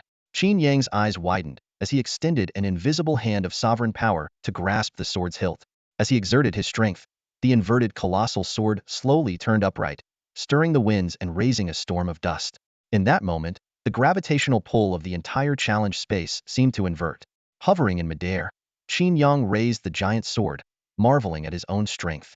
His 666 points of physical power, amplified tenfold by the sovereign authority, surged to an overwhelming 6,660 points of force, so immense that even Qin Chuan would struggle to rival it. When the Xinyuan sword was finally lifted overhead, the black seals disintegrated completely, unveiling its true form. The straight blade shimmered with a gentle golden glow, as if imbued with the radiance of the sun itself. Between its twin edges lay an intricate, panoramic depiction of mountains and rivers, the eternal beauty of the sun, moon, and stars immortalized within its design. Amidst the dragon and phoenix cloud patterns, various mystical beasts were hidden, creating a majestic scene reminiscent of an unfolded Shanhai Jing. The Xinyuan sword in Qin Yang's hand radiated an aura of authority, its blade trembling slightly and emitting a deep, resonating hum that heralded the arrival of a great civilization. Gripping the hilt tightly, Qin Yang felt a surge of emotion. She knew that what she held was not just a weapon, but a vessel carrying the legacy of Chinese civilization through the ages. At that moment, the sword began to fade, transforming into its embryonic state, awaiting the true sovereign to reforge it. A system notification appeared. Mission complete. Acquired Xinyuan sword embryo. Heaven and Earth sword intent converted into a permanent enhancement. Heaven and Earth sword intent LV.1. Reduces skill consumption by 5 when using sword class weapons. Xinyuan sword embryo Imperial relic. Place it in your palace to increase royal authority by 50 points per hour. Soon after, the next series of missions commenced. The new task required finding a divine metal to replace the copper from Shou Mountain, in preparation for reforging the Xinyuan sword. Completing this would upgrade the Heaven and Earth Sword intent to LV.2. Qin Yang pondered silently. Although this world might lack a smith capable of reforging the Xinyuan sword, Guyu might have some knowledge about the divine metal. Her gaze shifted to the towering fortress, where Zhao Yun had already struck down all the flying swords with precision. Now, he stood alone atop the city wall. As a general, his ability to single-handedly fend off such a fierce assault was far beyond that of ordinary Imperial guards. Your Majesties, Zilong has completed the mission. Zhao Yun knelt on one knee, ready to return to his summoned state. Stand down. Qin Yang nodded in acknowledgement. Zilong obeys and awaits your Majesty's next summons. Zhao Yun bowed in farewell, transforming into a streak of silver lightning that disappeared into the clouds. The rewards from this level were abundant. Not only had she reached level 23, but she had also gained the powerful Zhao Yun as a jungle fighter. More importantly, she had fulfilled one of her dreams. Looking up at the starry sky, Qin Yang seemed to see the figures of legendary generals like Hu Zubing and Bai Qi calling out to her. In terms of combat power, the permanent buff from the Heaven and Earth Sword intent revealed an astonishing exploit. Qin Yang realized she could enjoy a 40 reduction in skill consumption, which could then stack with the 50 reduction from the Heaven and Earth Sword intent, drastically lowering the cost of using skills like Golden Crow Lantern and Phantom of the Divine Weapon. Meanwhile, on the external observation platform, Dongfang Qing anxiously watched the battle through the glowing screen. Her disciple, Yi Qiuning, was at her limits, disheveled and trapped amidst a horde of demonic creatures. The once brilliant emerald green flying sword had now lost its luster, and she was barely holding on with the help of her sword-wielding puppets. Everyone knew that without the support of a professional, the puppets would not last long, and Yi Qiuning's fall was only a matter of time. As time passed, the situation on the battlefield became increasingly dire. The monster attacks had reached the 20th wave, with their levels and numbers growing exponentially. Under immense pressure, the majority of professionals were forced to retreat behind the Divine Sword Pass, relying on mechanical turrets and puppet swordsmen to hold the final line of defense. Many professionals, after barely clearing one wave of monsters, decisively chose to exit the secret realm. Those who couldn't even manage one wave were left to helplessly watch the tide of monsters surge forward, sharing the mounting pressure with the Divine Sword Pass. To make matters worse, the augmentation of the Heaven and Earth Sword intent within the pass suddenly disappeared. For sword-based professionals, this was nothing short of a fatal blow, causing their combat effectiveness to plummet drastically. In the audience stands of Hongwu City, everyone held their breath. The light screen showed that the sword immortal, Yi Qiuning, had already retreated to the Divine Sword Pass, but her condition was far worse than that of the other prodigies. While Wan Tian, Chu Mingxian, Nan Wu, and others were also retreating while fighting, they managed to maintain their defenses with the help of puppet swordsmen, and their mana reserves remained relatively sufficient. In stark contrast, Yi Qiuning, who had previously relied heavily on the support of the Heaven and Earth Sword intent, had failed to account for sustainability. At this moment, her mana was completely depleted. Her combat strength was now even inferior to that of an ordinary puppet swordsman, and it was clear she couldn't hold out much longer. On the observation platform, Zhong Yuan anxiously turned to Dongfang Qing. Doesn't your Zhongshuan immortal sect provide life-saving artifacts for its members? Dongfang Qing's face was filled with despair. She only joined recently and hasn't earned the qualifications to receive a protective treasure. My protective artifact is bound to me and can't be transferred to her. Is this what you call a prestigious sect of 100 years? What a joke! Wan Xiao sneered mockingly from the side. This comment completely ignited Dongfang Qing's fury. Wan Xiao, how dare you insult my sect? Don't think that just because I'm a Qi master, I can't fight. She stomped her foot angrily, and a flash of blue light appeared as a mysterious array materialized beneath her feet, enveloping everyone present. The others quickly stood up to mediate, fearing that the two esteemed guests might clash on the spot. However, Wan Xiao remained unfazed, continuing to provoke her. Did I say anything wrong? Prodigies represent the future. If you don't give them life-saving tools, are you saving them for those old relics on their deathbeds? This kind of seniority-based hierarchy is doomed to fail. His words were like sharp blades, leaving Dongfang Qing speechless. Not just her Zhong Yuan and the others also had no rebuttal. Emboldened, Wan Xiao went on to criticize the sword immortal profession. The design of the sword immortal class is flawed due to much mana consumption, limited attack versatility. I honestly don't understand how it was rated as transcendent. My father rated it. Do you have a problem with that? A cold, clear voice suddenly interrupted him, cutting his words short. Who's there? Everyone looked up warily, only to see a woman leisurely reclining on the roof above the observation platform. The long dress, gently spread out with her languid posture, her hair cascading over her shoulders, dyed a warm golden hue by the setting sun. One hand propped up her head, while the other gripped a long sword, from whose hilt hung an old wine gourd. The fragrance of wine mingled with the evening breeze, leaving those on the viewing platform with a faint sense of intoxication. Faced with this woman, whose refined features carried an untamed air, Zhong Yuan felt a chill in his heart. To appear here unnoticed, her strength must far surpass everyone present. Zhang Qian immediately stood up and bowed. Junior Zhang Qian greets the senior. I was unaware of your arrival in Hongwu and beg your forgiveness. The woman ignored him, merely glancing at Dongfang Qing. Hey, do you remember me? Dongfang Qing looked puzzled at first, but her pupils contracted sharply after a moment of recollection. Half a year ago, while training Yi Qiuning, she had encountered a drunken woman who insisted on reading Yi Qiuning's palm, rambling about matching birth charts and heaven-sent destiny. As a Qi sect master, Dongfang Qing had felt quite awkward and quickly left with Yi Qiuning. However, Yi Qiuning's comprehension of the Sword Immortal's path had progressed rapidly afterward. It turned out that the woman had secretly imparted an unnamed sword technique under the guise of palm reading. Junior Dongfang Qing pays her respects to the Wine Sword Immortal. This declaration was like a thunderclap. Everyone present instantly snapped to attention. Wine Sword Immortal Lin Xiar, daughter of the Sword Emperor, a level 149 sovereignty practitioner. In her presence, factions like the Zhongshuan Immortal Sect or the Zhongshuan Luan family were no more than ants. Luan Xiao had already fallen to his knees, pleading, Lin Sword Immortal, please forgive me. I truly meant no offense to the Sword Emperor. The city lord, Zhang Qian, was drenched in cold sweat, trying to decipher her intentions. When Lin Xiar spoke calmly, no need to panic. I'm just here to see my son. The crowd was stunned. No one had heard of her having a son. Zhang Qian glanced questioningly at Zhong Yuan, who nodded slightly. Though Lin Xiar appeared barely 30, as a level 149 peak sovereign, her actual age was close to 40. Having a son was not surprising. At that moment, Dongfang Qing suddenly knelt and pleaded, Senior Lin, Qiuning is in dire straits. I beg you, for the sake of your brief encounter with her, to lend a hand. I, Dongfang Qing, would repay you with my utmost loyalty.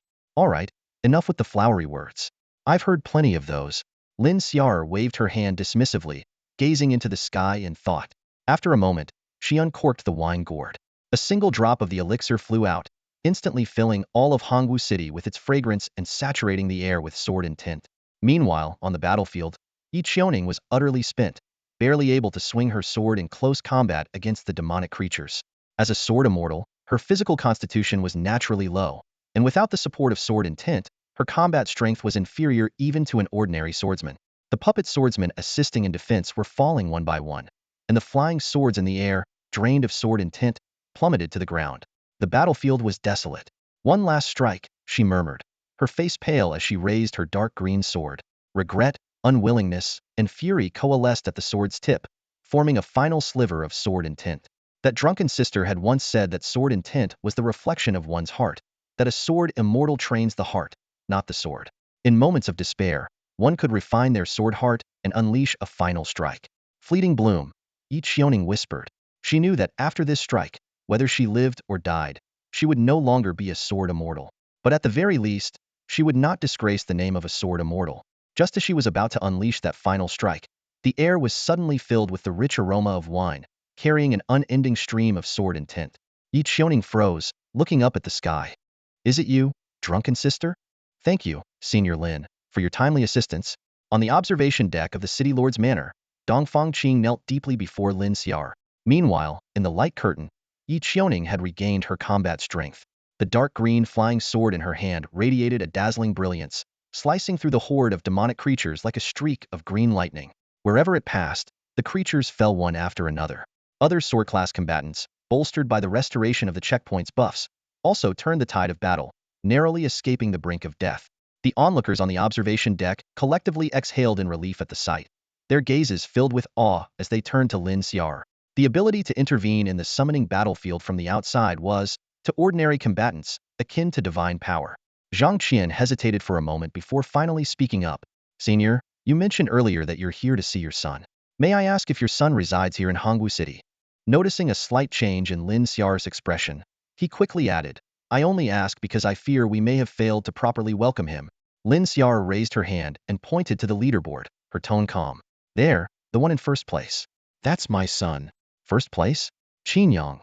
Luan Xiao and Zhang Qian exclaimed almost simultaneously. Qin Yang is the son of the drunken sword immortal. A stunned silence fell over the observation deck, broken only by the sound of chattering teeth. Zhang Qian and Luan Xiao trembled uncontrollably, and even the usually composed Zhong Yuan was breaking out in a cold sweat. Luan Xiao, at least, had only mocked Qin Yang behind his back, but Zhang Qian, as the city lord, had previously sought to suppress the Qin family. Meanwhile, within the summoning battlefield, Qin Yang sat in the front courtyard of the palace, staring at the sky with a puzzled expression. A familiar aroma of wine lingered in the air, a scent he encountered once every year. Whenever he had asked Qin Chuan about it, the response was always a dismissive, "Have you finished your studies for today?" But now, Qin Yang finally sensed something different, an unrestrained sword aura hidden within the wine's fragrance. As he pondered the origin of this scent, the divine radiance of the golden crow's lamp enveloped him. Warm, yang-infused divine energy washed over his body, golden dragon blood coursing through his veins. The flames at the core of his heart burned fiercely, and faint spiritual energy rippled along his dragon spine. A system notification soon followed. "Congratulations, Supreme Dragon Physique leveled up. Supreme Dragon Physique LV.2, Constitution 200. A sudden notification sounded, and Qin Yang felt a powerful shudder course through his body. The exhilarating sensation of breaking through his limits surged through him. His vitality became more concentrated, his breathing smoother than ever, and golden lightning darted effortlessly through his meridians. His eyes snapped open, golden sparks of thunder flashing within them, and an uncontrollable dragon's roar erupted from his throat. So just basking in the sunlight can upgrade the Supreme Dragon Physique? This is incredible. Qin Yang was ecstatic. Normally, upgrading passive skills required relentless daily training. But with barely enough time to indulge in leisure, how could he commit to rigorous workouts? Now, with the Golden Crow lamp, he only needed to soak in some sunlight to level up. This was nothing short of paradise. As he reveled in his joy, the information he previously sought from Su Daji surfaced in his mind.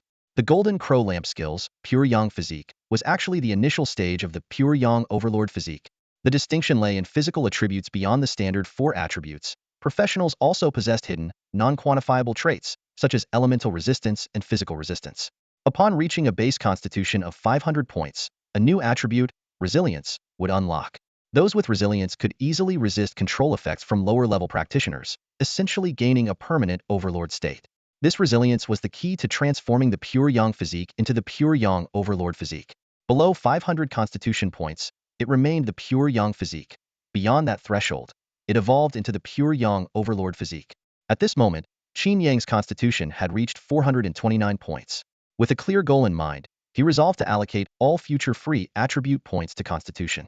Smirking confidently, he playfully pinched Su Daji's thigh. "Your Majesty, you're so naughty."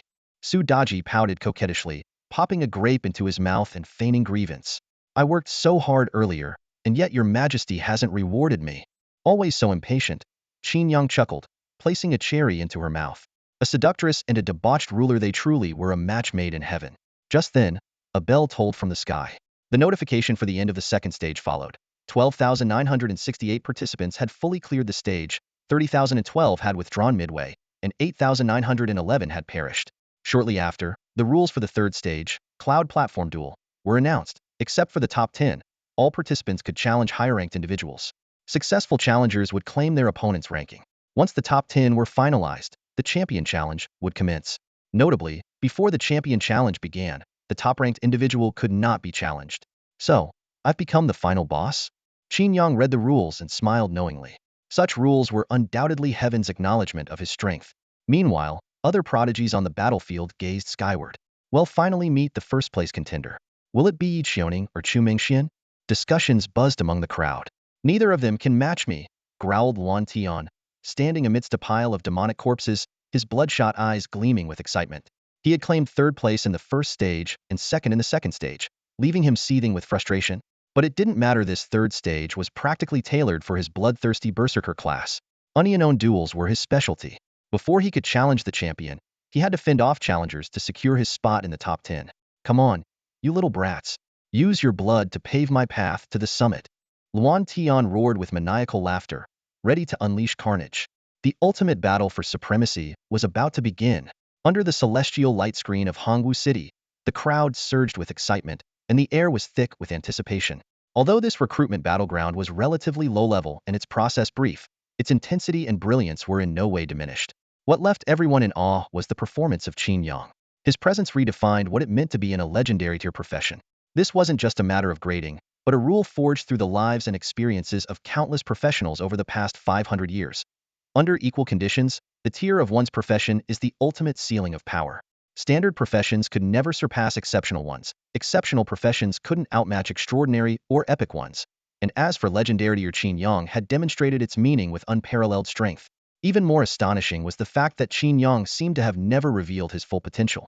Compared to other prodigies like Yi Qiuning, Luan Tian, and Chu Mingxian, who had endured brutal battles and even faced the brink of death, Qin Yang remained calm and composed throughout, as if he were merely enjoying a leisurely game. If anyone still says that profession strength is determined by the individual, they should go rethink their life choices. Someone shouted loudly from the audience. Let's see if these prodigies can force Qin Yang to show his full power in the championship battle. Unless they all gang up on him, then it'll really feel like the prodigies are fighting a boss-level character. However, a seasoned professional coolly remarked, "Don't get too excited just yet. It might just be another instant defeat. Qin Yang and the others aren't even on the same plane. Low dimension against high dimension, no matter how many, it's meaningless." Before the third stage officially began, many professionals had already wisely withdrawn. This stage had no rules or restrictions. It was a true life-and-death showdown. With luck, one might encounter a merciful opponent and survive, but against a ruthless adversary, only a fight to the death awaited. As moonlight spilled like water, a deep bell echoed across the sky. The scenes of battle unfolded on the celestial light screen, warriors clashing with mages, mages dueling archers, and professionals launching challenges, whether unknown or many against one. The light screen quickly zoomed in on the top 10 prodigies. A square platform came into view, where Yi Qiuning, Chu Mingxian, Nan Wu, and others had all appeared.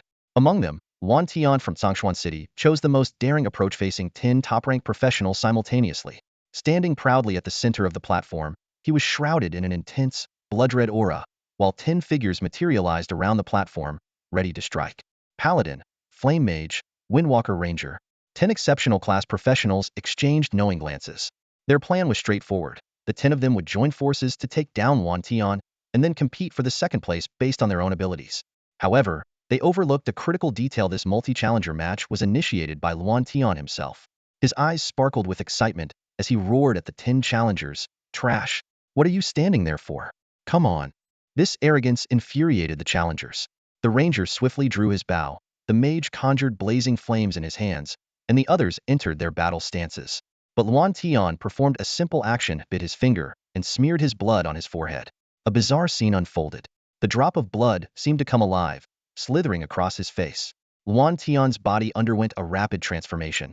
His pupils turned blood-red, the whites of his eyes became as black as ink, his bulging muscles grew even more grotesque, and a fiery, blood-red aura erupted around him.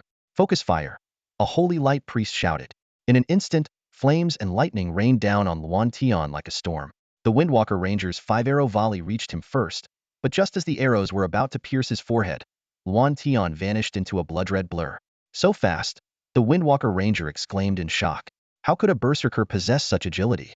Before he could process it, Luan Tian's voice came from behind him. "You're too slow." The ranger barely caught a glimpse of a fist in his peripheral vision. Bang! Blood sprayed everywhere as the level 30 Windwalker Ranger's head exploded in an instant. His headless body crumpled to the ground, and the gushing blood from his neck defied gravity, eerily flowing upward before merging into Luan Tian's forehead. Gulp! Gulp! Luan Tian made a satisfied swallowing noise, as if savoring a delicacy. Delicious sha blood. He licked his lips, greedily eyeing the remaining challengers like a predator sizing up its prey. The other challengers were terrified. They had encountered vicious monsters before, but never a human so horrifying. As they attempted to withdraw from the challenge, a system notification, "Challenge incomplete." Unable to exit, dropped their hearts into an icy abyss.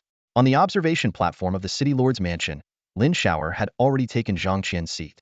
She picked up a chicken leg, only to be greeted by the bloody spectacle on the screen. Luan Tian was dismembering the professionals one by one, ripping out their hearts and guts. Is this guy insane? Lin Shower frowned and set the chicken leg down. Killing is one thing, but why does he have to make it so disgusting? The named Luan Shao trembled as he stood to explain. "My brother's class is a Shablood Berserker. He needs to accumulate Shablood energy, so his attacks are a bit ruthless." "Trash class." Lin Shower unscrewed a wine flask and said indifferently, "When he gets killed, you better not cry." Luan Shao nodded heavily. He understood the underlying meaning of Lin Shower's words. According to the rules, Luan Tian would inevitably face Qin Yang. If Luan Tian remained consumed by his Shablood instincts, not even the mightiest figure could save him. Worse still, even if Luan Tian were killed, the Luan family would have no means of opposing this wine sword immortal. At that moment, Lin Shower's eyes suddenly lit up with a tender expression. She gazed at the screen, her tone affectionate. That silly girl from the Chu family is looking more and more beautiful. No wonder I chose her. Everyone felt a chill in their hearts. Could it be that the Chu family from Jingming City also had ties to a sword emperor? This unexpected revelation drew everyone's gaze to the glowing screen in the sky. On the screen, a young girl named Chu Mingxian, her hair styled in a bun, was doing warm-up exercises before a battle. Dressed in a form-fitting martial arts outfit, her striking physique and fluid movements combined to exude a unique blend of strength and grace. At this moment, she was surrounded by 10 challengers, ready to engage in combat. These challengers were all melee fighter swordsmen, spear and shield warriors, assassins, and heavy blade wielders. Their weapons carried fierce, cutting winds as they launched relentless attacks at Chu Mingxian. Each clash produced dazzling sparks. For most tank-type fighters, facing such an intense assault would be overwhelming. Yet Chu Mingxian seemed completely at ease, moving as if she were strolling through a garden. The ferocious attacks appeared to miss her entirely. Lin Shower nodded to herself in approval, thinking, her golden bell shield must have reached level 5. While she may not be the sharpest, her talent is undeniably impressive. As her warm-up concluded, Chu Mingxian suddenly stomped the ground, unleashing her power. A phantom image of a majestic lion flickered into view behind her. With just this explosive burst, she sent 2 warriors flying. Without hesitation, she launched herself like a cannonball at a spear and shield fighter, shattering his shield with a single Baji collapse strike and breaking the arm holding it.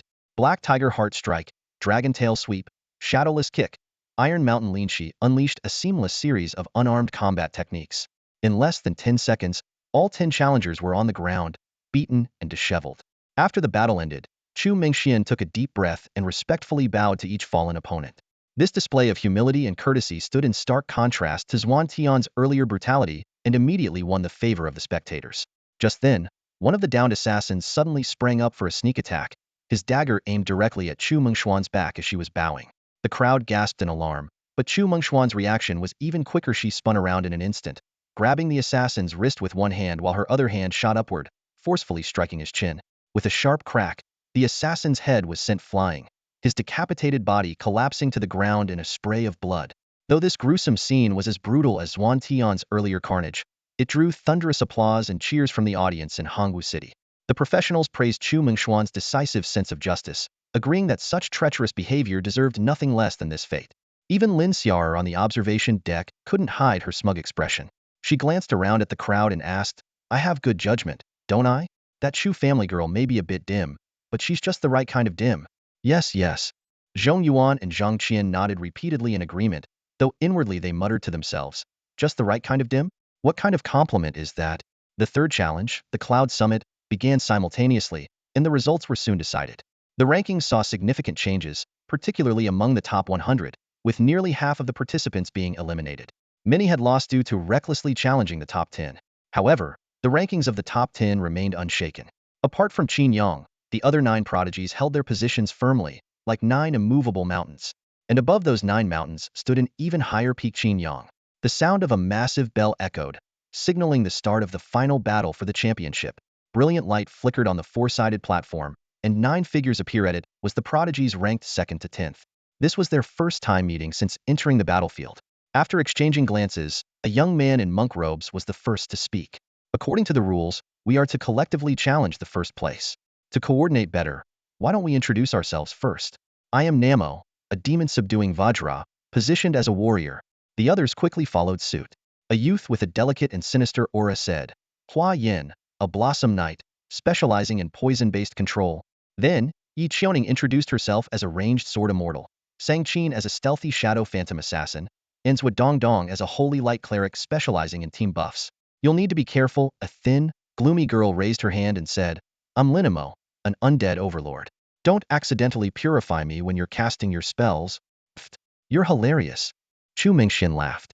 I'm a beast warrior. I can tank in the front or deal damage.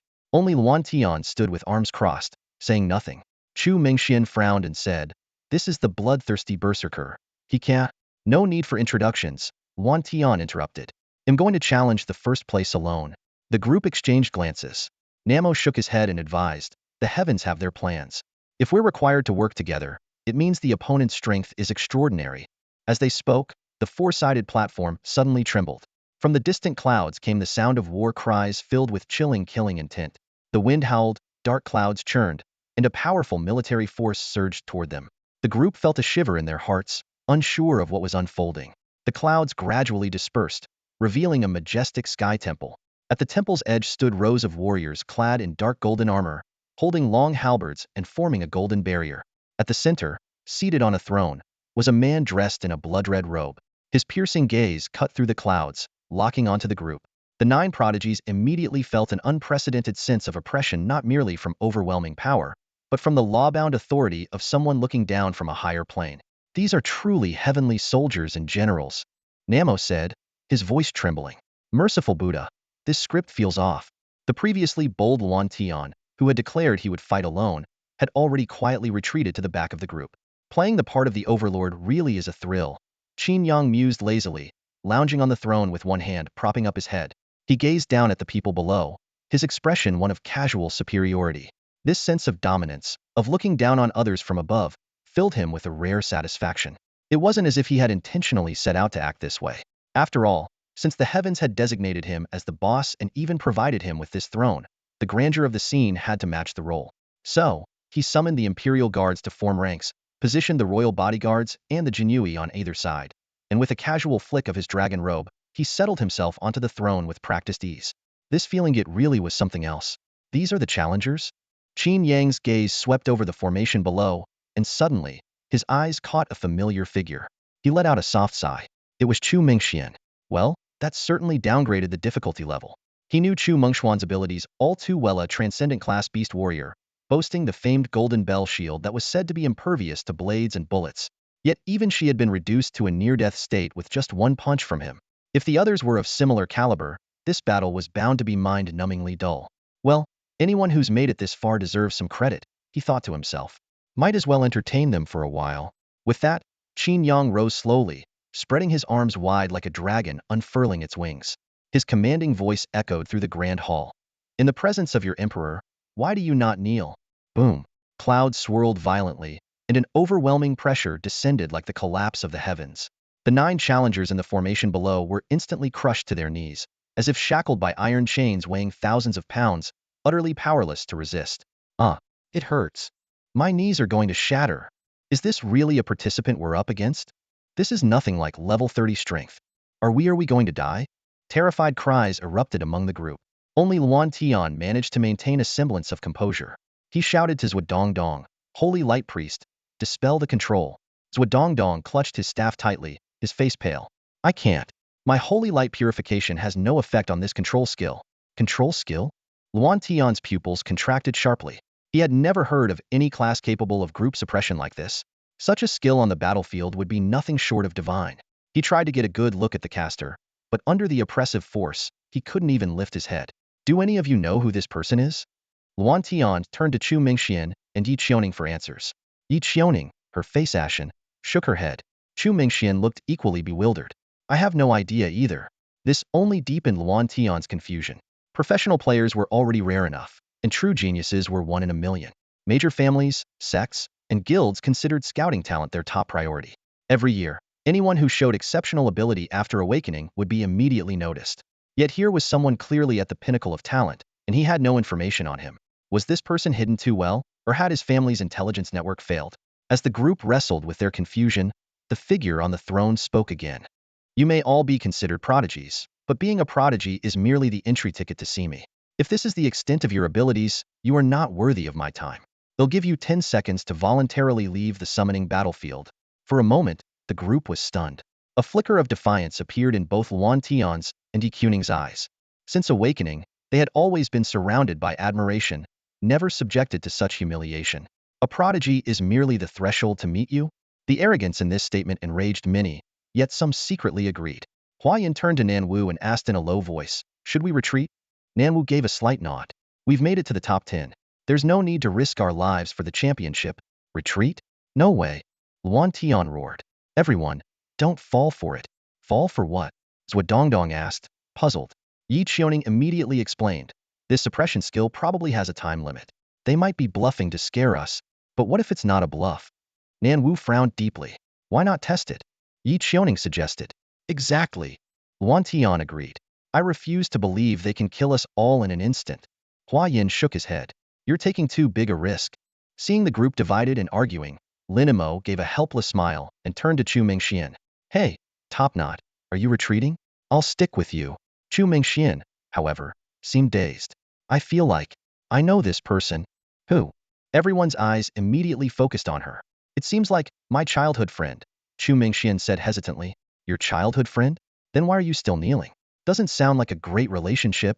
The group began to chatter. 10 seconds had passed when a commanding voice filled with excitement came from the throne. None of you are retreating? Admirable courage. Then I shall grant you the opportunity to entertain me. With a hum, the oppressive force vanished, and everyone regained their freedom. We guessed right. Yi Qiuning exclaimed with delight. That skill does have a time limit. The group, now invigorated, unleashed their ultimate abilities. Nanwu summoned a six-armed Vajra manifestation. Hua Yin activated her floral armor, covering it with thorns and blossoms. Lin Imo opened the gate of the underworld, while Zhou Dongdong summoned the Holy Light's Eye to survey the battlefield and bless everyone. From the throne, Qin Yang watched with growing excitement. So thrilling. I almost want to join them. But alas, the villain. He began summoning his elite forces. The Tiger Guard pounded their shields like war drums. The Yinling archers unleashed arrows that formed thunderclouds, and the Yulin Guard, wielding long halberds, surged forward like a golden tide. In the sky, countless golden weapons aimed at the divine eyes, with a blazing sun hovering between them. Lin Imo gazed at the heavens and muttered, Yeah, there's no way we're winning this. It's over? Under the grand light screen of Hongwu City, a massive crowd stood shoulder to shoulder, yet a deathly silence prevailed. They had just witnessed an overwhelming, conclusive battle. 9 prodigies of the human race, after enduring countless trials, finally reached the throne, where Qin Yang, clad in a crimson robe and radiating the aura of a demonic emperor, awaited them. These strangers, who had no prior connection, were now united as one. Even the bearers of opposing elements light and necromancy temporarily set aside their differences. The necromancer lord summoned an overwhelming tide of undead, the holy light bishop unleashed the resplendent divine eye, the flower knight created a dazzling floral domain, and the golden Vajra conjured an imposing Vajra avatar. One by one, the extraordinary abilities of transcendent classes were showcased, leaving the audience in awe. The scene evoked memories of the legendary battles during the Calamity. Back then, 9 war gods, as mere mortals, fought tirelessly for 10 days and nights, ultimately repelling the void swarm and safeguarding human civilization. The battle unfolding on the screen now seemed like a reenactment of that historical moment. But the outcome could not have been more different. In just 10 seconds, the Vajra avatar was shattered with a single punch, the sword immortal was riddled with lightning arrows, and the berserker was pinned to the ground and beaten by 5 golden-armored warriors. The necromancer lord's undead army was obliterated under the blinding holy radiance, while the holy light bishop's divine eye was pierced and destroyed by countless golden weapons before it could unleash its full power. The only one who managed to seize an opportunity was the shadow assassin Sang Qin, who used her impeccable stealth to approach Qin Yang from behind only to be instantly subdued by 2 guards wearing disc-shaped helmets. As for Chu Mingxian, she was technically still standing, though that was only because half her body had been nailed to the ground. From the observation deck of the city lord's mansion, even Lin Shower showed a rare look of astonishment. In her youth, she had only managed to subdue 5 prodigies at once, yet her son had effortlessly crushed 9 transcendent-level champions. Compared to Qin Chuan, Qin Yang had already proven himself worthy of standing before the Sword Emperor. The deep sound of a bell resonated, and the rankings appeared on the light screen. First place, Qin Yang. Second, Luan Tian. Third, Chu Mingxian. Fourth, Nanwu. 10th, Yi Qiuning. Within the battlefield of the summons, Qin Yang stood atop the central platform, a faint expression of unfulfilled desire lingering on his face. Strictly speaking, these 9 prodigies hadn't truly succeeded in impressing him, but their performances did bring a few surprises. In particular, the Eye of Divinity summoned by the Holy Light Bishop had it not been for the shadow damage from the little black sky cloak attached to the phantom divine weapon, Qin Yang might have struggled to blind those eyes in the first instant. The assassin's shadow-shifting skill was also quite remarkable. However, the Jinui were equally adept in this art. When the assassin hid within a shadow, the Jinui crouched silently across from her, their gazes meeting without either realizing a perfect demonstration of the uniqueness of transcendent-level professions. Just as Qin Yang was looking forward to future battles against epic and legendary-level opponents, a system notification suddenly appeared. The summoning battlefield event has concluded. Your rank, first. Rewards, level 30 diamond chest x3. Congratulations, you may now draw a class advancement item. Your second stage class has been detected as Jujiurenhuang. The class advancement item is being randomly distributed. You have received a rainbow tier item, Kongtong Seal. Kongtong Seal. Qin Yang was ecstatic. He had only just learned about the concept of fortune, and now this unlocking artifact had appeared. Opening his inventory to examine it, the description of the Kongtong Seal left him even more astonished. It was a supreme treasure of humanity, jointly wielded by the 5 emperors to suppress the fortunes of the 5 directions. Its bearer could not only gather human fortune, but also convert it into attributes and, most importantly, unlock potential. This revelation led Qin Yang to a critical question. In this world, why were humans the only ones without potential star ratings? Could it be that humanity's potential had been sealed? If, as the Renhuang, he could break this seal, imagining a future where his nation ascended to unparalleled heights and launched counterattacks across myriad realms, Qin Yang couldn't help but feel his blood boil. However, the immediate task at hand was to study the fortune system tied to the Kongtong Seal. As for the 3 diamond chests, they could wait until he returned. He transformed into a beam of golden light and shot into the sky, flying out of the vortex of light above Hongwu City. The entire city erupted in cheers, with nearly 1,000,000 voices shouting in unison to praise this future true dragon emperor. However, as that golden light veered toward an unexpected direction, Lin Shower's brows furrowed. She immediately transformed into a sword gleam and gave chase. Lin's sword immortal. Wait. Zhang Qian tried to stop her, but Zhong Yuan held him back. City Lord, let her go, Zhong Yuan said. As long as she's here, my heart can't take it. No way. Zhang Qian exclaimed anxiously. Qin Shao is heading toward the Sea King's palace. The Sea King's palace, on the Sweets Terrace. A golden streak of light sliced through the air, and a man in a red robe, Qin Yang, appeared within it. Ah, so tired. Finally, I can take a break. He stretched lazily, letting out a yawn that sounded like a dragon's roar reverberating from his chest. Looking around, Qin Yang realized the suite was empty. Wang Kai isn't here, he muttered, frowning. He should have been eliminated a long time ago. The suite had been booked by the 2 of them together. Wang Kai paid for it, and Qin Yang provided the card. Logically, Wang Kai should have returned before him, yet there was no sign of him. That fat idiot, you didn't die in there, did you? A hint of concern crept into Qin Yang's heart. In this world, he didn't have many friends. If Wang Kai were truly dead, the days ahead might feel unbearably lonely. Master, you're back, meow. The sliding glass door opened, and 2 catgirl sisters stepped out onto the terrace. The black-furred one, Mei Ying, carried a tray of drinks, standing respectfully to the side. Though she tried her best to maintain composure, the slight swish of her tail betrayed her joy. The white-furred one, Xiongyu, was far more direct, leaping into Qin Yang's arms with a playful and innocent expression as her snowy cat ears twitched. These sisters had been purchased by Qin Yang on his first day at the Sea King's palace and had since become his personal attendants. In this world, the fate of demi-humans depended entirely on the temperament of their owners. Although Qin Yang had a mischievous streak, he was a decent person overall, which made the sisters feel fortunate. Seeing the 2 catgirls, Qin Yang's worries instantly dissipated. He thought to himself, entering the recruitment battlefield is always a gamble. Casualties are inevitable. If Wang Kai really is dead, I'll posthumously grant him the title of Marquis of Tranquility. With that, he scooped up Xiongyu, intending to head inside and enjoy the soothing, kneading service she often provided. Just then, the crisp sound of wind chimes rang out. Xiongyu instantly went limp in Qin Yang's arms, falling into a deep sleep. Mei Ying collapsed to the ground without even a chance to utter a sound. 2 at once? You really know how to enjoy yourself. A cold, clear voice echoed. Qin Yang's heart tightened as he immediately summoned the hand of Imperial authority.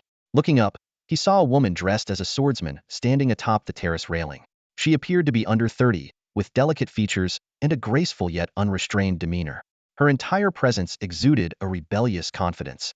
However, the fury in her eyes carried such an oppressive force that Qin Yang involuntarily took a step back. May I ask who you are? Qin Yang inquired cautiously, activating his true dragon insight. Instantly, the woman's information appeared before him. Name, Lin Shower. Fortune, 5 million. Race, human. Level, 149. Class, Winesword Immortal. Strength, 809-1632-44325. Agility, 819-173003-098. Constitution, 401150681856. Spirit, 42423483. Skills and equipment require Imperial authority to analyze further. Are you kidding me? Qin Yang stared at the opponent's attribute panel, his pupils contracting. Level 149, Monarch tier profession, with a total attribute score of 56,000. The sheer disparity in power made his eyes ache. With such strength, a single casual attack from her could easily defeat him. His mind raced as Qin Yang began to deduce her identity. Despite her striking appearance, she wasn't his preferred body type, so she likely wasn't someone he'd offended in the past. Of course, she could be a sister of a girl he'd wronged before, but he had always been generous, never shortchanging anyone on breakup compensation. Thinking about the final battle of the summoning battlefield, Qin Yang felt a pang of tension. Although he had tried to hold back, the battlefield was ruthless, where injuries and deaths were inevitable. The summoning battlefield inherently carried a life-or-death clause, but if she really came for revenge, any explanation would be futile in the face of such an overwhelming power gap. Perhaps I can hide in Yun Yao's dimension for now, Qin Yang thought to himself, but outwardly, he maintained a respectful demeanor. What guidance does Senior have for me?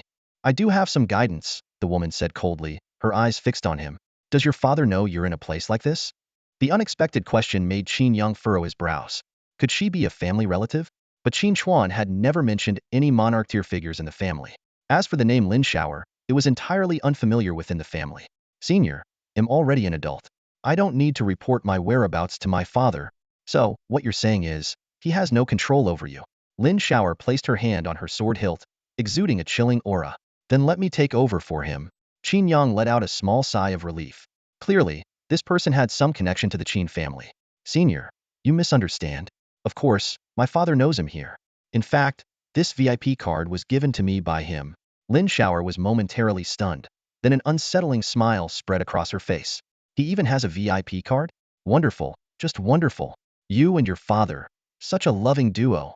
Before Qin Yang could finish saying, my father and I are like teacher and friend, Lin Shower waved her sleeve, and the scene before him twisted instantly. When he regained his senses, he found himself in a domain filled with countless swords embedded in the ground. Boy, bring out your full strength. I'm not very good at holding back, Lin Shower's voice echoed from above. Countless flying swords formed a vortex-like array above her, resembling a massive eye made of cold, gleaming blades. Ah, old man, you've really set me up this time. Qin Yang sighed inwardly. He was now almost certain this woman knew Qin Chuan and was of considerable seniority. But no matter who she was, challenging the supreme sovereign was tantamount to defying the heavens. Even if it cost him one use of the Nuwa stone, he was determined to leave a lasting impression. Supreme Sovereign, Qin Yang at your service. He cupped his hands in salute before rising into the air to meet Lin Shower at eye level. Divine weapons of the world. With a low shout, the Emperor's treasury burst open.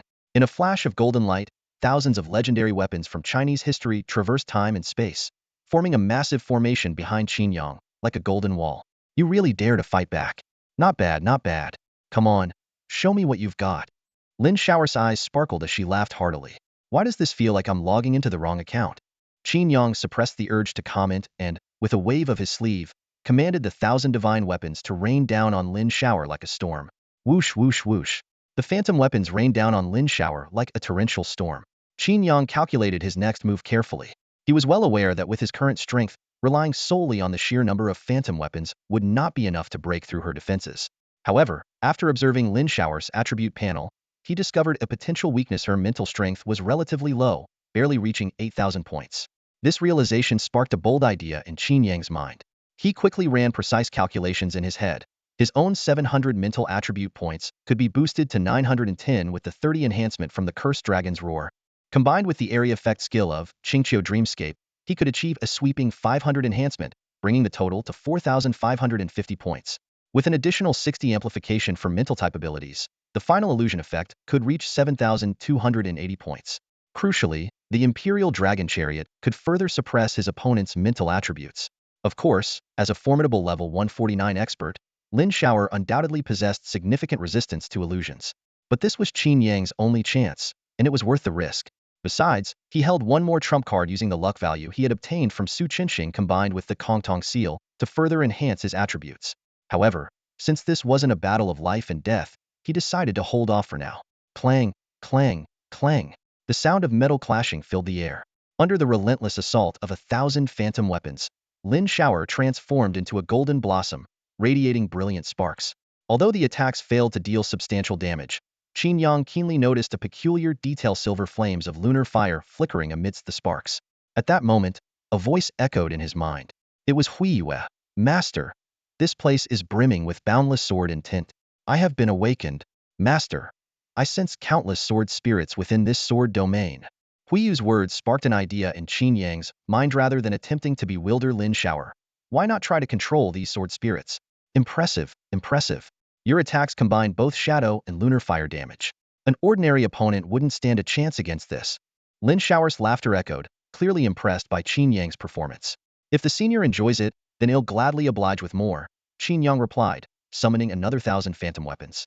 This time, each weapon was wreathed in lunar fire, their golden and silver brilliance intertwining to create an even more dazzling display. As the weapons struck Lin Shower, it was as if iron trees bloomed with silver flowers, a breathtaking spectacle. Boom! With an explosive burst of sword energy, the second wave of phantom weapons dissipated entirely. Lin Shower held her sword, 3 feet of clear wind, as its blade danced like a butterfly. She raised an eyebrow at Qin Yang and said, "You've got some skill, but not much. We're not done yet." Qin Yang's lips curved into a faint smile as he casually waved his hand. With a thunderous dragon's roar, a palace gate materialized out of thin air and slowly opened. From within emerged a floating pavilion, pulled by 9 dragon steeds. Lin Shower's brows furrowed as she sensed an invisible force suppressing her mental strength. Impressive. Whatever else you've got, bring it on. If you can make me happy, there will be a hefty reward. A flash of approval glimmered in her eyes. Senior, leave family out of your insults, Qin Yang retorted coldly, downing a bottle of mental fortification potion. Yanling, fire the arrows. In an instant, lightning erupted. Lin Shower then noticed 200 golden armored soldiers standing in perfect formation on the ground. Their arrows shot skyward, transforming into a thunderous storm cloud, impossible to evade. Though confident the arrows couldn't harm her, Lin Shower had no intention of letting them get close. With a graceful flip of her hand, she unleashed a torrent of overwhelming sword energy, dispersing the thundercloud and obliterating the Yanling soldiers in a single stroke. Zilong, report. A deafening thunderclap followed, and a streak of silver lightning descended from the sky. Lin Shower looked up to see a silver spear hurtling straight toward her face. This kid has quite the bag of tricks, she thought to herself. Just as she prepared to block with her sword, the sky suddenly blazed with a blinding light, the heat so intense it felt as though the sun itself had descended.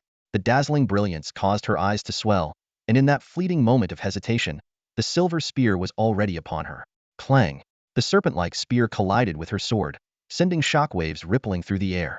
Lin Shower, caught off guard, was forced back half a step. She was stunned. How could a level 149 peak sovereign be pushed back by her 23 level son? Even if she was holding back, this was a bit too humiliating. With each successive clash, Lin Shower's excitement only grew. Even though she was enveloped in blinding white light and had to rely solely on her sword sense, she could tell that the skillful spear techniques weren't Qin Yang's own but rather those of a summoned entity. Yet the precision and brilliance of the spearwork were exhilarating her son. Qin Yang truly possessed the makings of a great emperor. Well then, let's end this fight, Lin Shower said, forming a hand seal with one hand. In an instant, she compressed the blinding white light into a single point and extinguished it effortlessly. The battlefield returned to its original state. The swarm of flying swords still hovered in the air, and Qin Yang, clad in his red robe, remained suspended in midair. However, beside him now stood a captivating 9-tailed fox woman.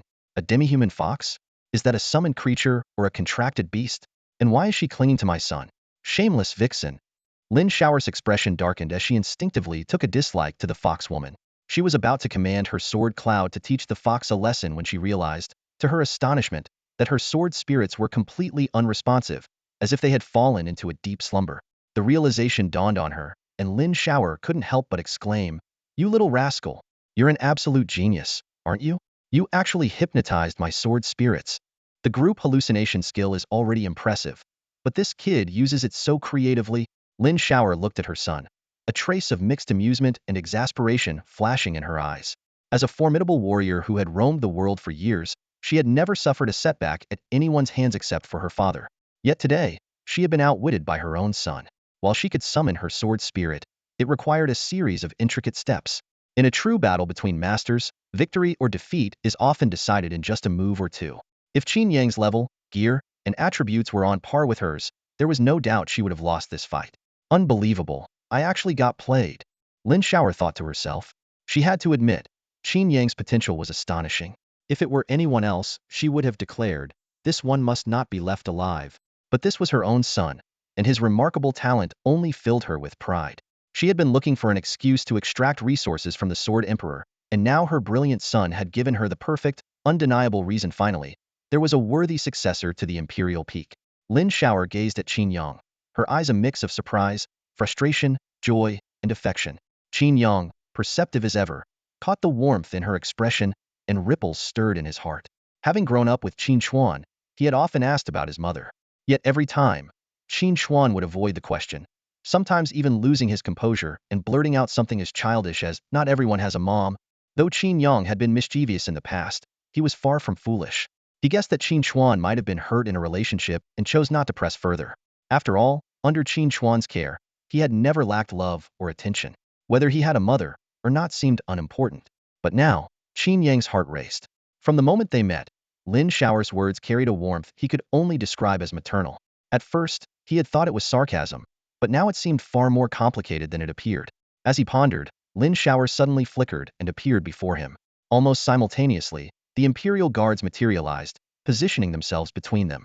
"Move," Lin Shower commanded softly, her long sword slicing forward. The guards drew their blades to block, triggering a flawless parry. The clash of metal rang out, deafening and unexpected. A level 149 warrior's attack had been deflected. A flicker of surprise crossed Lin Shower's eyes before she struck with a hand chop. With a resounding boom, the guard was sent crashing into the ground like a cannonball. A summoned entity with both teleportation support and flawless parry. "What an absurd class," Lin Shower muttered, shaking her hand before turning her gaze back to Qin Yang. After a few moments of studying him, she broke into a warm smile. "Let me introduce myself. I'm Lin Shower, your mother." "I knew it." Qin Yang's pupils shrank as his lips twitched. Internally, he marveled. Qin Chuan is the true legend here. Managing to win over a level 149 warrior at just level 65, his skills are leagues beyond mine. Despite his surprise, Qin Yang's mind was still clouded with doubt. Leaving aside any marital issues they might have had, the fact that he had never seen Lin Shower was suspicious. If she had wanted to meet him, someone of her power would have been unstoppable. There could only be one explanation. Lin Shower herself had chosen not to acknowledge him. Qin Yang's mind was in turmoil, debating whether or not to call her mom. If Lin Shower had indeed abandoned Qin Chuan in the past, calling her mom now would only make things awkward for both father and son. Lin Shower seemed to read his thoughts. She lightly twirled the sword in her hand and spoke gently. "It's natural to feel conflicted, but I've actually been watching over you every year. Take your time." As she spoke, she gave Qin Yang a light push. A familiar pull surged through him once more, and tunnel-like visions flashed before his eyes. When Qin Yang opened them again, he found himself standing on the balcony of the Sea King's palace. Lin Shower's voice still lingered in his ears. "I have some matters to discuss with the city lord. See you back at the Qin Manor." Gazing at the shimmering sky, Qin Yang remained a little dazed. Participating in a battlefield summons and unexpectedly gaining a mother of kingly rank, this was nothing short of a pleasant surprise. But then, a sudden thought struck him. Now that his mother had caught him red-handed, would he still be able to visit the Sea King's palace in the future? What about those poor sisters, trapped in misery due to their father's gambling and brother's addictions? What would become of them? After a moment of contemplation, he awakened Mei Ying and Qiong Yu in turn.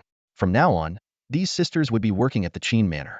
Once back at the Qin Manor, Qin Yang went straight to his room. Too much had happened in a single day, and he needed time to process it all. For now, he decided to set aside Lin Shower's complicated backstory and focus on his own changes. Opening his personal interface, Qin Yang carefully examined the panel for the Kongtong seal. Item: Kongtong seal unique. Quality: color tier. Fortune accumulation: 3,000 points per day. Function: 1. Continuously accumulate fortune. Can plunder others' fortune through weakening or killing methods. Function 2. Exchange fortune points for basic attributes. 1,000 points of fortune for 1 attribute point. Functions 35. Unlockable after transitioning to the 9-9 Human Emperor class. He then checked his own attribute panel. Fortune: 250,000. Level 23. Class: Supreme Sovereign Unique. His attributes and skill data were clearly displayed. The 250,000 fortune points must have been obtained from Su Qinxing, allowing him to exchange them for 250 attribute points. Qin Yang decided to first increase his constitution to 500 points, which would enable him to cultivate the supreme yang body while sunbathing. After allocating the points, his attributes saw a significant boost. Strength: 278, 323, 120. Agility: 300, 308. Constitution: 500, 368. Spirit: 300, 483. Sovereign power: 214,344, 478 hour. The moment his constitution broke through 500, Qin Yang distinctly felt a surge of robust energy within him, likely unlocking the resilience attribute.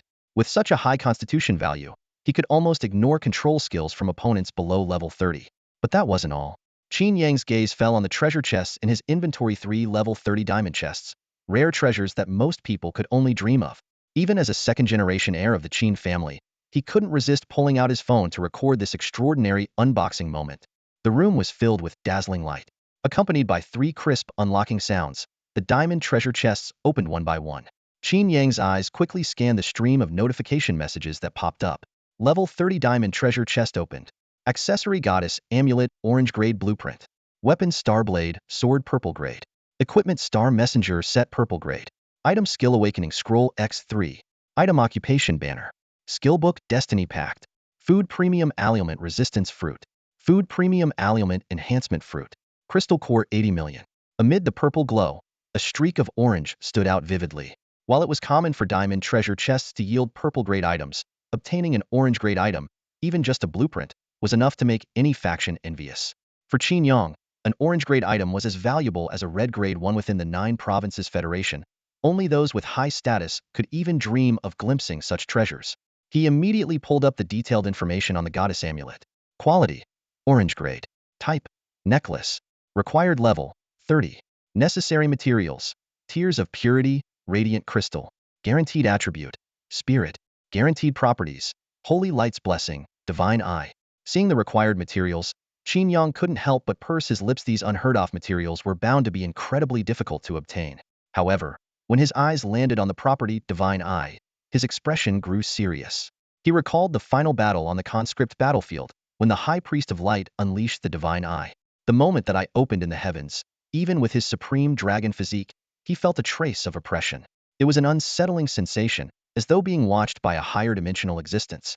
In this conscript battlefield, whether it was facing the divine eye or unleashing the Xinyuan sword, Qin Yang had encountered the power of gods. This gave him an ominous feeling. Perhaps the power of the 9-5 Supreme, or the 99 Sovereign Emperor, conflicted with the very fabric of this world. If things continued to escalate, a confrontation with higher dimensional entities seemed inevitable. At the same time, he couldn't help but feel curious about how the goddess amulet would transform under the influence of Imperial aura. Who would the divine eye belong to then? Beyond this intriguing accessory, the purple grade weapon and equipment set had decent drop rates as well. Once converted with Imperial aura, they would become orange grade. Possessing a full set of orange grade equipment at level 30 was nothing short of legendary in the 500-year history of the profession era. However, at this moment, these dazzling pieces of equipment were no longer Qin Yang's primary concern. His gaze was fixed on an item in the reward list that was even more unsettling than orange or red grade equipment: the occupation banner. The instant he saw those 4 words, a strong premonition surged within him. A subtle, meaningful smile appeared on Qin Yang's lips. He then turned off the phone's recording function and carefully deleted all previously recorded videos. The appearance of the occupation banner signaled the inevitable end of his peaceful life. Qin Yang held the occupation command flag in his hand, a rare purple-grade artifact with extraordinary capabilities. It allowed the transformation of a medium-sized secret realm into a personal exclusive realm, provided the realm's level did not exceed 30. Of course, if the secret realm already had a manager, it would either require their consent or their elimination. For professionals, an exclusive secret realm was akin to a private domain, where they held absolute authority. Such realms typically served 2 purposes: charging others for leveling up, essentially becoming a money-printing machine, or developing the territory, which, while costly, offered immense potential. However, after the establishment of the 9 provinces federation, personal development of secret realms was deemed a severe crime. Even exclusive realms developed during wartime were subject to strict supervision. By law, Qin Yang should have turned in this occupation command flag. But as an emperor, he understood the truth: laws only restrained the weak. A medium-sized secret realm was comparable in size to the city of Hongwu. With the Qin family's wealth, developing it was entirely feasible. Hiring laborers to clear the land wouldn't raise suspicions. The only issue was finding a suitable secret realm, as they were exceedingly rare. Where could he find one? Just then, inspiration struck Qin Yang. Didn't he already have a secret realm at hand? Yunyao, Qin Yang called out. A translucent figure of a young girl appeared in the room, her deer-like antlers marking her as a member of the deerkin race. She immediately kneeled, bowing her head. Your Majesty, long live the Emperor. Rise. Qin Yang nodded in approval. These formalities were something Yunyao had learned from the Imperial Guards. Your mental domain qualifies as an exclusive secret realm, doesn't it? The stronger your mental power, the larger the domain becomes. Am I correct? He asked. Yunyao nodded obediently. Yes, Your Majesty. As long as my mental strength is high enough, my mental domain can expand indefinitely. She blinked curiously. Your Majesty, are you planning to help me enhance my mental power? No, I plan to use the occupation command flag to claim your mental domain. Ah. Yun Yao froze in surprise. Unwilling? Qin Yang's gaze turned sharp. Startled, Yun Yao quickly knelt again. Your Majesty, my mental domain is my innate ability. If it is claimed, I will lose this power. It's not that Yun Yao is reluctant. She lowered her head. But without this ability, can I still remain by your Majesty's side? Qin Yang smirked inwardly. Her concern was not unfounded. Her mental domain was indeed tied to her innate power. Once claimed, this ability would transfer to his mental consciousness.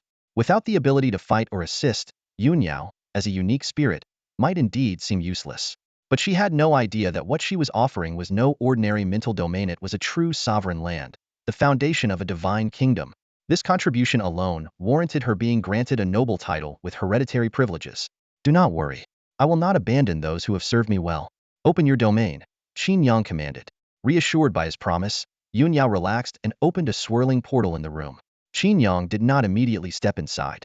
Instead, he activated the occupation command flag at the entrance to the secret realm. A system notification promptly appeared. Occupy secret realm, mental domain. Realm manager, Yun Yao. Manager's attitude, consent to occupation. Would you like to proceed? Yes. Golden ripples spread across the swirling portal. After about a minute, a new notification popped up. Occupation complete. Acquired talent, mental domain. You can now manifest a spatial realm with your mental consciousness and enter it at will. Within this realm, you hold absolute authority. The space's size will expand with your increasing mental power. This boundless domain was enough to establish a nation. Moreover, this nation existed within his mental consciousness. As long as he lived, the nation would endure. If he achieved immortality, the nation would be eternal. Just as Qin Yang was reveling in his triumph, a more significant choice appeared before him. Faced with your sovereign land, you choose benevolent ruler. Construct the Star Observatory to observe the world's fates and establish an empire in another realm. Reward, Star Observatory. Decadent ruler. Construct the Bronze Sparrow Terrace to gather the world's beauties and prosper with many descendants in another realm. Reward, Bronze Sparrow Terrace. Tyrant. Construct the command platform to summon legendary generals and achieve unparalleled conquests in another realm. Reward, command platform. To my forefathers, your descendant has had a bit to drink today. Decadent ruler it is. The stargazing platform, Bronze Sparrow platform, and General's platform. Qin Yang gazed intently at the three options that appeared before him, golden light flickering in his eyes. As the bearer of the Supreme Emperor profession, he was well aware that its potential extended far beyond mere personal combat prowess. Each option had its own unique appeal. The stargazing platform could foresee future trends, the General's platform could boost his combat abilities, while the Bronze Sparrow platform catered most to his personal preferences. Though Qin Yang had a penchant for indulgence, his decisions were always rational. Given the current circumstances, the stargazing and General's platforms were undoubtedly more practical. Especially now, with Lin Shower, a level 149 powerhouse, as his ally, someone whose strength could rival a nuclear deterrent. This motherly figure provided him with ample protection. Under such conditions, the strategic foresight offered by the stargazing platform seemed even more valuable. But then, a mischievous smile crept across Qin Yang's face as a thought struck him. Why not have them all? As soon as this notion surfaced, a system notification suddenly appeared. Hidden option unlocked, Divine Sovereign. Note: requires the unanimous recognition of the emperors of Huaxia. In that instant, Qin Yang's soul trembled as vivid visions materialized before him. High above in the heavens, countless spectral figures of emperors stood in solemn majesty. Clad in dragon robes and crowned with royal regalia, they gazed silently at this descendant. Facing the scrutiny of Huaxia's past sovereigns, Qin Yang straightened his back and declared boldly, to the emperors of Huaxia, I proclaim this. In this foreign realm, I shall establish the divine dynasty of Huaxia, carry forward the eternal flame, conquer boundless lands, and lead the nation, the people, and the world to ascension. His voice echoed like thunder across the heavens and earth. As the sea of clouds surged, all the emperors bowed in unison. Their collective response transformed into the laws of the universe, reverberating through the heavens 99 times. Qin Yang respectfully returned their salute, and the visions dissipated. A new option emerged before him. Divine Sovereign. See the grand trends of the world. Summon legendary generals of the ages. Preserve the treasures of infinite realms. Rewards, Stargazing Platform, General's Platform, Bronze Sparrow Platform. A surge of triumph filled Qin Yang's heart. He reflected silently. The Emperor profession embodies the essence of Huaxia's sovereigns. To simultaneously obtain all three forms, one must align with the principles of every emperor. Judging by the grandeur of this assembly of rulers, triggering the divine sovereign option was no easy feat. With a single thought, he entered his mental space. What was once a dim void had transformed into a radiant realm, bathed in divine light, as if it were the abode of gods. With the boost of 300 points in mental strength, the scale of the mind space had expanded far beyond its previous limits. The unsightly palace of the subhumans had undergone a complete transformation, replaced by the architectural grandeur of the forbidden city that Qin Yang was most familiar with. The morning light pierced through the thin mist, casting its glow onto the golden glazed tiles, each one gleaming with resplendent brilliance. The towering palace walls bore the deep red hue of time's passage, while the intricate carvings on the window lattices silently spoke of 5,000 years of cultural heritage. The entire palace complex was laid out in a pattern symbolic of the heavens and the earth, resembling a mighty dragon sprawling across the eastern land. The layered roofs stretched out under the sunlight, with threads of golden light filtering through the gaps in the structures, illuminating the tiny specks of dust drifting in the air. Now this is a true imperial palace, Qin Yang thought to himself. Raising his hand, he summoned the imperial dragon carriage and personally steered it into the majestic forbidden city. As he entered the palace, 100 golden-armored guards stationed on the vast platform immediately dropped to their knees in unison. Long live His Majesty! Long live! Long live! Their powerful voices echoed like waves, as 3 golden beams of light shot into the sky. Qin Yang surveyed his surroundings as a system notification appeared. 3 new buildings have been completed: the command platform to the east, which can summon heroes to accelerate the accumulation of imperial power; the Bronze Sparrow Terrace to the west, which searches for beauties across the land to enhance imperial authority; and the Stargazing platform to the north, which observes the shifting tides of the world. The dragon carriage proceeded straight to the command platform. Dragon banners flapped in the wind, and between 2 rows of dragon-patterned war drums, a silver-armored general stood tall, spear in hand. Zhao Yun, at your service, Your Majesty. Long live His Majesty. Long live, long live. Zhao Yun knelt on one knee as the system displayed his status had taken his place on the command platform and would contribute 100 points to imperial power per hour. Qin Yang's attention was drawn to the massive circular war drum atop the platform. A system prompt appeared. Consuming 100,000 imperial power points will summon a random hero. To summon a specific hero, an Emperor's Treasure or Hero's Token is required. A random summon, huh? Qin Yang hesitated for a moment. As someone who had terrible luck with draws, he worried about pulling someone as useless as Xing Daorong. But then he recalled the system's clarification that all summonable characters were star-level generals, so Xing Daorong likely wouldn't qualify. Let's take a chance. Worst case, Zhao Yun can deal with him in one strike. Qin Yang resolved, investing 100,000 imperial power points to initiate the summon. Boom, boom, boom. The massive drum thundered, and a battlefield scene emerged on its surface. A green-eyed, purple-bearded general was frantically fleeing on horseback. Qin Yang's pupils contracted sharply. Wasn't this Sun Quan, the one who fled in panic at Hefei when Zhang Liao scattered his 100,000 strong army with just 800 men? Sun, 10,000 counts as a star-level general?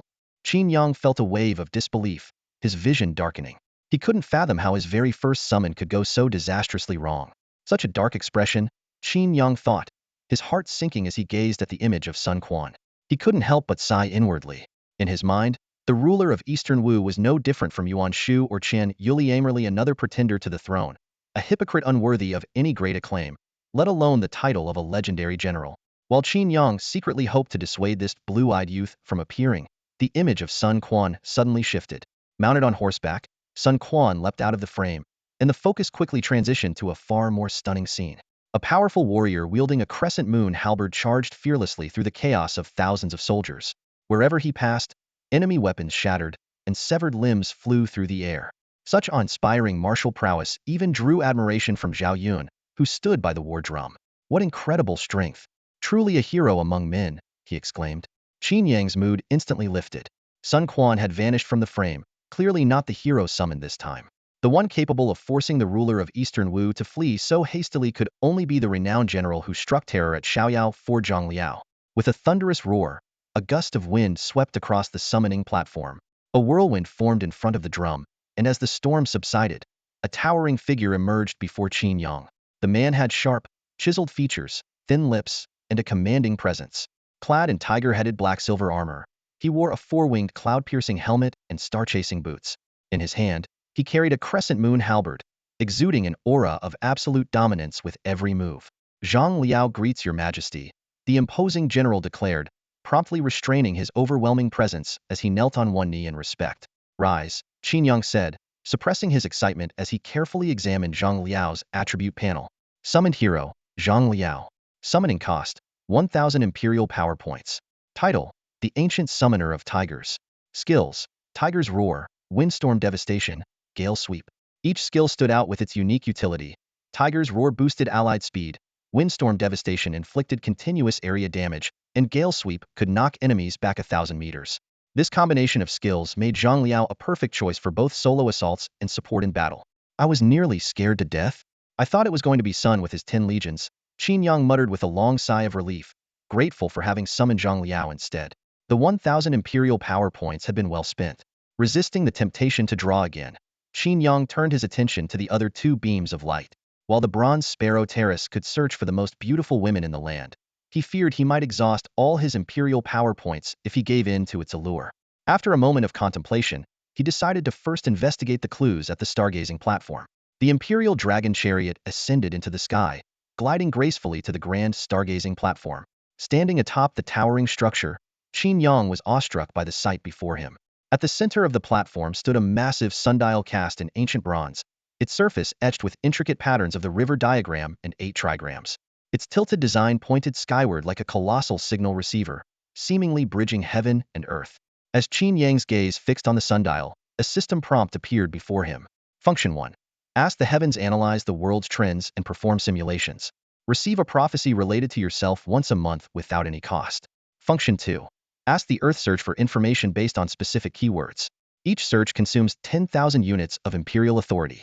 Function 3. Seek the way activate random occupational tasks. Completing them rewards treasures such as Imperial relics or heroic tokens.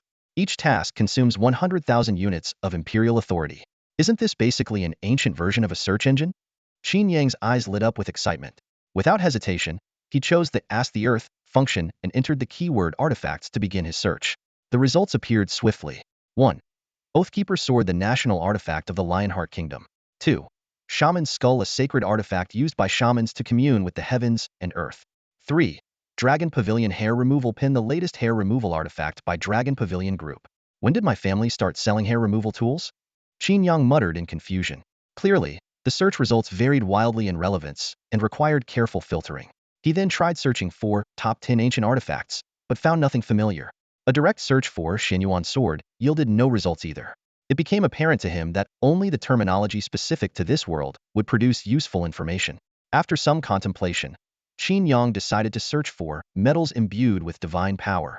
On his third attempt, he finally uncovered crucial information of Federal Classified Archive detailing 3 types of Godder forging materials: nether iron, sacred silver, and void copper.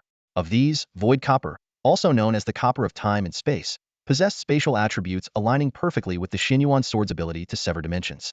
This discovery thrilled Qin Yang. Although these materials were strategic resources unavailable on the market, with Empress Dowager Lin Xiar, a figure at the pinnacle of power, on his side, the task of reforging the Xinyuan Sword no longer seemed impossible. Just then, a voice from the Imperial Guards interrupted. Your Majesty, the Empress Dowager has arrived and is now in your sleeping quarters. Qin Yang froze. Entering my room without permission? Are all mothers in the world the same? After leaving the mental domain, Qin Yang returned to his room and immediately noticed Lin Xiao sitting leisurely on the sofa. Her posture was casual and relaxed, as if this was her own territory. Beside her sat a woman dressed in the attire of a sword immortal. Sitting upright and composited was none other than Yi Qiuning from the battlefield. Though Yi Qiuning's long robe was loose, it couldn't conceal her impressive figure. Her waterfall-like hair swayed gently with her subtle movements, and a finely crafted long sword rested horizontally on her knees. Her delicate fingers tapped nervously on the sword's scabbard, and her bright eyes were filled with unease, making her look like a newlywed bride arriving at her husband's home for the first time. Not bad. You already have your own domain? Lin Xiao asked with interest. Abilities related to domains are quite rare, whether they're skills or items. Even my infinite sword domain wasn't acquired until I hit level 100. Her tone carried a hint of surprise, clearly impressed by her son's potential. This domain was something I stumbled upon thanks to the opportunity my father provided. Qin Yang replied with a nod, taking the chance to give Qin Chuan some credit. Hearing this, Lin Xiao raised an eyebrow, her cheeks flushing slightly with a girlish blush. Oh, he managed to pull that off? Not bad at all. Her reaction left Qin Yang somewhat surprised. It seemed his parents had a good relationship, and the dramatic fallout he had been worried about likely wouldn't happen. Let me introduce you. Lin Xiaoer gestured toward Yi Qiuning. This is Yi Qiuning. You two should have met before. She was originally a disciple of the Zhongshuan immortal sect, but now she's with me. Yi Qiuning immediately stood up, placing her hands respectfully in front of her. Senior brother Qin, I look forward to your guidance. Her gaze carried a trace of fear, a stark contrast to the proud sword immortal she had been on the battlefield. Qin Yang recalled how, during the championship battle, Yi Qiuning had been riddled with arrows by the Yinling guards and looked as though she wouldn't survive.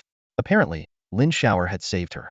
As for the fate of the other 8 participants, Qin Yang wasn't too concerned. Had gone easy on Zhu Mingxian, so she should be fine.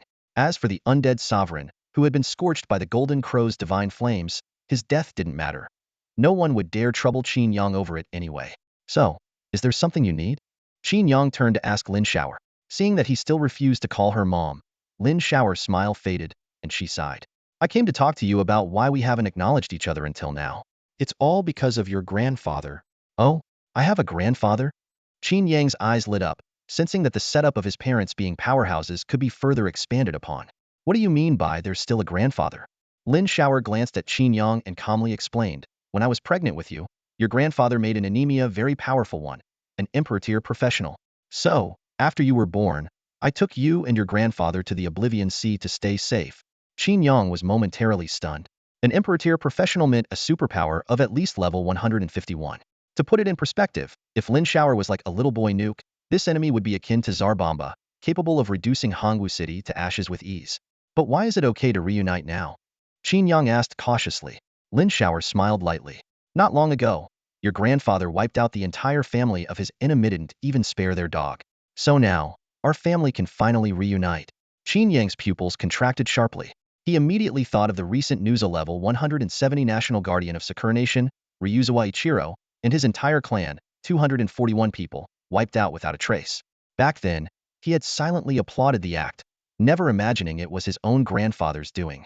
This meant his grandfather's strength must exceed level 170. Suddenly, he understood why his father, Qin Chuan, worked so tirelessly. With such a formidable Imperator father-in-law, any ambitious son-in-law would feel immense pressure. However, Qin Yang was unfazed. His aspirations far surpassed such worldly concerns. Living off someone else's support? Why not? He intended to do so with style. With this thought in mind, Qin Yang was about to ask about the Copper of Time when he noticed Yi Qiuning was still in the room. Lin Xiaoer noticed his hesitation and immediately said to Yi Qiuning, Qiuning, wait for me in the hall. Understood, master. Senior brother, I'll take my leave. Yi Qiuning bowed respectfully and left. Once the door closed, Lin Xiaoer blinked playfully and asked, that girl seems to have great chemistry with you. Do you prefer the Chu family's daughter, or her? Mom, I don't have feelings for Chu Mingxian, and am not familiar with Yi Qiuning either. So, Qin Yang said seriously, why not both? Lin Xiaoer froze for a moment before giving it serious thought. That might be a bit tricky. Qin Yang hadn't expected his mother to not only refrain from scolding him, but to actually consider the idea. However, he quickly shifted the topic. Mom, have you ever heard of Void Copper, or the Copper of Time? Void Copper. Lin Xiaoer's eyes lit up. You actually know about that? Impressive knowledge. Just trying to stay curious and learn, Qin Yang replied modestly. Lin Xiaoer chuckled and pulled a small, gray, egg-sized piece of metal from her back. Technically, it's called spacetime copper. I happen to have a small piece right here. Qin Yang's eyes widened in disbelief. Sure enough, being from a well-off family had its perks. Qin Yang quickly turned his gaze to the gray metal, his eyes filled with wonder. The egg-sized piece of metal lay quietly in Lin Xiaoer's hand, yet it exuded an indescribable sense of peculiarity. It seemed to exist and not exist at the same time, as if it floated outside the boundaries of time and space, yet was omnipresent. Even more astonishing was the overwhelming vastness it conveyed, as though it contained the entire universe within past, present, and future intertwined and coexisting. The moment Qin Yang reached out to touch the copper of time and space, a system notification appeared immediately. This metal matches the attributes of the Xinyuan sword. Series Quest 2 completed. Heaven and Earth Sword Intent upgraded to LV.2. Heaven and Earth Sword Intent LV.2 effect. Reduces skill energy consumption by 10 when using sword-type weapons. Series Quest 3 unlocked. Collect 9 pieces of the Copper of Time and Space to reforge the Xinyuan sword. Upon completion, Heaven and Earth Sword Intent will upgrade to LV.3. Qin Yang felt a surge of joy. Although the level 2 Heaven and Earth Sword Intent only provided a 10 reduction in energy consumption, when combined with his current equipment, it already reached 50. More importantly, This buff didn't occupy an equipment slot, and at max level, it could provide a 50 reduction. Paired with his gear, it could potentially reach an extreme 90 reduction. Thinking of powerful skills like Exterminate 9 Clans and See Me as Heaven, which could also benefit from this reduction, Qin Yang couldn't help but smile. The Exterminate 9 Clans skill, which originally required 13 million points of Imperial power, would now only cost a little over 6 million. If he reached a 90 reduction, even if Elder Zhong could mass-produce clans, it wouldn't be enough for Qin Yang to annihilate. What are you smiling about? Lin Shower interrupted his thoughts suspiciously. That sinister grin, what evil plan are you cooking up now? Qin Yang quickly shook his head, trying to cover up. I'm just really happy. I finally have a mom now. Lin Shower's expression softened immediately. Silly child. You must have blamed me in your heart, haven't you? Thinking about the remaining 8 pieces of the copper of time and space he still needed to collect, Qin Yang instantly switched to acting mode, lowering his gaze. I did blame you. My childhood felt so incomplete. Hearing this, guilt filled Lin Shower's heart. Though she was carefree by nature, she could never bear to see a child suffer. I'm sorry. I can't make up for the past, but from now on, whatever you want, I'll give it to you. Really? Really? Lin Shower promised earnestly. Even if it's the stars in the sky, your mom can make it happen. Then I want 8 more pieces of the copper of time and space. What? I was almost in tears, and you were just acting? Lin Shower said, half laughing, half crying. Ah, a child without a mother is like grass.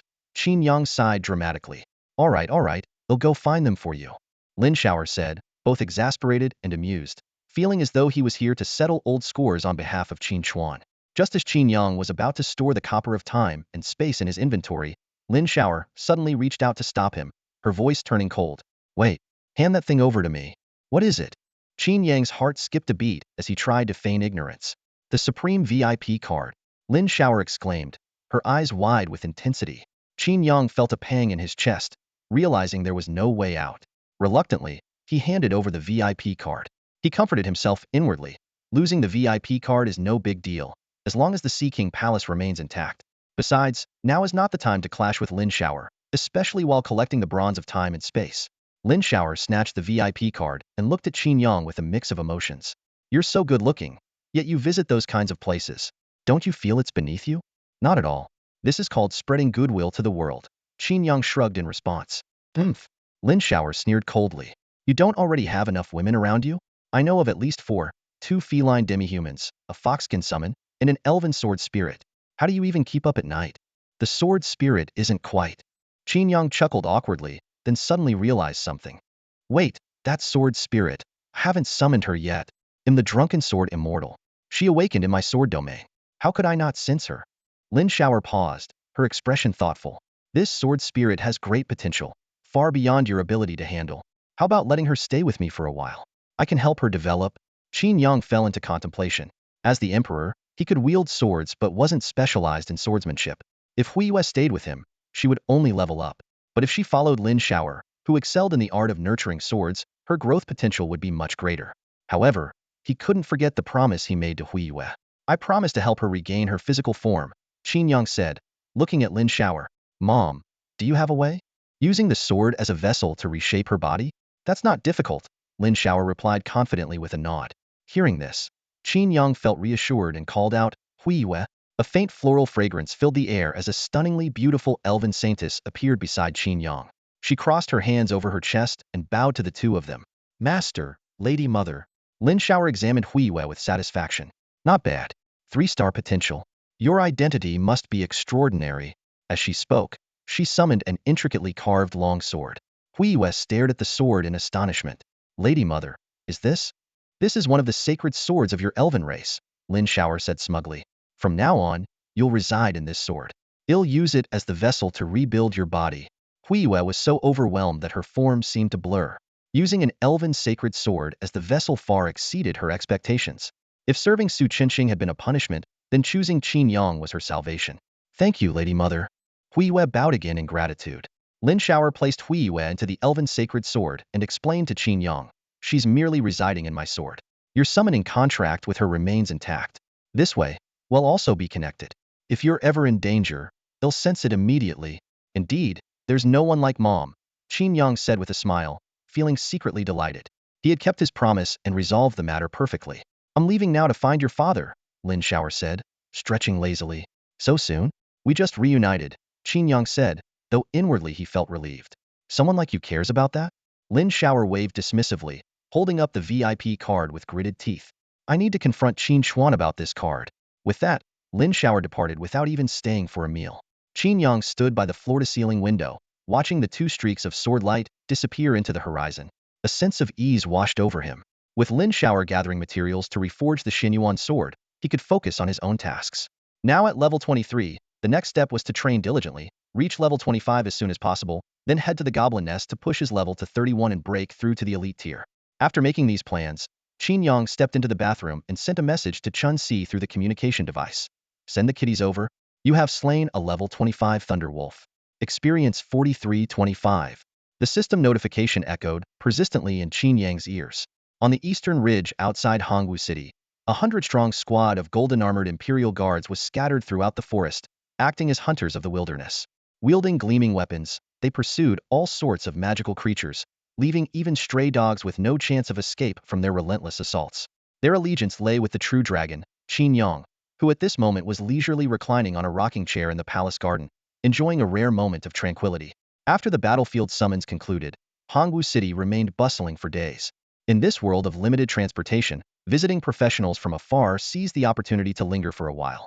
Some were busy purchasing tools and materials, while others focused on networking. Those with family backgrounds, in particular, moved around frequently, using the occasion to strengthen ties and connections. As the dominant power in the region, the Qin family naturally became the center of attention, especially since they had produced yet another champion this time. Gifts of treasures, money, and beauties poured in incessantly, leaving Qin Yang exasperated. He simply pushed Prince Feng to the forefront to handle the visitors, while he slipped away to the wilderness to level up. This wilderness, though perilous, had its advantages. A high density of magical creatures, vast expanses of land, a remote location, and even internet connectivity. It was the perfect spot for Qin Yang to lay low and focus on leveling up. As for safety concerns, with the Imperial Guards, the Jinhui, and the elite troops stationed there, not to mention the legendary generals Zhao Yun and Zhang Liao, there was hardly any threat worth worrying about. Besides, Qin Yang himself was not someone to be trifled with without hero-tier strength. Approaching him was nearly impossible. At this moment, Qin Yang was basking in the warmth of the divine rays of the Golden Crow, watching his experience bar soar rapidly. He was in an exceptionally good mood. At this rate, he could advance from level 23 to level 25 in just a single day. Such a leveling speed would undoubtedly frustrate other professionals if they knew about Ithos 2 levels required a whopping 980,000 experience points. With each level 25 magical creature granting just over 4,000 experience, it would take roughly 250 kills. Ordinary professionals would spend significant time merely locating creatures, resupplying, and resting, considering themselves efficient if they managed to hunt a dozen in a day. But for Qin Yang, who could command a 100-strong army, this was no issue at all. Bored, Qin Yang began scrolling through his phone. A group chat named Nine Sons Competing for the Throne was abuzz with activity. The group consisted of the top 10 performers from the battlefield summons, including Wan Tian, Chu Mingxian, and Yi Qiaoning. The group name was Qin Yang's suggestion. It had originally been called Honghua's Top 10 Young Professionals. The others didn't understand the historical reference to 9 sons competing for the throne, but found the name fitting nonetheless. Just then, Wan Tian sent a message to the group. Everyone, I'm heading back to Tsongshuan City today. Until we meet again. Huayan, Wan Xiao, you've got over 300 fractures, and you're already getting out of bed? The group chat was lively as ever. Right after Lin Imo sent her message, the skinny Wan Tian shot back sarcastically, shut it. You're the one who's been roasted to crispy bones. Take back that finger of yours, Lin Imo retorted, unwilling to back down. Zhou Dongdong jumped in to mediate. Let's not laugh at each other. We've all been through hell and back. Honestly, Chu Mingxian got off the lightest. Chu Mingxian, all of Qin Shao's tenderness was reserved for you. Lin Imo teased, changing the subject. Chu Mingxian instantly countered. Tenderness? Are you talking about the kind that nearly sent me to meet my great-grandmother? I don't want to deal with him for a whole year. Reading the messages in the group, Qin Yang couldn't help but laugh. These 9 prodigies, despite taking a serious beating before, had somehow become friends through the ordeal. Now, they often joked about him or teased each other in the chat. This outcome pleased him better to bond through a fight than to hold grudges. Just then, Chu Mingxian tagged him. Still out in the wild? I'm heading back soon. Not coming to see me off. I've already given you all the tenderness I have now you want to send off to? Qin Yang quipped. Keep your cursed tenderness to yourself, thanks. Chu Mingxian shot back. At that moment, the undead monarch Lin Imo chimed in. Boss, are you planning to head to the Goblin Nest next? She had remembered some casual information Qin Yang had mentioned about the wilderness near Blackwater City. When Qin Yang confirmed, Linimo dropped some critical intel. My teacher has a treasure map for the Goblin Nest. It can upgrade the Goblin Nest into the Goblin Kingdom. Interested? Qin Yang's eyes lit up, and he immediately replied, private chat. It was exactly what he needed. The level 25 Goblin Nest originally only had 300 to 400 monsters, yielding a maximum of 3 million X naught worth the trip. After a detailed inquiry, Linimo explained that the upgraded Goblin Kingdom would house 1,200 monsters. While the entry level remained at 25, the final boss would be boosted to level 35. This upgrade meant a total XP of 5 million, enough for Qin Yang to hit level 30 and stockpile the experience required for the breakthrough to level 31. How much for the treasure map? Qin Yang pressed. Linimo sent a money-grubbing emoji. No charge, but I do need a favor from you. She then shared a few data links and explained. The final boss of the Goblin Kingdom drops a corrupted holy staff. I've wanted it for ages. If you get it, can you sell it to me first? I'll pay for it. Why not go for it yourself? Qin Yang asked, curious about the motives of this level 30 extraordinary undead monarch. Linimo sent a skull emoji and replied helplessly, the boss uses holy light. It's my natural nemesis. A Goblin Kingdom boss. Using holy light? Qin Yang paused, sensing there might be more to this than met the eye. Qin Yang opened the information sent by Linimo and carefully reviewed the detailed introduction of the Goblin Kingdom. As a level 25 to 35 dungeon, this peculiar goblin lair had constructed a palace, and the goblins within it could even use holy light magic, a truly baffling phenomenon. The dungeon required a team of no more than 20 players and featured various monsters, including small goblins level 25, large goblins level 28, berserk goblins level 30, the Goblin King level 30, and the Compassionate Saintess level 35. This self-contained dungeon refreshed every 72 hours, and players in the level range of 30 to 35 were advised to team up for the challenge. The information specifically highlighted warnings such as female players, proceed with caution. Pure-hearted warriors, avoid. Necromancers, don't throw your life away. Qin Yang couldn't help but laugh when he saw the phrase, pure-hearted warriors, avoid. In this world, goblins inherited the notorious Goblin Slayer tropathy, had no females and no reproductive barriers, relying instead on abducting females of other species to serve as breeding tools. More disturbingly, the higher the potential of these breeding machines, the stronger the resulting goblin offspring. Even someone like Qin Yang had to admit that this concept was disturbingly twisted. It was precisely this warped setting that made goblin lairs a popular destination. Pure-hearted warriors came to vent their anger. Minotaur warriors arrived out of curiosity, and even some female players frequented these places. Qin Yang couldn't help but wonder about the true intentions of the latter group. Compared to ordinary goblin lairs, this Goblin Kingdom was significantly more challenging. In addition to the level 30 Goblin King, there was the level 35 Compassionate Saintess. Although the level difference seemed minor, it actually represented a gap between standard and elite ranks, with the latter boasting up to 300 higher stats under the same potential. However, this posed no issue for Qin Yang at his current state. His base attributes had already surpassed those of level 50 players, allowing him to easily take out the Saintess first and then use the Annihilate the Bloodline skill to clear out her offspring. Still, given the lack of abundant environmental monsters like those found in the Broodmother's Forest or the Plague Rat tunnels, using Annihilate the Bloodline here seemed inefficient. Handing over the 1,200 goblins to the Imperial Guards might be a more practical solution. Glancing at the restoration rate of his Imperial power, 1778 points per hour, totaling 42,762 points per day, Qin Yang calculated that this was enough to summon over 8,000 Phantom Divine Soldiers, or more than 4,000 Imperial Guards. This was more than sufficient to overthrow the entire Goblin Kingdom. However, considering the steep costs of buildings like the Command Platform, Bronze Sparrow Terrace, and Stargazing Tower, each consuming upwards of 100,000 points, he decided to use his resources sparingly. With this in mind, Qin Yang immediately summoned 100 Imperial Guards. But he quickly felt that this number was too low. So he began drinking potions and summoning reinforcements in waves until the number of guards exceeded the total number of monsters in the area. The rate of experience gained instantly doubled, though the level 25 Thunder Wolf beasts couldn't even last 2 rounds against the Imperial Guards. Ironically, most of the time was spent searching for monsters rather than fighting them. Fortunately, the Thunder Wolf wasn't an intelligent monster. Despite the overwhelming number of Imperial Guards, it showed no fear. The golden rays of the setting sun bathed Qin Yang, and with a system notification, he leveled up to 25. All attributes increased by 2 points, and he gained 5 free attribute points. To his surprise, his class skill, Heavenly Armament, automatically leveled up to LV2. Leveling up can enhance skills? Qin Yang's eyes lit up. Over the course of this half-day battle, he had advanced from level 23 to 25. At level 24, there was only an attribute increase, but level 25 brought an unexpected bonus. This phenomenon of skills automatically leveling up completely overturned his understanding. In this world, leveling up skills was notoriously difficult.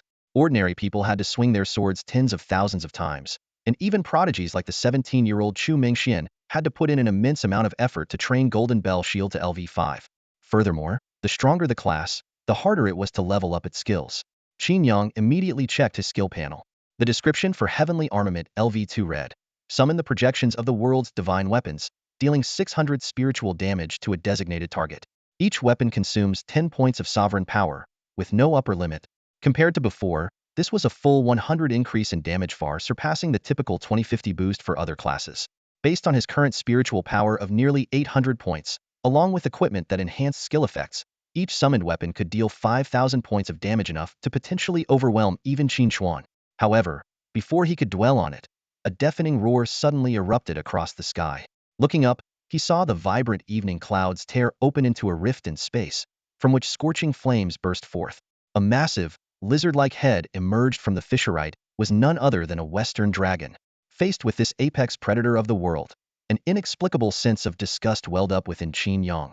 Without hesitation, he activated True Dragon Sight to analyze the dragon's attributes. Roar! Roar! Deafening dragon roars echoed across the skies above Dongguan Ridge. A massive red dragon crouched at the edge of a spatial rift, raising its head and roaring furiously, its posture reminiscent of a prisoner tasting freedom for the first time. Under the overwhelming might of its presence, chaos erupted across Dongguan Ridge. Birds scattered in panic, beasts fled with their tails between their legs, and weaker magical creatures succumbed instantly to the oppressive aura of this height-ear bloodline. Qin Yang stood up from his rocking chair, his gaze locking onto the enormous dragon. The system promptly displayed its attributes for him. Name: Red Dragon Okados. Fortune: 10,000. Race: Dragon. Level: 60. Strength: 3,250. Agility: 1,250. Constitution: 4,250. Spirit: 1,250. Skill and equipment details require royal authority points to analyze. A level 60 peak elite, with 3-star potential. And this is the strength it dares to flaunt with such arrogance. Qin Yang smirked coldly. In an instant, his figure shot into the air. As a true dragon, he would never look up to an impostor. However, Qin Yang refrained from acting rashly.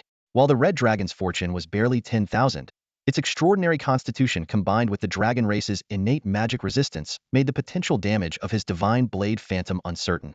More importantly, there could be more than one dragon emerging from the spatial rift.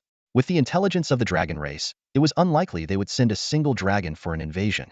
After all, even a city like Hongwu could assemble a dragon-slaying squad with magical artillery support, making the hunt for a level 60 dragon a manageable task. Qin Yang pulled out his phone and recorded the scene from a distance, carefully observing the situation. As expected, Okados merely cast a long glance toward Hongwu City before letting out a low growl and retreating into the spatial rift, which was already beginning to close. Though the horizon remained painted with the colors of dusk, the lingering heat in the air served as a stark reminder to all: the ruler of the skies had been here. Qin Yang immediately sent the video to Qin Feng, instructing him to inform the city lord. In the city lord's office, Zhang Qian watched the footage on his phone and couldn't help but rub his temples. Having just wrapped up matters on the recruitment battlefield, now there was a dragon to deal with. The workload definitely warranted a raise. Still, Zhang Qian wasn't overly concerned.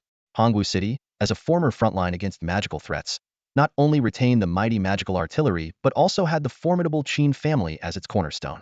And behind the Qin family stood the legendary wine sword immortal, Lin Shower, and above even him, the Peak Emperor, the 9 provinces sword sovereign. Not even the dragon race could easily breach Hongwu City. Nevertheless, as the city lord, he had to take precautionary measures. Even in a supporting role, every necessary preparation had to be made. He said to Zhong Yuan, Elder Zhong, I suggest transferring the defensive forces from Songshuan City and Jingming City. Pausing briefly, he added, the official garrison alone won't be enough. Who knows how many dragons are lurking in that rift? If we can bring in experts from guilds and sects, it would be much safer. I'll handle this matter. Zhong Yuan nodded in agreement and replied, the Qin family has already expressed their willingness to have the guild's experts participate in defense and patrols. Through their connections, we can also mobilize the Lai Wen Wang family and the Jingming Chu family. Hearing this, Zhang Qian let out a long sigh of relief, secretly thinking to himself, why did I ever go against the Qin family? Wouldn't it have been better to align with someone so influential? Now, I'm determined to hold onto the Qin family's support. If we can fend off this invasion, my career will undoubtedly soar. With this thought, he turned to his secretary and instructed, have all departments take immediate action. Conduct a detailed inventory of the food and potion reserves in Hongwu City and draft a comprehensive resource distribution plan. Additionally, organize several anti-invasion drills. Since the conscription event, the officials in Hongwu City had bid farewell to their weekends once again. However, just as everyone was busy preparing for the invasion, Qin Yang departed Hongwu City swiftly in his dragon chariot. After hearing news of the demonic invasion, he only briefly returned to the Qin residence to retrieve the secret realm map Lin Mo had sent and to inform Prince Feng of the dragon's attributes. With those tasks completed, his obligations were fulfilled. As a level 25 individual, protecting a major city like Hongwu was not exactly his responsibility. His current priority was to break through to level 31, which would not only grant him a significant attribute boost, but also allow him to equip the level 30 Starry set and potentially unlock new class skills. This was clearly a more efficient use of his time than staying in Hongwu City. The dragon chariot sped through the air like a high-speed train, reaching the skies above Heishui City in just one night. This city, though part of the same province, was far less prosperous than Hongwu City. Gangs ran rampant, the city lord was incompetent, and skilled professionals often left for better opportunities, just like Lin Mo, who had no plans to return after arriving in Hongwu. Without needing to resupply, Qin Yang followed the map provided by Lin Mo to search for the goblin nest. It didn't take long for him to locate an outpost deep within a vast forest. Such outposts were typically built near secret realm entrances, serving both as a defense against demonic invasions and a rest stop for professionals. Though it was late at night, the outpost was brightly lit, bustling with fierce and flamboyant professionals. The female professionals were often dressed like delinquents, heavily made up and smoking in groups, perfectly matching the unruly vibe of Heishui City. Qin Yang shook his head in disapproval and entered the outpost with his Imperial guards. His presence immediately drew all kinds of attention: wary, curious, greedy, and provocative. Two heavily made-up female professionals whistled at him, one licking her lips while the other struck a flirtatious pose. Meanwhile, tattooed male professionals shot him hostile glares, like wild dogs marking their territory. Frowning slightly, Qin Yang felt as if he had wandered into a den of juvenile delinquents. I, the Emperor, fear being bullied, he thought sarcastically. With people like this, trouble was inevitable, whether you acted tough or submissive. Sure enough, a group of small-time thugs who had been squatting nearby stood up and swaggered toward him. Seeing this, Qin Yang chuckled softly and raised his hand slightly. With a metallic clang, golden light flashed, and 60 elite Imperial guards materialized from his mental space, forming two orderly lines. The sound of their armor clashing resonated sharply, and the red glow from beneath their dark gold masks filled the outpost with an icy killing intent. Clang, clang, clang. 60 elite tiger guards stood in perfect formation, lined up in two rows, their long blades striking fiercely against their shields. The ferocious beast heads engraved on the shields seemed to come to life amidst the deafening echoes, and a chilling aura of killing intent instantly filled the space. Within the forward outpost, dozens of seasoned adventurers fell silent, paralyzed with fear. These individuals, who usually strutted around the entrance of the level 25 dungeon with arrogance, had never witnessed such a display of power. A summoner who could summon 60 units at once? It was utterly unheard of. Their previously defiant gazes were instantly replaced by terror. A few thugs who had been swaggering toward Qin Yang moments ago now froze like statues. After several long seconds, they sheepishly retreated to the corners, pretending that nothing had happened. Not bad. They know their place, Qin Yang remarked with satisfaction as he surveyed the scene. Just like stray dogs on the street, they could always sense who they couldn't afford to provoke. Without even this basic survival instinct, these lowlifes would have long since met their end. The Tiger Guards swiftly adjusted their formation, isolating the other adventurers and clearing a path for Qin Yang to the dungeon entrance. Without hesitation, he walked straight to the swirling vortex. The moment he touched it, the dungeon's information materialized. The dungeon's name remained Goblin Nest, and its boss monster was still the level 30 Goblin King. Merciful Saintus, what exactly is that? Qin Yang mused as he activated the treasure map for the Goblin Nest dungeon. Golden ripples spread through the vortex, and after a wave of energy fluctuations, a prompt appeared: Dungeon, Goblin Nest, has been expanded. Immediately after, an ominous red glow emanated from the vortex. Seasoned adventurers knew exactly what this meant. Even within dungeons of the same level, difficulty could vary greatly due to factors like terrain, environment, and progression. When a boss's strength significantly exceeded the norm, the dungeon vortex would emit this dangerous red light, a warning from the heavens. The Merciful Saintus has a potential rating of 4 stars. Qin Yang recalled the dungeon's records, growing increasingly intrigued by this mysterious boss.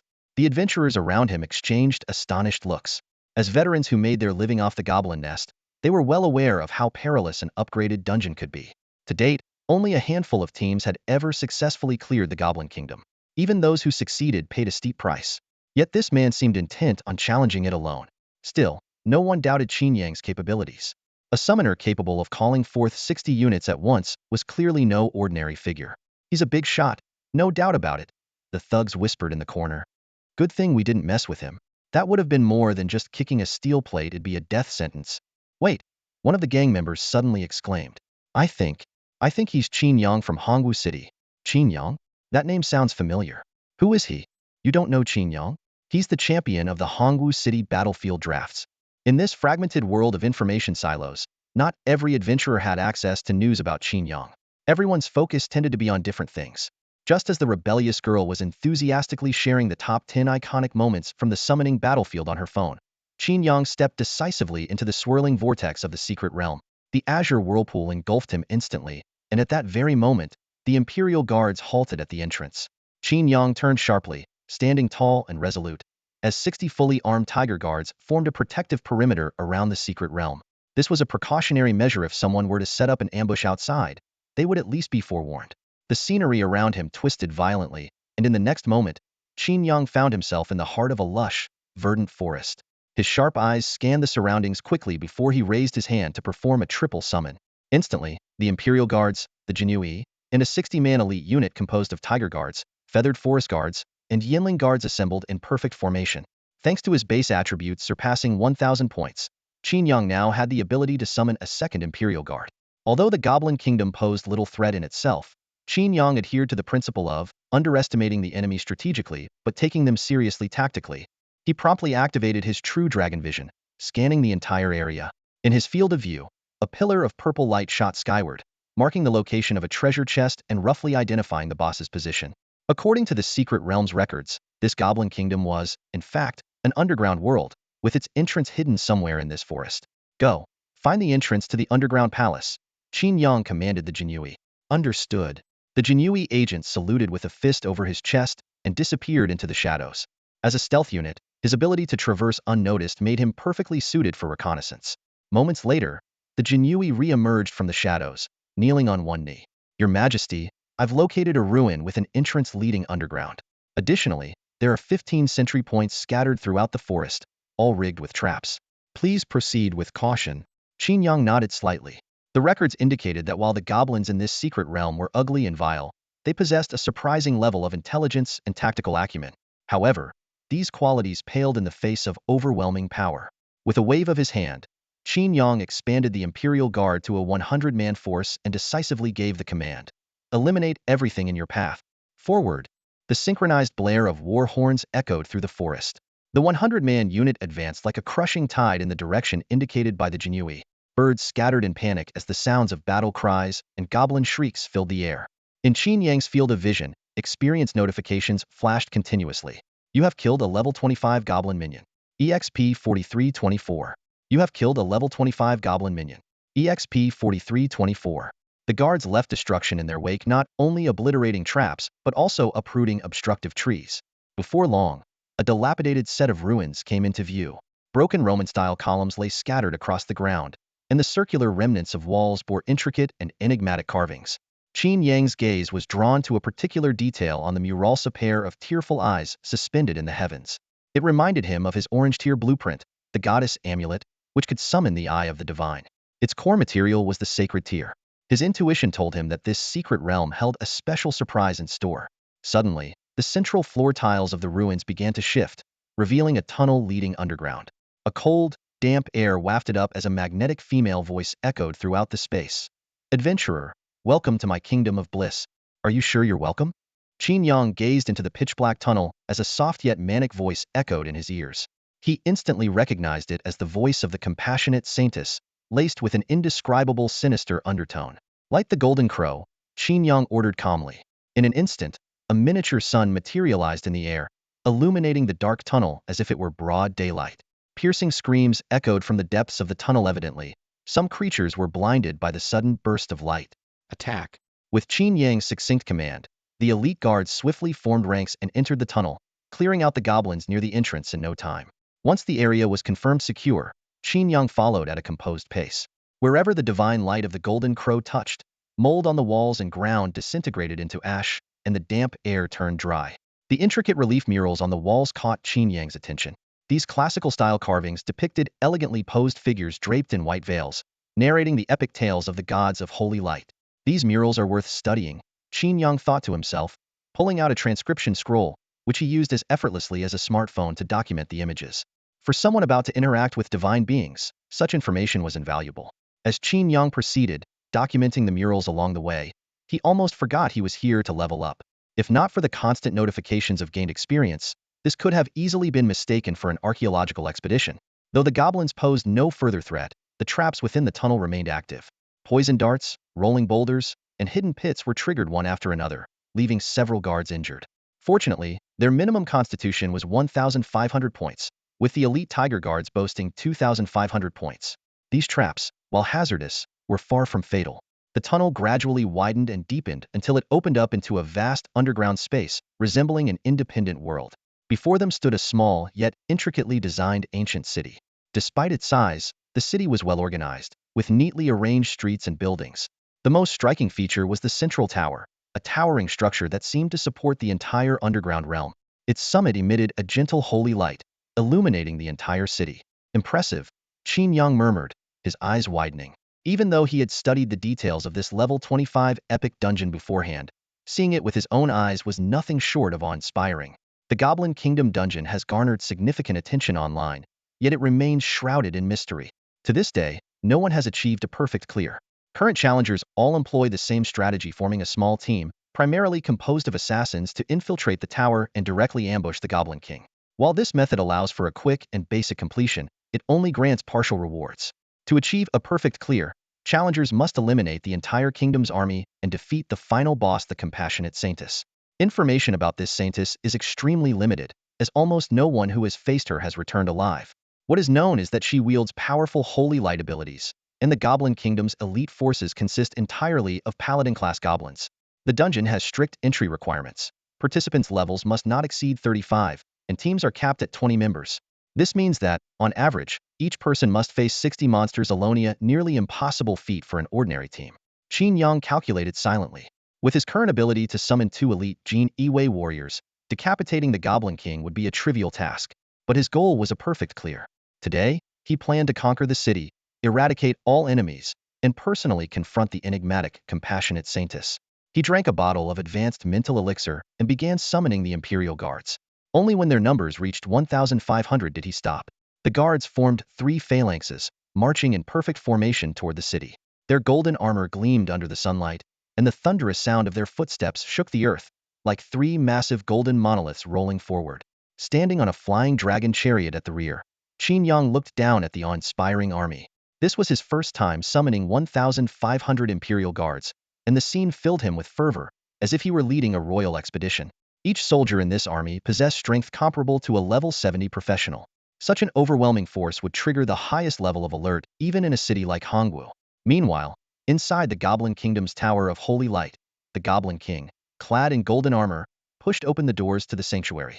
Its crimson cape cascaded behind it like a waterfall of blood. Kneeling on one knee, it reported to the depths of the sanctuary, "Holy Mother, an enemy army is approaching." A soft voice came from behind the veil at the sanctuary's end. "Handle it as we always do. If you fall, I will grant you rebirth and send them away with rewards." The truth of this dungeon was this. It was not a cyclical dungeon but a domain entirely controlled by the Compassionate Saintess. Every challenger who thought they had cleared it never truly killed the Goblin King. Each time it fell, the Saintess resurrected it, and the so-called rewards were merely pacifying gifts handed out by her. "No, Holy Mother." The Goblin King lifted its head, its eyes beneath the full-face helmet betraying unease. "This time, the enemy has an infiltrated thief come to annihilate the kingdom." Annihilate the kingdom? A gentle breeze lifted the veil on the bed, revealing a radiant elven woman with a sacred presence.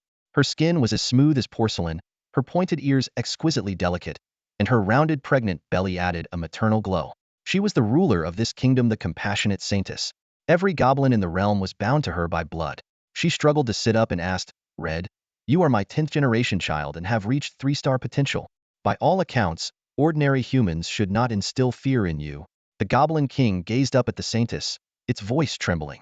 Holy Mother, you should see for yourself. This time it seems a god has come.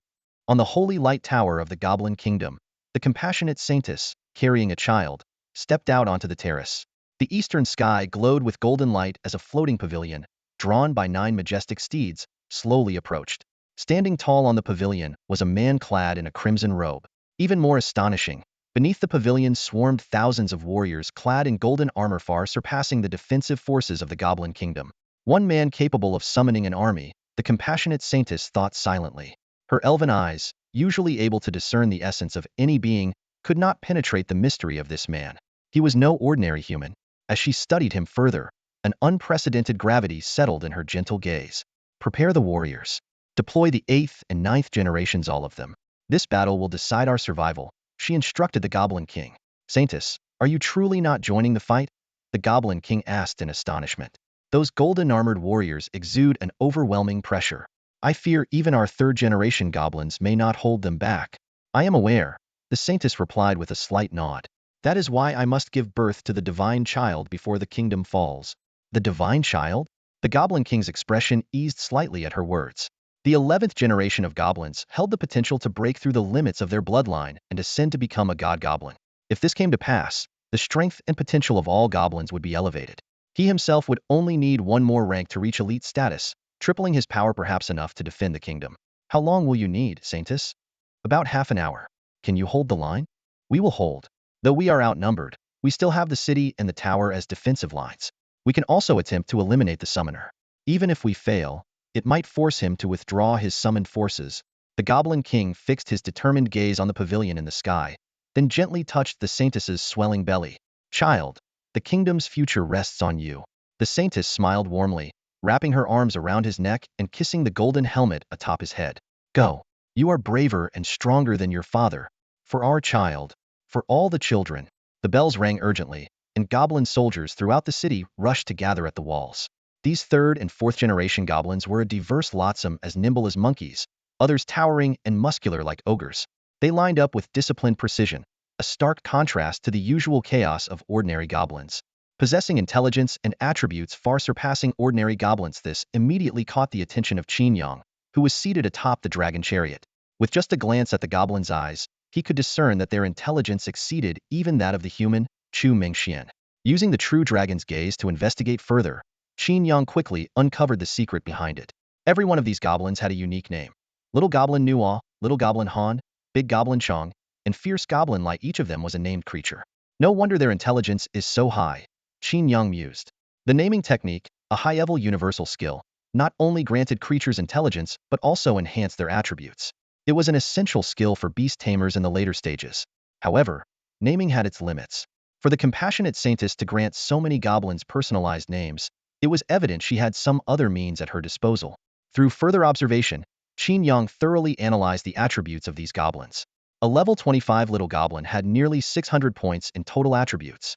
A level 28 big goblin reached the standard for 2-star potential, boasting attributes as high as 1,260, surpassing even the equipped Chu Mingxian. Some level 30 fierce goblins displayed 3-star potential, making them akin to mini-boss level threats for ordinary adventurers. This realization brought a faint smile to Qin Yang's lips. Higher potential meant richer experience points. With this battle, reaching level 31 was well within reach. Archers, fire! Qin Yang commanded. The Yinling formation responded with a chorus of bowstrings tightening. The air was filled with the whistling of arrows and the crackling of electric arcs. A blue thundercloud surged skyward, raining destruction upon the Goblin Kingdom city. System notifications flashed in rapid succession. You have slain level 25 Little Goblin by EXP 5192. You have slain level 25 Little Goblin Jian. EXP 5192. You have slain level 25 Little Goblin Ming. EXP 5192. In just one volley, dozens of goblins were eliminated. Fire! Keep firing! A towering fierce goblin on the city walls let out a hoarse roar, commanding its subordinates to retaliate. However, the black arrows launched at the Tiger Guard elite barely scratched the surfaces of their shields. Qin Yang gazed at the 6-to-7-meter-high city walls. While the elite forces could easily leap over them with their agility, it would lack the grandeur of a proper siege. As for him flying into the city on the dragon chariot to clear the area with the divine weapon of all realms, that would be too theatrical, more fitting for a TV drama.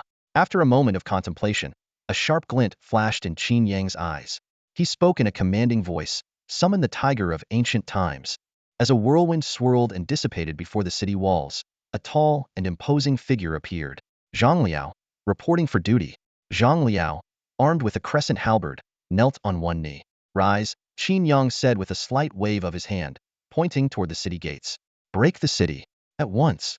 Zhang Liao leapt into action, his crescent halberd spinning like a great banner in his hands. A fierce gale howled, kicking up a storm of yellow sand. The tassels on the tiger guard helmets danced like flames in the wind, while the goblins on the walls were blown about, cowering behind the battlements in fear. But the walls could not protect them for long. "Face my halberd." Amidst the raging winds, Zhang Liao let out a thunderous roar as he thrust his crescent halberd toward the city gates. Wind sweeps the forest. Boom! A ferocious gust of wind, like a dragon piercing the heavens, roared through the air, shattering the city gates with unstoppable force. It surged forward along the city's central axis, fracturing the ground and leaving buildings crumbling in its wake.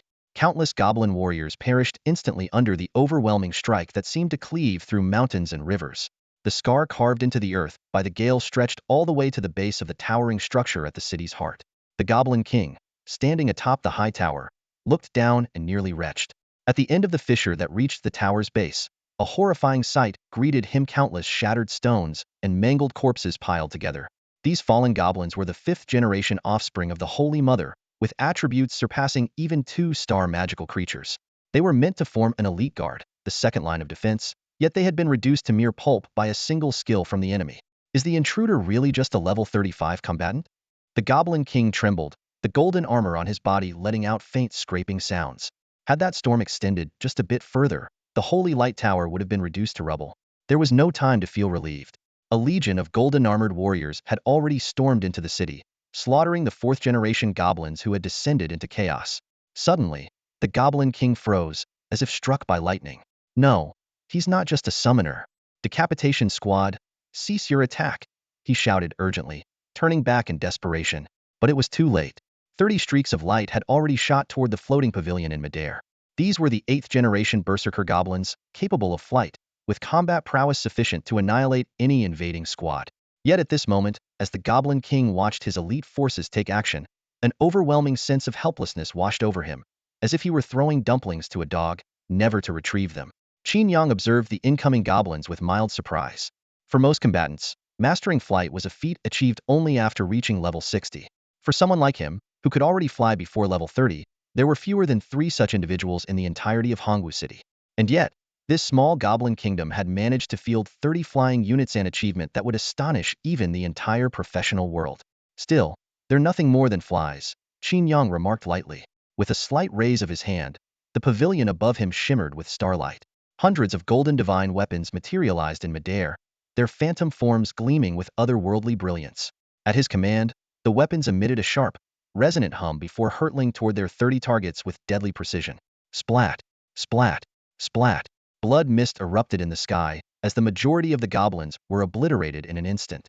The few survivors activated their paladin invincibility skills, only to be brought to their knees by Qin Yang's commanding voice, laced with a dragon's roar. "Kneel!" Their knees crashed heavily to the ground, and if not for their invincibility shields, the impact alone would have been fatal. In the face of the true might of a dragon, even the gods would retreat in fear. System notifications echoed one after another. "You have slain level 30 Berserker Goblin Chun. EXP 10,500. You have slain level 30 Berserker Goblin Jia. EXP 10,500. You have leveled up to level 26. With his experience point skyrocketing, Qin Yang broke through level barriers one after another, climbing from level 27 to level 29 in rapid succession. Each level up came with a reward of 2 to all attributes and 5 free attribute points. These powerful, experience-rich goblins were practically walking bundles of free experience for him. When his class skill, Imperial Aura, advanced to LV.2, Qin Yang's eyes lit up with excitement. With a casual wave, he summoned dozens of radiant phantom weapons, swiftly taking down the kneeling Berserker goblins. The new skill effect filled him with exhilaration. Not only could it alter the appearance of equipment and enhance its attributes, but it could also upgrade equipment levels by 1 to 5. Now the attributes of my starry sky set can reach a whole new level. Qin Yang raised his arms triumphantly, his voice ringing out like a dragon's roar. "Bow your heads and accept your fate, so your corpses may remain intact." Under the absolute suppression of his bloodline power, all the goblins lost their will to resist, standing frozen as the golden tide swept over them. The elite guard's battle effortlessly shifted from slaughter to butchery. The dragon chariot soon arrived in front of the Tower of Holy Light. To Qin Yang's surprise, he was greeted by a group of goblins unlike any he had seen before. They were tall, with elegant and handsome features, resembling a perfect fusion of humans and elves. If not for their distinctive green skin and pointed ears, they could hardly be identified as goblins. At the forefront stood the Goblin King, clad in golden armor. Though his voice trembled, he stood upright and declared, "Intruder, if you wish to enter the Tower of Holy Light, you must first step over my corpse." Qin Yang was momentarily puzzled by these unusually refined goblins, but decided not to dwell on it. With a single strike of his imperial hand, infused with 7,200 strength, the ground split into a deep crater shaped like his fingers.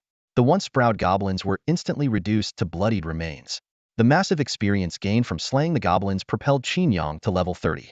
With his class skill, Supreme Dragon Form, advancing to LV.3, he acquired the ability to condense his dragon aura into a tangible form of five-clawed golden dragon capable of unleashing true dragon breath and dragon roar of the nine heavens. Just as Qin Yang was reveling in his newfound power, the sound of a baby's cry echoed from within the Tower of Holy Light, followed by a magnetic female voice. "The divine child has descended. Children, awaken and embrace the ascension of our race." Before the words fully faded, countless golden lotuses bloomed among the ruins, and the fallen goblin warriors were resurrected at full strength. To Qin Yang's shock, their levels had increased by 1, and their attributes had multiplied several times over, signifying a complete enhancement of their potential. Stunned, Qin Yang muttered to himself, "Full-field resurrection? Is there really such a thing?" The underground space was as bright as day. A sacred and solemn aura filled the surroundings, as golden lotus flowers bloomed amidst the ruins, carrying the deceased goblins back to life. Each resurrected goblin not only regained their full vitality but, astonishingly, their levels and potential saw significant enhancements. In the five-finger-deep pit before the Tower of Holy Light, the Goblin King slowly rose from a golden lotus. His power had surged to level 31, reaching the elite rank, and his potential had leapt from 3 stars to 4 stars, with his total attributes reaching an astounding 9,300 points. "I feel it. I feel the power. Our race has advanced once more." The Goblin King clenched his fists tightly and roared with a thunderous voice. "Praise the Holy Mother. Praise the God Goblin." The cries of devotion surged like waves through the ruins of the city, deafening and unyielding. At that moment, on the balcony of the Tower of Holy Light, a figure clad in white appeared, the compassionate saintess cradling the newborn divine child, gazing lovingly at her people below. Tears filled the eyes of every goblin. From the moment the God Goblin was born, they had finally shed their lowly fate. At this moment, they were no longer the insignificant it, but the reborn they. The resurrected goblin army immediately launched a fierce counterattack against the golden-armored warriors. The Berserker goblins, now at level 31 with 3-star potential, had attributes exceeding 4,500 points, only 200 to 300 points lower than the elite guards. Inspired by their racial advancement, the goblin warriors fought with such high morale that they managed to hold their ground against these formidable invaders. The Goblin King picked up a long sword from the ground and once again looked up at the celestial fortress above. "Come on, invaders. Let us fight once more." He was filled with unwavering confidence. The arrival of the divine child had doubled the kingdom's strength. Even in the face of legendary class opponents, they were determined to see them fall within the goblin divine kingdom. However, Qin Yang paid no heed to this challenge. His eyes gleamed with uncontrollable excitement. To him, the goblin's advancement was insignificant, only saw one undeniable truth. The resurrection of these monsters meant he could gain experience points all over again. And since their potential and levels had increased, the experience points would now be even greater. One more wave, and it'll reach level 35. Goblin Kingdom, your contributions will be etched into history. Qin Yang chuckled inwardly as he channeled his inner strength, activating his true dragon form. The Goblin King remained oblivious to the looming danger. Like a noble knight, he awaited a response to his challenge after issuing his call to battle. When no reply came for a long moment, he raised his sword again and pointed it at Qin Yang. "Sir, declining a duel is the act of a coward. Holy sword, do you see that?" Before he could finish his words, an earth-shaking roar echoed from the heavens, causing the entire underground space to tremble. The roar was 1,000 times more overwhelming than a dragon's bellow. Even with nearly 10,000 physique points, the Goblin King felt his eardrums ache, his blood surge backward, and his entire body tremble uncontrollably. When the Goblin King looked up at the sky once more, the sword in his hand clattered to the ground. Suddenly, a colossal creature appeared on the horizon, its body entirely covered in golden scales. Its massive form stretched out like a mountain, and its four claws, razor-sharp, seemed capable of tearing through the very fabric of reality. A slight sway of its tail stirred violent gusts of wind. Most terrifying of all was its enormous head, looming over the ground, its eyes blazing like twin suns. Long whiskers danced in the raging winds, exuding an aura of supreme authority. This creature's presence was even more fearsome than that of a dragon. The Goblin King's legs gave way, and he collapsed to his knees. As a race inherently terrified of dragons, he now felt an even greater dread than he ever had in the presence of one. Such a being, let alone a mere goblin cowled, make even dragons lose their will to fight. The light of the Golden Lotus's resurrection had not yet completely faded, but the newly revived goblins were once again plunged into profound terror. Those level 26 goblins dropped to the ground under the overwhelming pressure emanating from the beast. The supreme being in the sky paid no heed to the kneeling, insignificant creatures. It merely lifted its head slightly and opened its mouth, unleashing a beam of dragon breath laced with golden lightning. Boom! Everything in the path of the beam was reduced to dust. Golden flames spread rapidly, consuming everything around them. The crackling dragon breath ravaged the ruins, and the newly reborn Goblin Kingdom was once again engulfed in a sea of golden fire. In the face of this divine destruction, levels 30 or 31, 3-star or 4-star potential all were rendered insignificant. The resurrected goblins fell in droves once more. On the terrace of the Tower of Holy Light, the compassionate saintess watched in despair. "Oh, Holy Light, why must you punish me?" She could not comprehend why saving a race would provoke such divine retribution. If this truly was divine punishment, how could an ordinary being possess such power? "I cannot let my people perish."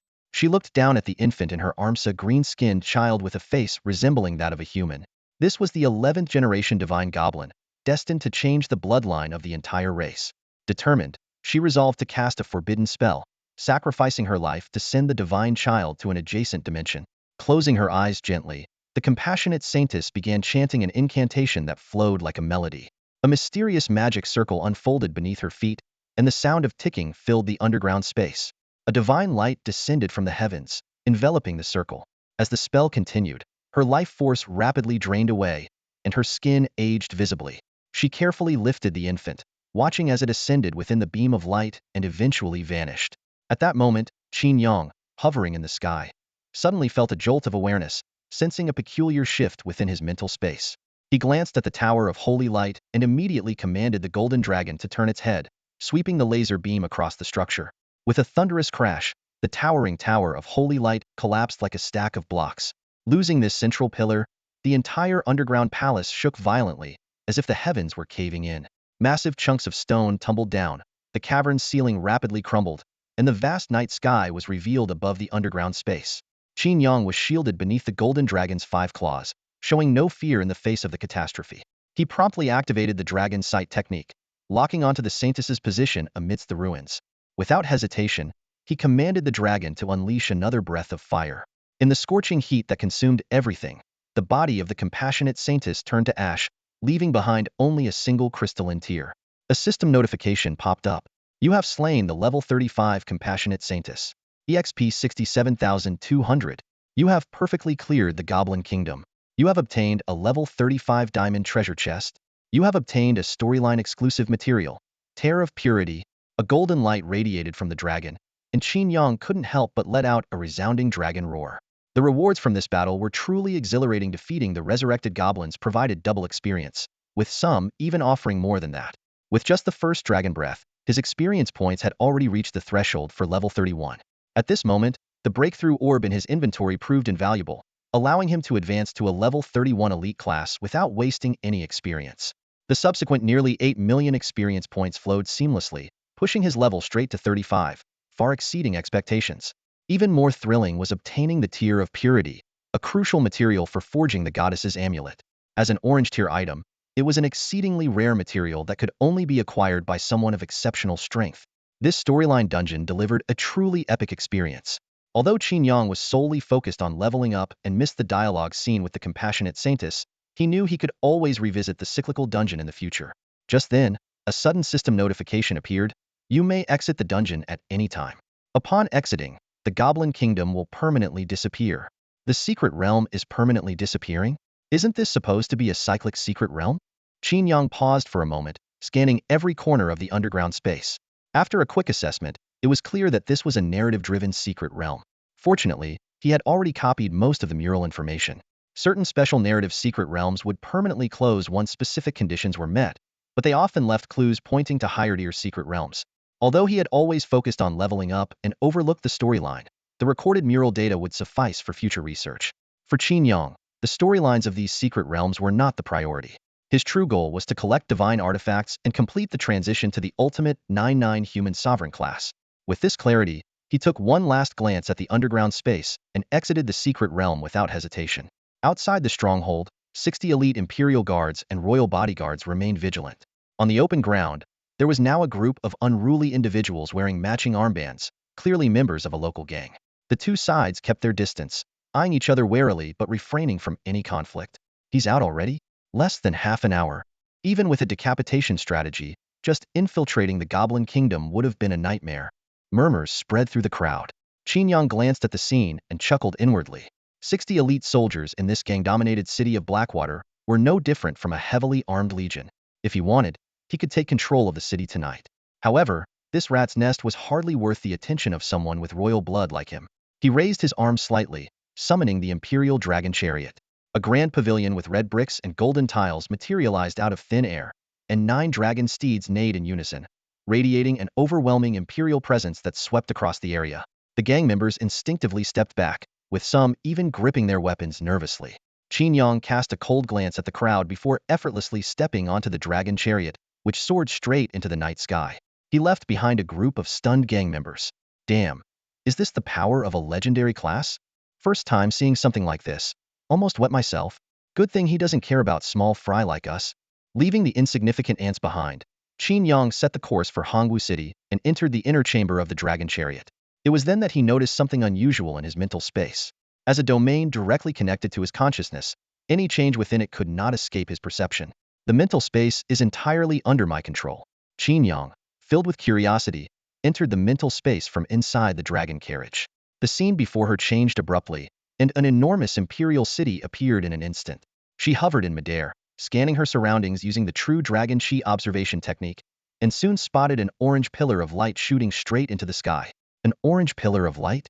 Could it be that treasure appears in the mental space? Qin Yang's eyes lit up, and she immediately sped toward the light. Arriving at a corner of the imperial city, she looked down and was momentarily stunned. In front of a tower, a small creature floated in midair. It had a face resembling that of a human baby, but with green skin, and its body was surrounded by a faint golden glow. A thought crossed her mind, and Qin Yang quickly used the true Dragon Chi observation to examine its information. Name: Divine Goblin. Luck: 10010000000. Race: Goblin. Level: 1. Strength: 100. Agility: 100. Constitution: 100. Spirit: 100. Skills: none. This is. Memories of the Goblin Kingdom flashed through Qin Yang's mind, and she suddenly understood. The evolution of those goblins had all originated from the divine child born of the compassionate saintess. And now, a divine goblin had appeared in her mental space. It was likely a reward for perfectly completing a challenge. Beastmasters typically obtained creatures like young dragons or tiger cubs in secret realms to form contracts with as companions. While other professions could also contract beasts, lacking the specialized skills, they usually used them as mounts instead. Although this divine goblin was newly born, its attributes had already reached 100 points across the board. Its potential might even surpass 4 stars, and it had an astounding luck cap of 10 million. Since obtaining the Kongtong seal, Qin Yang had come to understand the importance of luck. A luck value exceeding 100,000 could be detected by the Kongtong seal, marking the threshold for becoming a child of luck. The higher the luck, the greater the opportunities and fortunes. As she pondered, a series of choices appeared before Qin Yang. Faced with a potential future deity, you choose benevolent ruler. This creature defies human ethics and is an affront to propriety. It must be executed. Skill: universal amnesty. Tyrant: keep it around for fun. Such a unique pet. Achievement: no limits. Despot: honestly, even my tastes aren't this extreme. Kill it. Imperial power: 100,000. Qin Yang scrutinized each option. From a rational perspective, this divine goblin was suitable for nurturing as a beast companion, but it undeniably violated human ethics. As a future ruler of humanity, she could not afford to leave such a stain on her reputation. She first glanced at the details of the Tyrant Options achievement. Achievement: no limits LV1. Description: Your psychological resilience is unparalleled, granting strong resistance to mental corruption. Spirit 100. This achievement was indeed tempting. In this world, eerie instances and monsters often possessed mental corruption abilities. Being contaminated could lead to hallucinations or madness, and even if cured, severe psychological trauma would remain. As a result, few dared to explore eerie instances, and related materials were highly valuable. However, for Qin Yang, who lacked nothing in terms of wealth, this was not her primary concern. She then examined another skill. Class skill, Universal Amnesty. Description: you can contract with any race.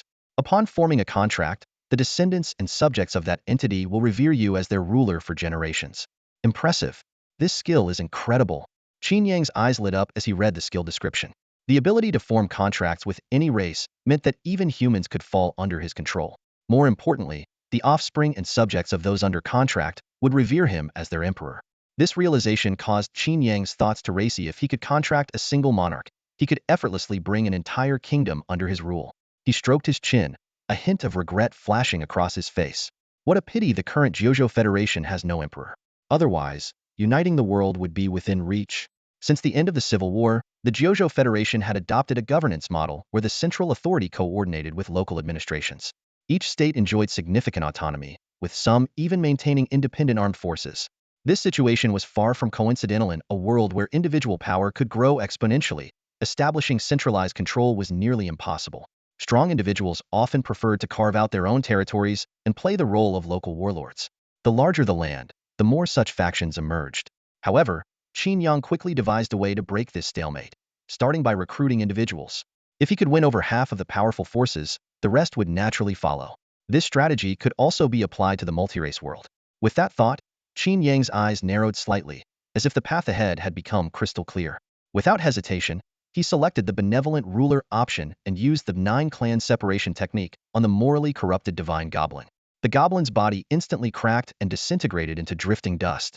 The system notified him that he had acquired the Universal Recruitment professional skill. Just as Qin Yang was about to check the skill details, a gentle light suddenly enveloped his body. Frowning, Qin Yang sensed something unusual. This light, imbued with the power of holy radiance, should not have appeared in his mental space. Looking up, he saw a beam of light pierce through the heavens, completely surrounding him. Yet, within this light, he felt neither discomfort nor threat, only an unprecedented sense of peace and serenity. What immense holy power! Qin Yang silently marveled. The system then informed him. For purging the blasphemous entity on behalf of the god of holy light, he had earned the deity's blessing. How did I suddenly gain divinity? Qin Yang was puzzled. Upon reflection, though, this hidden reward made sense. That pitiful saintess, once a priestess of holy light, had acted in blatant violation of her teachings, likely tarnishing the god of holy light's reputation.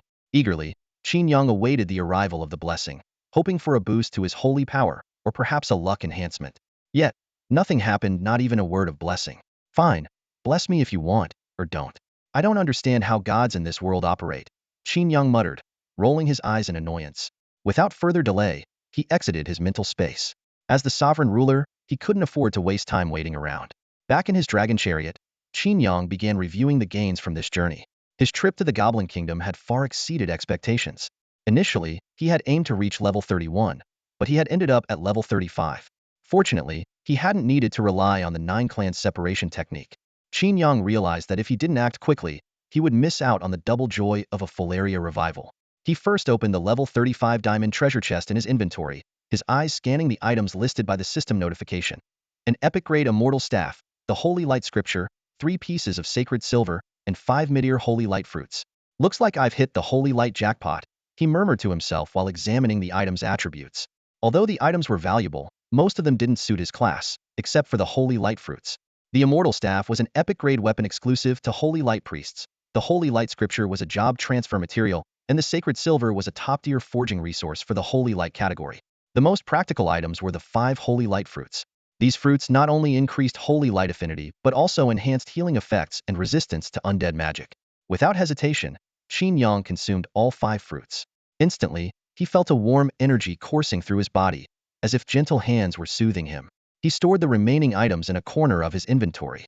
Equipment and materials for Holy Light priests were always highly sought after in the market, especially the Holy Light Scripture, which could fetch a high price at the auction house.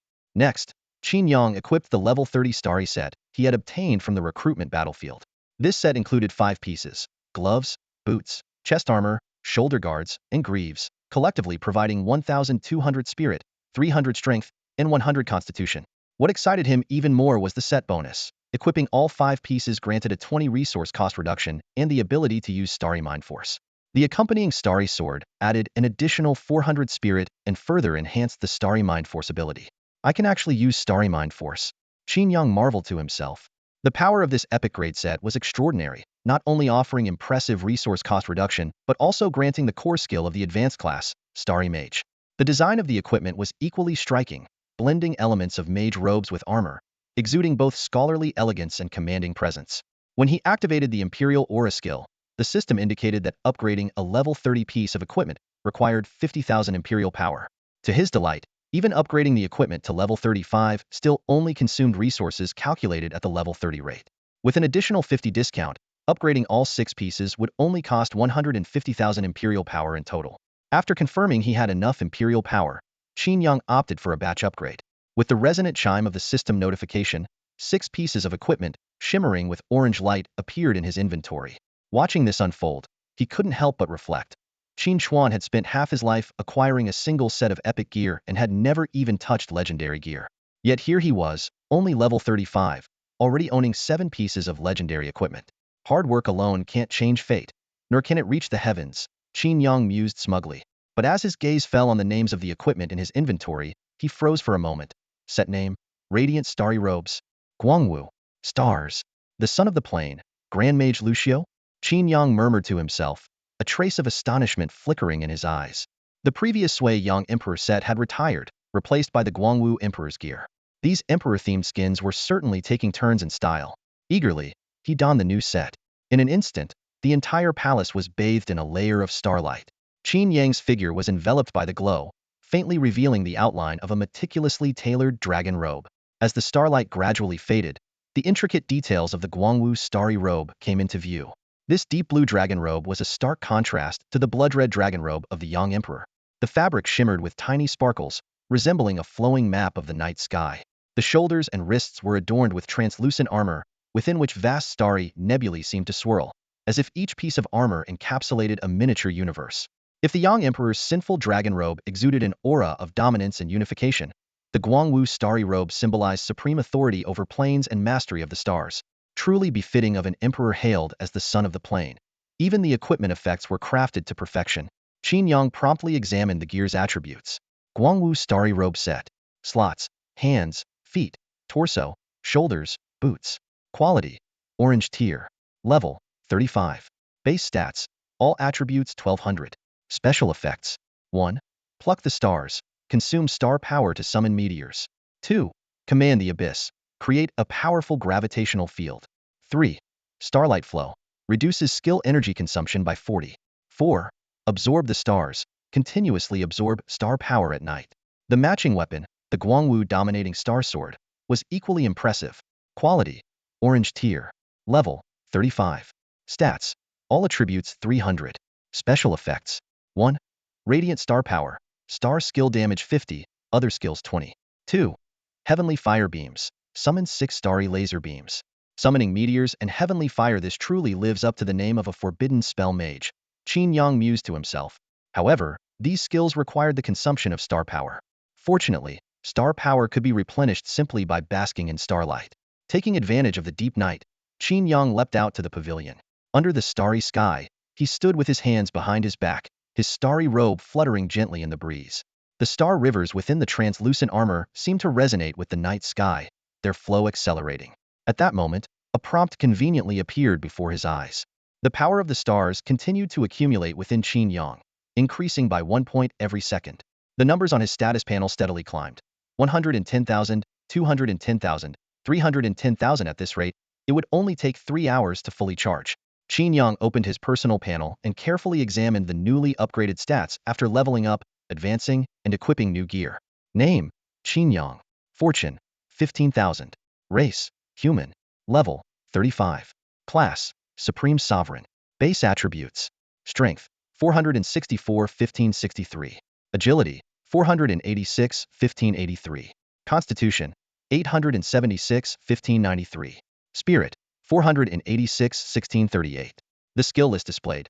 Exterminate 9 clans max, Sovereign Dragon Physique LV3, Divine Weapon of the World LV2, Dragon and Phoenix Harmony LV2, Imperial Aura LV2, Unite All Beings LV1, among others. Other stats. Imperial Power, 214,344 3012 hour. Power of the Stars, 12510,000.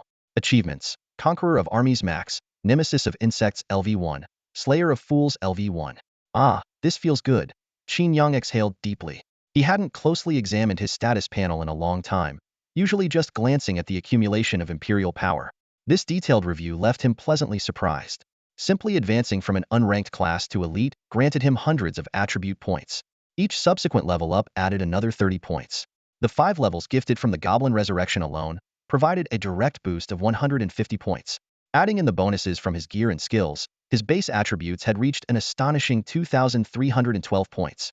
This figure far exceeded the standard for elite-class professionals and even surpassed veterans like Zhong Yuan. Although Zhong's Arcane Diviner class was more functionally supportive and leveled up slowly, Qin Yang had managed to surpass him in both attributes and gear in less than 2 months, a truly remarkable feat. Even against a level 70 professional, Qin Yang now had the strength to hold his own. Standing atop the pavilion, he reflected on the saying, "It's lonely at the top," when his phone suddenly rang. It was an email. The sender's name made Qin Yang's eyes light up. Who else but Qin Xuan would send him an email? Could it be that his father had returned from the secret realm? Eagerly, he opened the email and read his father's words. "My son, I hope this letter finds you well. Thank you for helping me complete the mission. I've learned that Hongwu City is facing the threat of a dragon invasion, and I'm rushing to provide support. Before the crisis unfolds, you need to complete the following tasks. 1. Assist your uncle in preparing wartime supplies. 2. Organize guild members for battle readiness under my name. 3. Relocate and protect the families of guild members. 4. Why did you betray me? Come up with a reason good enough to stop me from punishing you." Old Deng finally returned. As soon as he arrived, he issued orders to organize large-scale material distribution and personnel arrangements. Qin Yang read the email, feeling fairly good, but also a bit troubled. In his previous life, he was just a small office worker organizing annual meetings and exhibitions. Now being asked to manage the resource allocation of an entire city was truly beyond his expertise. No wonder it's old Deng is making me work overtime the moment he gets back. Is he venting his frustration on me? Why didn't Lin Shower beat him half to death? Qin Yang muttered internally, even contemplating sending Qin Xuan back to the secret realm. Just then, a choice prompt suddenly appeared before him. Faced with the decree of the Supreme Emperor, what will you choose? Benevolent ruler. I shall diligently handle state affairs and rescue the people from their plight. Reward, Constitution 10. Tyrant, state affairs? Leave it to the Prime Minister. Reward, buildings Huang Pavilion. Despot, guards. Exile the Supreme Emperor to the frontier. Reward, strength 10. Oh, there's a building reward this time. Qin Yang's eyes lit up as he eagerly checked the details. The description of Huang Pavilion appeared. This is an administrative institution that allows you to summon civil officials by consuming Imperial authority points. Once stationed, these officials can not only handle state affairs but also accelerate the accumulation of Imperial authority. The pavilion automatically collects information, organizes plans through its officials, and the more officials there are, the stronger its administrative capabilities. It also provides bonuses to buildings like military factories and horse ranches. Perfect a balance of civil and military capabilities, Qin Yang decided at once. As the notification for the building's completion appeared, he entered his mental realm. In the southeastern corner of the Imperial City, a beam of light shot into the sky, marking the location of Huang Pavilion. Adjacent to the austere drill platform, this 3-tiered building appeared particularly orderly and unassuming. Its scholarly atmosphere starkly contrasted with the drill platform's severity, the stargazing platform's mysticism, and the copper sparrow terrace's elegance nearby. In front of Huang Pavilion stood a massive, polished mirror. Qin Yang gazed into it and immediately received a notification. Consuming 100,000 Imperial authority points allows you to randomly summon a civil official. For a specific summon, you need corresponding Imperial treasures or official tokens. With 214,000 points remaining, summoning once would leave him with very little. Making an excuse, Qin Yang went to the Copper Sparrow Terrace to rest for 2 hours, using Su Daji's lap as a pillow, until his Imperial authority points accumulated to over 220,000. He then returned. Ensuring he kept 120,000 points for emergencies, Qin Yang spent 100,000 points in front of Huang Pavilion for a summon. The mirror reflected a moonlit scene. A man dressed in flowing robes was galloping on horseback, his expression anxious, as if chasing something or someone of great importance. Seeing this, Qin Yang smirked, already guessing who was about to appear. This must be an SS-level character. At the end of the scene, the man seemed to catch up to his target, dismounting hurriedly and rushing toward the camera. As the image faded, a middle-aged man in traditional attire appeared before the mirror. He wore a simple official robe and had a broad forehead. Though his eyes were small, they sparkled with intelligence. It was as if he could see through a person's future. A respectful voice suddenly interrupted Qin Yang's thoughts. Your subject, Xiao He, pays respects to your majesty. Clad in official robes, Xiao He knelt to the ground, bowing deeply, his gaze filled with reverence and loyalty. Xiao He chasing Han Xian under the moonlight, and now he's found his way to me, Qin Yang thought with a smirk, waving his hand to signal Xiao He to rise. He quickly examined Xiao He's attribute panel. Minister, Xiao He. Description: proficient in handling civil, official, and financial affairs, with a talent for discovering capable individuals. Skill: star appraisal and talent recommendation can trigger the ability to recommend talents, summoning specific heroes or introducing notable figures such as Shangguan Wan'er. Imperial power bonus, 200 points per hour. Han Xian will likely be the first person he recommends, Qin Yang mused. This future military genius was certain to be different from the other generals. Xiao He could conveniently handle the first 3 tasks left by Lao Deng. As for the last one, thinking of the final request in his father's email, Qin Yang couldn't help but chuckle. It must have been because of the incident with the VIP card at the Neptune Palace, where Lin Shower had given him a scolding. His father probably wanted to vent his frustration on him during this visit. However, find a reason for me not to get beaten? Can you even beat me? The corners of Qin Yang's lips curved upward as he exited his mental space, took out his phone and replied, I've already come up with a reason you can't beat me. Meanwhile, dust and smoke filled the wilderness. A group of riders was charging towards Hongwu City, led by a burly middle-aged man. Mounted atop a towering Overlord blue dragon, he carried a massive mountain-suppressing sword on his back and wore gemstone armor. This was none other than Qin Yang's father, Qin Chuan. Looking at his son's audacious reply on the screen, Qin Chuan couldn't help but shake his head with a wry smile. This boy dares to claim I can't beat him? Too arrogant, needs to be taught a lesson. Though his words sounded stern, the grin on his face was hard to conceal.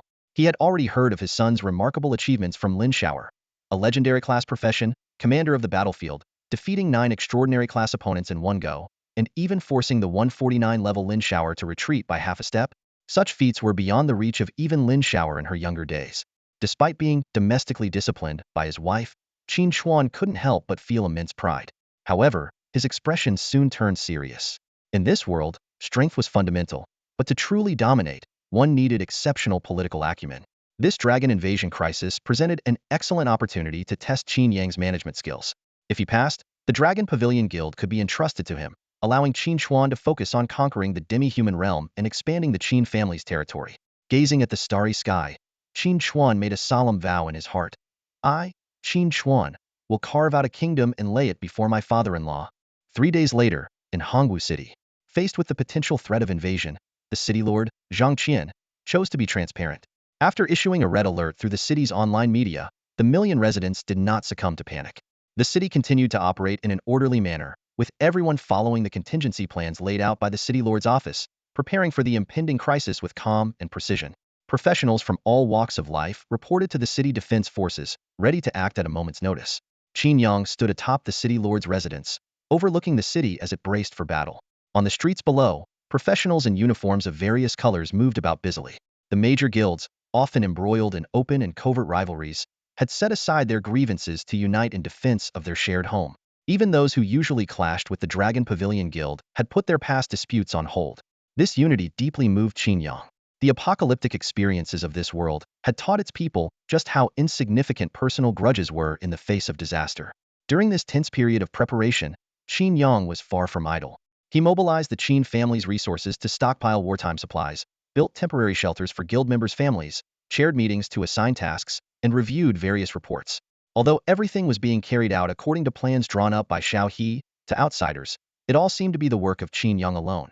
In his office, Qin Feng watched his nephew, who had once been known only for indulgence and leisure, now managing the vast resources of the Dragon Pavilion Group with remarkable efficiency. He couldn't help but be astonished. Nephew, where did you learn to do all this? If it were me, I couldn't have handled it so smoothly, Qin Feng remarked. Self-taught. I call it systematic thinking, born to be a leader, Qin Yang replied casually. He certainly couldn't admit that all of this was thanks to Xiao He. I never noticed you had this talent before. It seems you've awakened not just your profession, but also your intelligence, Qin Feng said with a shake of his head, marveling. Qin Yang's performance not only impressed his uncle, but also drew the attention of external forces. As Hongwu City entered a state of lockdown, support arrived from Jingming City, Laifeng City, and Tsongshuan City. Among them, the Wang family of Laifeng City and the Chu family of Tsongshuan City had come at the invitation of the Qin family. At this moment, members of the Chu family were gathered in Qin Feng's office. Chu Mingchen, the head of the Chu familia level 62 wind-breaking monk, was a sworn brother of Qin Yang's father and shared a close friendship with Qin Feng. Beside him sat an elderly man with white hair, Su Nantian, an epic level 80 dragon fist master. Haha, Qin Yang has really grown up. He used to be such a mischievous kid, but now he's mature and responsible, just like his father, Chu Mingchen said with a hearty laugh as he gazed out at the bustling city. He was an elder of the Chu family, though not related by blood, responsible for managing the Chu family martial arts school and also serving as Chu Mengshuan's mentor. At this moment, Su Nantian was gazing at Qin Yang in front of him, his brows slightly furrowed with a trace of confusion. From the moment he saw Qin Yang, an intangible sense of pressure had been lingering in his heart. This feeling was utterly foreign to Su Nantian. As a dragon fist master who had awakened the dragon soul, he possessed the latent power of an Eastern dragon, far mightier than that of Western dragons. By all logic, no bloodline should have been able to suppress him.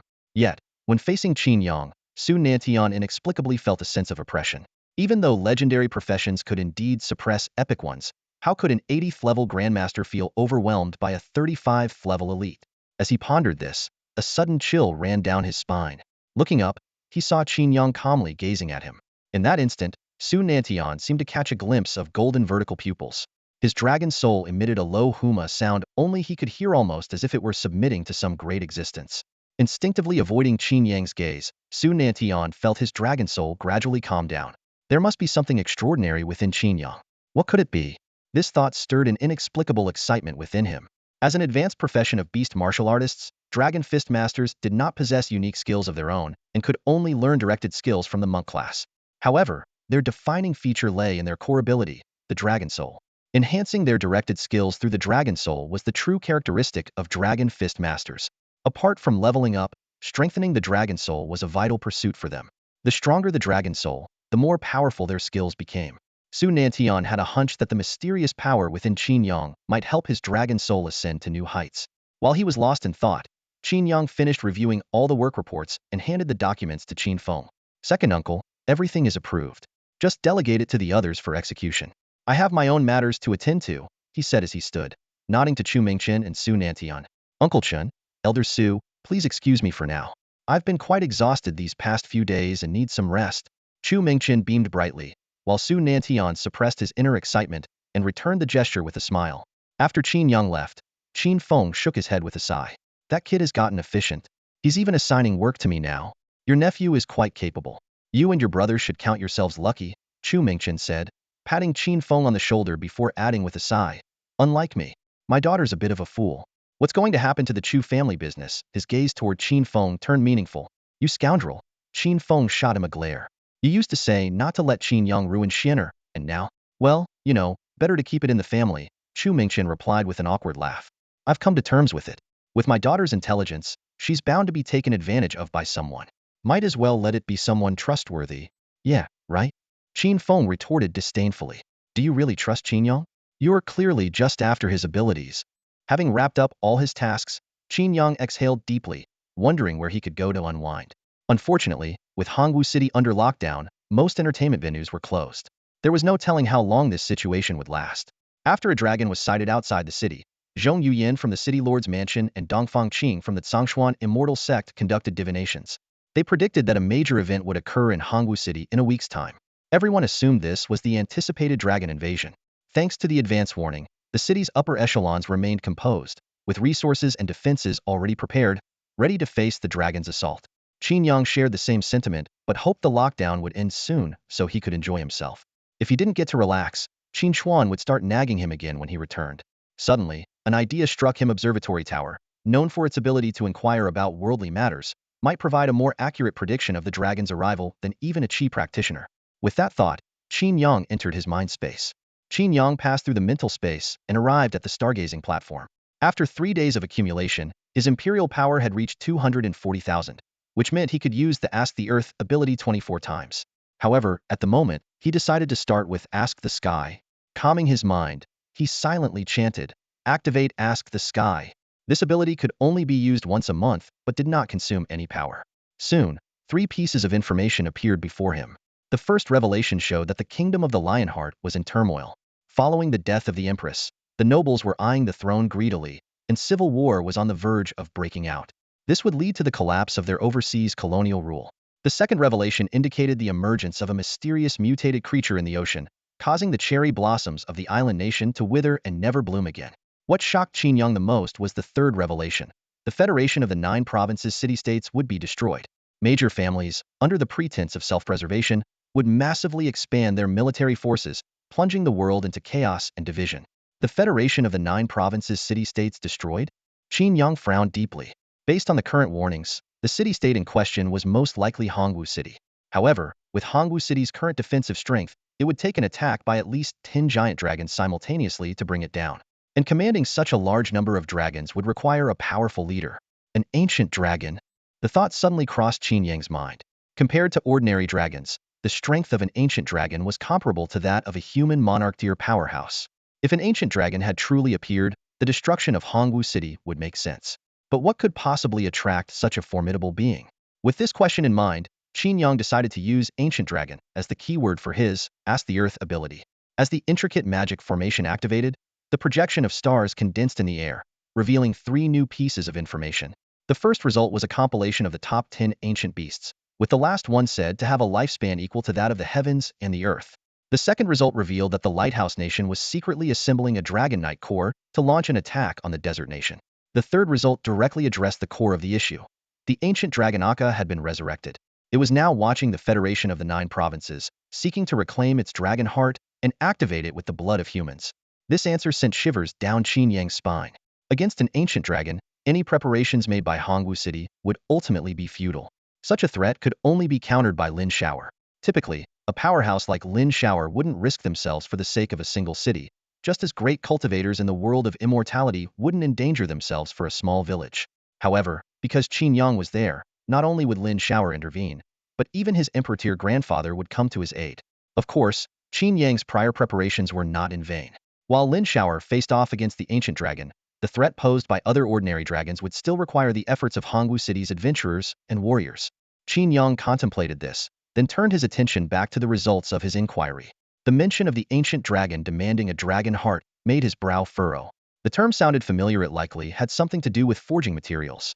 He pondered silently, thinking that the Qin family, having earned the highest merit in defending the city, was entitled to request some compensation.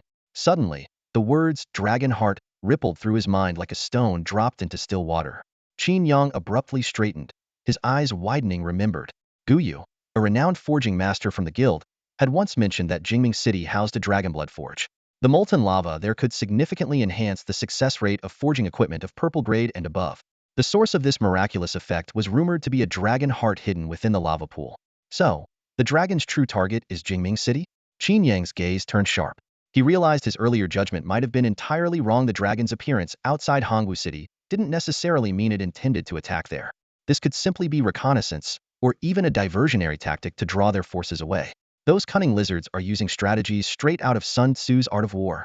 Qin Yang muttered through gritted teeth. The priority now was to eliminate the ancient dragon calling itself AKA, while ensuring the masters summoned from Jingming City returned there immediately. The situation was dire. Qin Yang used his inquiry ability once more, this time focusing on the timing of the dragon's invasion.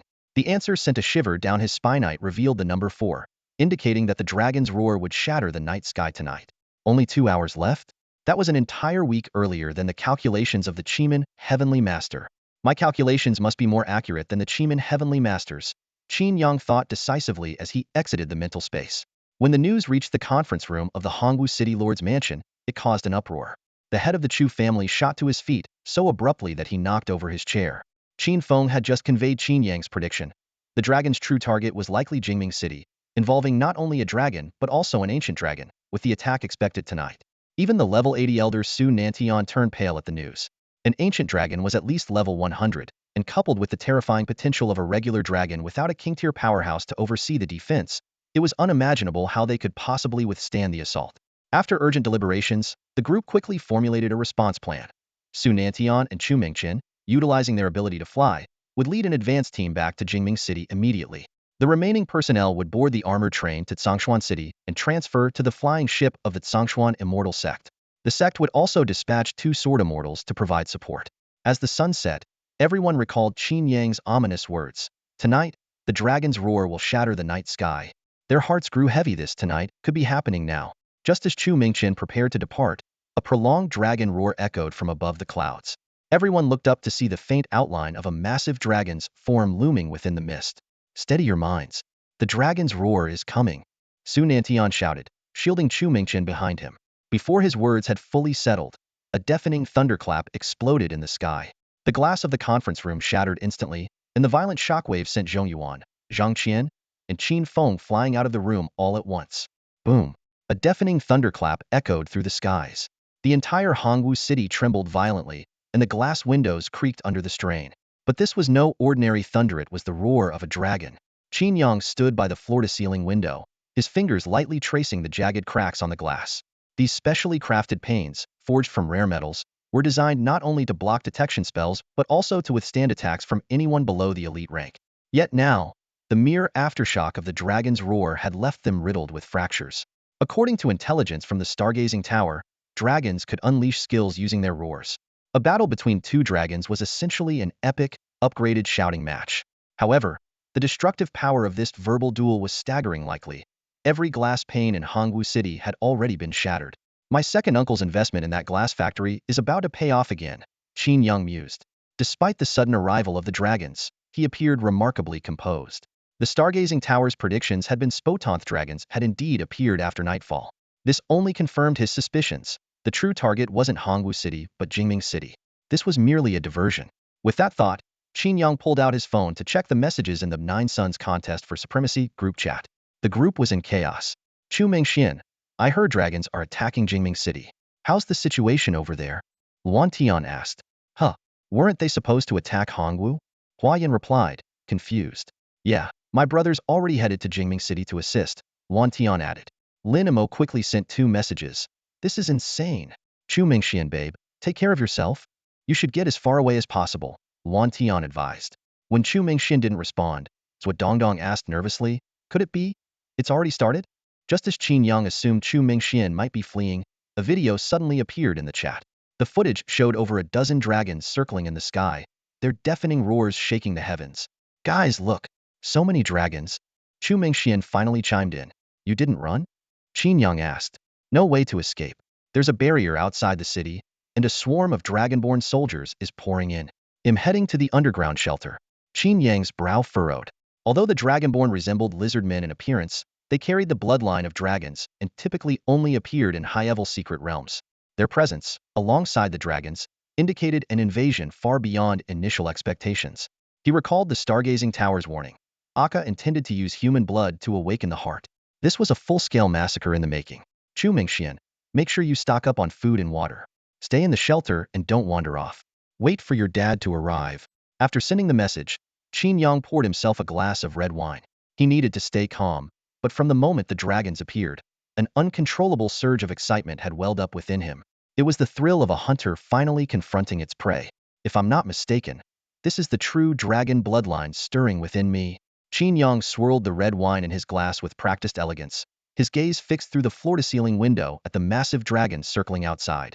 He could feel the ancient impulse coursing through his veins. After all, to an Eastern true dragon, a Western dragon was nothing more than a desecration that needed to be eradicated, a natural prey. The defensive systems of Hongwu City had been fully activated. The blue magical cannons along the city walls lit up one by one, firing beams of laser-like energy straight into the sky. Numerous aerial combatants soared upwards, their abilities bursting into dazzling displays of light as they surrounded the massive dragon in midair. Watching the scene unfold, Qin Yang's fingers subconsciously tapped against the stem of his wine glass. Though he was only at level 35, his actual combat strength was comparable to that of a level 70. With the cooperation of other professionals, hunting down a dragon wouldn't be particularly difficult for him. More importantly, the title of Dragon Slayer would not only bring immense prestige, but also grant significant attribute bonuses. This was the very opportunity that many professionals from distant regions had rushed here to seize. I am the true dragon. How could I tolerate a lizard flying above my head? Qin Yang downed the wine in one swift motion and strode purposefully toward the door. But just as he stepped out of the room, a powerful force suddenly pulled him into a spatial rift. Meanwhile, Jingming City had been reduced to a fiery hellscape.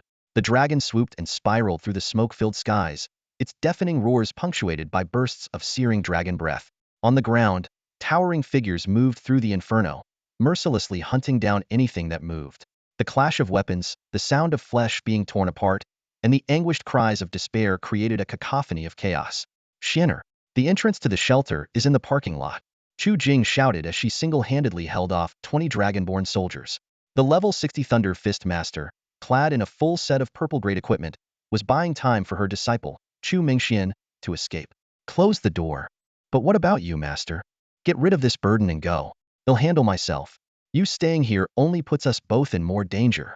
Just as Chu Mingxian was about to enter the underground parking lot, a massive shadow crashed down, collapsing the roof of the entrance. Chu Jing's heart tightened as she turned to look. A massive black dragon had landed, blocking the path to the shelter. Summoning all her lightning power, Chu Jing charged toward Chu Mingxian, prepared to use everything she had to push her to safety. But to her astonishment, the imposing black dragon didn't move an inch. Upon closer inspection, Chu Jing realized with a jolt the dragon was dead.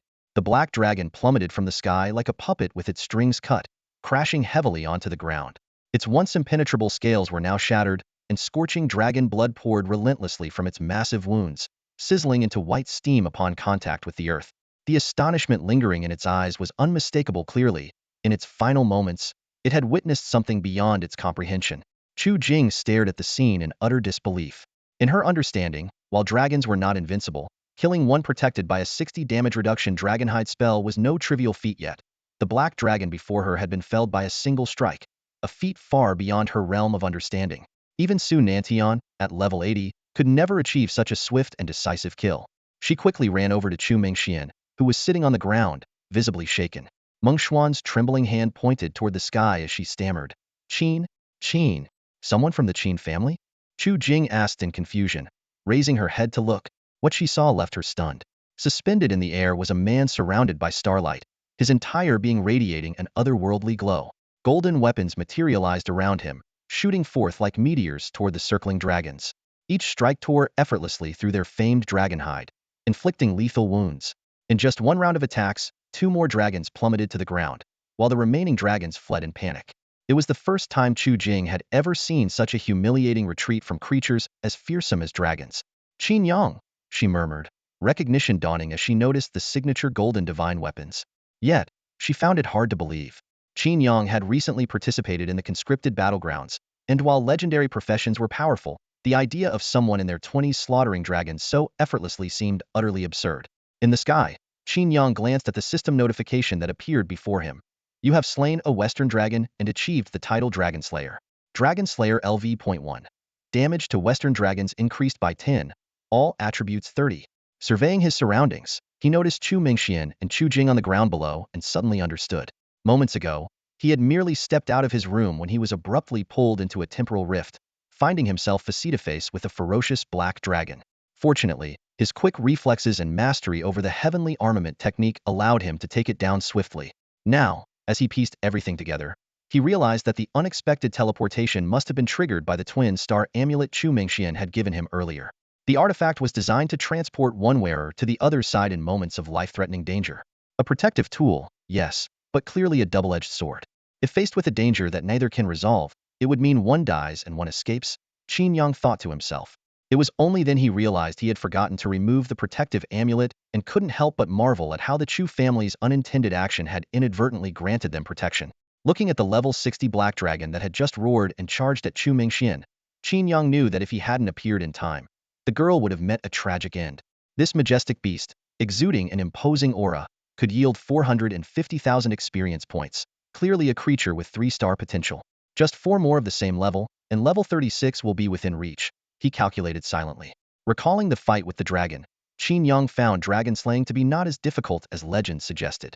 It was said that a dragon's hide could block 60 of damage, but the divine weapon in his hand dealt a staggering 12,000 points of damage. Combined with the spiritual damage bonus from the Ping Tian crown, the total damage approached 20,000. Even after being reduced by the dragon's hide, it still inflicted over 8,000 points of devastating damage. Against the phantom of his divine weapon, these so-called mighty dragons had no choice but to flee in panic.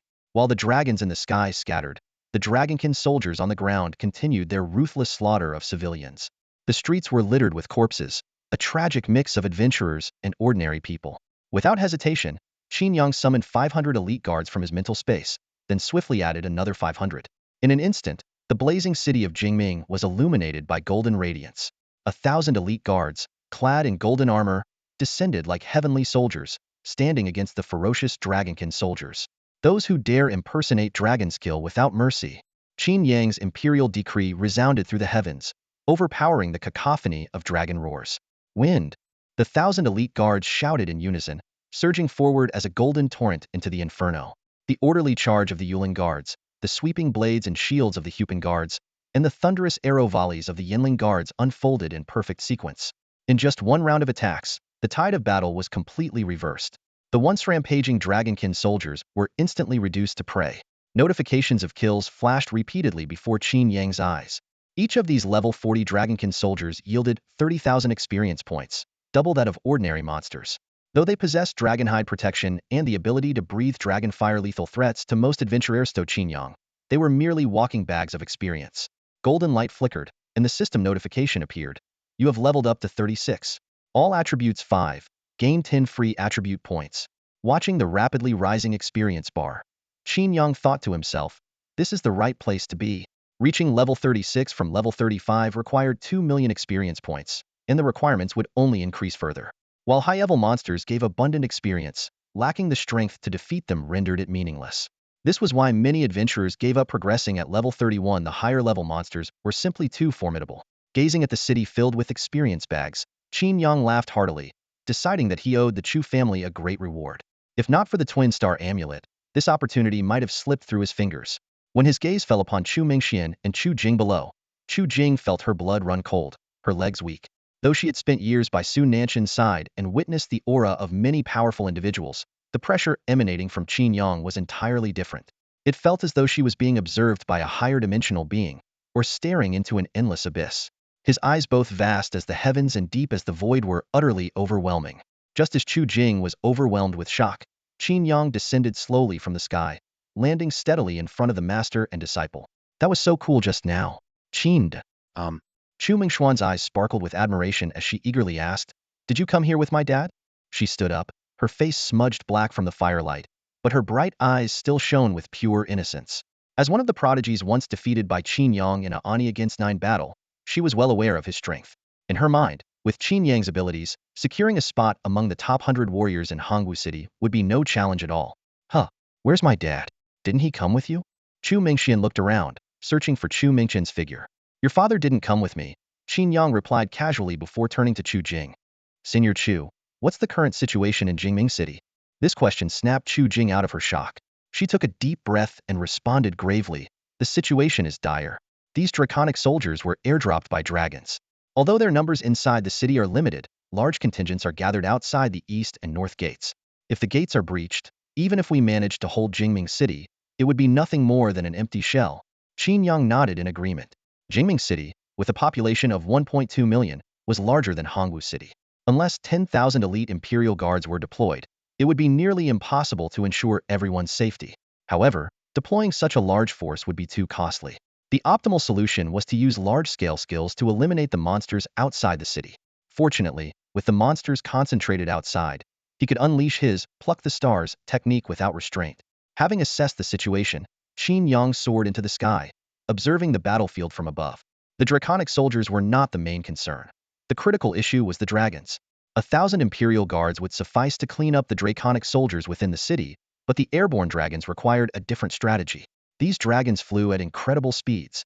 While he had managed to take down 3 of them earlier with his heavenly divine weapon technique by catching them off guard, the element of surprise was now lost, and the hit rate would undoubtedly decrease. A barrage attack was an option, but it would consume excessive royal energy. Considering that the ancient dragon had yet to appear, Qin Yang decided to proceed cautiously. I'll leave it to the 5-clawed golden dragon, Qin Yang thought to himself. He activated the true dragon's blood within him, and a surge of immense energy began circulating through his body, enveloping him in golden light. As his breathing grew deeper, the energy became more intense and radiated brilliantly.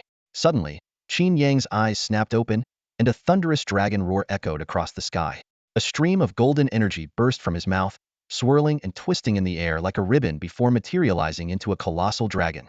Meanwhile, on the northern city wall of Jingming City, dragon breath rained down like heavenly fire, bombarding the blue barrier sustained by the support class practitioners. Cracks spread across the barrier as the practitioners collapsed one by one, coughing up blood. We can't hold on much longer. On the wall, an elderly man wielding a wooden sword, Zhang Yun, looked grim.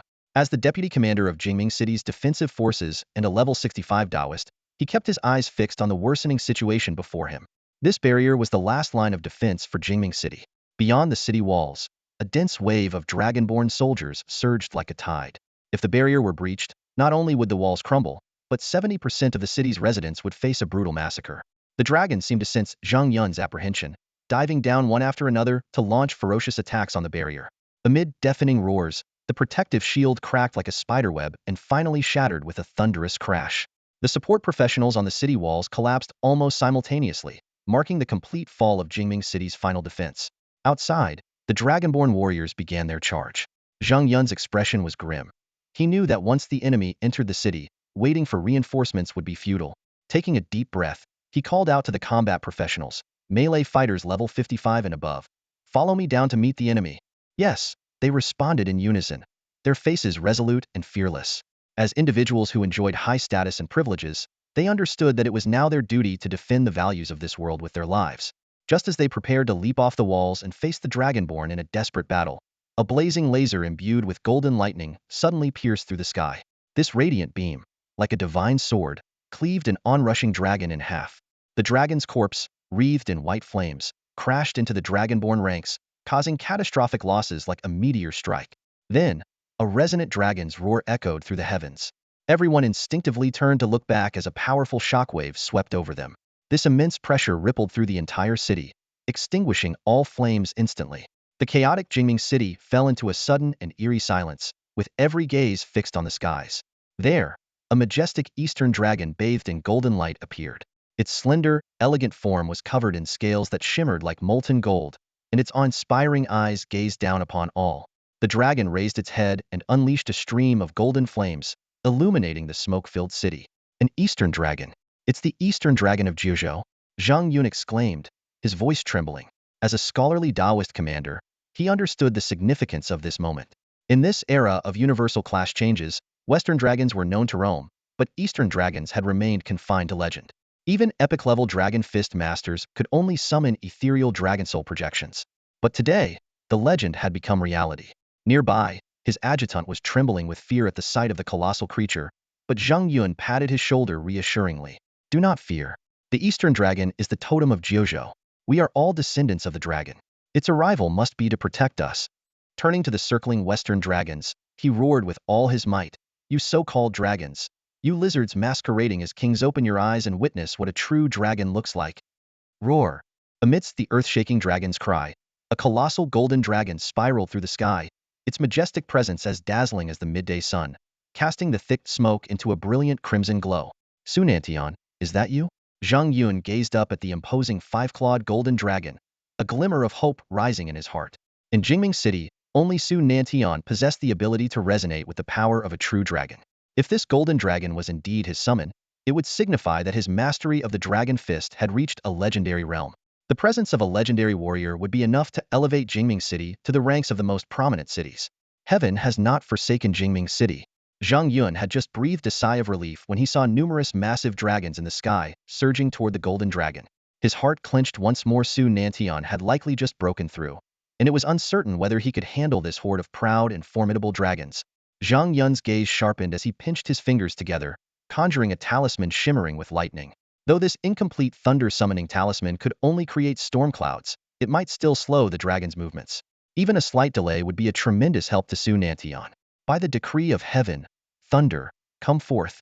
As the talisman shot into the air, the sky was suddenly shrouded in thick clouds, with streaks of lightning snaking through them, casting the entire city into an eerie interplay of light and shadow.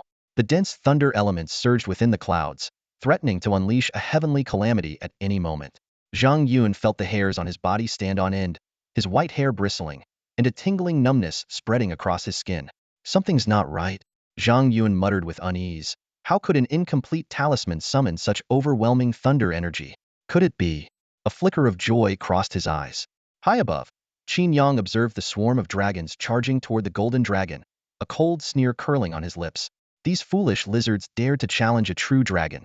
They were courting death. They couldn't comprehend that this five-clawed golden dragon was summoning a heavenly tribulation. Once its dragon's roar of the nine heavens was unleashed, a torrent of heavenly thunder would descend, and no matter how fast those dragons flew, they wouldn't escape the inevitable strike. Roar! Roar! With another earth-shaking cry, blinding white bolts of lightning shot down from the clouds, striking the attacking dragons with pinpoint accuracy. Amid the deafening thunderclaps, 12 burning dragon bodies plummeted toward the city like meteors. Although several buildings were destroyed in their descent, the dragon horde that had threatened the city was completely annihilated. A system notification appeared. You have slain level 60 red dragon Quisankyu. EXP 450,000. You have slain level 60 black dragon Liulang. EXP 450,000. You have slain the level 60 red dragon, Okados. Experience gained, 450,000. 12 majestic dragons fell without any resistance, unable even to roar before turning into white fireballs and crashing down within the city. Qin Yang felt nearly 6 million experience points surge into his body, instantly boosting his level to 38, almost reaching the threshold of 39. A system notification followed. Dragon Slayer achievement upgraded to LV.2. Effect: 20 increased damage to Western dragons, 50 to all attributes. This achievement is nothing special to me, Qin Yang evaluated to himself.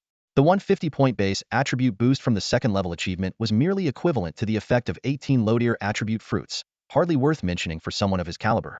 However, such an evaluation applied only to someone like Qin Yang. Attribute fruits were practically non-existent and the market-ordinary adventurers couldn't buy them, no matter how much money they had. Those with scarce resources could only fight tooth and nail for opportunities to improve their base attributes, such as risking their lives to slay dragons. Unfortunately for them, the dragons in Jingming City had all been wiped out by him, leaving only the dragonborn soldiers outside the city walls, still eyeing the city with hostility. Qin Yang turned his gaze toward the outskirts. Jingming City had two gates, one to the east and one to the north. According to Chu Jing's intelligence, the northern gate faced far greater pressure than the eastern one. At this moment, the city's elite guards were advancing toward the eastern gate. These soldiers, comparable in strength to level 60 adventurers, were more than capable of holding the less pressured eastern gate.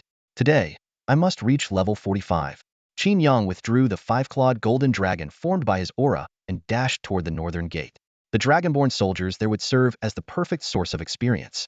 Cheers erupted from the northern city wall. With the dragons defeated, the overwhelming number of dragonborn soldiers outside no longer seemed as terrifying. Once the auxiliary adventurers recovered and reactivated the city's defensive barriers, the ground forces, deprived of aerial support, would have no chance of breaching the walls. Commander Zhang is incredible. Just one lightning talisman killed 12 dragons. Commander Zhang will definitely make a name for himself across the 9 provinces this time. Under the admiring gazes of the soldiers on the wall, Zhang Yun shook his head with a wry smile. Don't give me too much credit. My lightning talisman didn't actually work, and I wasn't the one who killed the dragons. What? The lightning talisman didn't work? The crowd was stunned. They had clearly seen him send the talisman into the sky, followed by a thunderous strike that obliterated the dragons. Could it have been that five-clawed golden dragon? The soldiers looked up at the sky, where the five-clawed golden dragon was now dispersing into golden dust, though its overwhelming presence still lingered above the city. Zhang Yun spoke with reverence. Legends say that eastern dragons command the elements of heaven and earth. Seeing it today, I believe it to be true. Using my lightning talisman in its presence was nothing short of a joke. His words filled everyone present with awe. Western dragons had dominated the skies for 500 years, proclaiming themselves as the rulers of the heavens. Today, they had finally met their match, the Eastern Dragon, the true sovereign of the skies. Commander Zhang, was the summoner of the Eastern Dragon Elder Su? One deputy general asked. Su Nantian, the strongest warrior in Jingming City and its only epic tier adventurer, was a Dragon Fist Master. Although Dragon Fist Masters progressed more slowly compared to other epic tier classes, a sufficiently powerful Dragon Soul could allow them to rival even legendary tier adventurers. The appearance of the five-clawed golden dragon seemed to suggest that Su Nantian's Dragon Soul had broken through once again. At the mention of Su Nantian, Zhang Yun couldn't help but feel a sense of pride. The two were close friends, and if Zu's transformation elevated his status, it might even help Zhang Yun advance his own career, perhaps even achieving the rank of Celestial Master. Just as Zhang Yun was envisioning a bright future, a figure streaked through the sky at incredible speed. He was about to bow and congratulate his friend, But the newcomer was not Su Nantian. Instead, it was a handsome young man clad in a robe shimmering with starlight. The pressure he exuded as he descended was even greater than that of the five-clawed golden dragon moments earlier. This isn't Su Nantia. Who is this powerful figure? Zhang Yun murmured in disbelief. That looks like young Master Qin from Hongwu City. Someone recognized the figure. What? Zhang Yun's eyes widened in shock. The Qin family's young master? Qin Yang. But isn't he only around level 20? The figure in the sky arrived in the blink of an eye. A deep, resonant dragon's roar accompanied a fierce gust of wind, sending dust swirling and scattering across the city walls. Zhang Yun focused his gaze, rendered speechless by sheer astonishment. Nearing 70 years of age, he had encountered countless individuals in his lifetime, yet never had he seen such an otherworldly presence. The newcomer stood tall and imposing, exuding an innate aura of dominance that compelled respect and submission, a natural, regal charisma. What drew even more attention was the magnificent robe he wore. Countless stars shimmered and flowed across the dark fabric, resembling a miniature night sky. Even the most untrained soldier could recognize that this was no ordinary attire. It was undoubtedly gear of exceptional quality, far surpassing the orange tier. All eyes were irresistibly drawn to this uninvited guest, filled with awe and reverence. In this world, a person's combat strength primarily stemmed from two sources: skills and equipment. Simply donning a full set of orange tier gear made even a level 10 combatant a force to be reckoned with. However, in Zhang Yun's estimation, this extraordinary figure was far beyond such a level. From the very moment the man landed, Zhang Yun could sense that his attributes vastly outclassed his own, transcending what any level 20 combatant could achieve. Qin Xiao, Zhang Yun stammered awkwardly. I am Zhang Yun, deputy commander of the Jingming City garrison. Despite being old enough to be the man's elder several times over, Zhang Yun inexplicably felt an uneasy nervousness in Qin Yang's presence, as though he had reverted to his childhood self. Qin Yang gave a slight nod, his expression calm as he spoke. Deputy Commander Zhang, now is not the time to let your guard down. The intelligence from Hongwu City should have mentioned that among the invading monsters is an ancient dragon. The moment those words were spoken, the soldiers present gasped audibly. A deputy general stammered in a trembling voice, an ancient dragon. That's a king lever. Silence. Zhang Yun cut him off sharply, then turned to Qin Yang, lowering his voice to explain. Qin Xiao, I refrained from mentioning the ancient dragon to maintain morale. I hope you can understand. Qin Yang nodded in acknowledgement. Given Jingming City's current defensive strength, even the mere mention of an ancient dragon would be enough to shatter the troops' morale.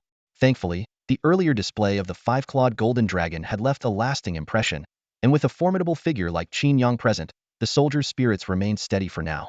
Still, until he could personally assess the ancient dragon's attributes, even Qin Yang wasn't entirely confident about defeating it. Lin Shower was en route from the Sea of Oblivion, but her exact time of arrival on the battlefield remained uncertain. For now, the priority was to eliminate as many monsters as possible to gain experience, a rare opportunity that could not be squandered. With this in mind, Qin Yang issued a command to Zhang Yun. Summon all the combatants below the walls to join us up here. Call them up. Zhang Yun was taken aback. The battle below was currently a fierce melee, and withdrawing the combatants would undoubtedly expose the walls to the Dragonkin soldiers. Before he could voice his concerns, Qin Yang had already soared into the air. His robe, already radiant with starlight, now glowed with even greater brilliance, making him appear like a deity descending to the mortal realm. He slowly raised a hand toward the sky, the motion deliberate yet brimming with overwhelming power. Zhang Yun instantly sensed the terrifying energy gathering within the starlight and immediately grasped Qin Yang's intent. This is Bada's about to unleash a major attack. Without hesitation, Zhang Yun activated 3 communication talismans and shouted, Everyone, retreat to the walls. The professionals beneath the city walls suddenly sensed an unusual surge of energy, as though some colossal entity was about to descend from the heavens. It wasn't just them, even the dragonborn soldiers began to grow restless, their fighting spirit visibly waning. Seizing the opportunity, the human professionals immediately retreated towards the city walls upon hearing the order to withdraw. Just then, a deafening hum tore through the air. The clouds in the sky parted in a circular motion, revealing a massive breach. Moments later, a meteor the size of a small mountain plummeted from the sky. What is this? The professionals on the city walls were dumbfounded, their exclamations of disbelief echoing one after another. Even the elderly Zhang Yun, nearing 70, couldn't help but curse aloud. The appearance of the five-clawed golden dragon had already been shocking enough, but this sudden meteor was beyond anyone's imagination. Even for a legendary professional, such a display was excessively overwhelming. Suppressing his shock, Zhang Yun immediately recognized the impending danger. Quick, get inside the walls, he shouted, leaping into the inner city himself. Before his voice had even faded, a thunderous explosion erupted in the distance. The ground shook violently, as if the heavens and earth were collapsing. A massive mushroom cloud slowly rose into the sky, resembling the gaping maw of a demonic god. Beneath the cloud, a vast forest had turned to scorched earth, with crimson flames flickering across the blackened ground, creating a hellish scene. In this land of death, only Qin Yang stood suspended in midair. System notifications flooded the screen. You have slain a level 40 Dragonborn warrior, experience 30,000. In mere seconds, Qin Yang's level skyrocketed from 39 to 45, absorbing tens of millions of experience points. Simultaneously, all his professional skills advanced to level 2. Now this feels amazing. Qin Yang felt his blood boiling with exhilaration and let out a resounding dragon roar. The roar echoed through the air, plunging the entire city of Jingming into dead silence. The citizens within the city, unaware of what had transpired, dared not make a sound. Those in the defensive army who had witnessed everything were utterly shaken, silently marveling at the terrifying power of a legendary professional. For the professionals of Jingming City, who didn't know Qin Yang well, this scene was already astonishing. But if this had occurred in Hongwu City, everyone would likely question their reality. In just 2 months, a carefree noble had transformed into a storm-commanding powerhouse. Such a dramatic change was hard to fathom. Zhang Yun gazed at the starry sky, where Qin Yang's figure now shone among the stars. The old man murmured to himself, "The Qin family is going to produce an emperor. What the hell? What's going on?" Above the dense forest, a bolt of lightning split the sky.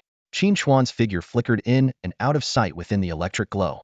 The president of the Dragon Pavilion Guild was speeding toward Jingming City. Initially, he had been heading to support Hongwu City, but midway, intel revealed that the dragon's true target was Jingming City. Realizing the urgency, he immediately abandoned his team and used his flight ability to rush to the battlefield. However, before he could reach his destination, a massive mushroom cloud erupted on the horizon. Even from 20 kilometers away, the scorching heat wave hit him squarely, causing the entire forest to sway violently under the impact. I'm still too late.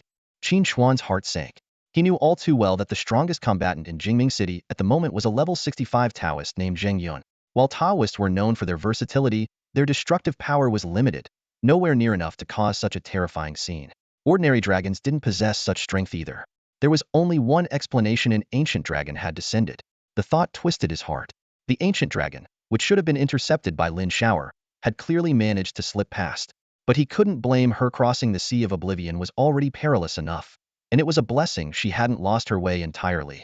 What stung even more was the fact that there were several powerful King-tier professionals near Jingming City, yet upon learning of the ancient dragon's arrival, they had all chosen to stand by and do nothing.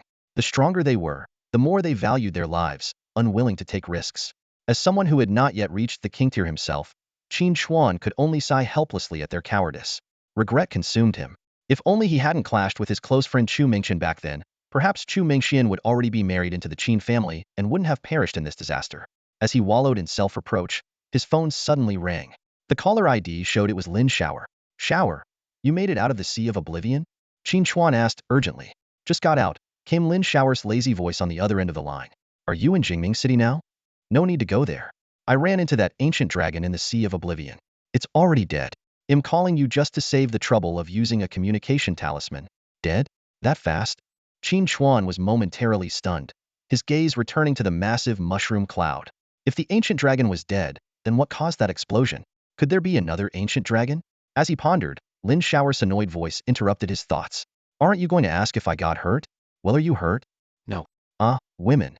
Qin Chuan rolled his eyes, his tone tinged with concern. "It seems Jingming City has suffered significant damage. I'm worried there might be 2 ancient dragons. Shouldn't you go check it out?" "No need. I just asked Chu Mingxian, and everything's fine on her end," Lin Shower replied calmly, then added, "Oh, right. Our son is in Jingming City. Why don't you go take a look?" "I won't be going. The Oblivion Sea is about to stir up a storm, and I need to get back there quickly." "Qin Yang? Why isn't he staying in Hongwu? What's he doing there?" Qin Chuan paused, his gaze shifting toward the distant Jingming City.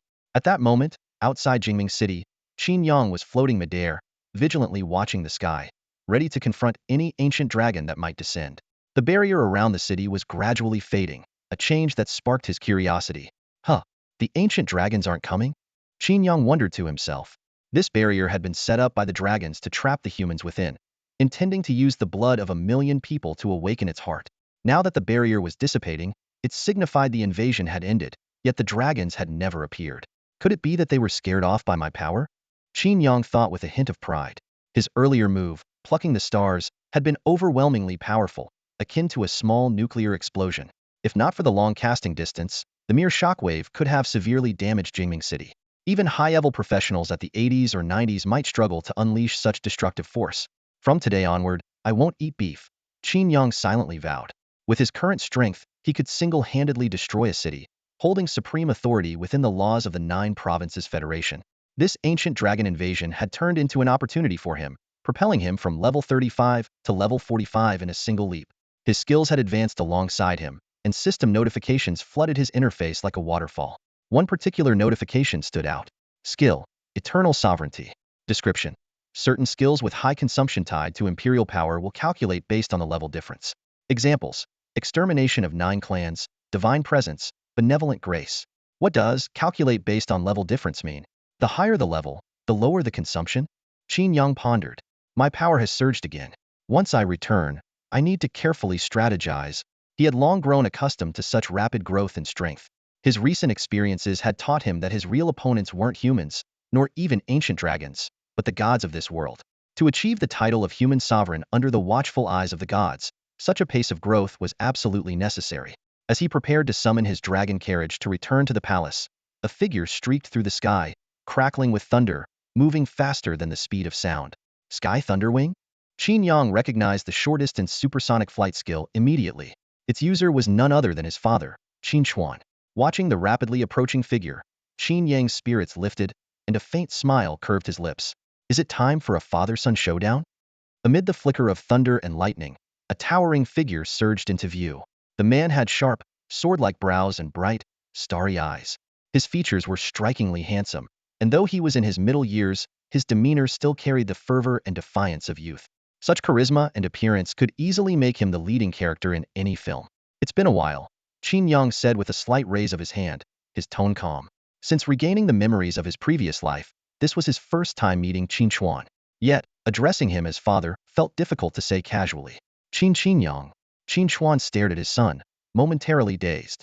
In his recollection, his son had always been a mischievous troublemaker in childhood and grew into a lazy, hedonistic adult.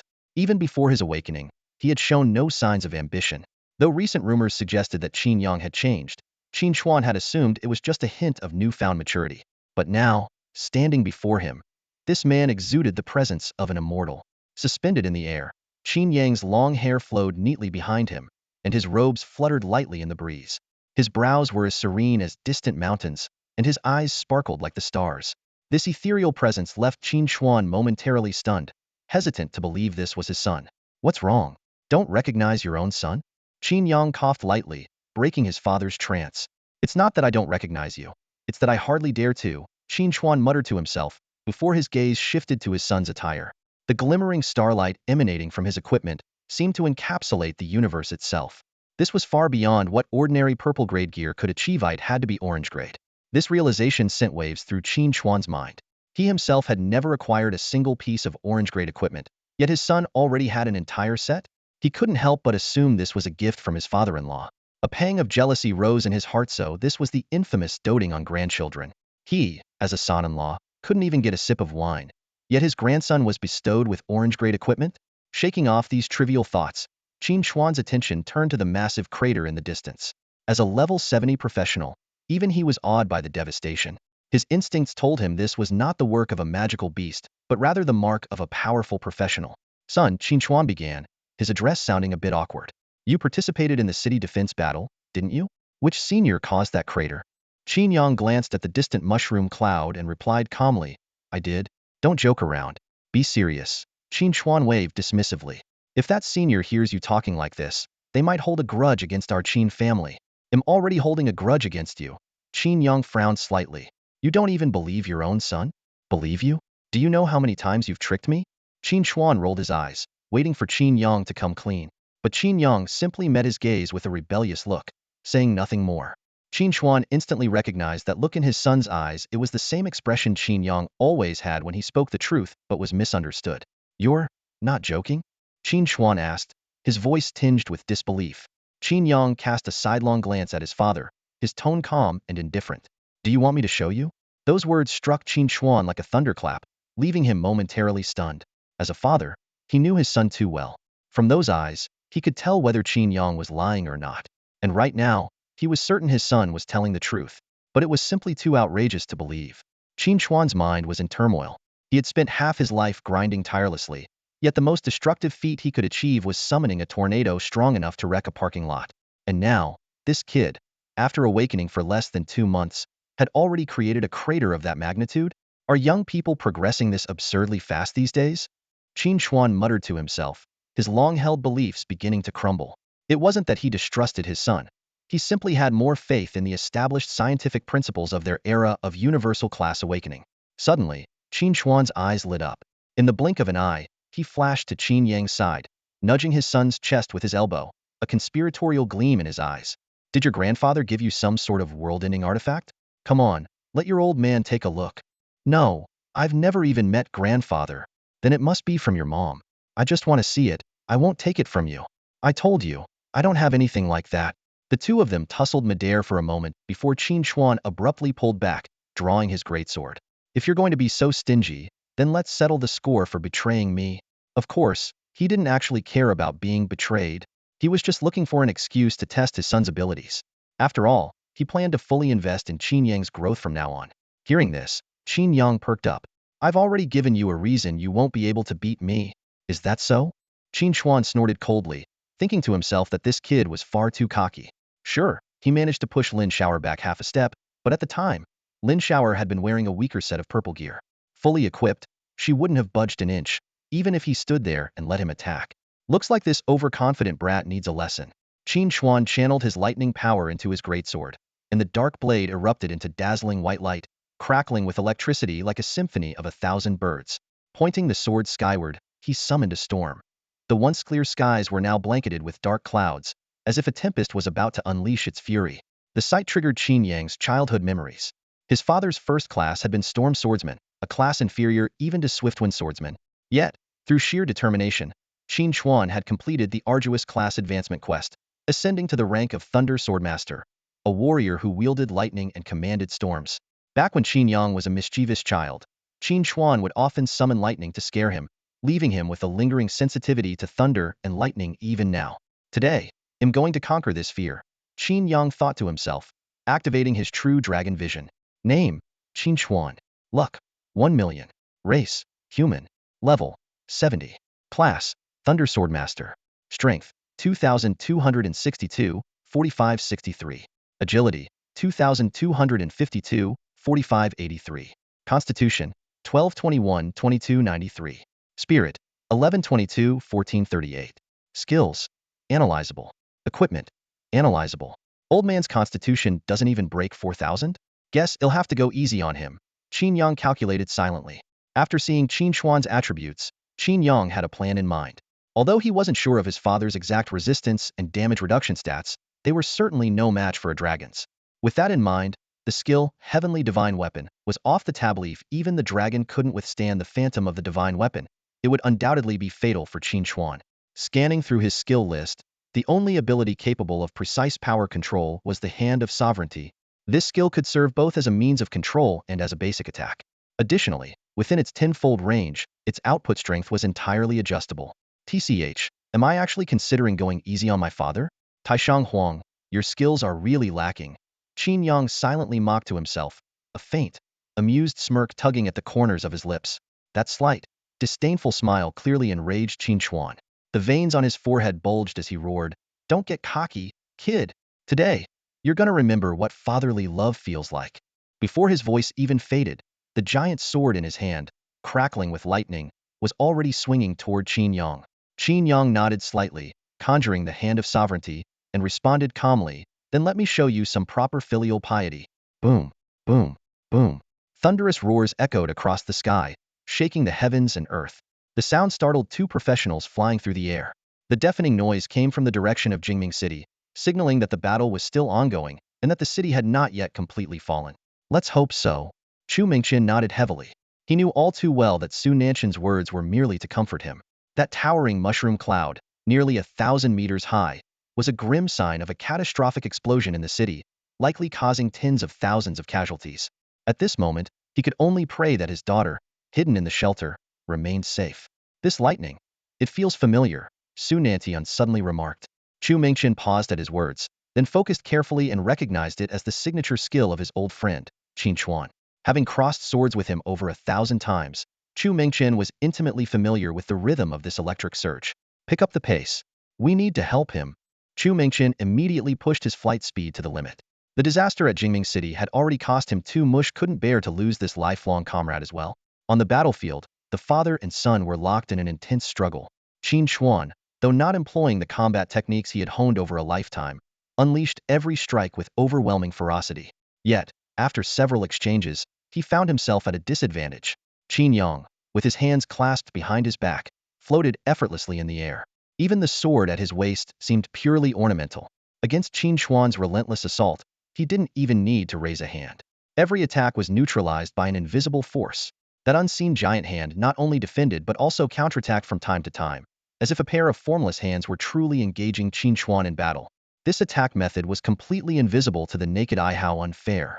Qin Chuan stared at Qin Yang, who hovered midair, his face filled with frustration. Originally, he intended to test the opponent's strength, but now it had turned into him darting around the battlefield, leaping and dodging, while Qin Yang remained as steady as a mountain, unmoving. I underestimated him, Qin Chuan thought, recalling Lin Shao's earlier warning.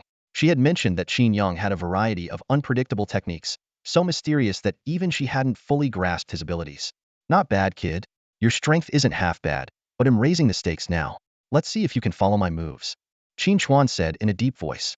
He then channeled the elemental power within him, his entire body transforming into a blinding flash of lightning. With a deafening sonic boom, he shot toward Qin Yang like a streak of light. Flying Thunder Feather. Qin Yang's eyes narrowed as he recognized the iconic move. It was said that with this supersonic attack, Qin Chuan had once taken down the leaders of 3 major guilds in Hongwu City, laying the foundation for the Dragon Pavilion Guild. So you're using your signature move on your own son? Huh? Qin Yang muttered, clearly displeased. Although he couldn't yet track the movement trajectory of a supersonic object, nor could the Hand of Sovereignty keep up with that speed, his confidence remained unshaken. As Qin Chuan moved at supersonic speed, he noticed Qin Yang still standing motionless, showing no intention of dodging. He immediately adjusted his sword stance, switching to use the flat of the blade for a strike. But just as the critical moment arrived, a golden flash streaked through the air, and a heavily armored warrior suddenly appeared between the two. Blink guard. Qin Chuan was startled. His longsword struck the warrior with a thunderous crash, the sheer force of the impact nearly making him lose his grip. The recoil left him wide open. In that split second, Qin Chuan instinctively unleashed an electric surge across his body in an attempt to protect himself, but he suddenly felt an invisible force gripping him tightly. Through the crackling of electricity, he heard Qin Yang's calm voice. Old man, you've lost. Under the immense pressure of the grip, Qin Chuan's treasured amethyst armor began to warp and deform. A force of at least 8,000 strength points. It was utterly shocking. Just as he was about to check Qin Yang's stats, a voice rang out from the distance. Brother Qin, hang in there. We're coming. Turning his head, he saw Chu Mingqian and Su Nantian streaking toward him as a green and purple blur, rapidly closing the distance. Seeing 2 streaks of light approaching, Qin Yang frowned slightly. This sudden turn of events added even more uncertainty to the originally straightforward father-son duel. That's Uncle Chu. He wants to test your strength too, Qin Chuan said with a meaningful smile, still tightly restrained by the emperor's hand. Sensing the aura of Chu Mingqian, he secretly felt relieved. The timing of their arrival couldn't have been better. Since he'd already embarrassed himself in front of his son, he figured it wouldn't hurt to let them share some of the burden as well. Qin Chuan immediately increased the output of the electric current, the blinding lightning completely engulfing Qin Yang's figure. Son, show your Uncle Chu what you're capable of. This concerns the Qin family's plans to expand our business into Jingming City. Oh, really? The mention of business instantly piqued Qin Yang's interest. He quickly assessed the 2 streaks of light approaching. Chu Mingqian's level and combat skills were inferior to his father's and posed little threat. The real challenge was the level 80 Dragon Fist Master, Su Nantian, an epic tier professional who was not to be underestimated. After a moment of deliberation, Qin Yang decided to summon the 5-clawed golden dragon for the fight. As for Chu Mingqian, simply repelling him would suffice. Xin, summon the ancient tiger. With his command, a whirlwind rose from the ground, and Zhang Liao, wielding a crescent moon halberd, materialized. Zhang Liao, at your service, your majesty.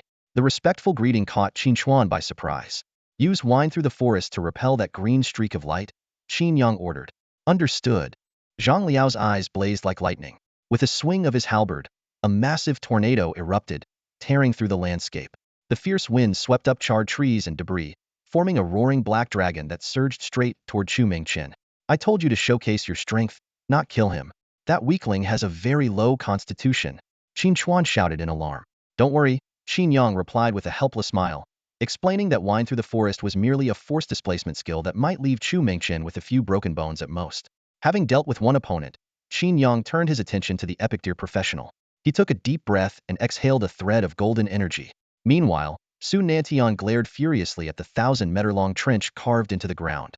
The power of the black tornado far exceeded his expectations. It was likely the work of a hero-tier professional. After a brief moment of consideration, he made his decision. Sensing that Chu Mingchen was still alive, his priority was now to assist Qin in dealing with this formidable opponent and protect Jingming City. Right now, the bigger picture matters most. Let's deal with the enemy in front of us first. Su Nantian thought to himself. Resolving to hold nothing back, he closed his eyes briefly and called out in a deep voice, Yuan, awaken. Yuan was the name of Su Nantian's cultivated dragon soul, a sentient being that usually remained dormant, lending only a portion of its power to him. But now, Su Nantian needed its full strength. Roar! A deep dragon's cry resonated from Su Nantian's chest as the dragon soul within him began to stir. Old Su, what compels you to awaken me? An ancient voice echoed in Su Nantian's ears. Yuan, I've encountered a hero-tier opponent. They seem to be a master of wind attributes. Oh, it's rare for someone to make you this serious. Let me handle them with you. Yuan chuckled lightly. As a legendary entity, it brimmed with confidence in its own power. Together with Su Nantian, they could dominate opponents of the same tier, and even stand a chance against those of a higher rank. As the dragon soul's power surged, black and purple dragon scale armor materialized on Su Nantian's body. Simultaneously, a massive projection of an eastern dragon enveloped him. This was his peak state dragon soul manifestation. In this form, a single punch could split the heavens, and even professionals above level 90 would struggle to withstand his full force. The black dragon projection raised its head and swung its tail, its violet-flamed eyes glimmering with an aura of unrivaled dominance as it gazed toward Jingming City. At that moment, another colossal form began to take shape in the skies above the city walls. The black dragon projection suddenly froze, its violet eyes flickering violently. The arrogance in its gaze gave way to astonishment and fear. Yuan is afraid?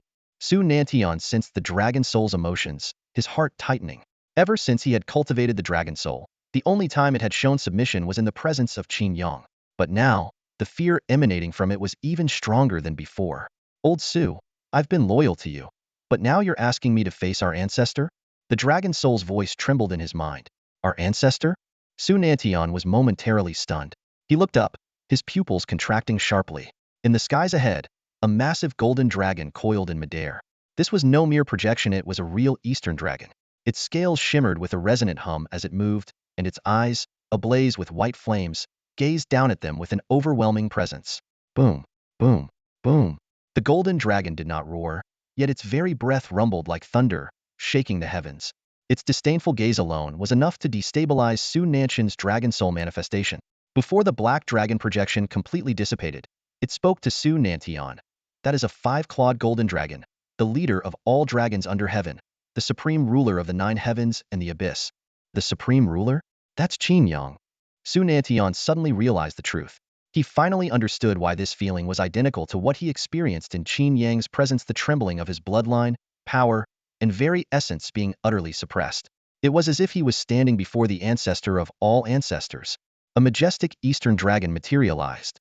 In the sky, a 5-clawed golden dragon shimmered as it coiled and soared, radiating an awe-inspiring presence. Su Nantian gazed up at the astonishing sight, trembling uncontrollably. Fear and exhilaration intertwined in his heart. In the 500 years since the advent of the era of class advancement, this was the first time anyone had ever witnessed the physical manifestation of a true dragon. For ordinary people, this merely confirmed the existence of the 9 provinces totem. But for someone like Su Nantian, a dragon fist master, it signified that dragon souls were no longer confined to their spiritual form. More importantly, according to Yuan, this 5-clawed golden dragon was the sovereign of all dragons, implying that more than one eastern dragon existed in the world. The sovereign of all dragons, the supreme of supremes, Su Nantian recalled Yuan's words. He immediately reigned in his aura, descended from the air, and knelt without hesitation before the five-clawed golden dragon. Junior Su Nantian pays respects to the true dragon. His movements were swift and resolute, showing no concern that the dragon's master was a mere junior of his juniors. In the face of absolute hierarchy, seniority was irrelevant. That's it? He couldn't even last longer than me, Qin Chuan muttered in disappointment as he watched Su Nantian kneel. He had hoped to witness Su Nantian unleash the legendary Dragon Fist. Qin Yang calmly explained. My abilities are a natural counter to Dragon Fist masters. Qin Chuan nodded silently, his gaze fixed on the five-clawed golden dragon in the sky, lost in thought. The shock in his heart was no less than Su Nantian's. Qin Yang's displayed prowess was utterly astonishing, neutralizing a level 70 opponent with one hand, using a summoned entity to fend off a level 62 Chu Mingchen, and finally suppressing the level 80 Su Nantian with sheer presence alone. The combined strength of these three individuals could easily overwhelm an entire city. Yet Qin Yang had subdued them all single-handedly. Such power was beyond Qin Chuan's comprehension, capable of reshaping the balance of Jiangnan's 3 provinces and even the entire 9 provinces federation. A genius of this caliber was unprecedented in history. Without a strong backing, it would be nearly impossible for someone like Qin Yang to grow unhindered. For the first time, Qin Chuan felt relieved to have such a formidable father-in-law. At that moment, on a spatially isolated island within the Oblivion Sea, Lin Xian, clad in white robes, stood observing the battlefield of Jingming City through the swirling vortex before him. One of the 4 emperors of the 9 provinces, the Sword Emperor, and Lin Xiar's father, Lin Xian, had reached an astounding level 180, brushing against the threshold of the Transcendence realm. Even among the 4 emperors, he was the foremost. Aura manifesting as a dragon, plucking stars with a mere gesture. Even for a legendary class profession, this defies all reason, Lin Xian muttered to himself. To the common populace, the pinnacle of professions was the legendary class. But the most elite powerhouses knew that beyond the legendary class were the unique class professions, and above those, the supreme class existences that transcended all professions. With his vast experience, Lin Xian had already discerned that Qin Yang's profession was not only unique, but also possessed potential far surpassing any other unique class profession. The title 9-5 Supreme might indeed be an imagined pinnacle of power. Gazing into the future potential of his grandson, Lin Xian murmured to himself, a promising seed for divinity. It seems I must take action. He picked up the long sword beside him and swung it fiercely toward the sky. The sword energy cleaved through the air, causing the space to shatter like glass. The cracks slowly parted, revealing the bustling scenery of Shangjing City. This administrative center of the 9 provinces federation appeared vividly through the rift. At the same time, inside the Tianji pavilion of Shangjing City, Si Zhenfeng, one of the 5 sages, was attentively listening to a report on the battle in Jingming City. The dragon has been repelled. While the city sustained some damage, there was no large-scale destruction. Casualty statistics are still being compiled, but they are expected to remain within controllable limits, a subordinate reported respectfully. The battle ended so quickly? Si Zhenfeng narrowed his eyes. Which monarch intervened? It wasn't a monarch. It was Qin Yang, who recently claimed victory in the Hongwu recruitment battlefield. The champion of the recruitment battlefield? Si Zhenfeng froze in surprise. The young man, a level 23 9-5 supreme by profession, had managed to drive off a dragon? Is there a video recording? The subordinate immediately projected the battle footage. As the video played, Si Zhenfeng's posture shifted dramatically from a relaxed recline to sitting upright, then leaning forward, and finally standing up altogether. The footage showed not only the Eastern Dragon but also a cascade of meteors descending from the heavens. Such overwhelming power left even this level 145 monarch feeling a sense of awe. This is far beyond what a mere level 20-something could achieve. What level is Qin Yang now? He asked. Detection spells are ineffective against him, but intelligence suggests he has already advanced to the elite tier, the subordinate replied. Level 31 and above? Si Zhenfeng thought to himself, astonished. The fastest record for reaching level 31 from level 1 is 6 months and 7 days. Yet he has done it in less than 2 months. Even more astonishing was the fact that he could summon meteors and an Eastern Dragon while only at the elite tier. This indicated that the 9-5 Supreme profession must be a unique, legendary level class. His mother is Lin Xiao, and his grandfather is Lin Xian. This child is already destined to become one of the next 4 emperors.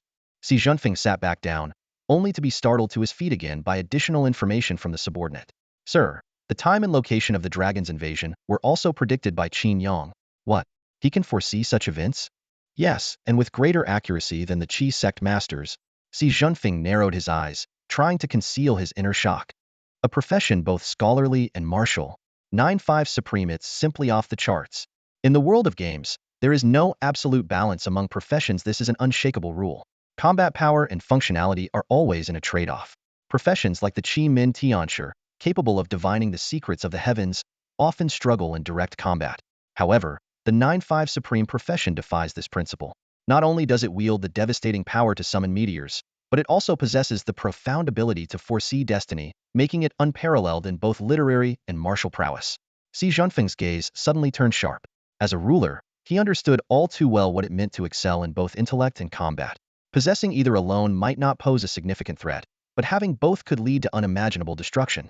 When he learned that the 9-5 Supreme also had the ability to predict the course of destiny, a deep fear began to spread within him. The Qin family already had deep roots, and now they had produced such a figure of unmatched talent. If left unchecked, it would inevitably destabilize the foundations of the 9 provinces federation. If they couldn't bring this person under their control, the grand vision of a centralized 9 provinces would remain a distant dream. We need to act, Xi Jinping murmured, then raised his head and instructed his subordinate, summon the other 4 sages. We must discuss a strategy to counter the rise of the Qin family. The subordinate responded affirmatively but, unusually, remained rooted in place. Xi Jinping frowned, just about to question him, when he suddenly sensed something amiss. The entire room's space felt as though it had been frozen by some unseen force. Even the dust in the air had come to a standstill. To discuss how to deal with the Qin family, how could you exclude me? A voice sounded from behind him. Xi Jinping's heart skipped a beat. He could not have mistaken the voice. It belonged to none other than Lin Xian, one of the 4 emperors of the 9 provinces. Draped in a white robe, Lin Xian emerged from behind the immobilized subordinate. His expression was solemn as he looked directly at Xi Jinping. Destiny has its own course. Interfering forcefully will only bring disgrace upon oneself. Qin Yang is my grandson, and I will not allow anyone to hinder his growth. If you understand, say it in your heart. I understand, Xi Jinping silently repeated in his mind. Lin Xian nodded in satisfaction. I will continue to protect the 9 provinces because this is my home. Before his words had fully faded, his figure dissolved into a wisp of green smoke and vanished. The moment time resumed its flow, Xi Jinping collapsed onto the sofa, his face pale. It wasn't surprising that Lin Xian, the sword emperor of the 9 provinces, could freeze time. What truly terrified him was that Lin Xian could hear his inner thoughts. This meant that every scheme and strategy would be rendered useless before him. Saint Xi, you don't look well. Are you feeling unwell?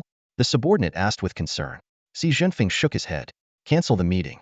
Inform the 4 sages, and convey my stance on the Qin family. The subordinate took out pen and paper, ready to record.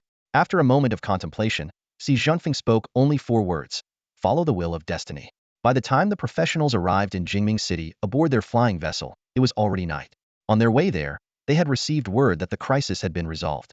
Many believed that the scale of this invasion was not as massive as they had imagined. But when they saw the colossal crater outside the city, everyone gasped in shock. From the flying vessel, the flames still burning within the crater resembled the gates of hell flung wide open. The destructive power of this battle, capable of altering the landscape, far exceeded the understanding of the professionals present. At the center of it all was Qin Yang, who now floated silently above the clouds, quietly gathering the power of the stars. Bathed in starlight, Qin Yang began to carefully examine his attribute panel. Name, Qin Yang. Fortune, 18,000. Race, human. Level, 45. Profession, Supreme Sovereign. Base attributes. Strength, 514-1563. Agility, 536-1583. Constitution, 926-1593. Spirit, 636-1638. His skill list displayed. Annihilation of 9 clans max. Behold the Emperor LV2. Embroidered Guard LV2. Summon Heroes LV2. Eternal Sovereignty LV1, among others. Other values remained unchanged. Imperial Power, 232-5003-312 hour. Stellar Power, 456010000. Achievements. Conqueror of Armies Max. Dragon Slayer LV2. Nemesis of the Swarm LV1. Executioner of Traitors LV1. My spirit attribute is still too low. Qin Yang contemplated his future allocation of points. While the skill-boosted attributes were sufficient for now, he had already decided to prioritize spirit, considering that the mental domain solely relied on it. The higher the spirit attribute, the more expansive the mental domain became. What thrilled Qin Yang even more was that the spirit attribute's contribution to the mental domain appeared to increase exponentially. Yun Yao, with 200 spirit points, could accommodate 100 Imperial guards. By proportion, his 600 spirit points should only allow for 300 guards, but in reality, it could hold 1,000, with the domain's area expanding several times over. When my spirit reaches 1,000 points, the mental domain might surpass the size of Shangjing City. Qin Yang calculated silently. This will become my stronghold. I need to give it a proper name. He then turned his attention to his newly upgraded skills. After advancing Behold the Emperor to LV2, it not only forced targets to kneel, but also shook their spirits, inducing a sense of submission. This confirmed his theory when linked with the Subjugate All Races skill. The success rate doubled. The upgrade to Embroidered Guard brought even more astounding enhancements. The newly added skill, Execute First, Report Later, allowed the guards to automatically identify and eliminate targets harboring hostility toward the Supreme Sovereign. With the upgrade to Summon Heroes, Summon Generals could now use 2 skills simultaneously. For instance, Su Daji's 2 illusion-based skills alone were enough to plunge an entire city into chaos. But the most awe-inspiring of all was the newly acquired passive skill, Eternal Sovereignty. This skill factored Qin Yang's level into the calculation of imperial power consumption for abilities like Annihilation of 9 clans. The closer his level was to the targets, the less power it consumed. Against targets below his level, he could even execute the 9 clans severance ability with 0 consumption.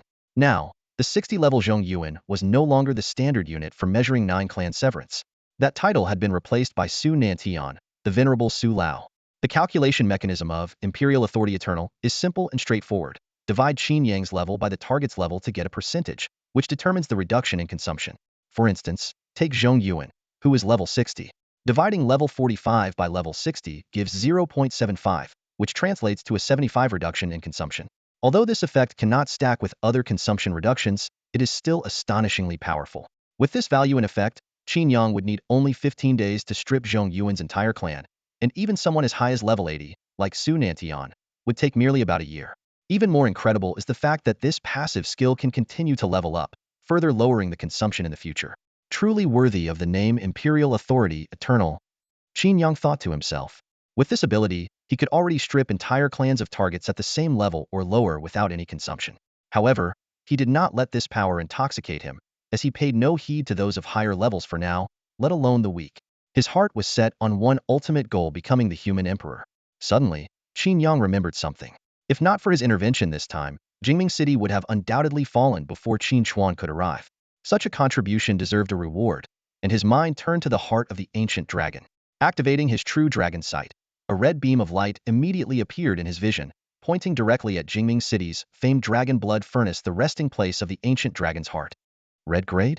This beast my mother slew had quite a high rank. Qin Yang marveled silently. From Qin Chuan, he had already learned that the ancient dragon did indeed attack, but was intercepted and slain by Lin Shower en route over the Sea of Oblivion. Within a few breaths, Qin Yang arrived above the dragon blood furnace. It was a massive well, about 100 meters deep, with blazing flames roaring from within. Spiraling along the well's walls were layers of architectural complexes that extended all the way down to the magma pool at the bottom. This was the famed Dragon Blood Fortress, known for producing numerous orange-grade and red-grade equipment. Hovering high above, Qin Yang immediately felt the surging heat waves rising from below. These waves carried not only pure thermal energy, but also a violent and chaotic aura, undoubtedly the power of the ancient dragon's heart. A single heart can hold such immense power. This ancient dragon must have had many treasures. Once I grow stronger, it might be time to hunt a few, he calculated silently. At his current strength, he already possessed the ability to slay dragons. He only needed to consult his mother for detailed information about the ancient dragons. Slowly descending above the magma pool, Qin Yang moved as if fishing for treasure on a battlefield. He summoned the Imperial Hand and plunged it into the pool. The searing heat surged into his body, but under the protection of the supreme dragon physique, the true dragon aura swiftly suppressed it. Pretty hot, Qin Yang chuckled softly, then thrust the Imperial Hand deeper into the pool. Soon, it touched something solid, and his eyes lit up. He had already grasped the dragon heart in his hand.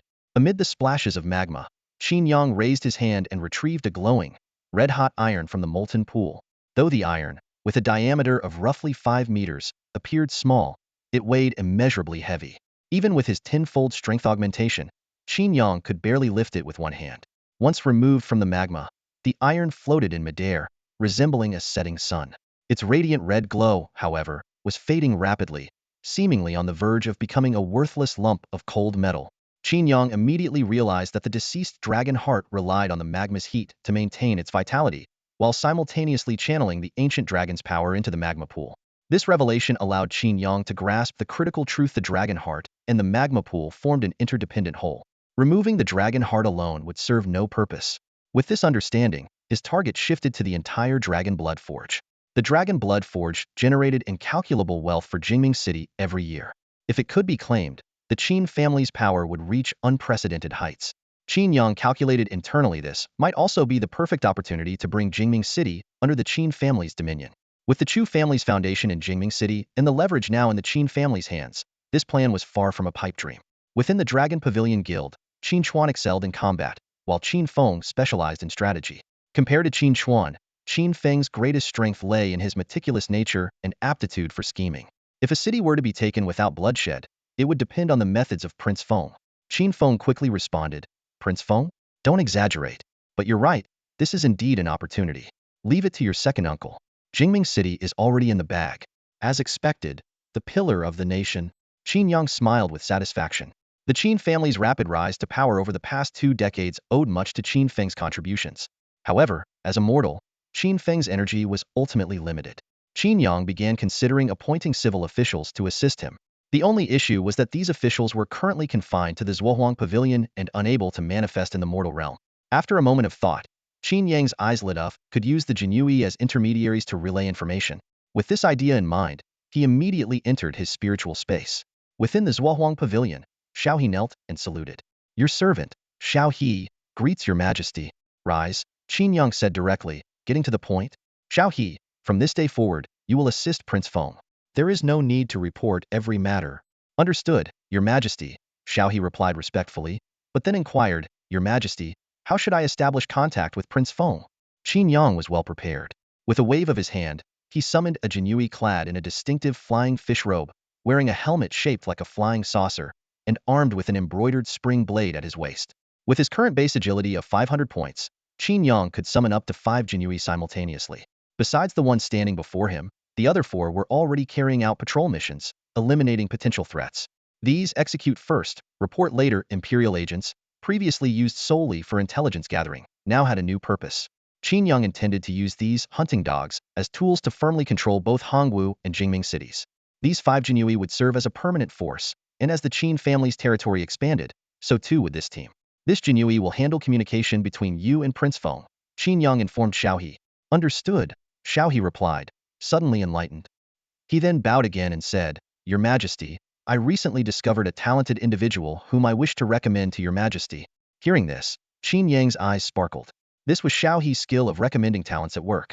He thought with anticipation, could it be Han Xian? Who is this talented individual? What is their name? Qin Yang asked, his gaze fixed on Xiao He. Xiao He stroked his beard, a faint smile appearing at the corners of his mouth. This person is a disciple of Master Gigu, possessing unparalleled skills in diplomacy and strategy. Upon hearing that it was a disciple of Giguzi, Qin Yang immediately realized it was not Han Xian. However, he showed no sign of disappointment. After all, the right timing would eventually come, and at the moment, there was no suitable military campaign for Han Xian to demonstrate his abilities. Unparalleled skills in diplomacy? Qin Yang pondered, wondering whether the person in question was Su Qin or Zhang Yi. Suddenly, a notification appeared before him. Xiao He's recommendation of talent, skill has been activated. He has recommended Zhang Yi, a civilian official, who can now be summoned in the Zhuohuang Pavilion. Perfect timing, Qin Yang said with a faint smile. Negotiating for benefits in Jingming City would require repeated discussions. Zhang Yi, who once persuaded 6 nations and excelled at forging alliances, was a master of eloquency, a weapon as sharp as any blade. At this moment, Qin Yang did not lack military strength. The combined forces of the Imperial Guards and the Jinyui were enough to intimidate most factions. Adding his own abilities, which encompassed control, explosive power, and area damage, along with his 5-clawed dragon and summoned heroes, he could hold his own even against early-stage monarchs. Such power was already exceptional within the 9 provinces federation and impressive on a global scale. But with great power comes great responsibility. Qin Yang was committed to his ultimate goal of global harmony.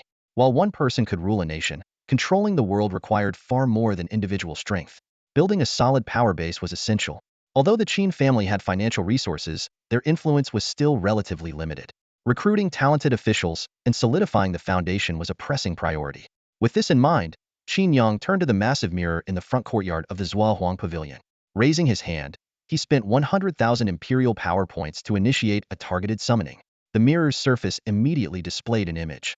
Within a Qin-style palace, Zhang Yi, dressed in a gray robe, stood among the court officials, speaking eloquently. However, he was met with disdainful and skeptical looks from the ministers. Even Qin Huiwen, seated high above, appeared indifferent. Realizing he was not being valued, Zhang Yi bowed deeply to Qin Huiwen before turning to leave. He stepped through the mirror and entered the Zhua Huang pavilion. Kneeling immediately, he declared, "The bustling world revolves around profit. The clamoring world moves for gain. I, Zhang Yi, have come for fame and fortune. Long live His Majesty." Qin Yang couldn't help but smile at his smooth demeanor. "I like it," he said. Zhang Yi's profile then appeared before him. Civilian official, Zhang Yi. Description: skilled in negotiation and diplomacy. Gains the skill, alliance, and stratagem when collaborating with Su Qin. Skill: persuasion of nations can enter any space for negotiation and diplomacy. Imperial power bonus, 200 points per hour. Excellent. Another strong ally for Prince Feng. Qin Yang nodded in satisfaction and gave his orders. Zhang Zi, accompany Prince Feng and secure Jingming City for me. Zhang Yi smiled lightly, raised his hand in a formal salute and said, "I accept the decree." He then explained in detail that not only did Jingming City boast a well-developed forging industry capable of generating profit, but it was also an armory capable of producing a wide array of weapons, equipment, and tools. If successfully brought under control, the Qin family could begin forming their own army. After handling all the affairs, Qin Yang felt a sense of relief. She stretched her neck and was about to head to Tonkei Terrace to relax when a system notification suddenly appeared before her. "The blessing of the God of Holy Light has been activated. You have gained divinity." The notification continued to explain. Divinity is a symbol of a god's identity. Those who possess it can modify the laws of the world to a certain extent, signifying the potential to ascend to godhood. "Well, this is quite a belated blessing," Qin Yang said with a faint smile. "The God of Holy Light must be using a 2G network delivering blessings with such a delay. Any slower, and it might have arrived by New Year." Although this ability to modify the laws of the world sounded incredibly powerful, the lack of instructions on how to use it left Qin Yang somewhat frustrated. Either this God of Holy Light isn't sincere enough, or they're just not thorough. Not even a user manual? This is far less considerate than our Huaxia deities, who never leave people guessing. As she silently complained, another notification appeared before her. The fourth mission in the Reforging the Divine Sword series, Defying the Laws, has been unlocked. The system explained that after the Xinyuan sword entered the alternate world, it had been affected by the world's laws. Reforging it would require divinity to counteract interference from the deities of that world. The task showed that the divinity condition 11 had been met and was immediately marked as complete. As a result, the heavenly sword intent was upgraded to LV.3, granting a 15 reduction in skill energy consumption when wielding sword-type weapons. Following this, the fifth mission in the series, Forging the Furnace, was unlocked. Is this really just a coincidence? Qin Yang mused to herself. The God of Holy Light granted divinity at precisely this moment to counter the laws of the alternate world. This move doesn't feel like a simple reward, it seems more like. Her gaze sharpened. What exactly is this God planning? For now, however, the priority was completing the newly unlocked mission, finding a furnace capable of forging the Xinyuan sword. Qin Yang's eyes lit up as a thought crossed her mind. Could the dragon blood furnace in Jingming City be just the thing she needed? Qin Yang stared at the task prompt and shook her head. While the dragon blood forge was renowned, it clearly wasn't suitable for reforging the Xinyuan sword. The heart and blood of an ancient dragon are indeed precious, but using them to reforge the Xinyuan sword would be nothing short of sacrilege, she thought to herself. More importantly, she had visited the dragon blood forge before. If it were truly capable of reforging the Xinyuan sword, the system task should have been triggered long ago. Suddenly, an idea flashed in her mind. The task only mentions needing a forge, without specifying which one. In that case, why not create my own? She recalled the inspiration she had gained from observing the dragon blood forge. If the heart of an ancient dragon could produce such a legendary artifact, wouldn't my true dragon blood be even more suitable for forging a divine weapon? With this thought in mind, Qin Yang immediately took to the air and headed straight for the stargazing platform. She quickly activated the Earth Inquiry function, searching for large active volcano as the keyword. The system swiftly returned 3 results. The top 10 active volcanoes list, the Abyssal Flame Rift from the 9 Provinces Federation's Secret Realm Archives, and the Flame Pool of Mount Fuji from the Sakura Secret Realm Archives. Mount Fuji is out of the question. Qin Yang decisively ruled out the third option. As for the volcanoes listed in the first result, though impressive in scale, they lacked the necessary mystique. Ultimately, her gaze settled on the Abyssal Flame Rift. This rift, located in the southwestern region of Lizhou, wasn't just an ordinary volcanoid, was also a gateway to an alternate dimension. A century ago, countless demonic creatures had poured out from it, nearly causing the fall of the entire Lizhou region. Humanity paid a heavy price, waging a bloody battle for 10 years to eradicate the demons. Although the Abyssal Flame Rift was no longer fully active, it remained under strict surveillance. To get close to that place, I might need Mother's help to pull some strings, Qin Yang thought to herself. Though the stargazing platform had already marked the precise location, without a pass, the military outpost stationed there would not grant access. Her gaze turned toward the southwest. Lizho was not only geographically unique, but also famous for its extraordinary practitioners, witchcraft poison masters. These individuals, skilled in controlling venomous insects, were considered a specialized branch of beast tamers, yet their sinister and unpredictable methods struck fear into many. It was said that even a level 10 witchcraft poison master could ultimately poison and kill a level 60 practitioner. This method of assassination was not immediately fatal. Instead, it silently planted a goo poison within the target, causing them to gradually weaken and eventually die. The death process could span from a year to a decade, depending on the victim's constitution, bearing some resemblance to Qin Yang's ability to kill with passive presence alone. However, Qin Yang, possessing the supreme dragon body, had no concerns about this. His immunity to all toxins essentially made him the nemesis of goo poison masters. The thought of heading to Lizho filled Qin Yang with excitement. It would be his first journey away from home. In this world dominated by demonic creatures, humanity could only survive within the safety of walled cities, with travel between them reliant on heavily armored trains. While aircraft were available, flying over the monster-infested wilderness was incredibly risky. Any flying monster was far better equipped for aerial combat than humans. The skies, much like the deep seas, had never belonged to humankind. If not for the Emperor's dragon chariot, Qin Yang would also have been forced to take the slow, armored train. This realization only strengthened his resolve for the next step in his plan. While the task of collecting Shudong was still incomplete, it wouldn't hinder his departure. It was said that the women of Julie were not only skilled in song and dance, but also full of passion. Having grown accustomed to the finest delicacies, Qin Yang was curious to taste the charm of foreign lands. You're going to Lizho? In the Chu residence of Jingming City, Qin Yang was sitting cross-legged with his father, Qin Chuan, and his second uncle, Qin Feng. The three were enjoying tea while catching up. Upon hearing of Qin Yang's intention to visit Lizho, Qin Chuan frowned and exchanged a worried glance with Qin Feng. Qin Feng forced a smile. You need to be very cautious in that place. Your second uncle was made infertile by a goo poison master. Qin Yang nodded silently. It was true Qin Feng's infertility was caused by goo poison, which had left Qin Chuan feeling deeply guilty, believing he had brought misfortune upon his younger brother. Qin Yang had once hoped to heal his second uncle using the Emperor's divine favor, but the injury was too old, and the system classified it as a stable condition, making treatment impossible. What are you going there for? Qin Chuan asked sternly. Qin Yang hesitated for a moment before deciding not to reveal the truth. In this world, the stronger the profession, the rarer the opportunity for advancement. Extraordinary professions allowed for 2 advancements, epic professions 1, while legendary professions were considered the limit. In the 500 years of the advancement era, no legendary profession had ever broken through to a higher level.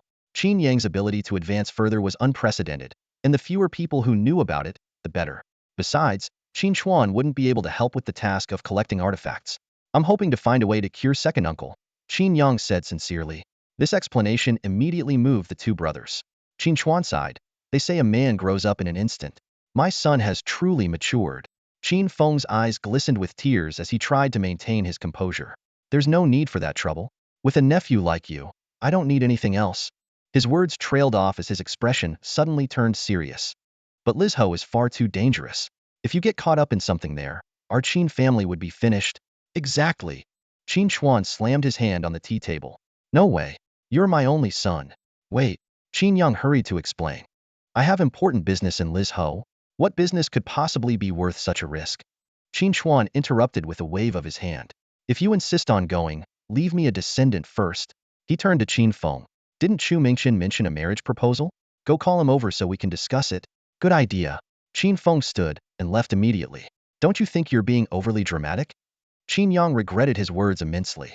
What had started as an attempt to play the role of a dutiful nephew had now backfired, landing him in a troublesome predicament. In one of the rooms of the Chu residence, Chu Mingqian, Chu Jing, and Su Nantian were seated together, discussing the future of the Chu family. Patriarch, Shin'er is still young and not entirely clear-headed. Isn't it a bit too early to discuss this matter? Chu Jing asked softly, her brows slightly furrowed. I just want to act early, Chu Mingqian sighed, turning his gaze to Su Nantian. Elder Su, you know what I mean. Su Nantian nodded slightly and turned to Chu Jing to explain. Based on Qin Yang's recent performance, he is undoubtedly an extraordinary talent. From my observations, within 10 years, the Qin family will likely rise to become one of the top families in the 9 provinces. Elder Su, your estimate is still conservative. Chu Mingqian shook his head and said. In 10 years, the Qin family will not just be a top family, they will be royalty. Royalty? Could it be that the Qin family is planning to? Chu Jing was suddenly startled, as if realizing an astonishing truth. This is the trend of the times, Chu Mingqian said solemnly. Although the civil war in the 9 provinces federation has ended, the high degree of autonomy in each province is no different from the feudal divisions of old. This situation won't last much longer. Su Nantian narrowed his eyes. That's true. During the disaster in Jingming City, only low-ranking professionals were sent for aid, while the king-tier powerhouses didn't lift a finger. It's clear they're all conserving their strength. The era of rival powers rising will soon return. Hearing this, Chu Jing finally understood the deeper implications. While the Chu family was a prominent clan in Jingming City, their recent focus on martial arts academies and commerce had left them lacking in martial strength. If chaos descended, relying solely on Su Nantian would not be enough to safeguard their current foundation. In contrast, the Qin family possessed not only immense influence and deep connections, but also rising stars like Qin Yang. In just 2 months, he had managed to face 12 dragons on his own, a feat far beyond what his peers could imagine. Given another 5 to 10 years, a seat on the throne seemed inevitable for him. Combined with the formidable strength of his mother, Lin Xiaoer, and his grandfather, Lin Xian, the Qin family already had the power to unify the 9 provinces. So, what does Xin'er think? Chu Jing asked cautiously. Chu Mingqian chuckled lightly. I've asked her. Though a bit shy, she doesn't seem entirely opposed to the idea. Indeed, since returning from the battlefield, her attitude toward Qin Yang has changed significantly. Chu Jing nodded. Su Nantian laughed heartily. Then don't delay. Proceed with the arrangements quickly. Many families are trying to propose matches with the Qin family these days. Act fast, or she might end up as a lesser wife. Meanwhile, in another room of the Chu residence, Qin Yang was chatting idly with Qin Feng. Still need to go through formalities? Why can't I just head straight to the wedding chamber? Qin Yang said impatiently. Do you even hear yourself? What nonsense is that? Qin Feng shook his head helplessly. Qin Yang had long been prepared for the arranged marriage between the Qin and Chu families. Although Qin Xuan had warned him not to mistreat Chu Mingxian, it wasn't a prohibition against the union itself. While Chu Mingxian might lack intelligence, her beauty and figure were undeniable. As someone who appreciated such attributes, Qin Yang welcomed the marriage and was eager to skip all the ceremonial formalities. After all, with the reforging of the Xinyuan sword imminent, he had little patience for drawn-out procedures. Qin Feng glanced at Qin Yang and asked, What are you going to Lizhou for? For a class advancement mission, Qin Yang replied, keeping it brief, knowing Qin Feng's thoughtful nature. A class advancement mission? You can still advance? Qin Feng stood frozen, disbelief written all over his face. He quickly elaborated. The higher the class level, the fewer the opportunities to advance. Extraordinary level classes have 2 chances, epic level only 1, and legendary level is already the limit. I've never heard of a legendary class advancing further. He muttered to himself, if there's a level beyond that, what could it even be? You've shattered my understanding once again. Understanding exists to be broken, Qin Yang said with a faint smile. He thought to himself, class advancement was nothing. If Qin Feng knew he was preparing to defy world laws and reforge an artifact from beyond the realm, he'd probably collapse on the spot. Every single thing about him could be considered monumental. Qin Feng quickly composed himself and added, Still, Lizhou is incredibly dangerous. Those witchcraft techniques are impossible to guard against. Don't worry, Qin Yang shook his head. I'm immune to all poisons now. Any venomous worms inside me would only serve as nourishment. All right.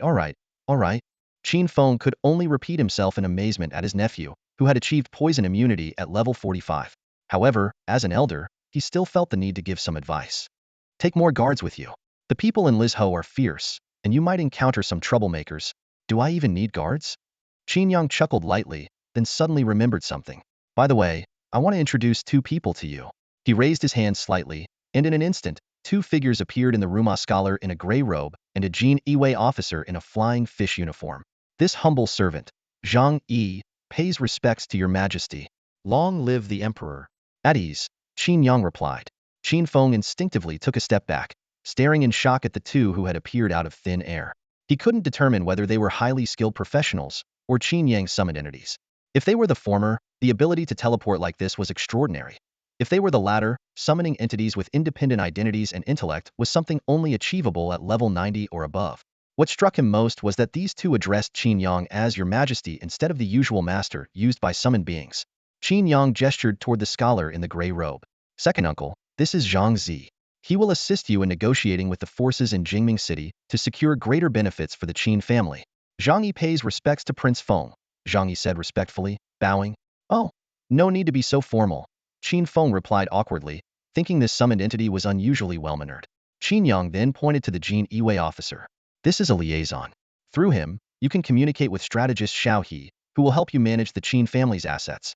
Prince Feng, I greet you on behalf of Lord Xiao He, the Jin Yiwei officer said, clasping his hands in salute. A strategist too? Qin Feng muttered, staring blankly at the officer. He felt his nephew was becoming increasingly unfathomable. At last, he realized that Qin Yang's supreme-level profession was designed for conquest. This was the moment he understood that Qin Xuan and Qin Yang shared the same ambition. In the past, he doubted his brother's chances of success in his endeavors. Now, it seemed even if his brother lacked fortune, his nephew would make up for it. I understand now, Qin Feng said with a smile. Focus on growing stronger. Leave all the logistics to me. You're already putting on the python robe? Qin Yang's lips twitched in amusement. Just as the two were joking, the Jin Wei officer suddenly spoke up. Your Majesty, Chu Mingxian has arrived. Chu Mingxian? Qin Feng glanced at Qin Yang, a sly smile playing on his lips. Young people these days are so open-minded. If the other party doesn't mind, the formalities aren't that important. He paused briefly before continuing. Besides, I'm not as upright as your father. If you can turn things into a done deal, we can squeeze everything we want out of the Chu family. Qin Yang immediately grasped his meaning and waved her hand, signaling Zhang Yi and the Jinri to leave. She was well aware of the stark differences between Qin Feng and her father, Qin Chuan. Her father was righteous and straightforward, while Qin Feng was far more pragmatic and focused on gains and losses. It was clear that he intended to control the situation regarding the marriage alliance with the Chu family. It's up to you now.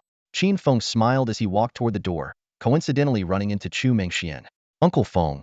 Oh, here to hang out with Qin Yang? Yeah. All right, you two have fun. I'm off to see your dad. My dad is drinking with Uncle Chuan. Qin Feng tactfully left.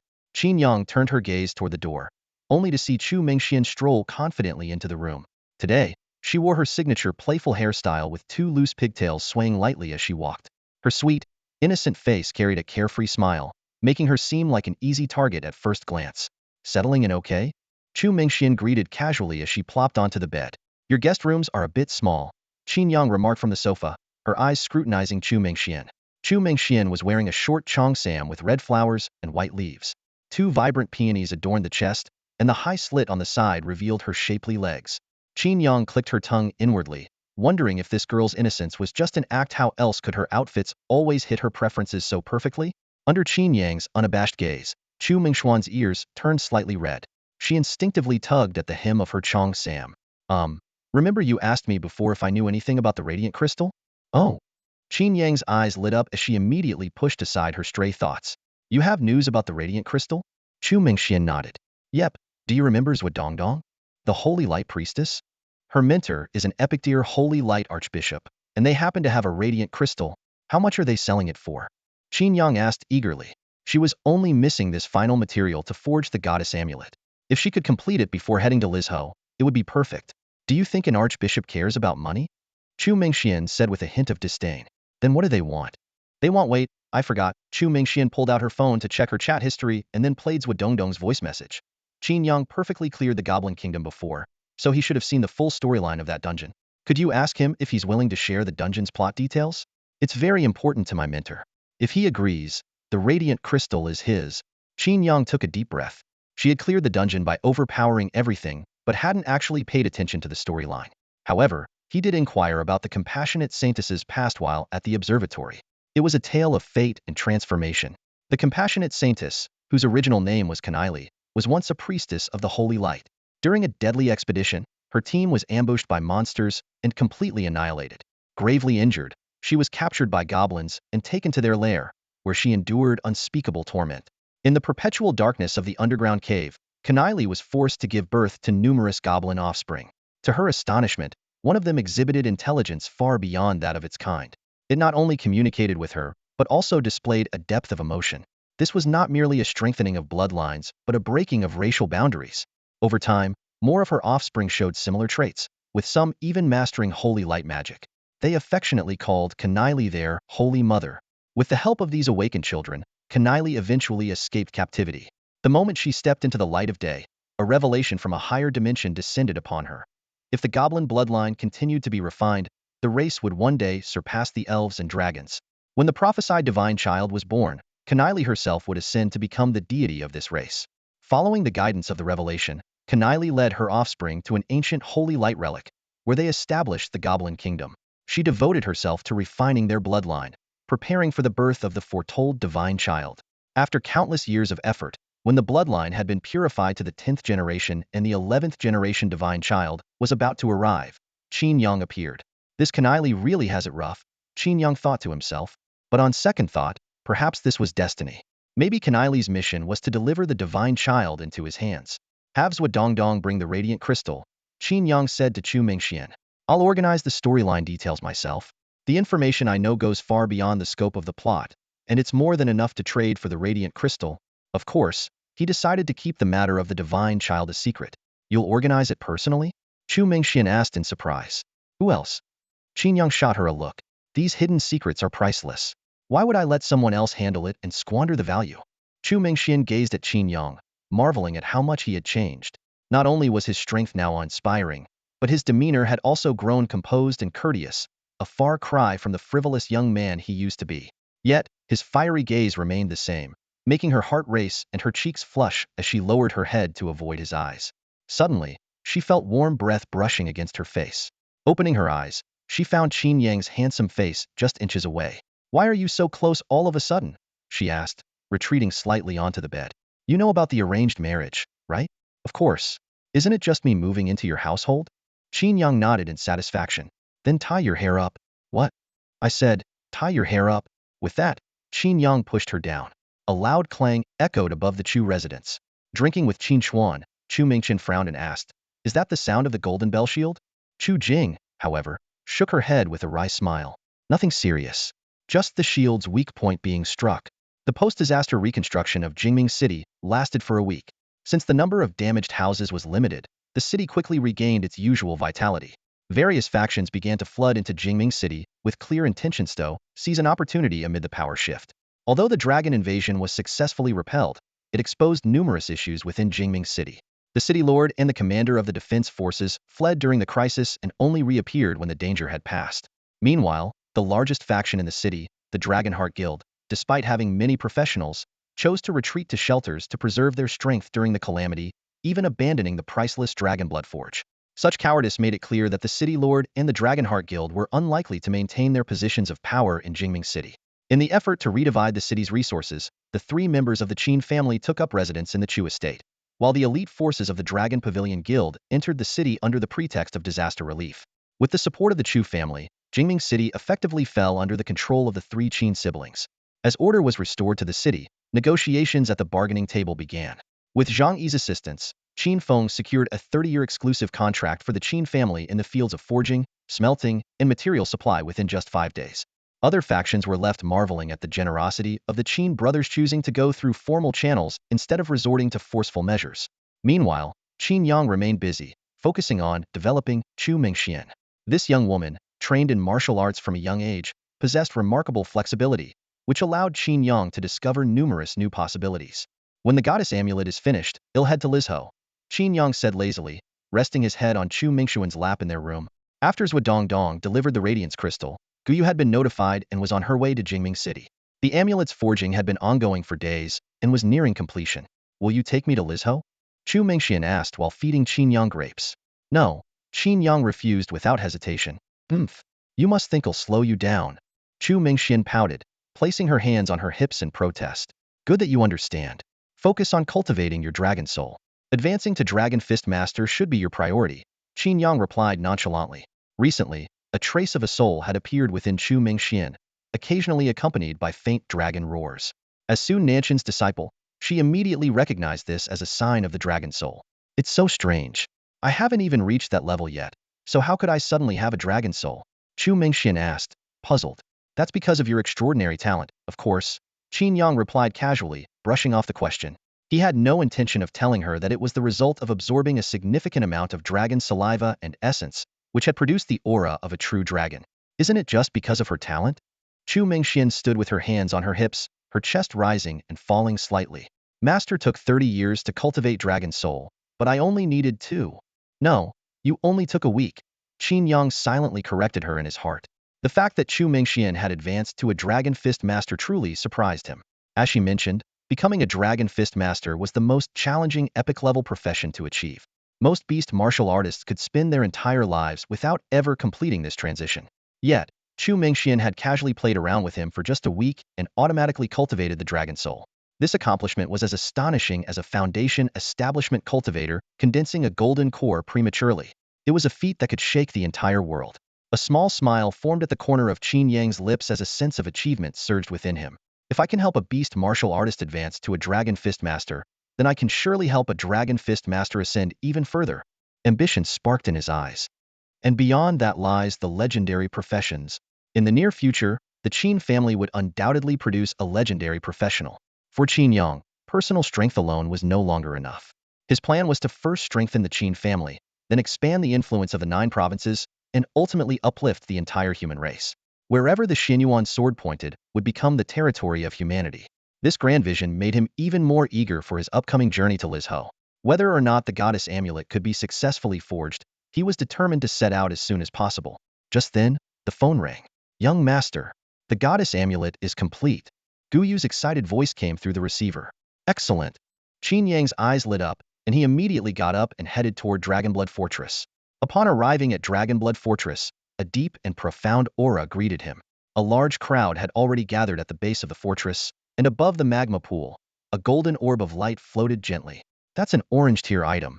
It's been years since Dragonblood Fortress produced an orange tier item. Can you feel that divine power? The crowd buzzed with excitement.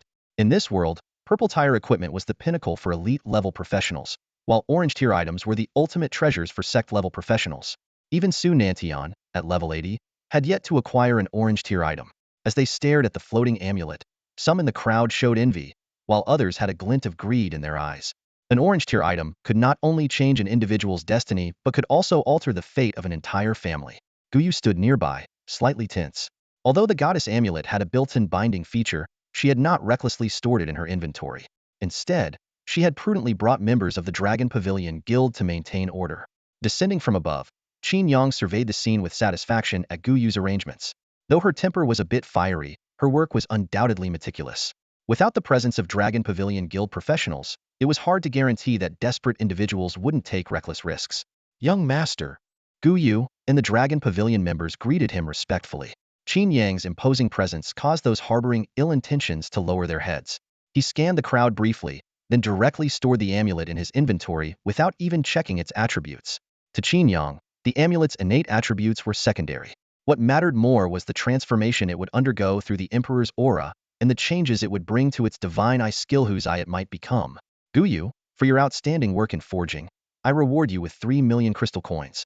I hereby appoint you as the chief forging master of the Longa Guild. From now on, you will be in charge of Dragonblood Fortress, Qin Yang announced to the crowd, holding the goddess amulet in his hand. Standing in the center of the crowd, Guyu's eyes welled up with tears, and she was too overwhelmed to speak. Never had she imagined that at the age of 25, she would become the chief forging master and take charge of the renowned Dragonblood Fortress.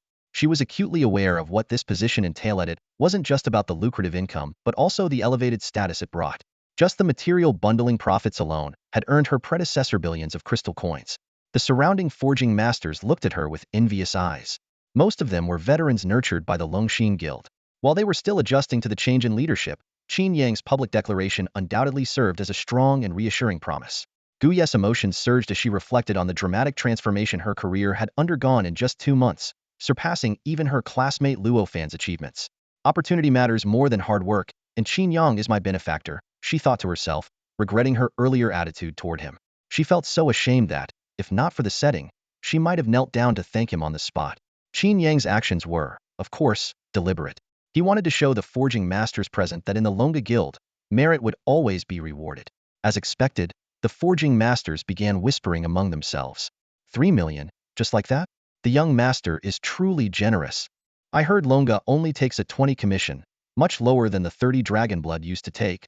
Their faces lit up with anticipation for the future. Seeing that his goal had been achieved, Qin Yang immediately flew toward the outskirts of the city. He had a feeling that converting the goddess amulet might cause quite a commotion. Although the Chu family were allies, too many prying eyes made him decide to find a more secluded location. Soon, he arrived at the meteor crater outside the northern gate. Even after 2 weeks, the charred pit still radiated intense heat. a testament to the sheer temperature of the meteor's impact. Hovering above the massive crater, Qin Yang opened his backpack. A piece of equipment with an orange border lay quietly in the corner. He quickly scanned its attributes: 300 spirit, 300 constitution, suitable for mages and tanks. Most notably, its unique trait, Eye of the Divine, allowed the wearer to discern allies and enemies based on intent, debuffing enemies by 30 while boosting allies by the same amount. The effect applied to groups, making it incredibly powerful.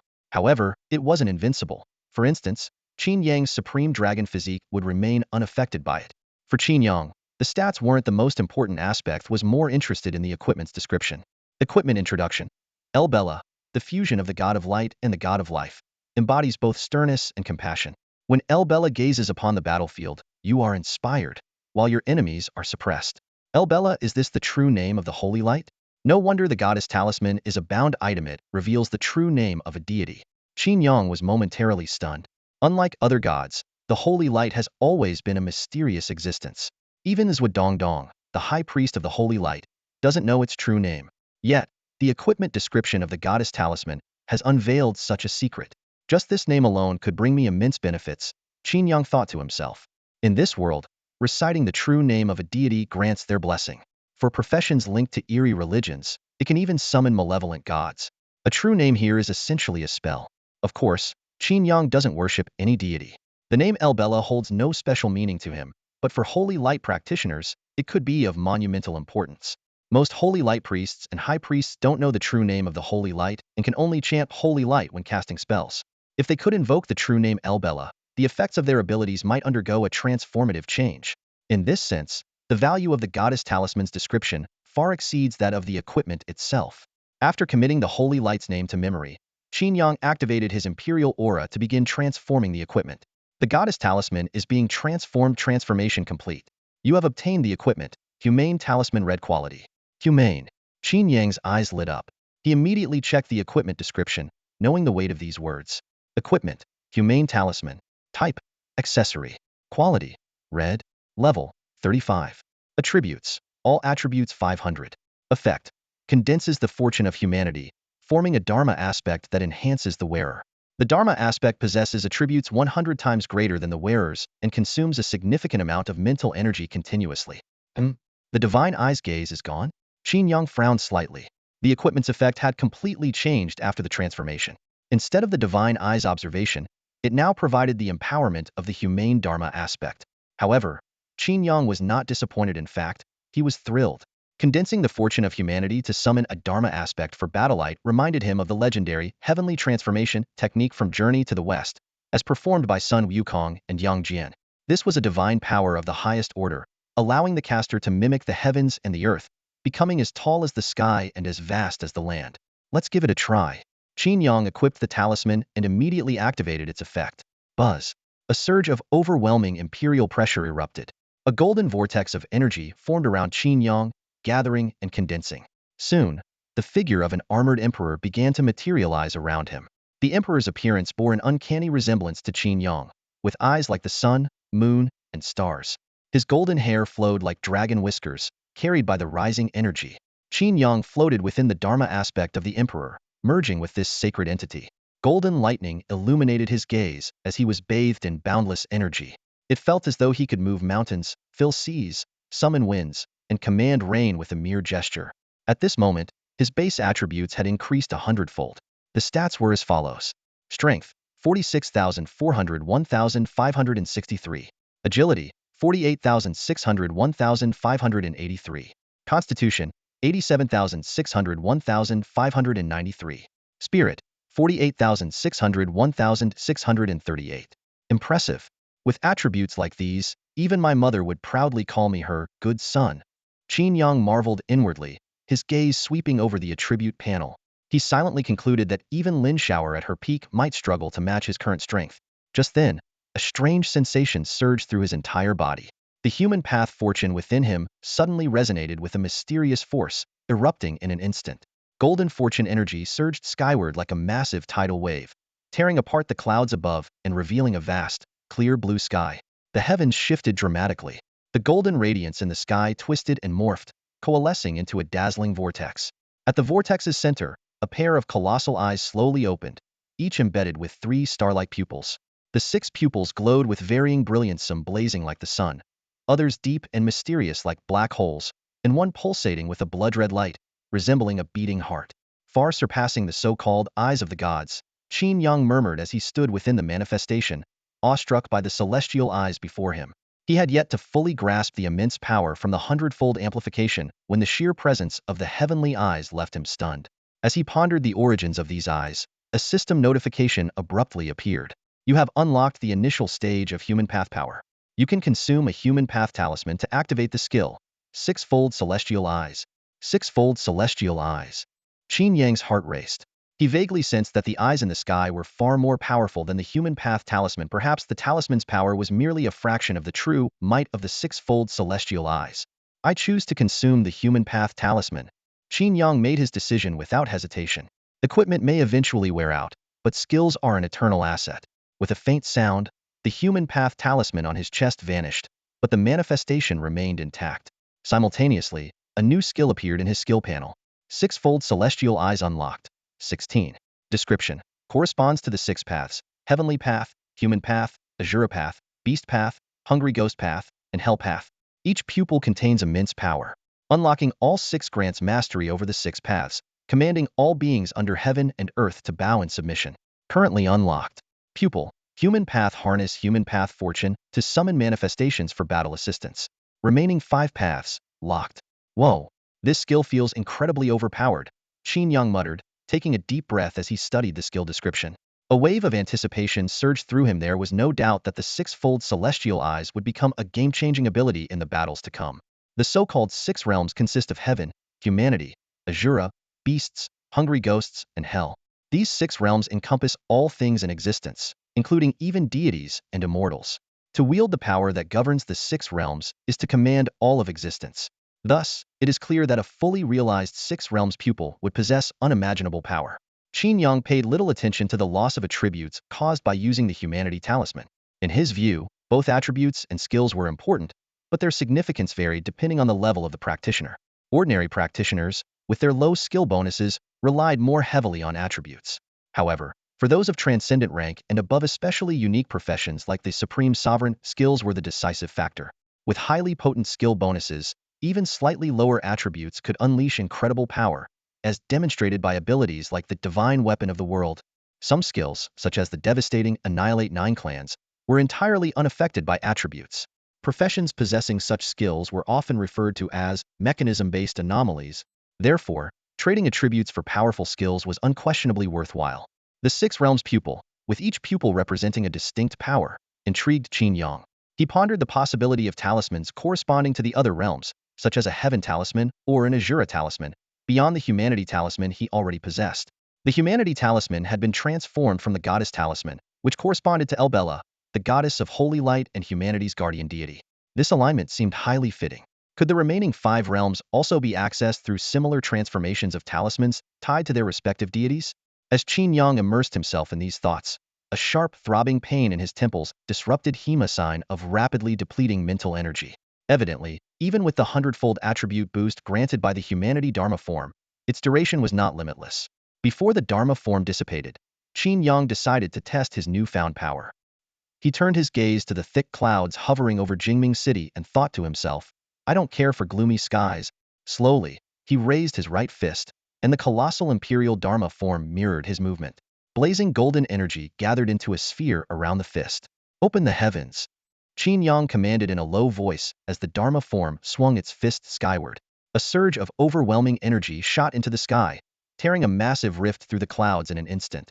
The rift continued to expand, resembling the opening of a heavenly gate, revealing the clear blue sky beyond. Sunlight poured through the gap, illuminating the earth below, and Jingming City, home to nearly 1 million people, transitioned from overcast to bright and sunny in mere moments. Since Qin Yang had deliberately directed his punch upward, the resulting winds did not disturb the city's residents. To ordinary people, the sudden shift to fine weather was simply a pleasant surprise, with no awareness that this was a man-made phenomenon. However, the enormous rift in the sky did not escape the notice of many practitioners. On the rooftop of the Chu family martial hall in Jingming City, 2 disciples who were slacking off witnessed the spectacle and began to discuss it. Is this master practicing his punches? It has to be. Who else in Jingming City could split the sky with a single punch? Master's power has grown even stronger.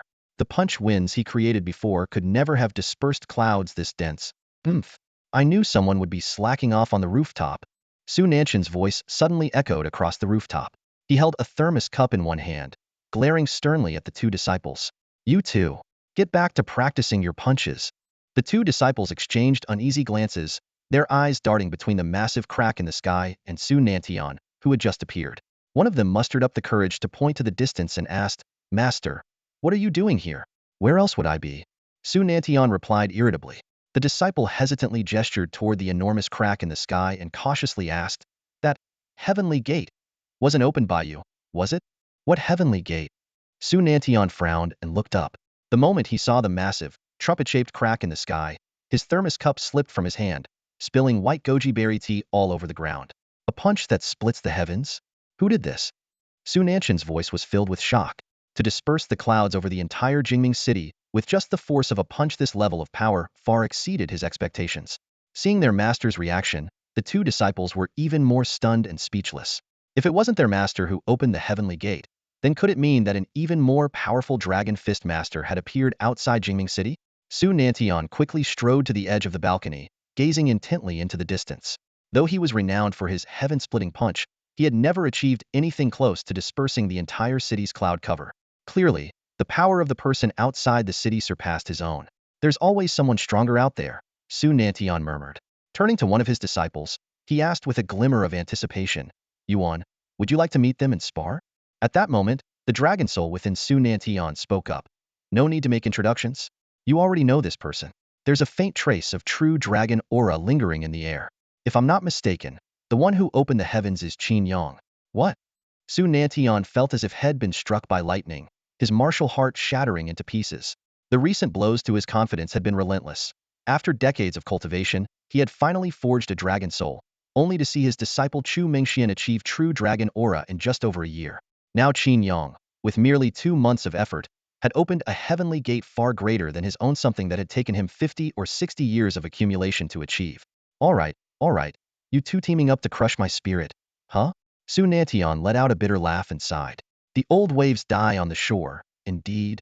Meanwhile, outside Jingming City, Qin Yang was staring at his own fist, his eyes gleaming with astonishment. That single punch had been imbued with 100-fold enhancement and bolstered by the momentum of human destiny. Though the consumption of his Dharma form was immense, the brief duration of 10 or so seconds was more than enough to counter a peak hero-level threat and hold his own against a monarch-level opponent. Not bad, Qin Yang muttered, rubbing his temples. His furrowed brows couldn't hide the faint smile tugging at the corners of his lips. The goddess charm has exceeded my expectations. It's time to head to Lizhou. Qin Yang made up his mind and immediately flew toward the Chu residence. In the early hours at the Chu residence, Chu Mingxian lay nestled in Qin Yang's arms, her cheeks faintly flushed. Half asleep, she muttered in her dreams, I heard the mushrooms in Lizhou are delicious. Bring some back for me in cicada pupae, grasshoppers. Also tasty. Her murmurs gradually turned into soft snores, her long eyelashes fluttering gently with each breath. Watching her serene sleeping face, Qin Yang carefully moved her aside. His decision to leave at this hour had been carefully planned. His recent rise to prominence meant that such a significant departure required utmost caution. After dressing neatly, Qin Yang quickly inspected his tools and potions. He pulled out a teleportation talisman and, in an instant, appeared at a preset teleportation array outside Jingming City. This arrangement ensured he could leave silently, without attracting any attention. In the darkness, a voice suddenly called out, Heading out now? Huh? Yeah, that's right, cousin, Qin Yang replied with a smile. Despite the changing times, the thick regional accent of the speaker remained unchanged. It was Huang Liang, an assistant arranged for him by Lin Xiar. Huang Liang was a witchcraft and poison master from Lizualin, tall young man with sharp features, narrow eyes, and dyed hair that gave him a rebellious look. At just 25 years old, he had already reached level 45. While Huang Liang couldn't provide much help in combat, his connections in Lizhou were invaluable for approaching the rift of blazing flames. This was exactly what Qin Yang needed, as information about Lizhou was exceedingly scarce. Even online resources offered little, as if the region were isolated from the rest of the world. According to Qin Feng, the area was a tangled web of factions, with each bandit stronghold enforcing its own rules. Violating these could lead to consequences so severe that even the central authorities of the 9 provinces might not be able to intervene. Even more concerning were the monsters. Lizhou's environment not only nurtured its people but also gave rise to countless powerful creatures, particularly insect-like and plant-based monsters adept at concealment. The Qin brothers had once narrowly escaped being devoured by a creature known as the formless Taishui, leaving them so traumatized that even seeing pork belly could trigger their unease to this day. Still, the journey to Lizhou was inevitable for the sake of the Xinyuan sword. With the enhancement of his six-fold pupils, Qin Yang's strength had greatly increased, and his immunity to witchcraft and poisons further eased his concerns. My ride is much faster, cousin. You might not be able to keep up. Let's travel separately, and I'll send you my location once I'm within Liz house borders, Qin Yang suggested. Huang Liang shook his head and replied, better to stick together. Once we're near Liz Ho, the network won't be reliable anymore. As he spoke, he pulled out a jade flute and began to play an eerie tune. Soon, a buzzing sound filled the air, and in the night sky, a dragonfly the size of a helicopter came speeding toward them. Above the skies, a massive dragonfly broke through the clouds, its wings vibrating as it ascended gracefully.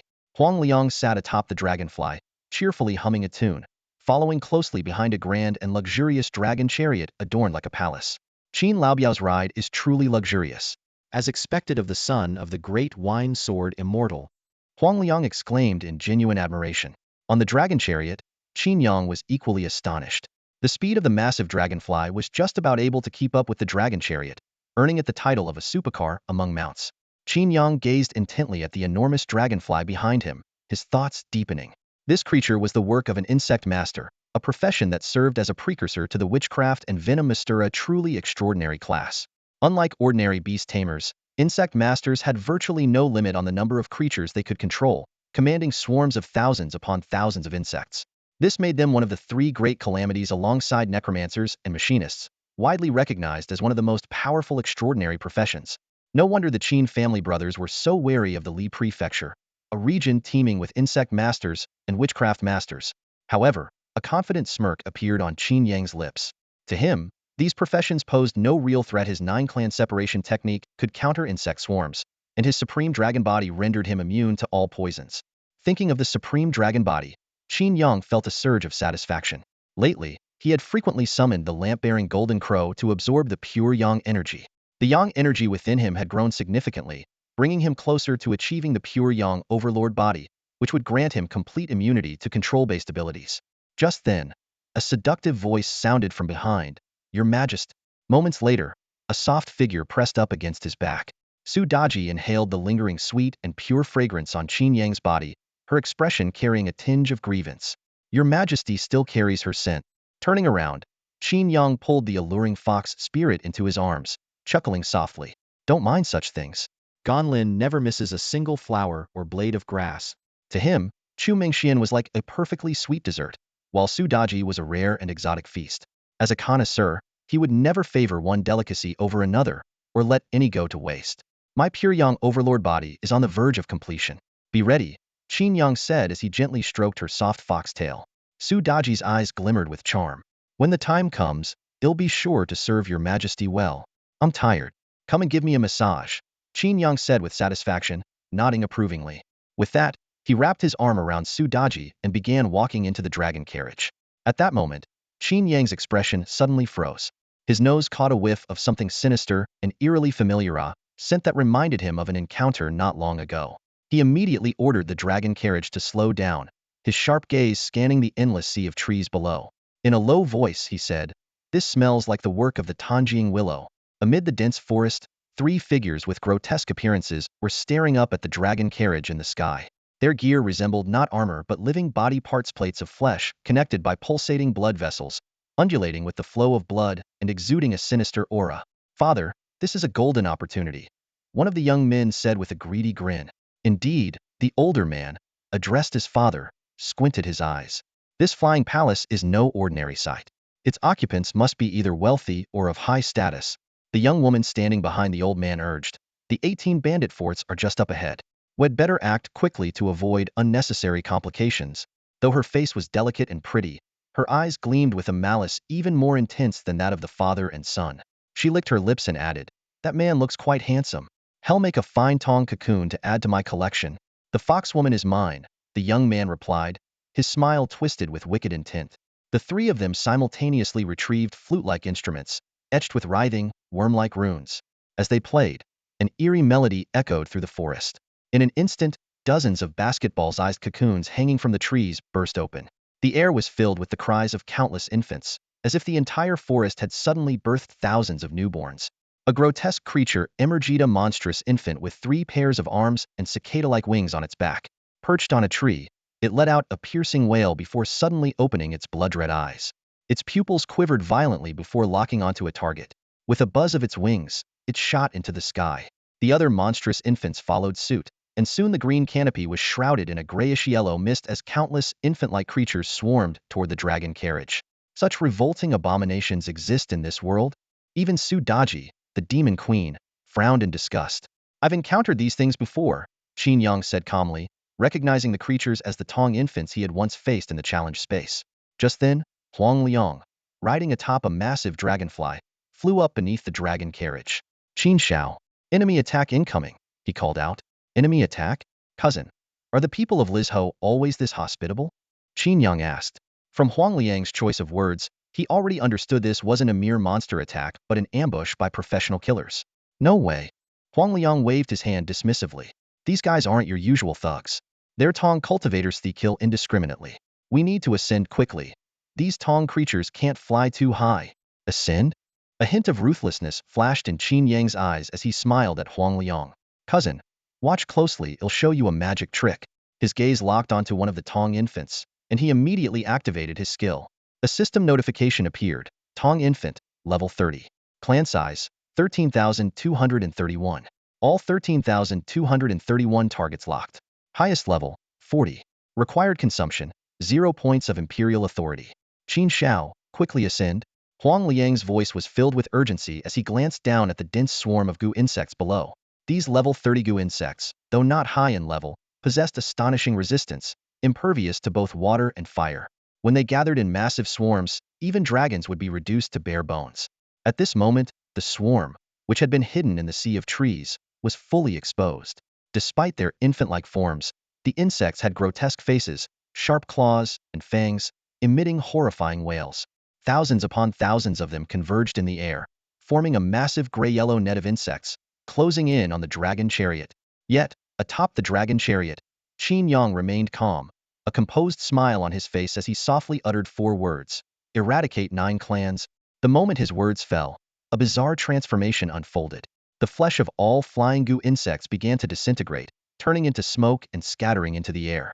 The gray-yellow insect cloud rapidly spread, enveloping the entire canopy of the forest and blocking out the sunlight, plunging the woodland into darkness. On the ground, 3 practitioners controlling the goo insects stared at the sky in shock. The lead elder's face turned deathly pale as he muttered in disbelief, "The goo insects? They're all dead? Even the goo mother is dead."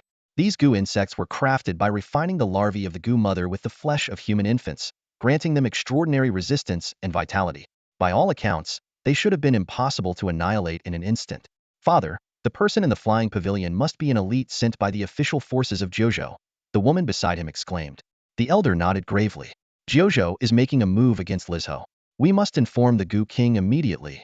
However, just as the 3 were preparing to retreat, a figure emerged from the shadows. Dressed in a flying fish robe, wearing a dome-shaped helmet, and carrying an embroidered spring blade at his waist, the figure approached silently. The elder opened his mouth to question him, but a chilling sensation spread across his neck. Before his consciousness faded, he saw his own headless body collapse, blood spurting from the wound. As a level 65 practitioner of the Zhongshu rank, he hadn't even seen the opponent's attack. This was undoubtedly a master above level 90. In an instant, the other 2 were also beheaded, unable to even make a move. The elder's final thought was, Lizhou's goo insect sect is finished. As a gentle breeze swept through, the darkness above the forest gradually dissipated, and sunlight once again illuminated the land, as though signaling the end of a nightmare. What the hell? Am I dreaming? Huang Liang stared at the sky in disbelief. Knowing the terrifying power of the goo insect swarms, he was acutely aware of how disastrous they could be. If the insect swarms of the goo masters were akin to a natural disaster, the toxic insects of the Tong goo poison masters are indeed a combination of natural disasters and human malice. These creatures, formed by merging humans with venomous insects, have tough exteriors and feed on swarms of insects, making them the ultimate nemesis of traditional poison masters. As Huang Liang pondered the methods of Qin Yang, a voice came from above, belonging to Qin Yang. Cousin, go down and take a look. Huang Liang followed the dragon carriage as it descended into the forest, where the intense scent of blood immediately hit him. On the ground lay 3 headless corpses, their severed heads scattered nearby. A warrior holding a curved blade stood in the pool of blood, exuding an aura so menacing that he seemed like a sharp blade unsheathed. So this is one of Qin Shao's secret guards? Such an overwhelming presence. He must be at least of hero rank, Huang Liang thought to himself. Qin Yang descended from the sky, and the Jin Iwei warrior quickly sheathed his embroidered spring blade and bowed respectfully. Your Majesty, the assassins have been eliminated. Qin Yang nodded in acknowledgement. This Jin Iwei guard had already activated patrol mode and used his ability to traverse shadows to hide within the shadow of the dragon carriage. Almost the instant the poisonous insects took flight, he had locked onto the source of the threat. Even without the Nine Clan's extermination technique, the 3 individuals controlling the insects stood no chance of survival. Unfortunately, killing these professionals didn't yield any experience points, and even their mounts or tamed beasts offered no experience value.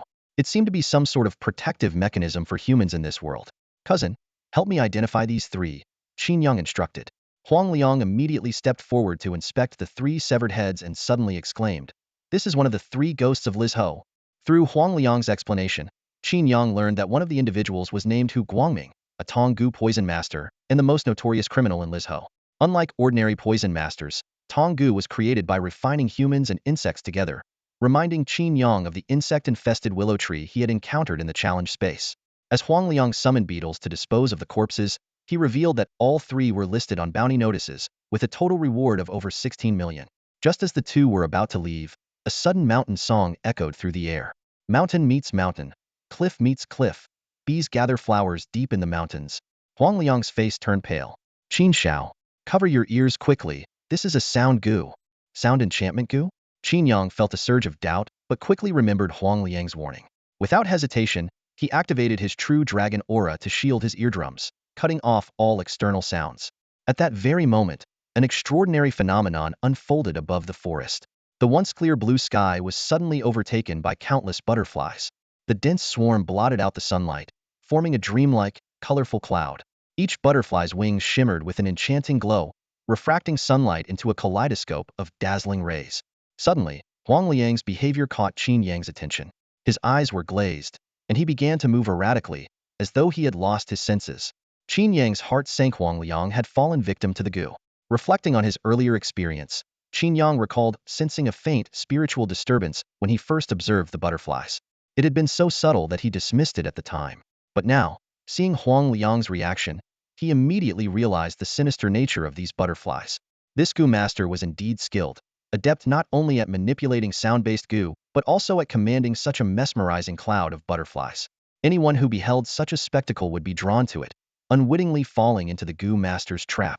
Qin Yang silently thanked his supreme dragon physique for protecting him. Otherwise, he too might have been dancing alongside Huang Liang by now. Activating his 6-fold reincarnation eyes, Qin Yang's gaze erupted with golden lightning, manifesting 6 distinct, multicolored pupils. He soared into the air, his body radiating golden light that coalesced into the colossal phantom of an armored emperor. I've only just arrived, and you dare test me twice? Fine, let me return the favor. Qin Yang roared, clenching his fist and striking toward the swarm of butterflies in the sky. With an explosive boom, a powerful force erupted from his punch, unleashing a tempestuous gale. The forest below rippled like waves, and countless butterflies were torn apart by the fierce winds. The once beautiful, colorful cloud disintegrated in an instant. As the wind subsided, fragments of butterfly wings and leaves drifted down like confetti, scattering across the forest canopy. Meanwhile, in a mountain encampment 100 miles away, an elderly woman adorned with silver ornaments suddenly opened her eyes, panic filling her cloudy gaze. She coughed up a mouthful of blood before collapsing backward. Grandmother, what's wrong? A nearby maid hurried to support her. The elderly woman, struggling to breathe and still coughing blood, rasped, Someone destroyed my illusory sound enchantment goo. The phantom butterflies, they're all gone." Her words sent shockwaves through the tent, and everyone inside was struck with fear and dread. The phantom melody goo is the natural nemesis of the Tong insects. If this line of defense is lost, the entire Lizho region will face a catastrophic outbreak of countless venomous goo. Inside the tent, the maids instantly grasped the gravity of the situation. One of them bolted out and shouted hoarsely, "We're under attack. Sound the alarm in all camps. 1st Battalion, contact the major mountain strongholds immediately. 2nd Battalion, Call for reinforcements from the Jiuzhou City Defense Army. 3rd Battalion. Follow me to find the heavenly goo medium. Before long, columns of red smoke rose above the forest canopy in Lizhou, an ancient and effective warning signal spreading rapidly in all directions. The beacon fires of the 18 strongholds of the Nine Turns flared up one after another, as if the entire Lizhou was bracing for the impending crisis. Meanwhile, on the other side of the forest, Huang Liang was still waving his arms and dancing around, completely lost in his own world. If you can't dance to the beat, learn to dance to the beat, brother. Moves. You move. Qin Yang slapped Huang Liang hard on both cheeks, shouting urgently, "Cousin, snap out of it." But no matter how much he called out, Huang Liang showed no signs of waking up. Instead, he tried to pull Qin Yang into the dance. This is definitely not ordinary illusion magic. Qin Yang thought to himself in astonishment. Typical illusions were easy to break. One slap would usually do the trick. But once goo poison entered the body, it was nearly impossible to dispel without finding the person who cast it. Although his true dragon aura could suppress the poison, he certainly wasn't about to use mouth-to-mouth resuscitation. Just as he was debating whether to rely on his imperial blessing, Huang Liang suddenly shuddered and stopped dancing. Huang Liang glanced around, his eyes gradually regaining clarity. Shivering, he muttered, "Oh no, was I just poisoned by goo?" "Yep, and you tried to make me dance with you," Qin Yang said with a sigh of relief. "Goodness, Granny's mountain patrolling goo formation got an upgrade," Huang Liang exclaimed, patting his chest. "It used to only have the melody goo, but now it includes illusion butterfly goo too. Luckily, my anti-illusion goo still worked. Otherwise, I'd have danced myself to death today." Hearing the term mountain patrolling goo formation, Qin Yang asked curiously, "What exactly is that?" "It's a defense system specifically designed to counteract tongue insects," Huang Liang explained. "Whenever someone activates the tongue insects, the goo formation is triggered to destroy them. So those butterflies attack indiscriminately?" "Exactly. It used to just be melody goo, and I didn't react quickly enough to the upgrade this time. But all of us Lizhou folk have anti-illusion gets like being vaccinated." Then, as if something occurred to him, Huang Liang turned to Qin Yang. "Hey, young Master Qin, you saw the butterflies too. How come you weren't affected by the goo?" Qin Yang's lips twitched slightly. Not only had he avoided being poisoned, but he had also inadvertently destroyed Lizhou's mountain patrolling goo formation with a single punch. Glancing in the direction of the 18 strongholds, he silently prayed that this wouldn't lead to any serious consequences. That's all for today. Thank you so much for watching. I hope you guys enjoyed. If you wish to have another part of this recap, please give us at least 1,000 likes. Please don't forget to comment and subscribe to our channel for more content like this. Until next time.